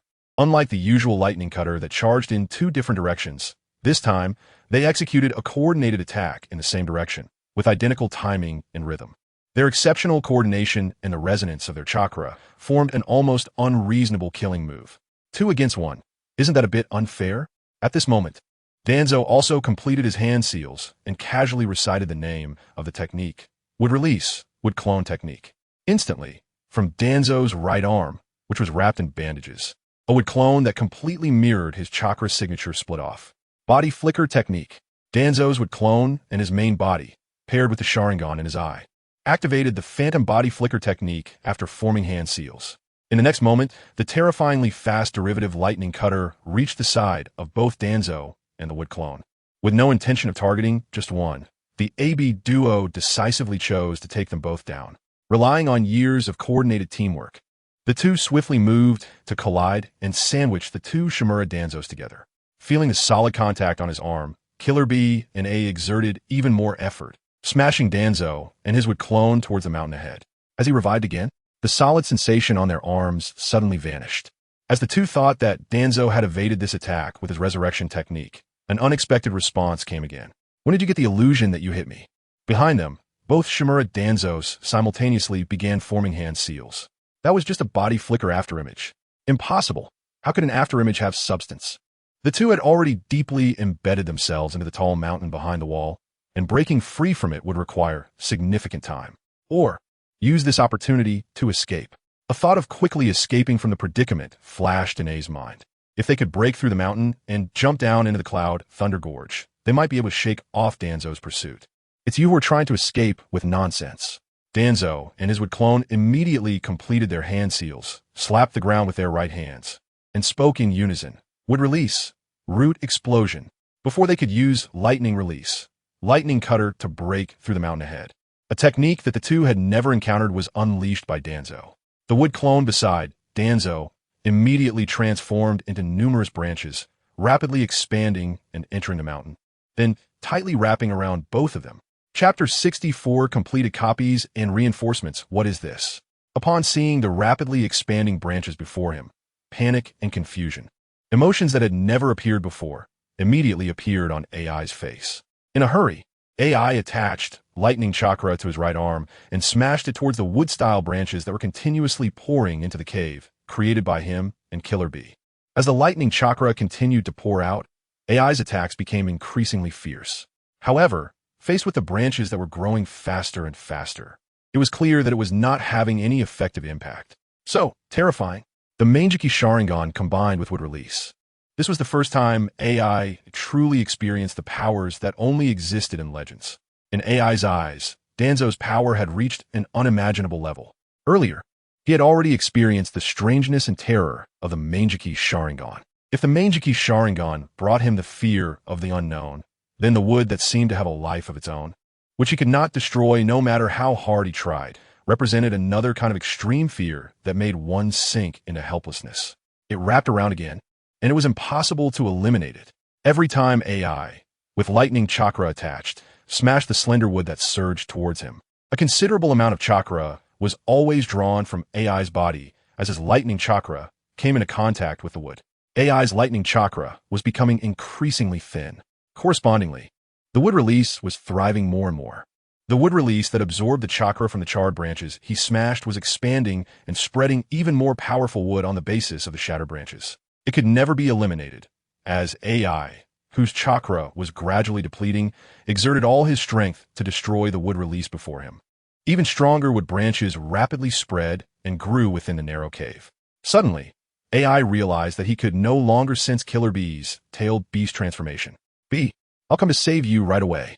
After a large amount of chakra had drained, AI once again mobilized a high amount of lightning chakra, covered it on his right arm, and smashed it towards the branches wrapped around Killer Bee. The unconscious Killer Bee vaguely heard his brother's call. Opening his eyes, he mumbled through the gaps in the branches, "I'm sorry, brother, I've burdened you." If AI used this chakra to break through the mountain and escape to the hidden cloud village, there was actually a high probability of success. But the bond of many years made it impossible for him to make the decision to abandon his brother and escape alone. "Get away from me." Powerful fists smashed repeatedly against the branches, but compared to the wood release that had expanded by absorbing high-quality tailed beast chakra, it was somewhat too weak. It wasn't that Killer Bee was weaker than AI. Rather, it was the difference in suppression caused by the wood release's special attack against tailed beast chakra. The wood release that absorbed Killer Bee's tailed beast cloak grew at a speed nearly 10 times that of AI's side. He couldn't even put up a simple resistance. Whenever Killer Bee attacked the wood release, the branches would instead draw the considerable amount of chakra from the tailed beast cloak on him. Killer Bee's resistance was becoming weaker and weaker, and due to the loss of control of the 8 tails, he couldn't break free from the wood release that was wrapped around him even with full-tailed beast transformation. It formed an extremely unfavorable feedback loop. Soon, the last struggle of AI also ended as he was wrapped by the wood release after his chakra was exhausted. This time it's completely over. Controlled by Uchiha Itachi, Shimura Danzo slowly approached, and the layers of wood release branches extended from the cave, pushing the two wrapped up like zongzi, rice dumplings, and wood release towards him. After absorbing the remaining 8 tails chakra from Killer Bee, a large, intricate tree surrounded the shattered mountain. This power could penetrate even a mountain made of rock. Under Shimura Danzo's control, the branches wrapped around the 2 cocoons slowly opened. The 2, whose chakra was nearly drained, had lost their power to resist. Compared to AI, who had already fallen into a coma, Killer Bee was in slightly better condition. Having exited the second stage of tailed beast transformation, he still retained some pitifully thin tailed beast cloak. It was roughly the chakra left on the tail that the 8 tails had actively broken off. But in front of the wood release, it was like water encountering a sponge. The moment it overflowed, it was completely drained. Now you can be honest. After hearing Shimura Danzo's words, fueled by hatred, Killer Bee also fell into a coma due to the massive loss of chakra. Losing consciousness, he entered a place similar to a ceiling space. In the dim space, the remaining consciousness of the 8 tails before it unleashed its ink ceiling was present. Did we fail? But it's okay. You did very well. Without needing to meet, communicating with the tailed beast through the exchange of consciousness is a unique method of a perfect Jinchuriki. I have no memory of the previous Jinchuriki's rampage. The deep voice of the 8 tails resonated in the dark space, and from the perspective of Mangekyō, level genjutsu, it should be correct. The rampage of Burubi must have been orchestrated by Shimura Danzo using genjutsu. This also explains why I have no recollection of that day. Exhausted, Killer Bee collapsed to the ground, and 2 tears fell from beneath his sunglasses. After the rampage, harming his unconscious elder brother, killing innocent villagers of the Land of Lightning. And to seal me, countless ninjas would also die. Don't you care about yourself at all? This generation's Jinchuriki is the most in sync one he has interacted with over the years. The two had already become an inseparable pair. After a brief silence, realizing he could do nothing, the 8 tails could only make a powerless vow. "Bee, if you die, I will take revenge for you. Then thank you in advance, partner." The dark space immediately shattered, representing Killer Bee's defeat. Now, taking over Killer Bee's body, is none other than the rampaging Eight Tails. Freed from the ink ceiling and manipulated by genjutsu. Objective achieved, defeated the AB brothers. Limited time event peak showdown settlement. Rating, 8 reward. Universal S rank ninja fragment 10. Retained battle memory, compared to the C rank clearance. The A rank clearance added a brand new option, retain battle. The effect of retaining battle memories had already been fully reflected in the third Kazekage, who had been tortured to madness, retaining the battle memories of the instance without saving the battle process and traces. Seeing the effect of retaining battle, Uchiha Itachi, controlling Shimura Danzo, smiled. This is a farewell gift, Elder Danzo. Looking at the two hanging like jerky and would release before him, Uchiha Itachi thought in his heart. Hell Spike, 3 books converge. An angry voice came from behind, and a blue bolt of lightning rushed forward at a speed imperceptible to the naked eye. Chapter 65. The Eternal Kaleidoscope Sharingan Faster. The third Raikage exerted all his effort to mobilize the chakra within him, using the fastest speed he had ever achieved to execute the 3 books of convergence. Reinforcements have arrived. It's time to say goodbye. Uchiha Tetsu clicked on the option to retain combat and looked up at the blue lightning in the distance, saying, Third Raikage, how will you deal with the rampaging Eight Tails? Leave me here, with the 6 Paths ninja tool, amber clean bottle on his back. The third Raikage retracted his middle and ring fingers, leaving only his index finger. Hell Spike, 1 book of convergence. The old man with light yellow long hair and a long beard shouted loudly, determined to pierce through Shimura Danzo in front of him completely. Unfortunately, his wish was destined to fail. After completing the instance, Shimura Danzo's figure gradually blurred, as if using Izanagi, then completely disappeared. Gone? The 1 book of convergence did not stop there, but continued to charge at the peaks of the cloud Thunder Gorge at an ever-increasing speed. Due to the influence of wood release, the originally bare peaks were completely wrapped in life-filled wood release. Shimura Danzo, you bastard! In his anger, the third Raikage did not forget to save the next generation's AB combination and resolved to deal with them all at once. The third Raikage, sprinting at high speed, concentrated a large amount of lightning on his index finger. As the number of fingers used for the convergence technique decreased, the power of the Hell Spike would increase accordingly. With only 1 finger, the 1 book of convergence was known as the strongest spear capable of piercing everything. Shatter everything. The next moment, the third Raikage collided with a mountain peak that had been greened by wood release. The wood release that previously imprisoned the young AI and Killer Bee seemed somewhat powerless against the strongest spear. Before extracting chakra from the third Raikage, he was cut in half like tofu by the third Raikage, who was moving at an extreme speed. Moments later, the 1 book of convergence, charged with fierce lightning, completely severed the mountain peak that the AB combination had failed to pierce in one go. Are you conscious? After cutting off the mountain peak, the third Raikage retracted the 1 book of convergence and jumped onto the platform where the AB combination was located. The sound of falling boulders echoed continuously in the cloud Thunder Gorge. With just a single hand chop, the third Raikage's left hand, infused with lightning, severed the wood release branches that were suspending Killer Bee and the young AI. Wake up! Putting down the amber clean bottle on his back, the third Raikage called out to the 2 who had lost consciousness. The bloodline fusion experiment is not a rumor. Shimura Danzo has implanted the Sharingan and mastered wood release. Under his manipulation, the Eight Tails is about to go out of control. The young AI, suddenly awakened, quickly spoke to his father and struggled to stand up. What? Despite being mentally prepared, the third Raikage was still shocked by Shimura Danzo's shamelessness. Damn it, Shimura Danzo! As the young AI helped the third Raikage to stand up and refine his chakra again, an unexpected change occurred in the fallen Killer Bee. Skipping the stage of the tailed beast cloak, purple tentacle-like tails slowly emerged from behind him. The Eight Tails is about to rampage. The rampaging Eight Tails was within the third Raikage's expectations. This was also the reason he brought the 6 Paths ninja tool with sealing effects. In the blink of an eye, the tentacles emerging from Killer Bee's back began to spread outwards. It's fine, I'll take this guy down. Seeing the complete form of the Eight Tails, the third Raikage simply shoved the 6 Paths ninja tool into the young AI's arms. You assist me in the sealing. The deep roar of the Eight Tails echoed throughout the cloud Thunder Gorge.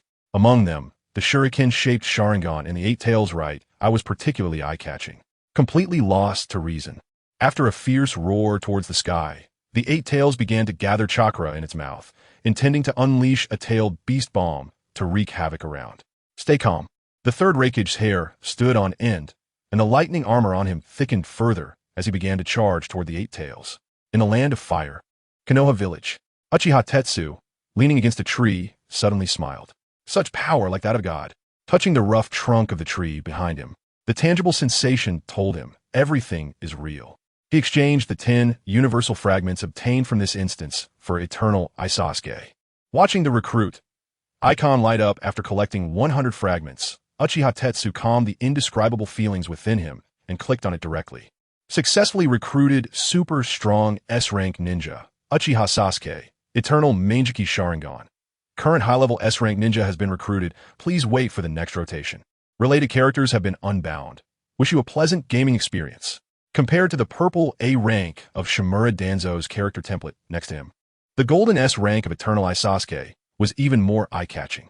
Uchiha Sasuke, Eternal Mangekyō Sharingan. Level, traits, Eternal Mangekyō Sharingan, Kagetsuchi Amaterasu, Susanoo, Fire Release Mastery, Flame Release Mastery, Swordsmanship Mastery, Orochimaru Style, Genjutsu Proficiency, Lightning Release Mastery, Indra's Chakra, Reincarnation. The overwhelming traits and ninja skills presented themselves before Uchiha Tetsu. I'm feeling great now. After loading the character template of Eternal Sasuke onto himself, a massive amount of information immediately flooded into Uchiha Tetsu's mind. Before he could fully absorb this information, his eyes suddenly transformed into the shape of a 3-tomoe Sharingan. Not only that, the 3 black tomoe began to spin rapidly, and a chilling power urged Uchiha Tetsu's eyes to rotate toward the direction of the Eternal Mangekyō. The first activation of the Eternal Eye did not go as smoothly as the previous Kimui, Kodoame Tsukumi. It felt as if it was trying to drain Uchiha Tetsu's body, accompanied by an extremely large chakra consumption. When loading Shimura Danzo's character template, the chakra within Uchiha Tetsu was significantly increased due to the influence of the Hashirama cells. Even after removing Shimura Danzo's character template, the effects brought by the Hashirama cells still retained a portion. Although it wasn't as much as before, it was enough. With the foundation laid by Shimura Danzo's character template, plus the already substantial chakra amount in Uchiha Sasuke's template, 2 drops of blood flowed from his eyes, leaving a streak of blood on his face. A mysterious and powerful symmetrical pattern appeared in his eyes, which was the eternal Mangekyō Sharingan. The chilling chakra continuously stimulated Uchiha Tetsu, causing him to generate one thought after another. With this power that can stabilize the chaotic world, I will correct this fundamentally flawed world. Feeling the overflowing power of the eternal Mangekyō, Uchiha Tetsu quickly calmed down and did not indulge in absolute power. It's not time yet. I need stronger power. I will create a future that belongs to me, clearing away all enemies, even Otsutsuki.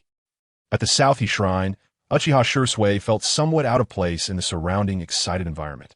Oh no, I forgot to invite Tetsu to join the clan meeting. Now he just hoped the clan meeting would end quickly so he could find Uchiha Tetsu. Convey to him the unpleasant things you have heard. Chapter 66. The increasingly extreme Uchiha. Can the Uchiha clan leader participate in the 4th Hokage election?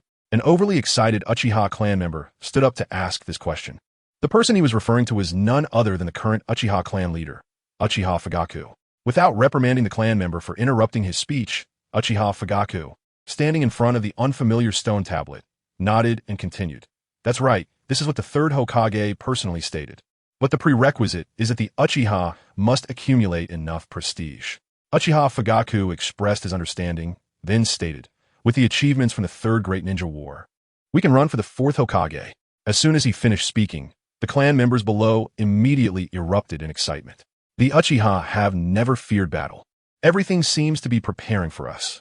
From the audience, an older Uchiha man excitedly shouted, the 3rd Great Ninja War will definitely be the most brutal one. Those who experienced the 2nd Great Ninja War understood what the clan leader was aiming for. Through our battles and sacrifices, we will create a future for the next generation within our clan. None of it is a meaningless sacrifice. The burning of old branches will illuminate the path ahead for the new generation of our clan. If we can give birth to the legendary Mangekyō Sharingan, we will be able to shatter the chains with overwhelming power. Uchiha Fugaku, seeing the topic of the clan meeting becoming increasingly extreme, Uchiha Fugaku wore a face filled with helplessness, as if to say, what are you all imagining? Just as he was about to interrupt the chaotic situation, a surprisingly youthful voice came from back. Be prepared for the possibility of losing. This is merely an opportunity to participate in the election. If there are no changes, it will be hard to gain everyone's recognition based on the reputation of the police force in the village. The previously noisy clan meeting immediately quieted down, and the elite members of the Uchiha clan all turned to look at Uchiha Sasuke, who had stood up to speak. Using sacrifice to, dousing the excited clan members with a bucket of cold water, just as Uchiha Sasuke was about to elaborate on his point. A rebuttal came from a gray-haired clan member in the corner. What good is recognition? After last night's incident with the villagers, Uchiha Hokage submitted his resignation to Uchiha Fugaku that very night. He has already stepped down from his position as squad leader, but his loyalty to Uchiha Fugaku hasn't changed at all. In the Third Great Ninja War, the power of the Uchiha will only grow stronger.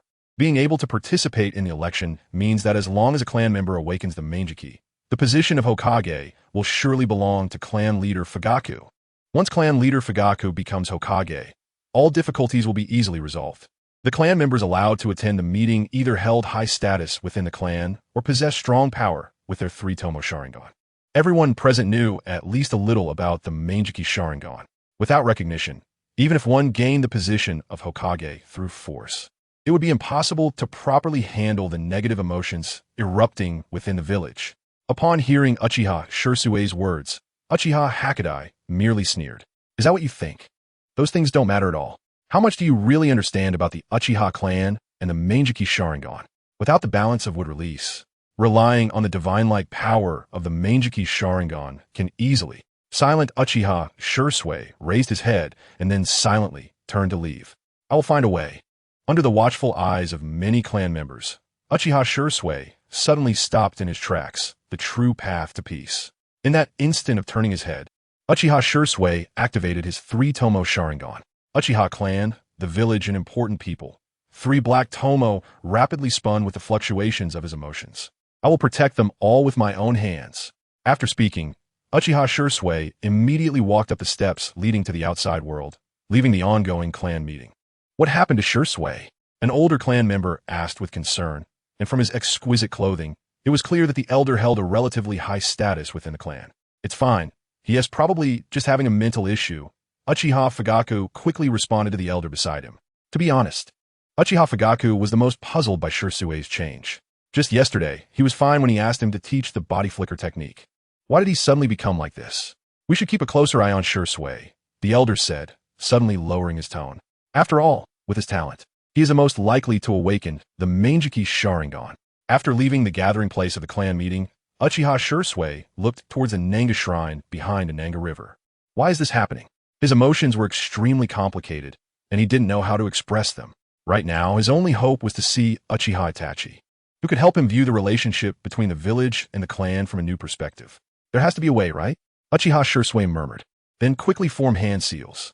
Body flicker technique. Although he didn't know Uchiha Itachi's exact location, Uchiha Sasuke was already prepared to make a roundabout search of the village. Sitting on Hokage Rock, feeling the wind brushing against his face, Uchiha Itachi observed everything below through the remaining gaps in the leaves.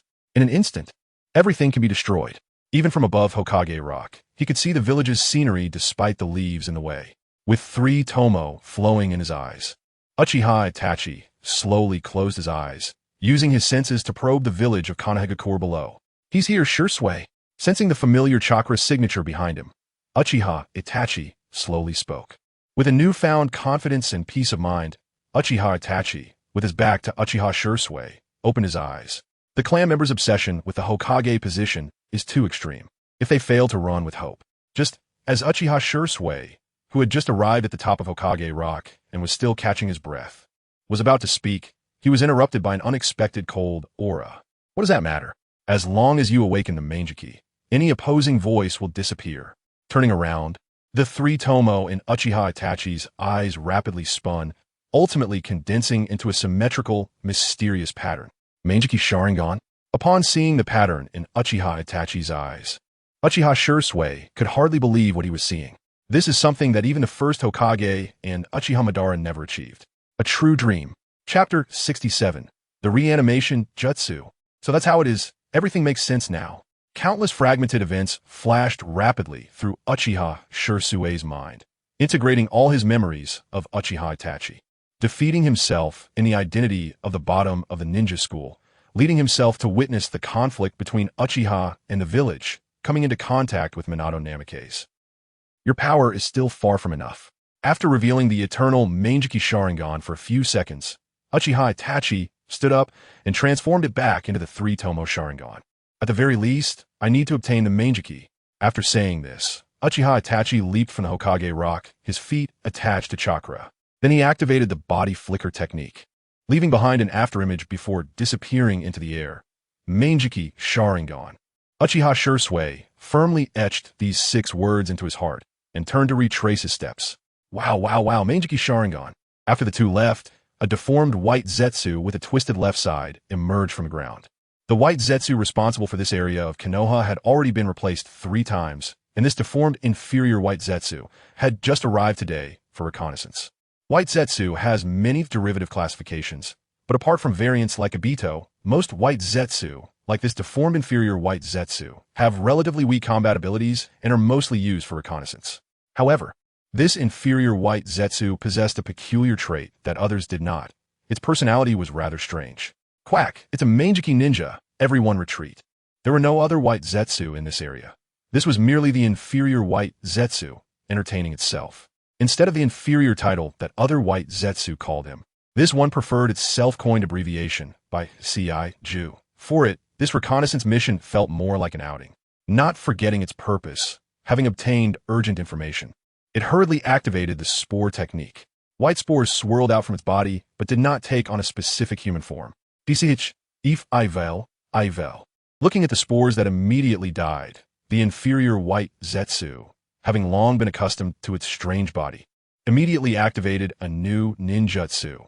Mayfly technique. At the moment the ninjutsu was activated, the inferior white Zetsu severed any detectable presence. It merged its physical body with the earth and plants, then urgently headed to the location of Uchiha outside Konoha village in a secret laboratory of Root. The mysterious old man with a bandaged right eye suddenly had a bad premonition. Is it just my imagination? How could this be? However, Shimura Danzo never let such strange feelings like sixth sense trouble him. Moments later, he dismissed these strange premonitions. Daylight slash. There are more than just Mangekyō to balance the power of the Mangekyō. A look of determination flashed in his eyes as he slowly awaited his partner, who would cooperate with him to restart the Hashirama Cell project. As expected by Shimura Danzo, a cold male figure in casual clothes arrived at the secret laboratory, led by a member of Root. Orochimaru, you're too slow. With a snake-like smile, Orochimaru pushed open the door and replied, I can't completely blame myself. Lord Hiruzen made me visit the Hyuga clan again unexpectedly. I just got free and came here. Clearly, Shimura Danzo was not satisfied with this answer. Letting a student take over his pre-war preparations. How old does he think he is? If it really doesn't work, he should quickly step down and let me. Danzo's dissatisfaction and complaints about Hiruzen Sarutobi had long been something Orochimaru had grown accustomed to. Instead, let's discuss the matter of the Hashirama cells. After a cold snort, Shimura Danzo stopped complaining. He then took a jar containing meat chunks from the shelf in the laboratory. Cells of the first Hokage, to combat the unknown Mangekyō ninja. This was also a necessary choice. Finding a suitable reason for himself, Shimura Danzo placed the culture container on the test bench. Also, I have a ninjutsu to teach you. After turning around, Shimura Danzo took down a clearly copied ninjutsu scroll from the shelf. Even if the experiment on the Hashirama cells fails, this ninjutsu can help us deal with the Mangekyō ninja. Oh, Orochimaru immediately became interested. Exploring new ninjutsu and experiments was currently his greatest interest. He took the scroll from Shimura Danzo's hand. Upon seeing the title of the scroll, Orochimaru couldn't help but exclaim, You're really a madman. The title on the ninjutsu scroll was The Reanimation Jutsu. So interesting, the forbidden technique of the second Hokage. Touching the signature Senju Tobarama at the beginning of the scroll, Orochimaru suddenly laughed. If Lord Hiruzen knew that you were giving me this forbidden technique that manipulates the souls of the dead, it's all for Konoha. After saying this, Shimura Danzo fell silent, his face dark as he waited for Orochimaru's further response. Fine. Orochimaru licked his lips with his tongue and then extended a snake from his sleeve. I agree. As a slender snake swallowed the ninjutsu scroll, Shimura Danzo finally relaxed his tense heart. Is that so? Then I'll leave these things to you. Shimura Danzo turned around again and took down another jar containing meat chunks from a shelf. The label clearly read, Senju Tobarama. not even letting his own teacher's soul go? Truly evil. Shimura Danzo's evasive gaze perfectly indicated his guilty conscience, further piquing Orochimaru's interest in the matter. It's just for Konoha. There's no other choice. If Konoha were to face defeat or collapse during the Third Great Ninja War, or encounter a mysterious Mangekyō ninja, they could only rely on the power of the previous Hokage. Your reasoning is getting more and more convoluted, Danzo. Orochimaru scoffed. Does Konoha have that little confidence? The silent Shimura Danzo did not directly respond to Orochimaru's words, but instead took out several special talismans. These are the control seals left by Lord Tobirama before his death, targeting the reanimation jutsu. Slapping the talismans onto the table, Shimura Danzo continued. All right, you can freely mobilize the resources of Root, including funding and experimental equipment. Don't worry about Hiruzen's accountability. I have hidden my whereabouts today from everyone. He won't find out. That's that. I look forward to your research results on wood release. For this secret experiment on the Hashirama cells, Shimura Danzo had concealed his whereabouts immediately after leaving the Hokage office in the morning. With Root's special means, he was confident that no ninja outside could detect that he had spent nearly a day in the secret laboratory. Sitting in the laboratory chair, Shimura Danzo watched Orochimaru tidy up the various jars on the table, while collecting the sealing talismans for the reanimation jutsu with a sealing scroll. Orochimaru suddenly asked, I found a very interesting branch family member in the Hyuga clan today. Although the hatred in his eyes was well hidden, I still noticed it. Do you think, since the Sharingan has a direction for evolution towards Mangekyō, could the Byakugan of the Hyuga clan also have a new evolutionary branch? If hatred could kill, I would have died hundreds of times already. Shimura Danzo chuckled disdainfully. Evolving like a kaleidoscope? Impossible. The power of the Byakugan has already reached its limit. Really? I don't think so. Orochimaru replied to Danzo in the same tone. I'm quite good at judging people. Instead of thinking about these trivial matters, why not quickly study the cells of Hashirama? What, could a branch family really evolve to possess power beyond that of Kage, while being a caged bird to annihilate the Hyuga clan? With the help of science, it's not certain. Science? Heh, clearly treating Orochimaru's words as a joke. Danzo remained dismissive. In the end, he watched Orochimaru leave the laboratory after leaving his last sentence. Hinata Natsu, a branch family maid who takes care of Hinata Hanabi. Chapter 68. Hinata Natsu's goal. Kill them all. Hinata Natsu has been feeling very confused lately. It seems she is getting further away from her life goals. If this continues, she might end up like the numb branch family members, becoming puppets at the mercy of the main family. At some point, she developed a terrifying thought. It is impossible to kill all the main family members.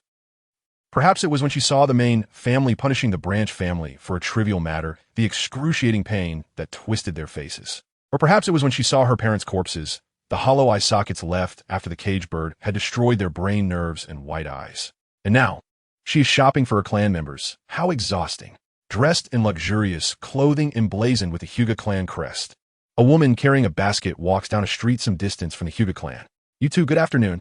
With the unique ceremonial grace of a Hyuga noble, Hinata Natsu tilts her head slightly, revealing a smile that brings genuine joy. And in the basket she carries, a small white snake peeks through the gaps, observing everything, possessing all the virtues of the Hyuga, even surpassing them.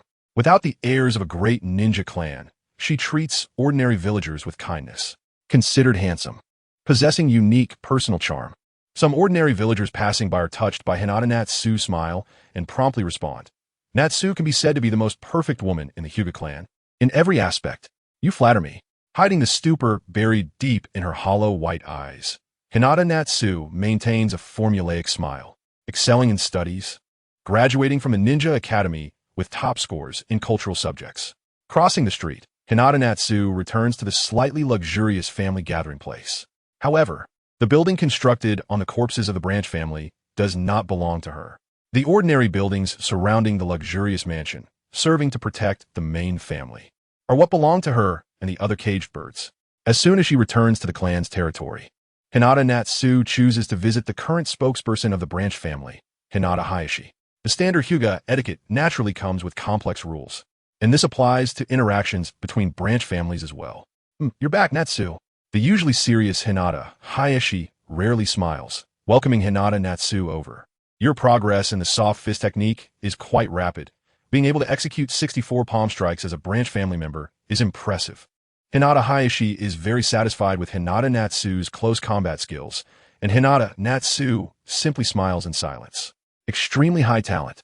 Proficient in the 8 trigrams empty palm and the 8 trigrams 128 palm, secretly researching certain forbidden techniques from the main family. Regarding the potentially erupting war, the main family has other arrangements.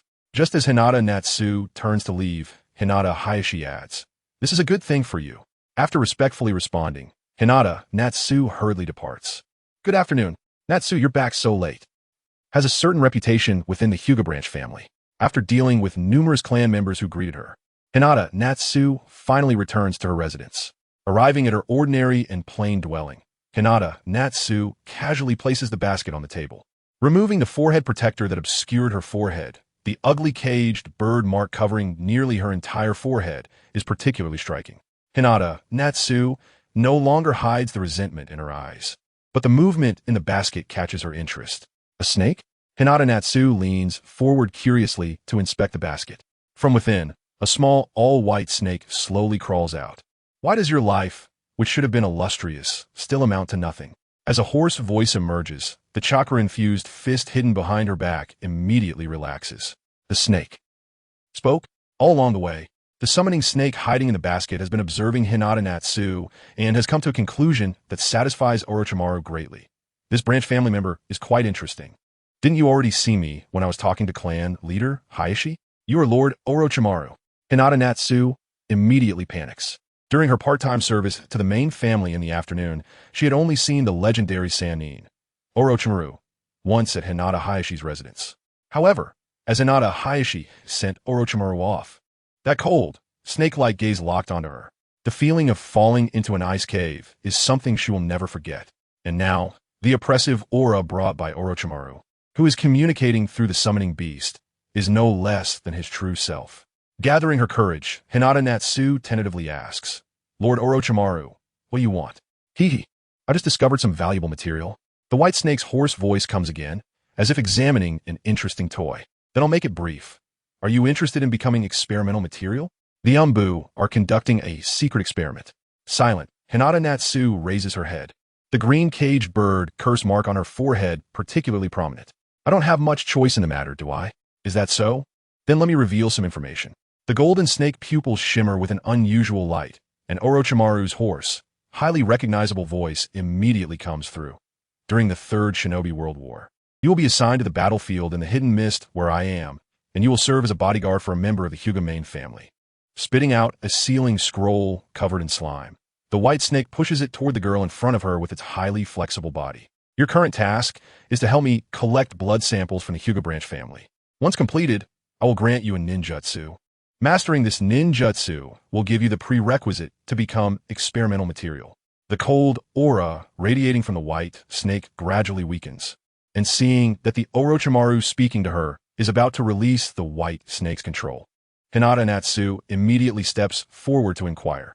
"The Byakugan should be of little use to a ninja of your caliber, and besides, I still have the cage bird. That's not something for you to worry about." The hoarse voice from the white snake emerges. "I am merely exploring a possibility based on the Byakugan. Don't you want to reclaim what rightfully belongs to you? I will help you, as long as you show enough value." As soon as the words leave her mouth, amidst a puff of smoke, the white snake vanishes from the table, leaving behind a sealing scroll still warm to the touch. It seems the rumors are true. Konoha is indeed conducting bloodline fusion experiments in secret. The fact that Orochimaru and the Umbu are conducting special experiments does not surprise Hinata Natsu. The Hyuga clan has its dark sides, and it's not unusual for the Umbu to engage in such experiments. The main family? Hinata Natsu shows no emotion in her eyes, simply turning to rummage through the bookshelf. After moving aside several scrolls labeled Hyuga etiquette and soft fist technique, from proficient to mastery, Hinata Natsu finds an old bamboo book from a hidden compartment. Just a myth, right? The Hyuga Otsutsuki, the brother of the Sage of Six Paths, and the power of the Sage of Six Paths. If I hand it over to Orochimaru, who is studying the Byakugan, the Tensigen Otsutsuki Tonari, really the branch family responsible for taking care of Hanabi, showing great affection for Hanabi. Chapter 69. How can Uchiha not go crazy? Just holding on. Second Hokage, you truly are a genius. Looking at the ninjutsu scrolls laid out before him, Orochimaru, who hadn't slept all night, shifted his gaze to the cultivation containers beside him, summoning the souls of the dead from the Pure Land to regain their powers from life. Orochimaru fixed his gaze on the piece of flesh soaked in the cultivation fluid, named Senju Tobarama. As long as he mastered the impure world reincarnation technique, he could possess infinite power. In front of him were two cultivation containers containing the biological tissues of the first Hokage and the second Hokage. However, the seals left by the second Hokage were too powerful in terms of restraint, rendering even a third of the deceased's power unexhibited. Further improvements were needed. Calming his excited heart, Orochimaru slowly stood up from the laboratory table. Out of fear of the Sharingan, Danzo Shimura had gone to great lengths to obtain wood release. He had almost given Orochimaru full access to the Root's experimental funding and resources. Relying on Root, Orochimaru now had almost unlimited experimental funding and high-quality equipment. This also allowed him to easily realize experimental concepts that had previously been abandoned due to a lack of funds. For example, clones. In his view, Danzo's would release experiments only needed to be done half-heartedly. The Mangekyō Sharingan? Orochimaru scoffed, partly because he had never witnessed the legendary divine power. As long as he perfected the impure world reincarnation technique, no, using the seals left by the second Hokage would be enough. Orochimaru picked up the special material seals on the experimental table and examined them carefully under the dim yellow light. With the powers of the first and second Hokage, even the legendary Mangekyō Sharingan could be easily defeated. Walking to the large container filled with green cultivation fluid, Orochimaru quietly watched the piece of flesh that had been violently grown into a hedgehog shape. The clone in front of him, which could not even be called humanoid, was a hasty creation he had concocted after staying up all night. First Hokage clone, failure. Let's start with something simple. Remembering the conversation he had with Hinata Natsu last night, Orochimaru's lips curled slightly. Hinata clone and Orochimaru quietly infiltrated the village hidden in the clouds and extracted the 8-tail cells obtained after forcing the previous 8-tails Jinchuriki into a rampage, cultivating the body tissues of the tailed beasts. It seems that immortality is just within reach. An indescribable emotion filled Orochimaru's heart, causing him to burst into laughter. At that moment, a long snake slowly slithered onto the experimental table. Sarutobi-sensei and Danzo. Interesting. Have I been discovered?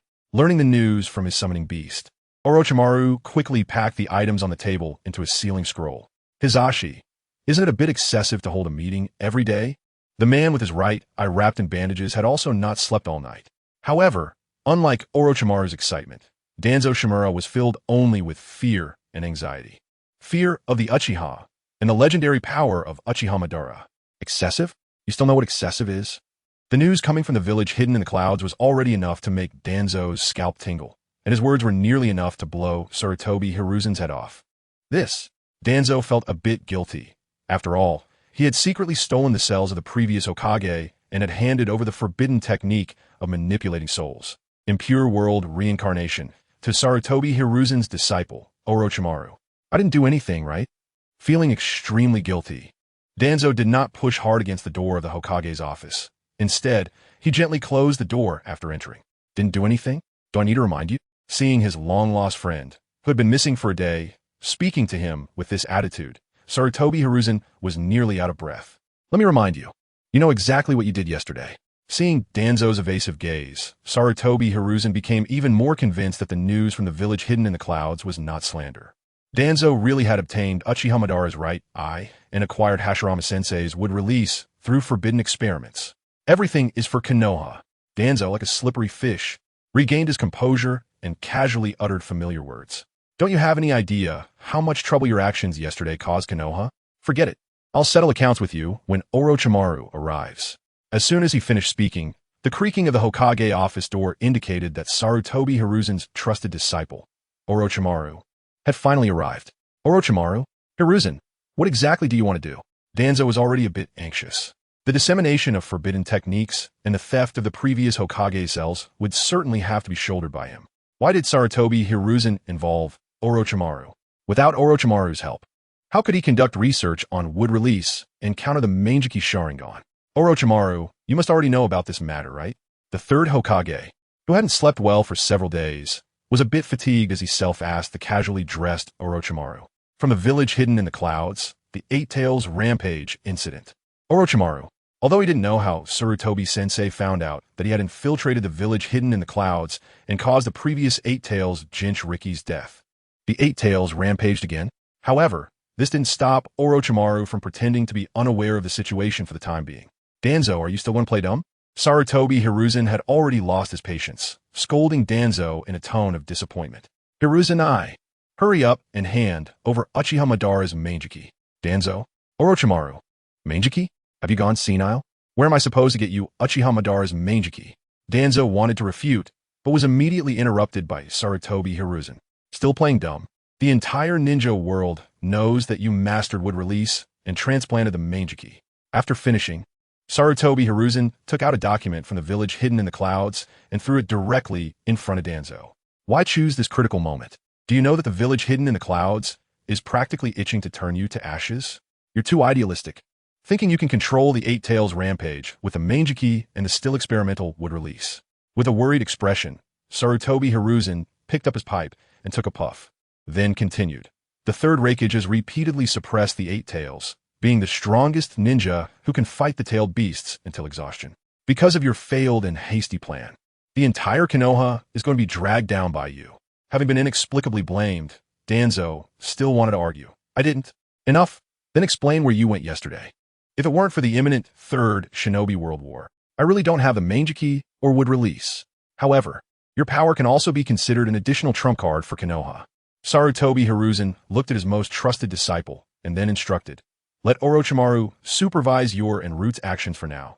Any abnormalities must be reported to me. Realizing that he had fallen into a strange situation, Danzo left with a full head of anger, saying one last sentence. Hiruzen, you will regret this. After having an unusually peaceful sleep, Uchiha Che suddenly realized how wonderful the world is. It seemed a bit too extreme. Before going to bed, he specifically unloaded the eternal Mangekyō Sharingan Sasuke template and replaced it with Shimura Danzo, which subtly increased his chakra amount. Under the neutralization of the yang released chakra from the Hashirama cells, his changed personality had somewhat returned. However, as Uchiha Che walked to the bathroom and looked in the mirror, he immediately loaded the eternal Mangekyō Sharingan Sasuke template again. How could Uchiha not go crazy? It was just a fade. Looking at the beautiful eternal kaleidoscope pattern in the mirror, Uchiha Che couldn't help but burst into laughter. Ha ha ha! Looking through the small window at the sky, the dark clouds that had obscured the morning light had already dispersed. It was sunny. Chapter 70. The corpse with its heart removed. Knock, knock, knock. Accompanied by Uchiha Che's maniacal laughter in the bathroom, a hesitant knock on the door immediately followed. Clearly startled by the commotion inside, the knocking paused for a moment. Who's there? Uchiha Che concealed his kaleidoscope Sharingan, transforming it into the three-tomoe state. The consumption of chakra was no longer a concern. After all, this way he could truly experience power, ready to summon that godlike strength at any moment. Maintaining the three-tomoe in his eyes, Uchiha Che slowly opened the door. Are you alright? I just heard some strange sounds. The concerned voice of an elderly man immediately appeared, allowing Uchiha Che to recognize the visitor. Senior Marahoshi? The old man, carrying a black iron pot and wearing a kind expression, nodded. He had been looking after and assisting the younger generation in the village and had, at critical moments, protected Konoha and its villagers with his life. As a lower ninja, he silently safeguarded Konoha through the water techniques passed down by the second Hokage. Uchiha Che felt no malice towards this true heir of the Will of Fire. Just returned from a mission, I see. Noticing Maruhoshi's muddy pants and the bandages wrapped around his arm, Uchiha Che made his deduction. Yes, the chaotic situation has made some missions quite dangerous, but it's all under control. Maruhoshi maintained his calm demeanor, though the numerous injuries on him hinted that this mission was not as easy as he claimed. A mission that could injure Senior Maruhoshi must be at least A rank, right? Indeed, it's rather tricky. After speaking, Maruhoshi took out a plain notice from the ninja tool pouch at his waist. You've been registered for the Chunin exam. Seeing the three-tomoe Sharingan in Uchiha Che's eyes, Maruhoshi felt reassured. If his strength was sufficient, Uchiha Che should be able to participate in the mission he was about to undertake. However, your number of completed missions isn't enough. You'll need to accompany me on an A-rank mission first. The third Hokage has approved this, so it won't be a problem. A mission? Upon hearing Maruhoshi's words, Uchiha Che initially wanted to refuse, but the description of the mission piqued his interest. Yes, A lower ninja squad from the village has been out of contact for a long time, and the third Hokage has commissioned me to investigate.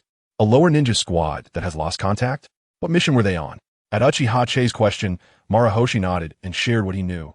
Oh, it was just an investigation into a beast attack incident, the black monster that devours hearts. Recently, several corpses without hearts were discovered in that village. Out of fear, they commissioned Konoha ninjas to investigate this abnormal event. However, subsequently, 2 of the lower ninjas lost contact. The only one who returned to the village was terrified, constantly recounting a beast made of black lines he encountered. If it could make a lower ninja flee, then the strength of this beast shouldn't be too great. I will ensure there are no problems. Indeed, ordinary beasts wouldn't stand a chance against Maruhoshi's weakened version of Senju Tobarama's water techniques. But Uchiha Itachi caught onto the keywords of this incident. Heart, black line monster. This was already very intriguing.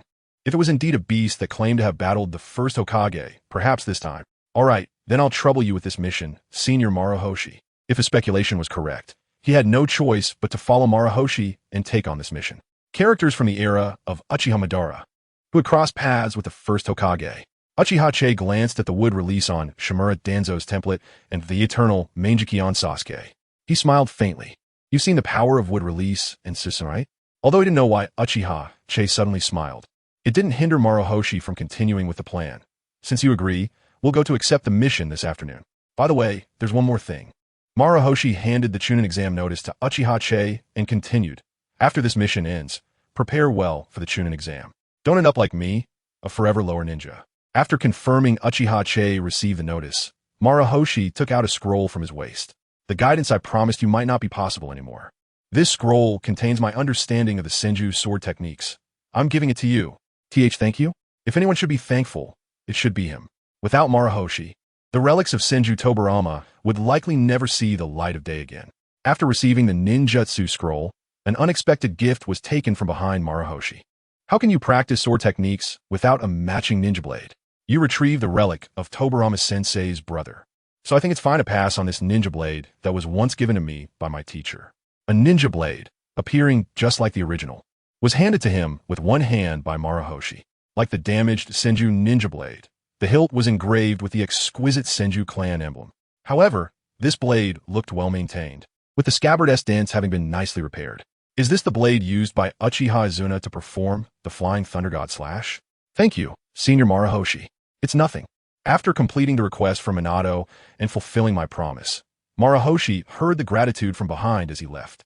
I'll come to watch the Chunin exam. I look forward to your performance. Don't let the second Hokage's ninja blade be shamed. With a kind smile on his face, the forever lower ninja walked down the stairs, carrying a pot. The Senju Tobarama's ninja blade.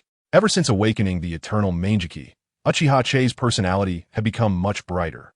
In situations like this, he surprisingly felt like smiling. Please look forward to my performance in the Chunin exam. The Chidori blade instantly drew the ninja blade from its scabbard, and with the template of eternal Mangekyō Sasuke, a flash of lightning appeared on the blade. The rumbling thunder seemed to hum, possessing a white blade that could pierce through all. The 3 tomoe in his eyes spun rapidly, eventually converging into the kaleidoscope Sharingan. Senior Maruhoshi. In an instant, drops of blood flowed from both eyes. Amaterasu and Kagaya's techniques were instantly applied to the ninja blade. The black flames of Amaterasu, under the control of the eye technique Kagaya, enveloped and wrapped around the original lightning, forming a brand new skill. Flame release. A Uchiha using the ninja blade that Senju Tobarama once wielded to perform a derivative eye technique of the kaleidoscope. This made Uchiha Itachi's already good mood even more pleasant. Holding the notice for the Chunin exam, Uchiha Itachi immersed himself in absolute power. There was nothing his eyes could not see through. Chapter 71. The bounty hunter engaged in fishing law enforcement Uchiha Madara, who was already drowsy, sat in a high chair. The pipes connecting to the outer path golem continuously sustained his fading life, and now there was only one final step left before his plan could commence. Hashirama, you are mistaken. The Eye of the Moon plan is the true.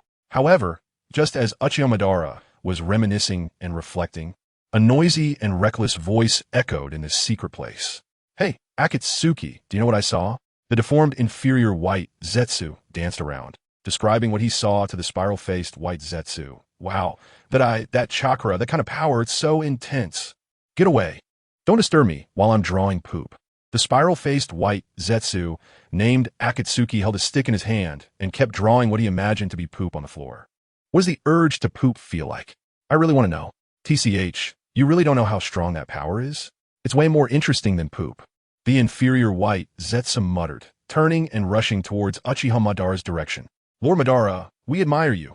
Awakened by the ruckus caused by the inferior white Zetsu, Uchiha Madara, connected to the pipes, opened his eyes. Is there new intelligence from the leaf? Slowly adjusting his posture, Uchiha Madara asked the inferior white Zetsu below. It's the Mangekyō Sharingan. That Uchiha Obito has awakened the Mangekyō.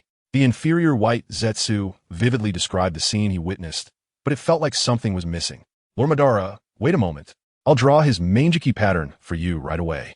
With a series of incomprehensible shrieks, the inferior white Zetsu ran outside to where Akatsuki was. I'm here to draw poop. What do you want? Seeing the slightly panicked expression on Akatsuki's spiral face, the inferior white Zetsu became even more reckless. Give it to me. Snatching the stick from Akatsuki's hand, the inferior white Zetsu excitedly rushed back inside. Lord Madara, I'll draw his Mangekyō pattern for you right away. Pattern? What use is that? Uchiha Madara was somewhat speechless, but over the long period of time they had spent together, he had become quite accustomed to the strange personalities of these white Zetsus. Not only that, he had also mentioned things like, I want to inherit your unfinished dreams with the first Hokage. While using the stick he had snatched from Akatsuki to draw, the inferior white Zetsu immediately voiced his thoughts. Oh, sure enough, inheriting unfinished dreams immediately caught Uchiha Madara's attention. What else did he say? Probably something like using absolute power to eliminate opposing voices and correct this ninja world, and so on. Interesting, huh? Cough, cough, cough. The aging Uchiha Madara had barely laughed a few times before he started to cough violently. Lord Madara, are you okay?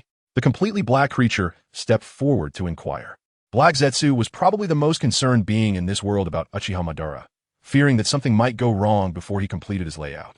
I'm gasping for breath. Uchiha Madara's lungs heaved like a bellows, taking a while to return to normal. You want to inherit my and Hashirama's ideals? It's a pity that it's already too late. Only by initiating the Eye of the Moon plan can we correct this erroneous world. Uchiha Madara gestured to Black Zetsu, gripping his weapon, the fan of flames, tightly with his right hand. Opening the Mangekyō without enough experience leads to this situation.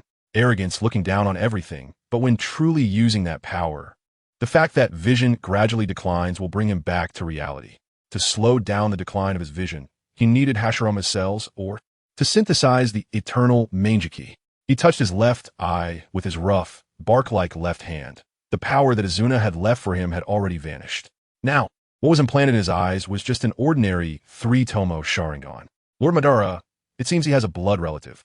Black Zetsu quietly reminded Uchiha Madara. The value he could utilize had just increased a level. Uchiha Madara extended his right hand, handing the fan of flames to Black Zetsu.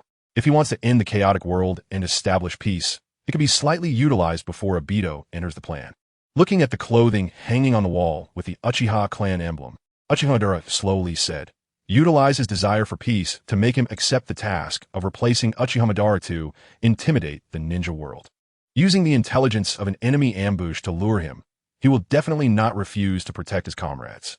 Using the Mangekyō to block enemies on the battlefield would inevitably consume a large amount of ocular power, and when he was about to go blind, he would throw him the hope of restoring his vision, become a part of the Eye of the Moon plan. After Uchiha Madara finished stating his plan, he slowly closed his eyes, entrusting all other matters to his consciousness's avatar, Black Zetsu. Understood. I will act once the ninja world war begins. Black Zetsu silently accepted the fan of flames and hung it alongside a special outfit imprinted with the Uchiha clan emblem. Hashirama's cells, or the Eternal Eye. Is this the secret behind the ultimate power of the Mangekyō? The inferior white Zetsu drew a pattern resembling a Mangekyō on the ground with the stick. However, Uchiha Madara and Black Zetsu, who were conversing, did not notice. After hearing the conversation between Uchiha Madara and Black Zetsu, the inferior white Zetsu, although not quite understanding, still took note of it. All right, let's not disturb Lord Madara's rest. Continue with your reconnaissance mission. Received. Black Zetsu had just finished speaking to the inferior white Zetsu, who was half squatting on the ground, when he immediately received a reply. The recent abnormal events have exceeded the standard. What exactly is going on? Especially the would release traces from the hidden cloud, which made Black Zetsu feel puzzled. What is the leaf trying to do with the research on the Mangekyō and would release? As Black Zetsu pondered, an outside voice suddenly interrupted his train of thought. What did you do to your spiral face? Do you need to shout a slogan? This strange white Zetsu was bothering Akatsuki again. But Black Zetsu didn't pay it any mind. The guy who stopped me from drawing poop? I don't want to talk to you. After encountering one unreliable white Zetsu after another, Black Zetsu decided to seek the truth himself. Indeed, the only one you can trust is yourself. In a land of fire, in a shrine of an ordinary village, a man with a body stitched together by black lines placed the corpse he had been carrying on his shoulder onto the ground. Letting that brat go was the right decision. Fish are biting so quickly. As the black lines writhed, Kakuzu slowly withdrew his hand from the corpse. TCH, nothing with a bounty. The corpse, which had its heart taken, was dressed in rude attire and was then casually tossed into the river next to the shrine by Kakuzu. This root member realized too late that this mission was a trap set by the most famous bounty hunter in the ninja world. After throwing the corpse, Kakuzu lovingly opened a nearby briefcase. This entire case of money was what he obtained after defeating a high bounty ninja. And it was also the reason he was forced to recuperate here after suffering severe injuries. He had destroyed 2 hearts, but had also replenished 1. Looking at the 17 million taels of cash in front of him, even after having destroyed 2 hearts, Jiao Do still didn't feel much regret. Now, only the last heart was left. A glimmer of anticipation sparkled in Jiao Do's eyes as he awaited the final heart to come to him. Chapter 72. The Dead Root Ninja and the Bounty Hunter in a forest far from Konoha. A man dressed in Uchiha attire opened his Sharingan with 3 tomoe, closely following Marahoshi Gyuk. Can you keep up? The kind-looking genin, carrying a nearly iconic black pot on his back, set to the rear before immediately unrolling the mission scroll in his hands. We're almost there. Let's take a break up ahead. After matching the location on the scroll, Marahoshi Gyuk looked up at the setting sun. Since it's your first time out of the village on a mission, it's best to adjust your state. Choosing a riverbank where water flowed, Marahoshi Gyuk picked up several irregularly shaped stones from the riverbank, planted them securely in the ground, and placed the iron pot he carried on top of the stones. If you don't mind, why not try this old man's cooking? You won't find such things on the battlefield. Arranging the ingredients collected along the way in front of him, Marahoshi Gyuk skillfully fetched water from the river and lit a fire to boil it. While cooking, Marahoshi Gyuk casually shared his experiences with Uchiha Tetsu, who often took on high-level tasks.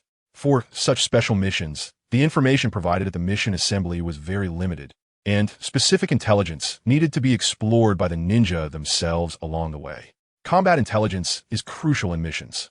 Thanks to my status as a genin, I've defeated many arrogant enemies. Suddenly, a loud thud echoed from upstream, alerting Marahoshi Gyuk. Watch the pot for me. I'll check out what's going on. Oh, okay. Hungry. Uchiha Tetsu took the spoon from Marahoshi Gyuk's hand and slowly stirred the ingredients in the pot. Upon reaching the upper stream, an unexpected sight slowly came into view. Marahoshi Gyuk's eyes widened as he stared at the body wedged between the stones in the river. The animal mask used by the root to conceal their face had fallen to the shore due to the collision with the body and stones. A body of Konoha Anbu? Marahoshi Gyuk pulled out his ninja blade and cautiously approached to examine the surroundings. After confirming there were no explosive tags or poison gas, he pried open the mouth of the corpse with the hilt of his sword. Upon seeing the cursed seal on the tongue, Marahoshi Gyuk immediately made a judgment. No, it's from the root. The dead root ninja's eyes were wide open, as if gazing at something unspeakable. Judging by the gory hole in the chest, this ninja had likely been pierced through the chest by someone from the front. Even the characteristic black cloak of the root remained undamaged. The members of the root are elite ninjas who survived rigorous election processes, and it could be assumed that this one had special Jonin-level strength.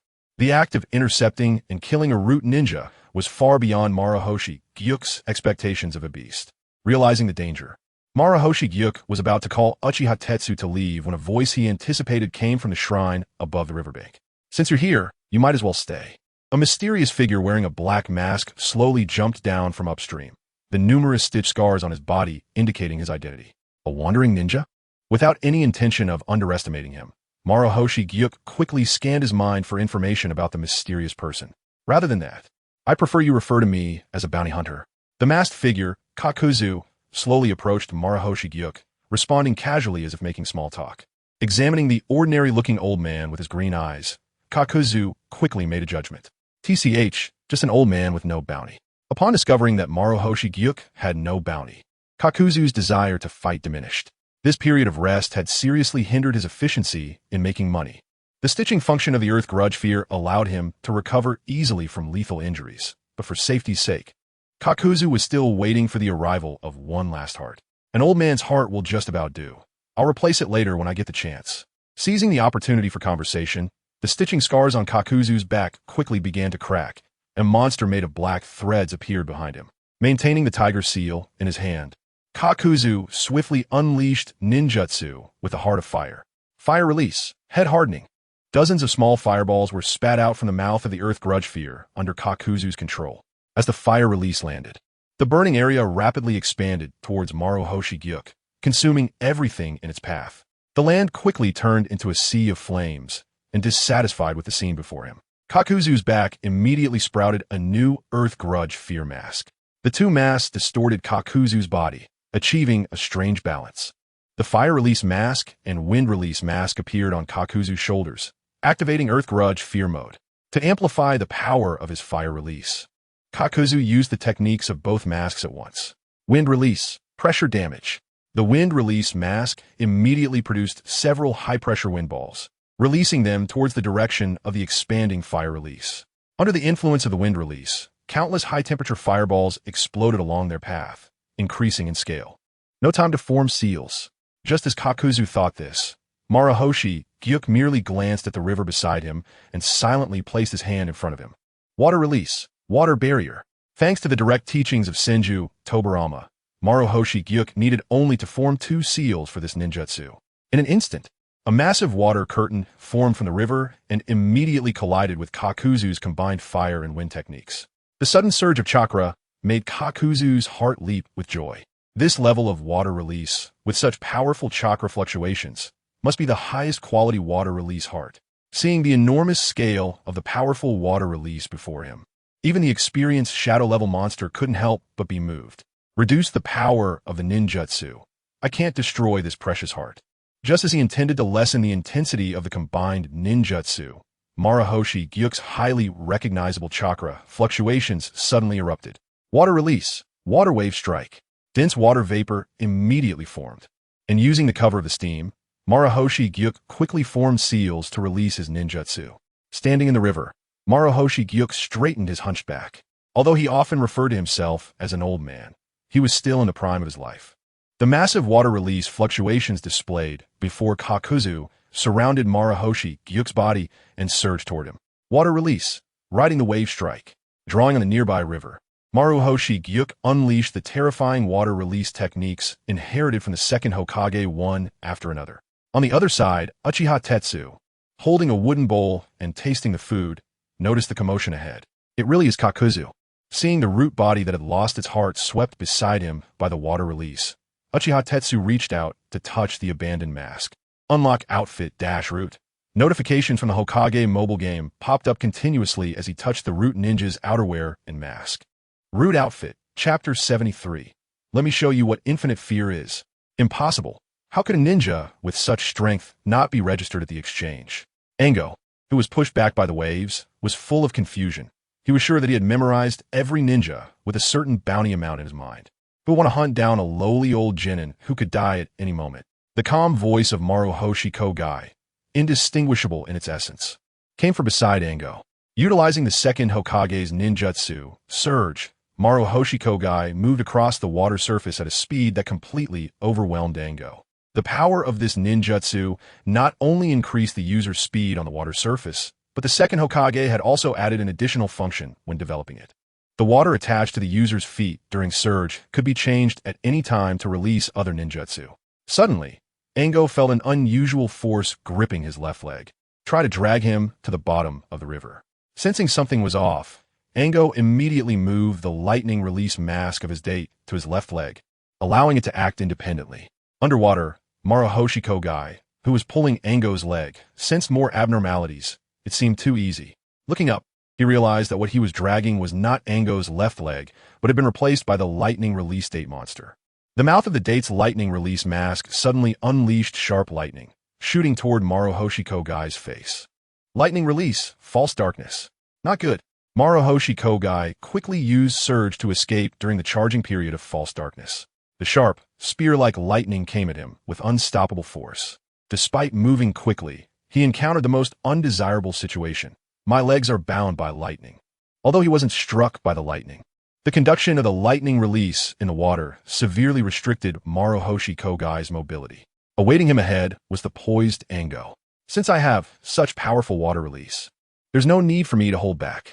The fire release and wind release masks on Ango's shoulders expanded further, writhing under the influence of the black line of date. Seeing that Ango was about to unleash a more powerful advanced ninjutsu, Maruhoshi Kogai glanced at the water surface charged with lightning, and a bold idea appeared in his mind. Compound ninjutsu, lightning water dragon bullet. In just 6 hand seals, Maruhoshi Kogai quickly formed the jutsu, sending the lightning-infused water from false darkness rushing toward Ango's body. Compound ninjutsu, strange flame explosion. Ango combined the date fire release mask monster and the date wind release mask monster. Using both fire release, head hardship, and wind release, pressure damage simultaneously. Instantly, an indescribable sea of explosive flames appeared before Maruhoshi Kogai, rushing toward him. However, for Maruhoshi Kogai, this was not an insurmountable ninjutsu. Water release, water barrier, water release, water tornado at his feet. The water release left by Surge was immediately mobilized, forming 2 unique ninjutsu. One flowed out from the ground like a waterfall, standing firm like an impenetrable wall against the oncoming sea of fire. Behind the water barrier, a swirling water tornado wrapped around Maruhoshi Kogai. The flames of the strange flame explosion quickly broke through the water barrier, but faltered against the water tornado. Because Ango's true body had already been paralyzed by the compound ninjutsu, lightning water dragon bullet. Wait, my money.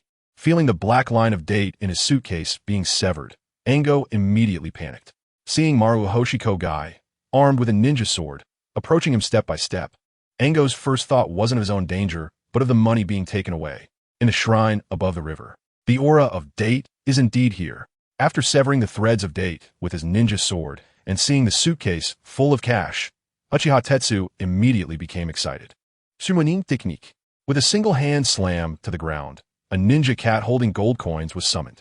What can I do for you? Before Fukuromaru could finish his signature line, he was immediately stunned by the sight of the cash being counted by the box. Meow. So much money. Help me exchange it all for gold coins. Huh. I don't have that many ninja cat gold coins to exchange for you. Fukuromaru quickly explained that the ninja cat gold coins were hard currency prepared by Cat Granny for black market transactions. Made of gold combined with a certain proportion of chakra metal, and with sealing patterns created using ninja cat chakra, production capacity was not that high. Exchange as much as you have, and first help me store it with Cat Granny. Uchiha Tetsu handed the suitcase filled with cash to Fukuromaru, then dismissed the summoning technique. Sensing the unusually violent chakra fluctuations outside, he jumped out the window and rushed toward the battlefield.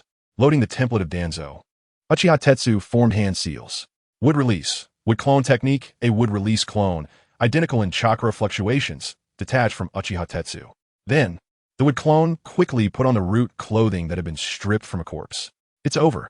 Seeing Ango, who had lost the ability to resist after being hit by the lightning water dragon bullet, Maruhoshi Kogai gripped his ninja sword tightly.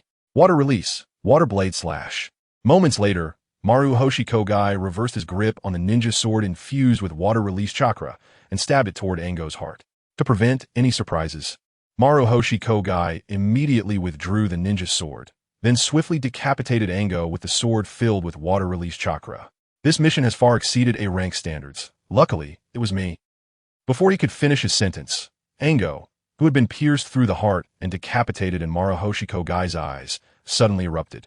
The black line of date shot from his arm, piercing through Maruhoshi Kogai's abdomen. Looking in disbelief at the fist that penetrated his abdomen, Maruhoshi Kogai slowly fell onto the water surface. Blood immediately spread across the water, and Ango, who was slowly rising from the paralysis of a lightning water dragon bullet, didn't even go to seize the heart he longed for. My money, damn bastard. Instantly, he connected the black line of date back to his head. Glancing at the fallen Maruhoshi Kogai, Ango rushed toward the shrine on the mountain without any hesitation. Where are you going?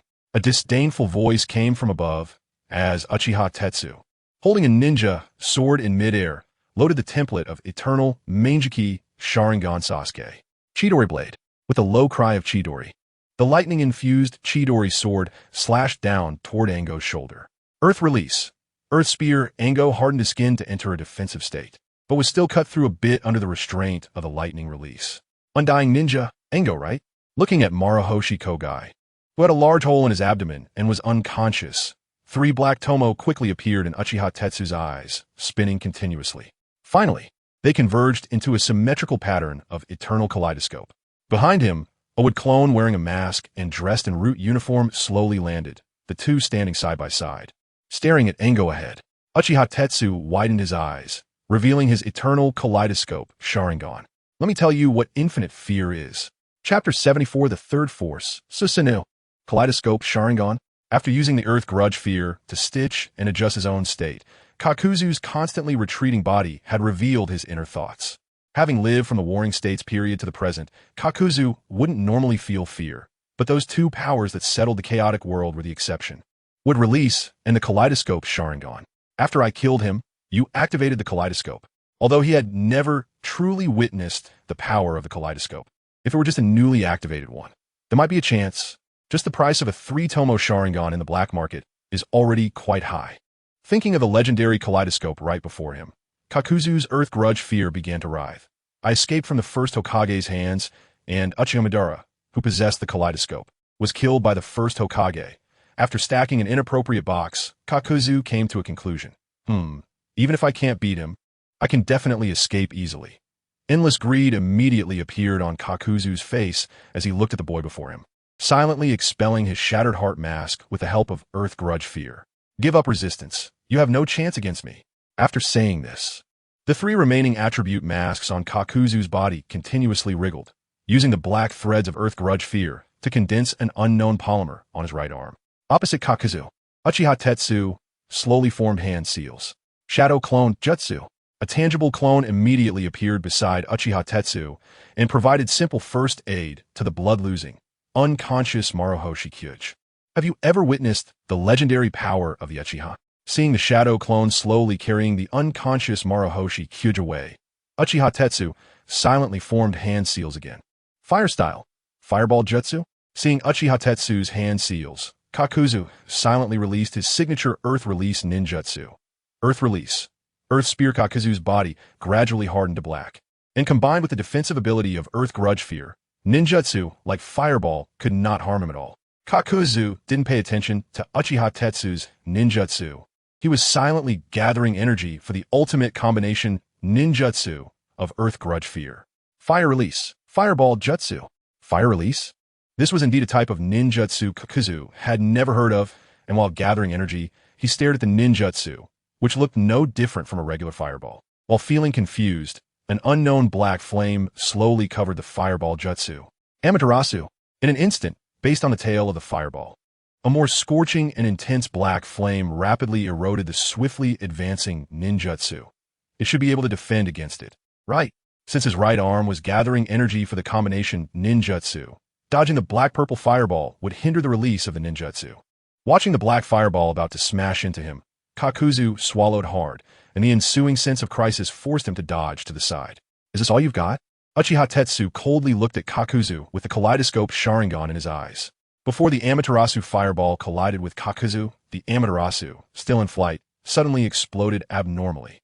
After eroding the fireball jutsu, a wide range of black flames spread out and caused a massive explosion. I'll end you with this move. Breaking through the Amaterasu fireball blockade, Kaku, who was wrapped in Amaterasu's black flames, slowly detached the black flames from the Earth Grudge Fear mask, actively peeling away the black threads of Earth Grudge Fear wrapped around the attribute masks. The 3 Earth Grudge Fear masks simultaneously opened their mouths. Earth Grudge Fear. Final shot. The unquenchable black flames continued to burn on Kakuzu's body, forcing him to maintain chakra stability while constantly removing the black threads of Earth Grudge Fear entangled with Amaterasu. Would release. Insertion Jutsu. A man wearing a mask and dressed in rude attire stepped forward, suddenly throwing a branch of wood release forward. Wood release. Is this a new result from the wood release experiments being conducted by Root? Out of an instinctual fear almost etched into his being, Kakuzu immediately wanted to turn and flee. But the release of Earth Grudge Fear's ninjutsu was imminent. He could only steal his heart and let the Earth Grudge Fear masks unleash the ultimate ninjutsu toward the two in front. Wind, fire, lightning. The remaining attribute masks of Kakuzu rapidly spewed out 3 different types of ninjutsu, utilizing the ability of Earth Grudge Fear.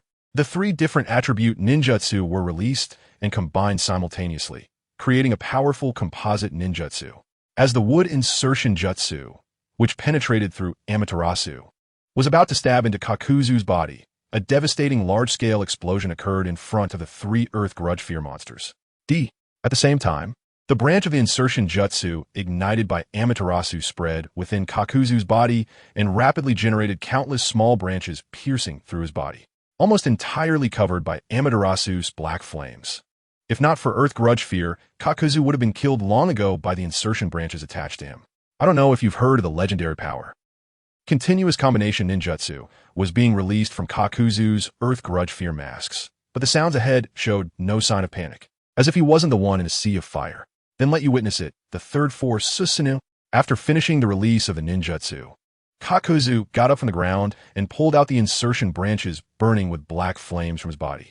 The Earth Grudge Fear black threads, still carrying Amaterasu, continuously fell to the ground. Feeling the terrifying fluctuations ahead, he incredulously retreated with his legs. As the dust settled, a half-formed purple giant appeared as if from thin air, quietly standing before Kakuzu after blocking his final move. Earth Grudge Fear, final shot. Susanoo, second form. Like a demon god, the purple Susanoo was unharmed. Impossible. What is this? Seeing all his means rendered ineffective, Kakuzu kept retreating in the sea of flames created by Amaterasu. Wrapped in Susanoo, Uchiha Itachi gestured to the root would release ninja behind him and slowly raised the bow, an arrow in his hand. Not far from the battlefield, in a marketplace. Please, no matter the cost, we will pay. Holding a bottle of shochu, a woman with golden hair walked straight out of the tavern, not even bothering to acknowledge the few servants. Get lost, I have something to do and don't want to be bothered. Blushing slightly, the woman took a big gulp from the bottle, as this was the only way to temporarily escape reality. Escape from a reality that her beloved teacher took her great-grandfather's corpse for wood release experiments. Lady Tsunade, if you don't help treat him, the head of the family will soon. Can't you hear what I'm saying? In a fit of anger, Tsunade directly crushed the bottle of shochu in her hand. Then, an extremely powerful chakra wave erupted. The solidified chakra nearly shattering the stone ground. Seeing Tsunade's furious state, the servants no longer persisted and scrambled away from the scene. Shimura Danzo, I will kill you. At this moment, a boy dressed in Uchiha attire arrived, carrying a pale, unconscious old man on his back. Tsunade after World War II. Chapter 75 Goodbye. Tsunade-senpai. Upon seeing the figure ahead with a golden ponytail, Uchiha Teru's shadow clone felt a surge of joy. Initially, he just wanted to find an emergency medical method for the unconscious Maruhoshiko guy at the market, but it seemed like there was a more convenient way. Soon, Tsunade, who had crushed a sake bottle, emitted a stronger chakra fluctuation. After confirming it was her, Uchiha Teru's shadow clone immediately placed Maruhoshiko guy, who was on his back, on the ground. Please help treat Kogai-senpai's injuries. The restless noise behind him instantly angered Tsunade, who turned around with a furious expression and shouted, Didn't I say not to bother me? However, before she could finish her sentence, the sight of a familiar face that was nearly as pale as a corpse caught her attention. Kogai? Tsunade instantly recognized Maruhoshiko Kogai. After all, he was a disciple personally trained by her grandfather, so she knew a bit about him. Why, with his strength, could he be injured like this? Uchiha Teru quickly explained the situation. It's the bounty hunter Kakuzu. Kogai-senpai was defeated in battle. As chakra began to gather, green medical ninjutsu markings appeared on Tsunade's hand. Let me use medical. Suddenly, Tsunade noticed a place she hadn't paid attention to. Blood. After the Second Shinobi World War, Tsunade, who suffered from hemophobia, had distanced herself from all conflicts and temporarily left the mission system of Konoha. Seeing the wound on Maruhoshiko Kogai's abdomen caused by the Earth Grudge Fear, Tsunade trembled all over, and the green medical ninjutsu markings in her hand almost faded away. Even after simple bandaging, Tsunade could still see the damaged organs beneath Kogai's sunken abdomen. It was like the innards had been hollowed out like a rope tree. Memories flooded her mind, including the words spoken to her by Kato Dan before his death. Instantly, The markings of the medical ninjutsu in her hand completely disappeared. Tsunade, filled with fear, took a few steps back and only came to a slow stop when she hit the wall of the tavern. She felt her head spin, unable to even stand steadily. Tsunade-senpai, looking at Maruhoshi Kogai, who was almost losing his basic life signs on the ground. Uchiha Itachi prepared to assist Tsunade in summoning a slug using the summoning technique. Use the summoning technique. Please close your eyes and channel your chakra. Tentatively, he stepped forward and grabbed Tsunade's slightly stiff wrist, finding it easier than he had imagined. The severity of her hemophobia exceeded Uchiha Itachi's expectations, which also made it easier for him to assist in forming the hand seals. He used a kunai from Maruhoshi Kogai's ninja tool pouch to slice Tsunade's fingertip, rolled up her casual clothing sleeves, and exposed a section of her delicate forearm. Then, he smeared the blood flowing from her fingertip onto her hand. Just like how Kabuto assisted the one-armed Orochimaru in summoning Manda, Uchiha Itachi quickly formed hand seals. Summoning jutsu. Immediately, a massive chakra was drawn from the shadow clone, almost causing the shadow clone to lose stability. After successfully releasing the summoning technique, a cloud of smoke appeared. Huh? Who are you? The soft voice of the slug followed, but upon noticing Tsunade's trembling body, it quickly regained focus. Lady Tsunade, a summoning beast taller than two adults, appeared beside her. Thank you. Tsunade, regaining some consciousness, murmured, then informed Uchiha Itachi about the summoned slug. Slug, help Kogai with his injuries. After pondering for a while, Tsunade prepared for battle against the immortal S-rank rogue ninja, Kakuzu. The slug's soft body immediately wrapped around Maruhoshi Kogai's severely injured body, and the occasional green glow signified the release of medical ninjutsu. No need, my main body will handle it. After summoning the slug, the already unstable shadow clone became even more precarious. Main body? Recovering from her hemophobic state, Tsunade suddenly realized that the boy in front of her seemed to be a shadow clone, while the main body was fighting alone to sever ties with the injured Maruhoshi Kogai. That is a rogue ninja with shadow-level strength. How can you handle it? It will be resolved soon. Please take care of Kogai-senpai for a while, and I will be there shortly. After speaking, the shadow clone looked toward the western forest, where the main body was engaged in battle with Kakuzu. Susanoo, you activated the Mangekyō Sharingan? Upon seeing the purple figure resembling a divine spirit, Tsunade did not hide her surprise. However, there was no response from the shadow clone, as summoning the slug consumed too much chakra, causing the shadow clone to disappear from the spot. But looking at the severely injured Maruhoshi Kogai, she vaguely formed a hypothesis in her heart. Seeing Kogai on the verge of death, he activated the Mangekyō Sharingan due to the emotional turmoil. To cover for Kogai while seeking medical assistance, he activated the Mangekyō alone. Tsunade gazed at the blurred outline of Susanoo in the nearby forest, as the powerful Susanoo slowly raised the bow, an arrow in its hand. Susanoo piercing. Manipulating the tall second stage Susanoo, Uchiha Itachi raised the bow and arrow high, aiming at Kakuzu, who was being delayed by the root ninja. Kakuzu moved continuously on the battlefield filled with black flames, the Amaterasu black flames on him expanding. But he was now unable to cope.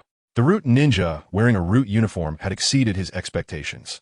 Would release. Violent tree spear.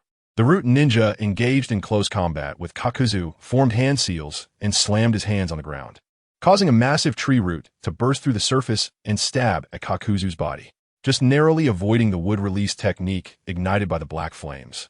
The ninja in the root uniform had already reached his back.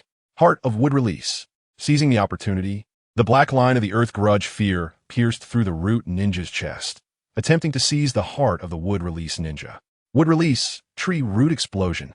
Immediately, the gradually woodinizing root ninja's form became tall, instantly transforming into a tree formed by countless entwined roots.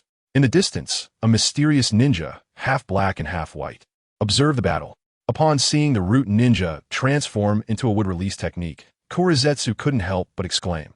So, it was a wood clone. Shimura Danzo's wood release research has progressed to this extent. That injured old man seemed somewhat mentally unstable. If he kept using it without restraint, he would soon go blind. From a distance, seeing the purple Susanoo's silhouette, Zetsu concluded in his heart.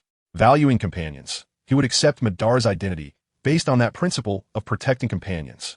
The purple chakra arrow immediately aimed and shot at Kaku, who was bound by the wood release, followed by an explosive roar. The airflow from Kurizetsu's body intertwined chaotically with the purple light, and in that frenzied moment, the violent sound erupted. What tremendous destructive power! Susanoo, grinning slightly, Kurizetsu gradually merged his body into the surrounding environment. Under the overwhelming power of Susanoo, it now seemed more appropriate to describe this place as a pit. The purple Susanoo enveloping him gradually dissipated, and Uchiha Itachi slowly jumped into the pit created by the arrow of Susanoo. Life indeed possesses remarkable resilience. In front of him, there was only half of Kakuzu's body left and a damaged fire attribute mask, completely supported by his last bit of life force. Uchiha Itachi's Sharingan unleashed again, and Amaterasu's black flames, under the manipulation of Jashin's will, covered the ninja blade in Senju Tobarama's hand. Goodbye. After saying that, the ninja blade, engulfed in black flames, swung towards the last damaged mask. The last glimmer of light in Kakuzu's eyes also faded away. Chapter 76. The Recruitment of Black Zetsu. You can become Uchiha Madara Knight. In an ordinary inn, after Uchiha Itachi killed Kakuzu, he followed the memories of his shadow clone to the nearest market to meet Tsunade. Although Tsunade, who suffers from hemophobia, cannot treat Maruhoshi Kogetsu, her summoning beast, the slug, can certainly be regarded as a high-level medical ninja. Maruhoshi Kogetsu's injuries were far beyond the norm, and even with the slug's continuous treatment, he could not regain consciousness in a short time. It was somewhat unrealistic to return to Konoha with the unconscious Maruhoshi Kogetsu, so they temporarily settled in this market established by the village. Can the ocular powers be mixed? Uchiha Itachi silently opened the Hokage mobile game and loaded the character template of Shimura Danzo onto himself. Instantly, Uchiha Shirsue's shuriken-shaped Mangekyō appeared in Uchiha Itachi's right eye. Transcription seal. In front of the mirror, Uchiha Itachi quietly used the transcription seal on his left eye.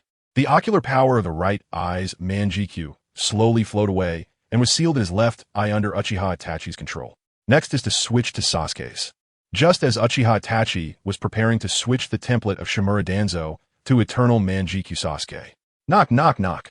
A brief and urgent knocking sound came, attracting Uchiha Itachi's attention. Who is it? Upon opening the door, he saw Tsunade, dressed casually, standing at the door with her arms crossed. Then she said seriously to Uchiha Itachi, "Uchiha kid, I know you're very excited after awakening your Mangekyō Sharingan, even intoxicated by that godlike power."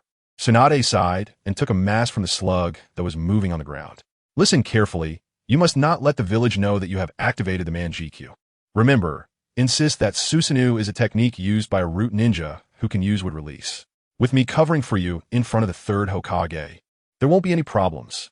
This isn't the wood release clone disguise used by root." Looking at the damaged mask in Tsunade's hand, Uchiha Itachi roughly understood what Tsunade had concocted. This is a mask of root ninjas.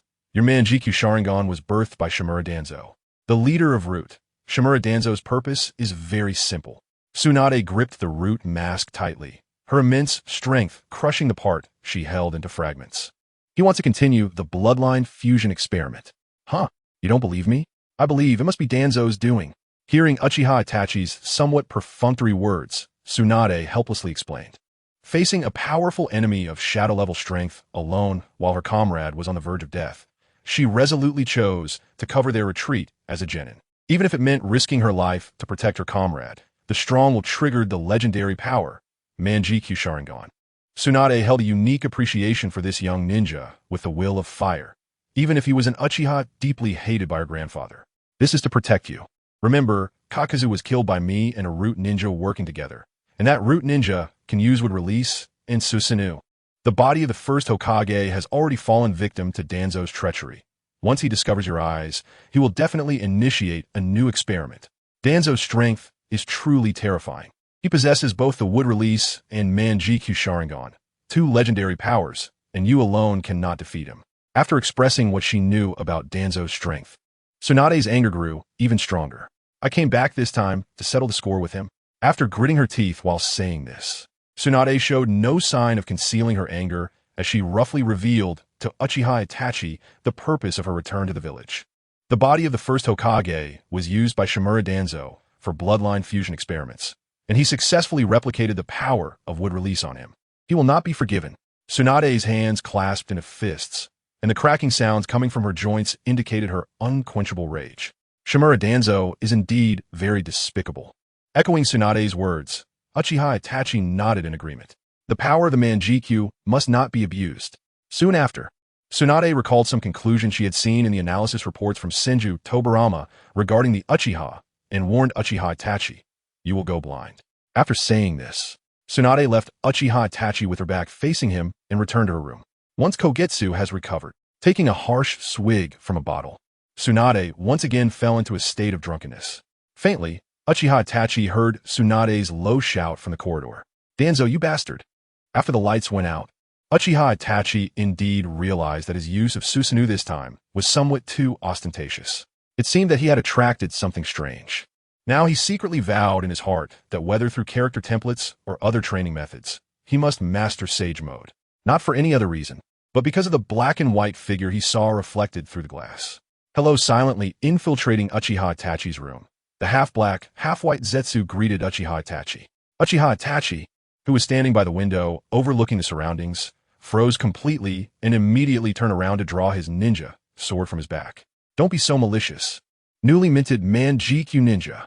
The black and white figure appeared beside him without any warning.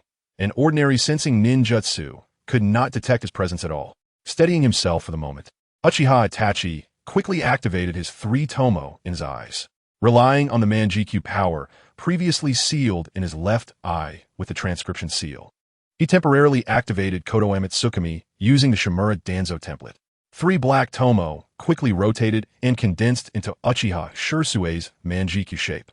"I'm here with good intentions." Seeing Uchiha Itachi vigilantly activate his Mangekyō Sharingan, Zetsu raised his hands in a gesture of surrender, unrolling the sealing scroll in his hand. How about the lost artifact of the Uchiha, the flame fan? A puff of white smoke flashed by, and a large fan was propped up on Zetsu's shoulder. Compared to the flame fan, another piece of clothing bearing the Uchiha clan emblem seemed somewhat insignificant. So cold? Seeing Uchiha Itachi still maintaining the Konoha Mitsukami state and staring at him, Zetsu felt a bit helpless. "What can I do to offset the bad impression I have in your heart? You don't trust me, and that's fine. But it seems that a Wagakure and Kyomogakure have reached some special agreement. The 8 tails Jinchuriki, the 4 tails Jinchuriki, and the 5 tails Jinchuriki. 3 perfect Jinchuriki will go to the front lines against Konoha together." Uchiha Itachi did not relax at all because of Zetsu's words. Just using tailed beast transformation to remotely release a tailed beast bomb would immediately result in many comrades dying. With just your Mangekyō, you can change nothing. Raising his ninja sword in front of him, the lightning of Chidori blade immediately appeared. "My meaning is very clear. Are you interested in playing the legendary ninja? If the news of you activating the Mangekyō reaches Shimura Danzo, it will cause a lot of trouble." Zetsu quickly handed the flame fan and the clothing to Uchiha Itachi, putting on a harmless demeanor.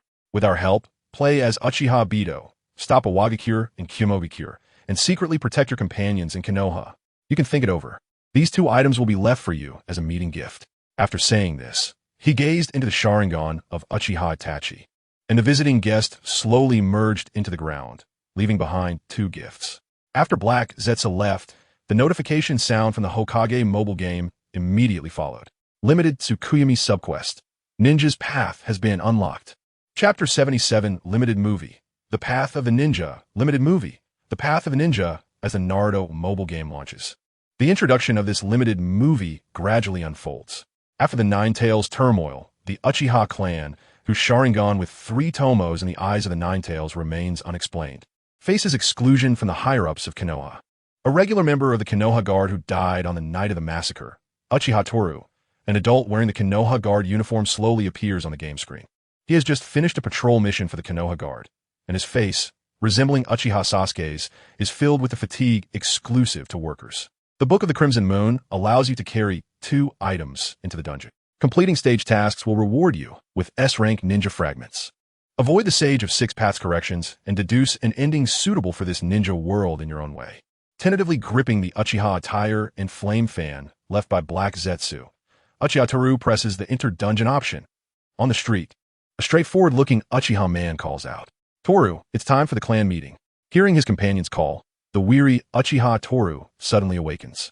"You've been working hard again. Find some time to rest." After examining the man in front of him, Uchiha Toru recalls his identity Uchiha Tetsuharu. The honest and straightforward Uchiha Tetsuharu waves to Uchiha Toru. Remember to attend the clan meeting at the Southie Shrine. Shifting his attention away from Uchiha Tetsuharu, Uchiha Toru observes another version of himself from a different world. No Mangekyō, opened 3 tomoes during the Third Shinobi World War, average jonin strength.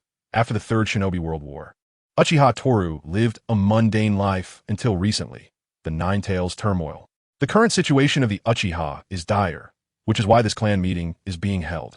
Turning around to survey the rebuilding Konoha village, it seems on the surface that they're almost recovering from the Nine Tails turmoil. However, the resentment of the Konoha villagers and the suspicion from the higher-ups of Konoha are another matter. Have you heard? The one who caused the 4th Hokage's death was actually Uchiha. That day, the Sharingan in the Nine Tails' eyes, silently activating his 3 tomoe Sharingan. Uchiha Toru stares at the Konoha villagers conversing by the street. The clan meeting, ignoring the villagers' discussions. Uchiha Toru quietly loads the template of eternal Mangekyō Sasuke in a Naruto mobile game. Let me take your position first, Fugaku-sensei. A chilling aura immediately erupts, and 3 black tomoes swiftly coalesce into the uniquely patterned eternal Mangekyō Sharingan. Uchiha Toru takes out an archaic-looking scroll from his pocket, which is the Book of the Crimson Moon mentioned in the game before entering the dungeon. Slowly unfolding the scroll, the black sealing techniques of flame and attire are particularly eye-catching. Then let's go. First, obtain status with overwhelming power. Adjusting to his adult body, Uchiha Toru slowly puts away the Book of the Crimson Moon. On the street, an elderly man dressed in Hokage robes is inspecting the reconstruction efforts after the disaster. That aura? After the 4th Hokage's death, the 3rd Hokage, Hiruzen Sarutobi, temporarily took over the Hokage position. Just now, while inspecting the reconstruction of Konoha, he suddenly sensed a chilling power. Could it be the Uchiha? Connecting this to the recent decisions made by Konoha's higher-ups, a terrifying suspicion arises in Hiruzen Sarutobi's heart. If the Uchiha were to become too extreme, Konoha cannot withstand a second upheaval. Inside the Southie Shrine, a large number of elite Uchiha clan members have gathered here. Standing at the forefront, waiting for the meeting to commence, is the current clan leader of the Uchiha clan, Uchiha Fugaku. Having gained the Mangekyō Sharingan during the Third Shinobi World War, he has chosen to remain hidden, but it seems his Mangekyō will no longer have a chance to reveal itself. All thanks to the mysterious person manipulating the Nine Tails. Seeing Uchiha Toru slowly walk into the crowd, Uchiha Fugaku nods and begins the meeting. I'm sure everyone has heard about the relocation of the clan's land. Before he could finish speaking, a slightly dissatisfied voice comes from the audience. Leader Fugaku, do you agree with the higher-ups of Konoha? Uchiha Fugaku furrows his brow but still explains. Are you dissatisfied with the arrangements? This is already a very proper handling. No. I'm not dissatisfied with the arrangements. The adult version of Uchiha, Toru, slowly pushes through the crowd and stands before Uchiha Fugaku. I am dissatisfied with you. With a friendly smile, Uchiha Toru slowly activates his 3 tomoe Sharingan. Fugaku-senpai, please hand over the position of clan leader. Uchiha Toru causes a stir among the audience, openly challenging the clan leader in front of elite clan members. Are you speaking boastfully, or is it your meager strength? Uchiha Fugaku also activates his 3 tomoe Sharingan, and the 2 distinctly different chilling auras continuously clash in the small space. Hey Toru! Uchiha Tetsuharu rushes forward and grabs Uchiha Toru's shoulder, attempting to pull him back into the crowd. Don't be disrespectful to the clan leader. Without any intention of following Uchiha Tetsuharu back into the crowd, Uchiha Toru steadies himself and slowly speaks. Boast? Uchiha Toru looks up at Uchiha Fugaku on the steps, his barely concealed anger nearly materializing. It seems you still haven't grasped the situation, Fugaku. After speaking, an even more powerful purple solidified chakra appears beside Uchiha Toru, along with the pattern in his eyes. Mangekyō Sharingan. Seeing the pattern gradually forming in Uchiha Toru's eyes, Uchiha Tetsuharu's hand resting on his shoulder slowly loosens. The Nine Tails turmoil. Was it you? Impossible. He definitely did not activate the Mangekyō at that time. In the crowd, a female voice actively explains for Uchiha Toru. Did you let the power blind your eyes upon first activating the Mangekyō? After all, you are a precious Mangekyō ninja. Uchiha Fugaku's anger has completely dissipated. The clan cannot do without your strength, since you insist on challenging. As soon as the words are out, The three tomoe in Uchiha Fugaku's eyes flow in the same way and finally coalesce into the shape of the Mangekyō Sharingan. Defeat me, and the position of clan leader can be yours. The clan leader is also a Mangekyō ninja. Instantly, the Uchiha clan members inside the Southeast Shrine are completely stirred up, including Uchiha Sasuke's Mangekyō Sharingan. The Uchiha now possesses 3 pairs of Mangekyō. This level of power can easily rewrite everything. Betting on the title of clan leader, Uchiha Fugaku accepts Uchiha Toru's challenge. Let's go outside for a duel between Mangekyō ninjas. As he slowly walks past Uchiha Toru, Uchiha Fugaku glances at this unfamiliar young man from the corner of his eye. Chapter 78. Card Pool Rotation. 6 paths of pain outside the Southeast Shrine. 2 ninjas with activated Mangekyō Sharingan stood facing each other. So naive? Is your Mangekyō the confidence you have to challenge me? Uchiha Fugaku maintained his Mangekyō Sharingan and said to Uchiha Itachi, who had a strange Mangekyō pattern in his eyes, I just want you to step down as clan leader. The challenge is just a secondary matter. Step down? Defeat me first. Due to a strange understanding, the two of them acted simultaneously. Fire style, Great Dragon Fire Technique. Uchiha Fugaku quickly formed hand seals and unleashed the jutsu towards Uchiha Itachi. A massive fireball, 3 meters long, sped towards Itachi, who showed no intention of countering with the jutsu. Uchiha Itachi took out the book of Vermilion Moon from his arms and slapped his hand on the character for flame. The sealing technique instantly lit up, and a uniquely patterned fan appeared in Uchiha Itachi's hand. He aimed the fan at the incoming fire dragon, holding it in front of him. The originally gigantic fire dragon instantly merged into the flame fan's body, and a white light flashed. A flame fan? Where did you get that? Seeing the missing artifact, Uchiha Fugaku asked, but the only response he received was, Uchiha Rebound. With even greater power, the Great Dragon Fire Technique was rebounded forward in an explosive manner by the flame fan. Body Flicker Technique. The moment he sensed the flame fan, Uchiha Fugaku activated the Body Flicker Technique, narrowly dodging the returning damage amidst the flames. Amaterasu! Amaterasu! The 2 voices rang out simultaneously, causing both Uchiha Itachi and Uchiha Fugaku to momentarily freeze. The black flames of Amaterasu appeared around Uchiha Itachi, but they showed no intention of harming him. Jigakud. Under the control of Jigakud, the Amaterasu flames circled around his body, forming a black barrier-like domain. Your ocular technique is also Amaterasu. A purplish-red Susanoo skeleton materialized out of thin air, causing 2 drops of blood to flow from Uchiha Fugaku's eyes involuntarily. The Amaterasu black flames released by Uchiha Itachi thus covered the outer perimeter of the purplish-red Susanoo.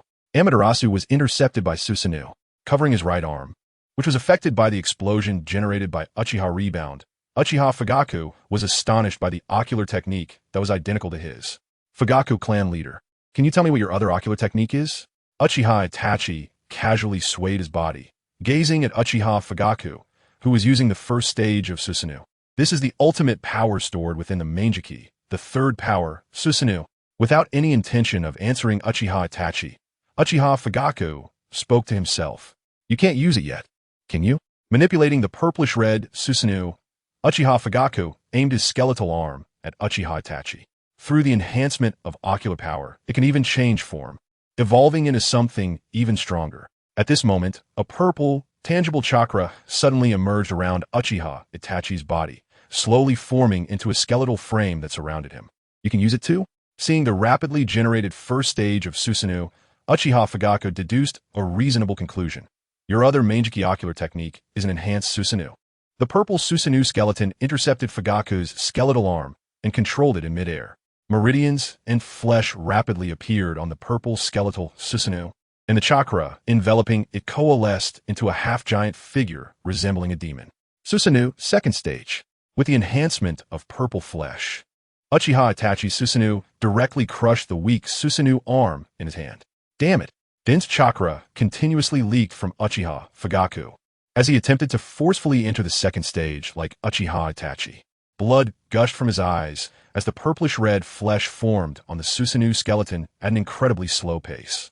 Meanwhile, Uchiha Itachi's Susanoo release was not over. The towering half-giant rose up, adding a layer of Tengu armor to the original half-Susanoo. Susanoo 3rd stage. 3rd stage. Uchiha Fugaku halted the release of his 2nd stage, Susanoo, staring blankly at the purple giant resembling a demon. Sword of Kagaya. The tangible purple chakra coalesced into a sword-like weapon, infused with the black flames of Amaterasu, and slashed towards Uchiha Fugaku. Before the fully formed sword of Kaguya, the incompletely unleashed Susanoo did not play a decisive role. The purplish-red flesh covering half of Fugaku only intensified some resistance. In an instant, the Susanoo's skeletal shell was shattered, destroying its most basic structure. Forced to activate the second stage, Susanoo, and interrupted, Uchiha Fugaku coughed up a pool of blood. However, what followed was the massive sword of Kaguya. The sound of Susanoo scraping against the ground echoed continuously, causing the elite Uchiha clan members watching to tremble. "Can I succeed you as the leader of the Uchiha clan, Fugaku-senpai?" The purple second stage, Susanoo, gradually dissipated as Uchiha Itachi extended the skeletal arm of Susanoo, grabbing Uchiha Fugaku, who was enveloped in the black flames of Amaterasu, from the collapsed building. After extinguishing the Amaterasu flames on Uchiha Fugaku with Kaguya, the unconscious Uchiha Fugaku did not respond to him. Reached milestone goal. Uchiha clan leader. Obtained S-rank ninja fragment pain. 6 paths, 10. Current node recorded. Exit dungeon. Upon confirming the exit from the dungeon, time in this world froze at the moment Uchiha Itachi placed Uchiha Fugaku on the ground. Uchiha Itachi's consciousness returned to the dark room. Card pool rotation. Pain, 6 paths. Avoiding the sage of 6 paths correction. Looking at the fan and clothing left by black Zetsu, Uchiha Itachi quietly stored them in a sealing scroll. "Where's this?"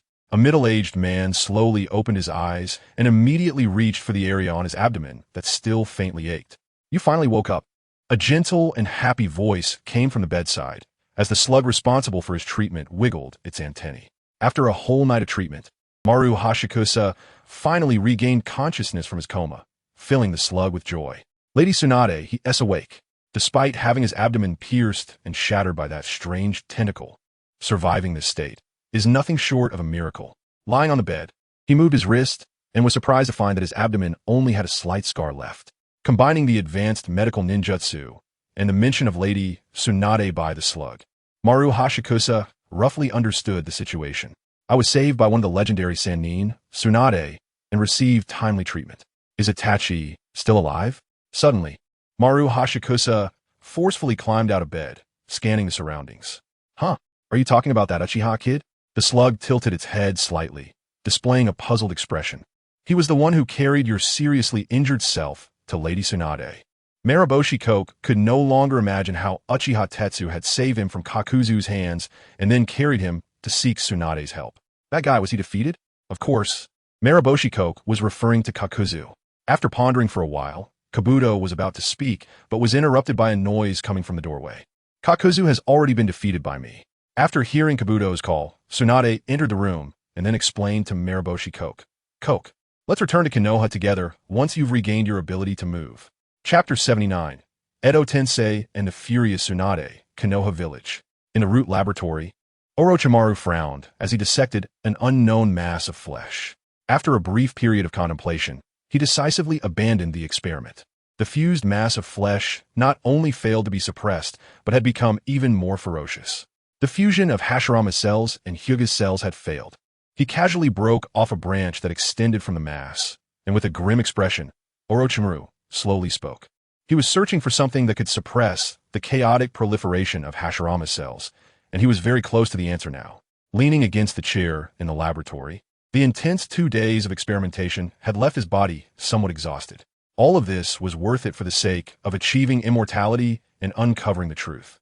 Without even taking a 2-minute break, Orochimaru immediately got up and took the white snake that had crawled into the laboratory into his hands.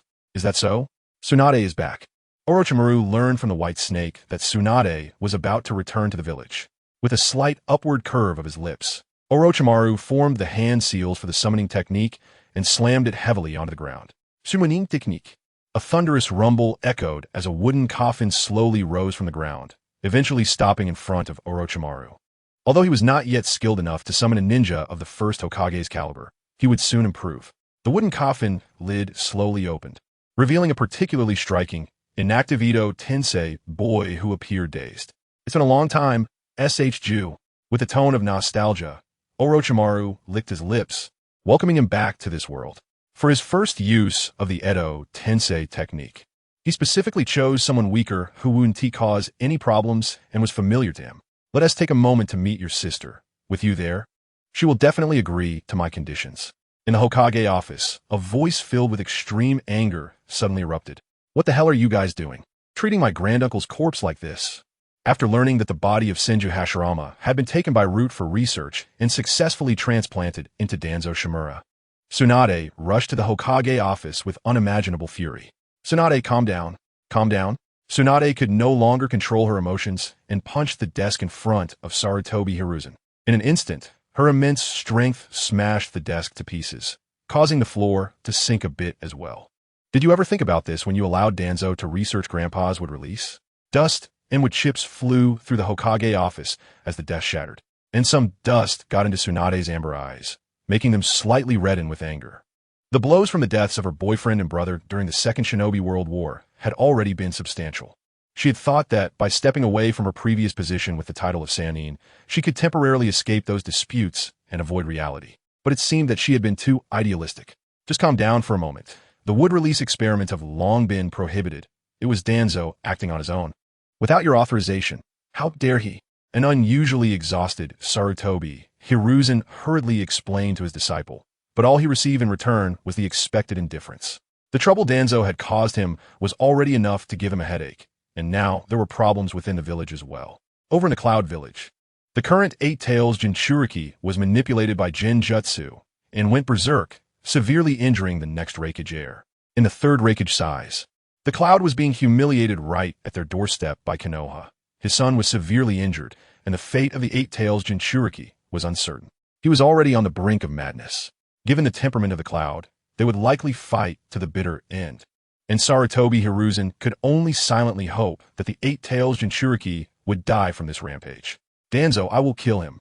Tsunade's words pulled Sarutobi Hiruzen back to reality. The troubles caused by his old friend had reached an unimaginable level. Your granduncle passed on the Hokage position to you just to facilitate your and Danzo's research on granduncle's corpse, conducting human experiments within the village, right? Disappointment, complete disappointment. He had only distanced himself from the ninja identity for a short time and was even still contemplating how to help Konoha deal with the upcoming war despite his hemophobia. Even before he had fully distanced himself from Konoha, they dared to conduct such experiments that insulted the dead. Tsunade could hardly believe what kind of things Danzo and Root would do if she truly left Konoha. If it weren't for the need to help her deceased boyfriend, Cat Dan, cultivate Shizun, she would have long since left this sorrowful place. Tsunade. Just a few days had passed, and Sarutobi Hiruzen appeared to have aged significantly. The initial Hashirama cell experiment had indeed received his authorization, but he never expected that Danzo would dare to secretly steal the first Hokage's bodily tissue and quietly conduct transplant experiments on Hashirama cells. Orochimaru must also be involved. Sarutobi Hiruzen could only hope that his disciple was being coerced by Danzo into conducting the experiment. Even if Orochimaru was involved in the Hashirama cell experiment, he could only pretend not to see it. In the current situation, the strength of anyone was indispensable. Speaking of Danzo, Sarutobi Hiruzen was even more furious. The bloodline experiment succeeded, and he could hide it, but Danzo even took a more extreme approach to make a name for himself in the shinobi world. Turning around, Tsunade kicked the Hokage office door to pieces. I'm tired of participating in your disputes. Figure out the poison from Sunagake on your own. What about Uchiha? How do you plan to explain that? Would release and Susanoo appeared simultaneously. After speaking in a cold tone, Tsunade quickly wiped her eyes and turned to leave without looking back. An explanation for the Uchiha? The bloodline fusion experiments were precisely the kind that those bloodline clans despised the most. Under the pretext of being conducted secretly, he could have turned a blind eye. But now Danzo's actions had completely brought these matters to light. It was just a step away from running to the Uchiha clan's territory and saying, I conducted experiments using your Sharingan. What can you do about it? Even Sarutobi Hiruzen, who was experienced in handling affairs, felt somewhat powerless in the face of this situation. After Tsunade left, Sarutobi Hiruzen slowly stood up and quietly gazed out the window. Danzo! In the Root laboratory, the elderly man with a bandage over his right eye suddenly felt a chill down his back. He hadn't done anything during this time, so why did he always feel a sense of foreboding? Is that so? Orochimaru has already mastered the Edo Tensei technique. After receiving the information from his subordinate Root ninjas, the pressure that had been lurking in Danzo's heart finally lessened a bit. The wood release experiment. which he was most looking forward to, had made no progress. But at least he now had the backup method of Ito Tensei. In the face of the powers of the first and second Hokage, even a Mangekyō Sharingan was insignificant.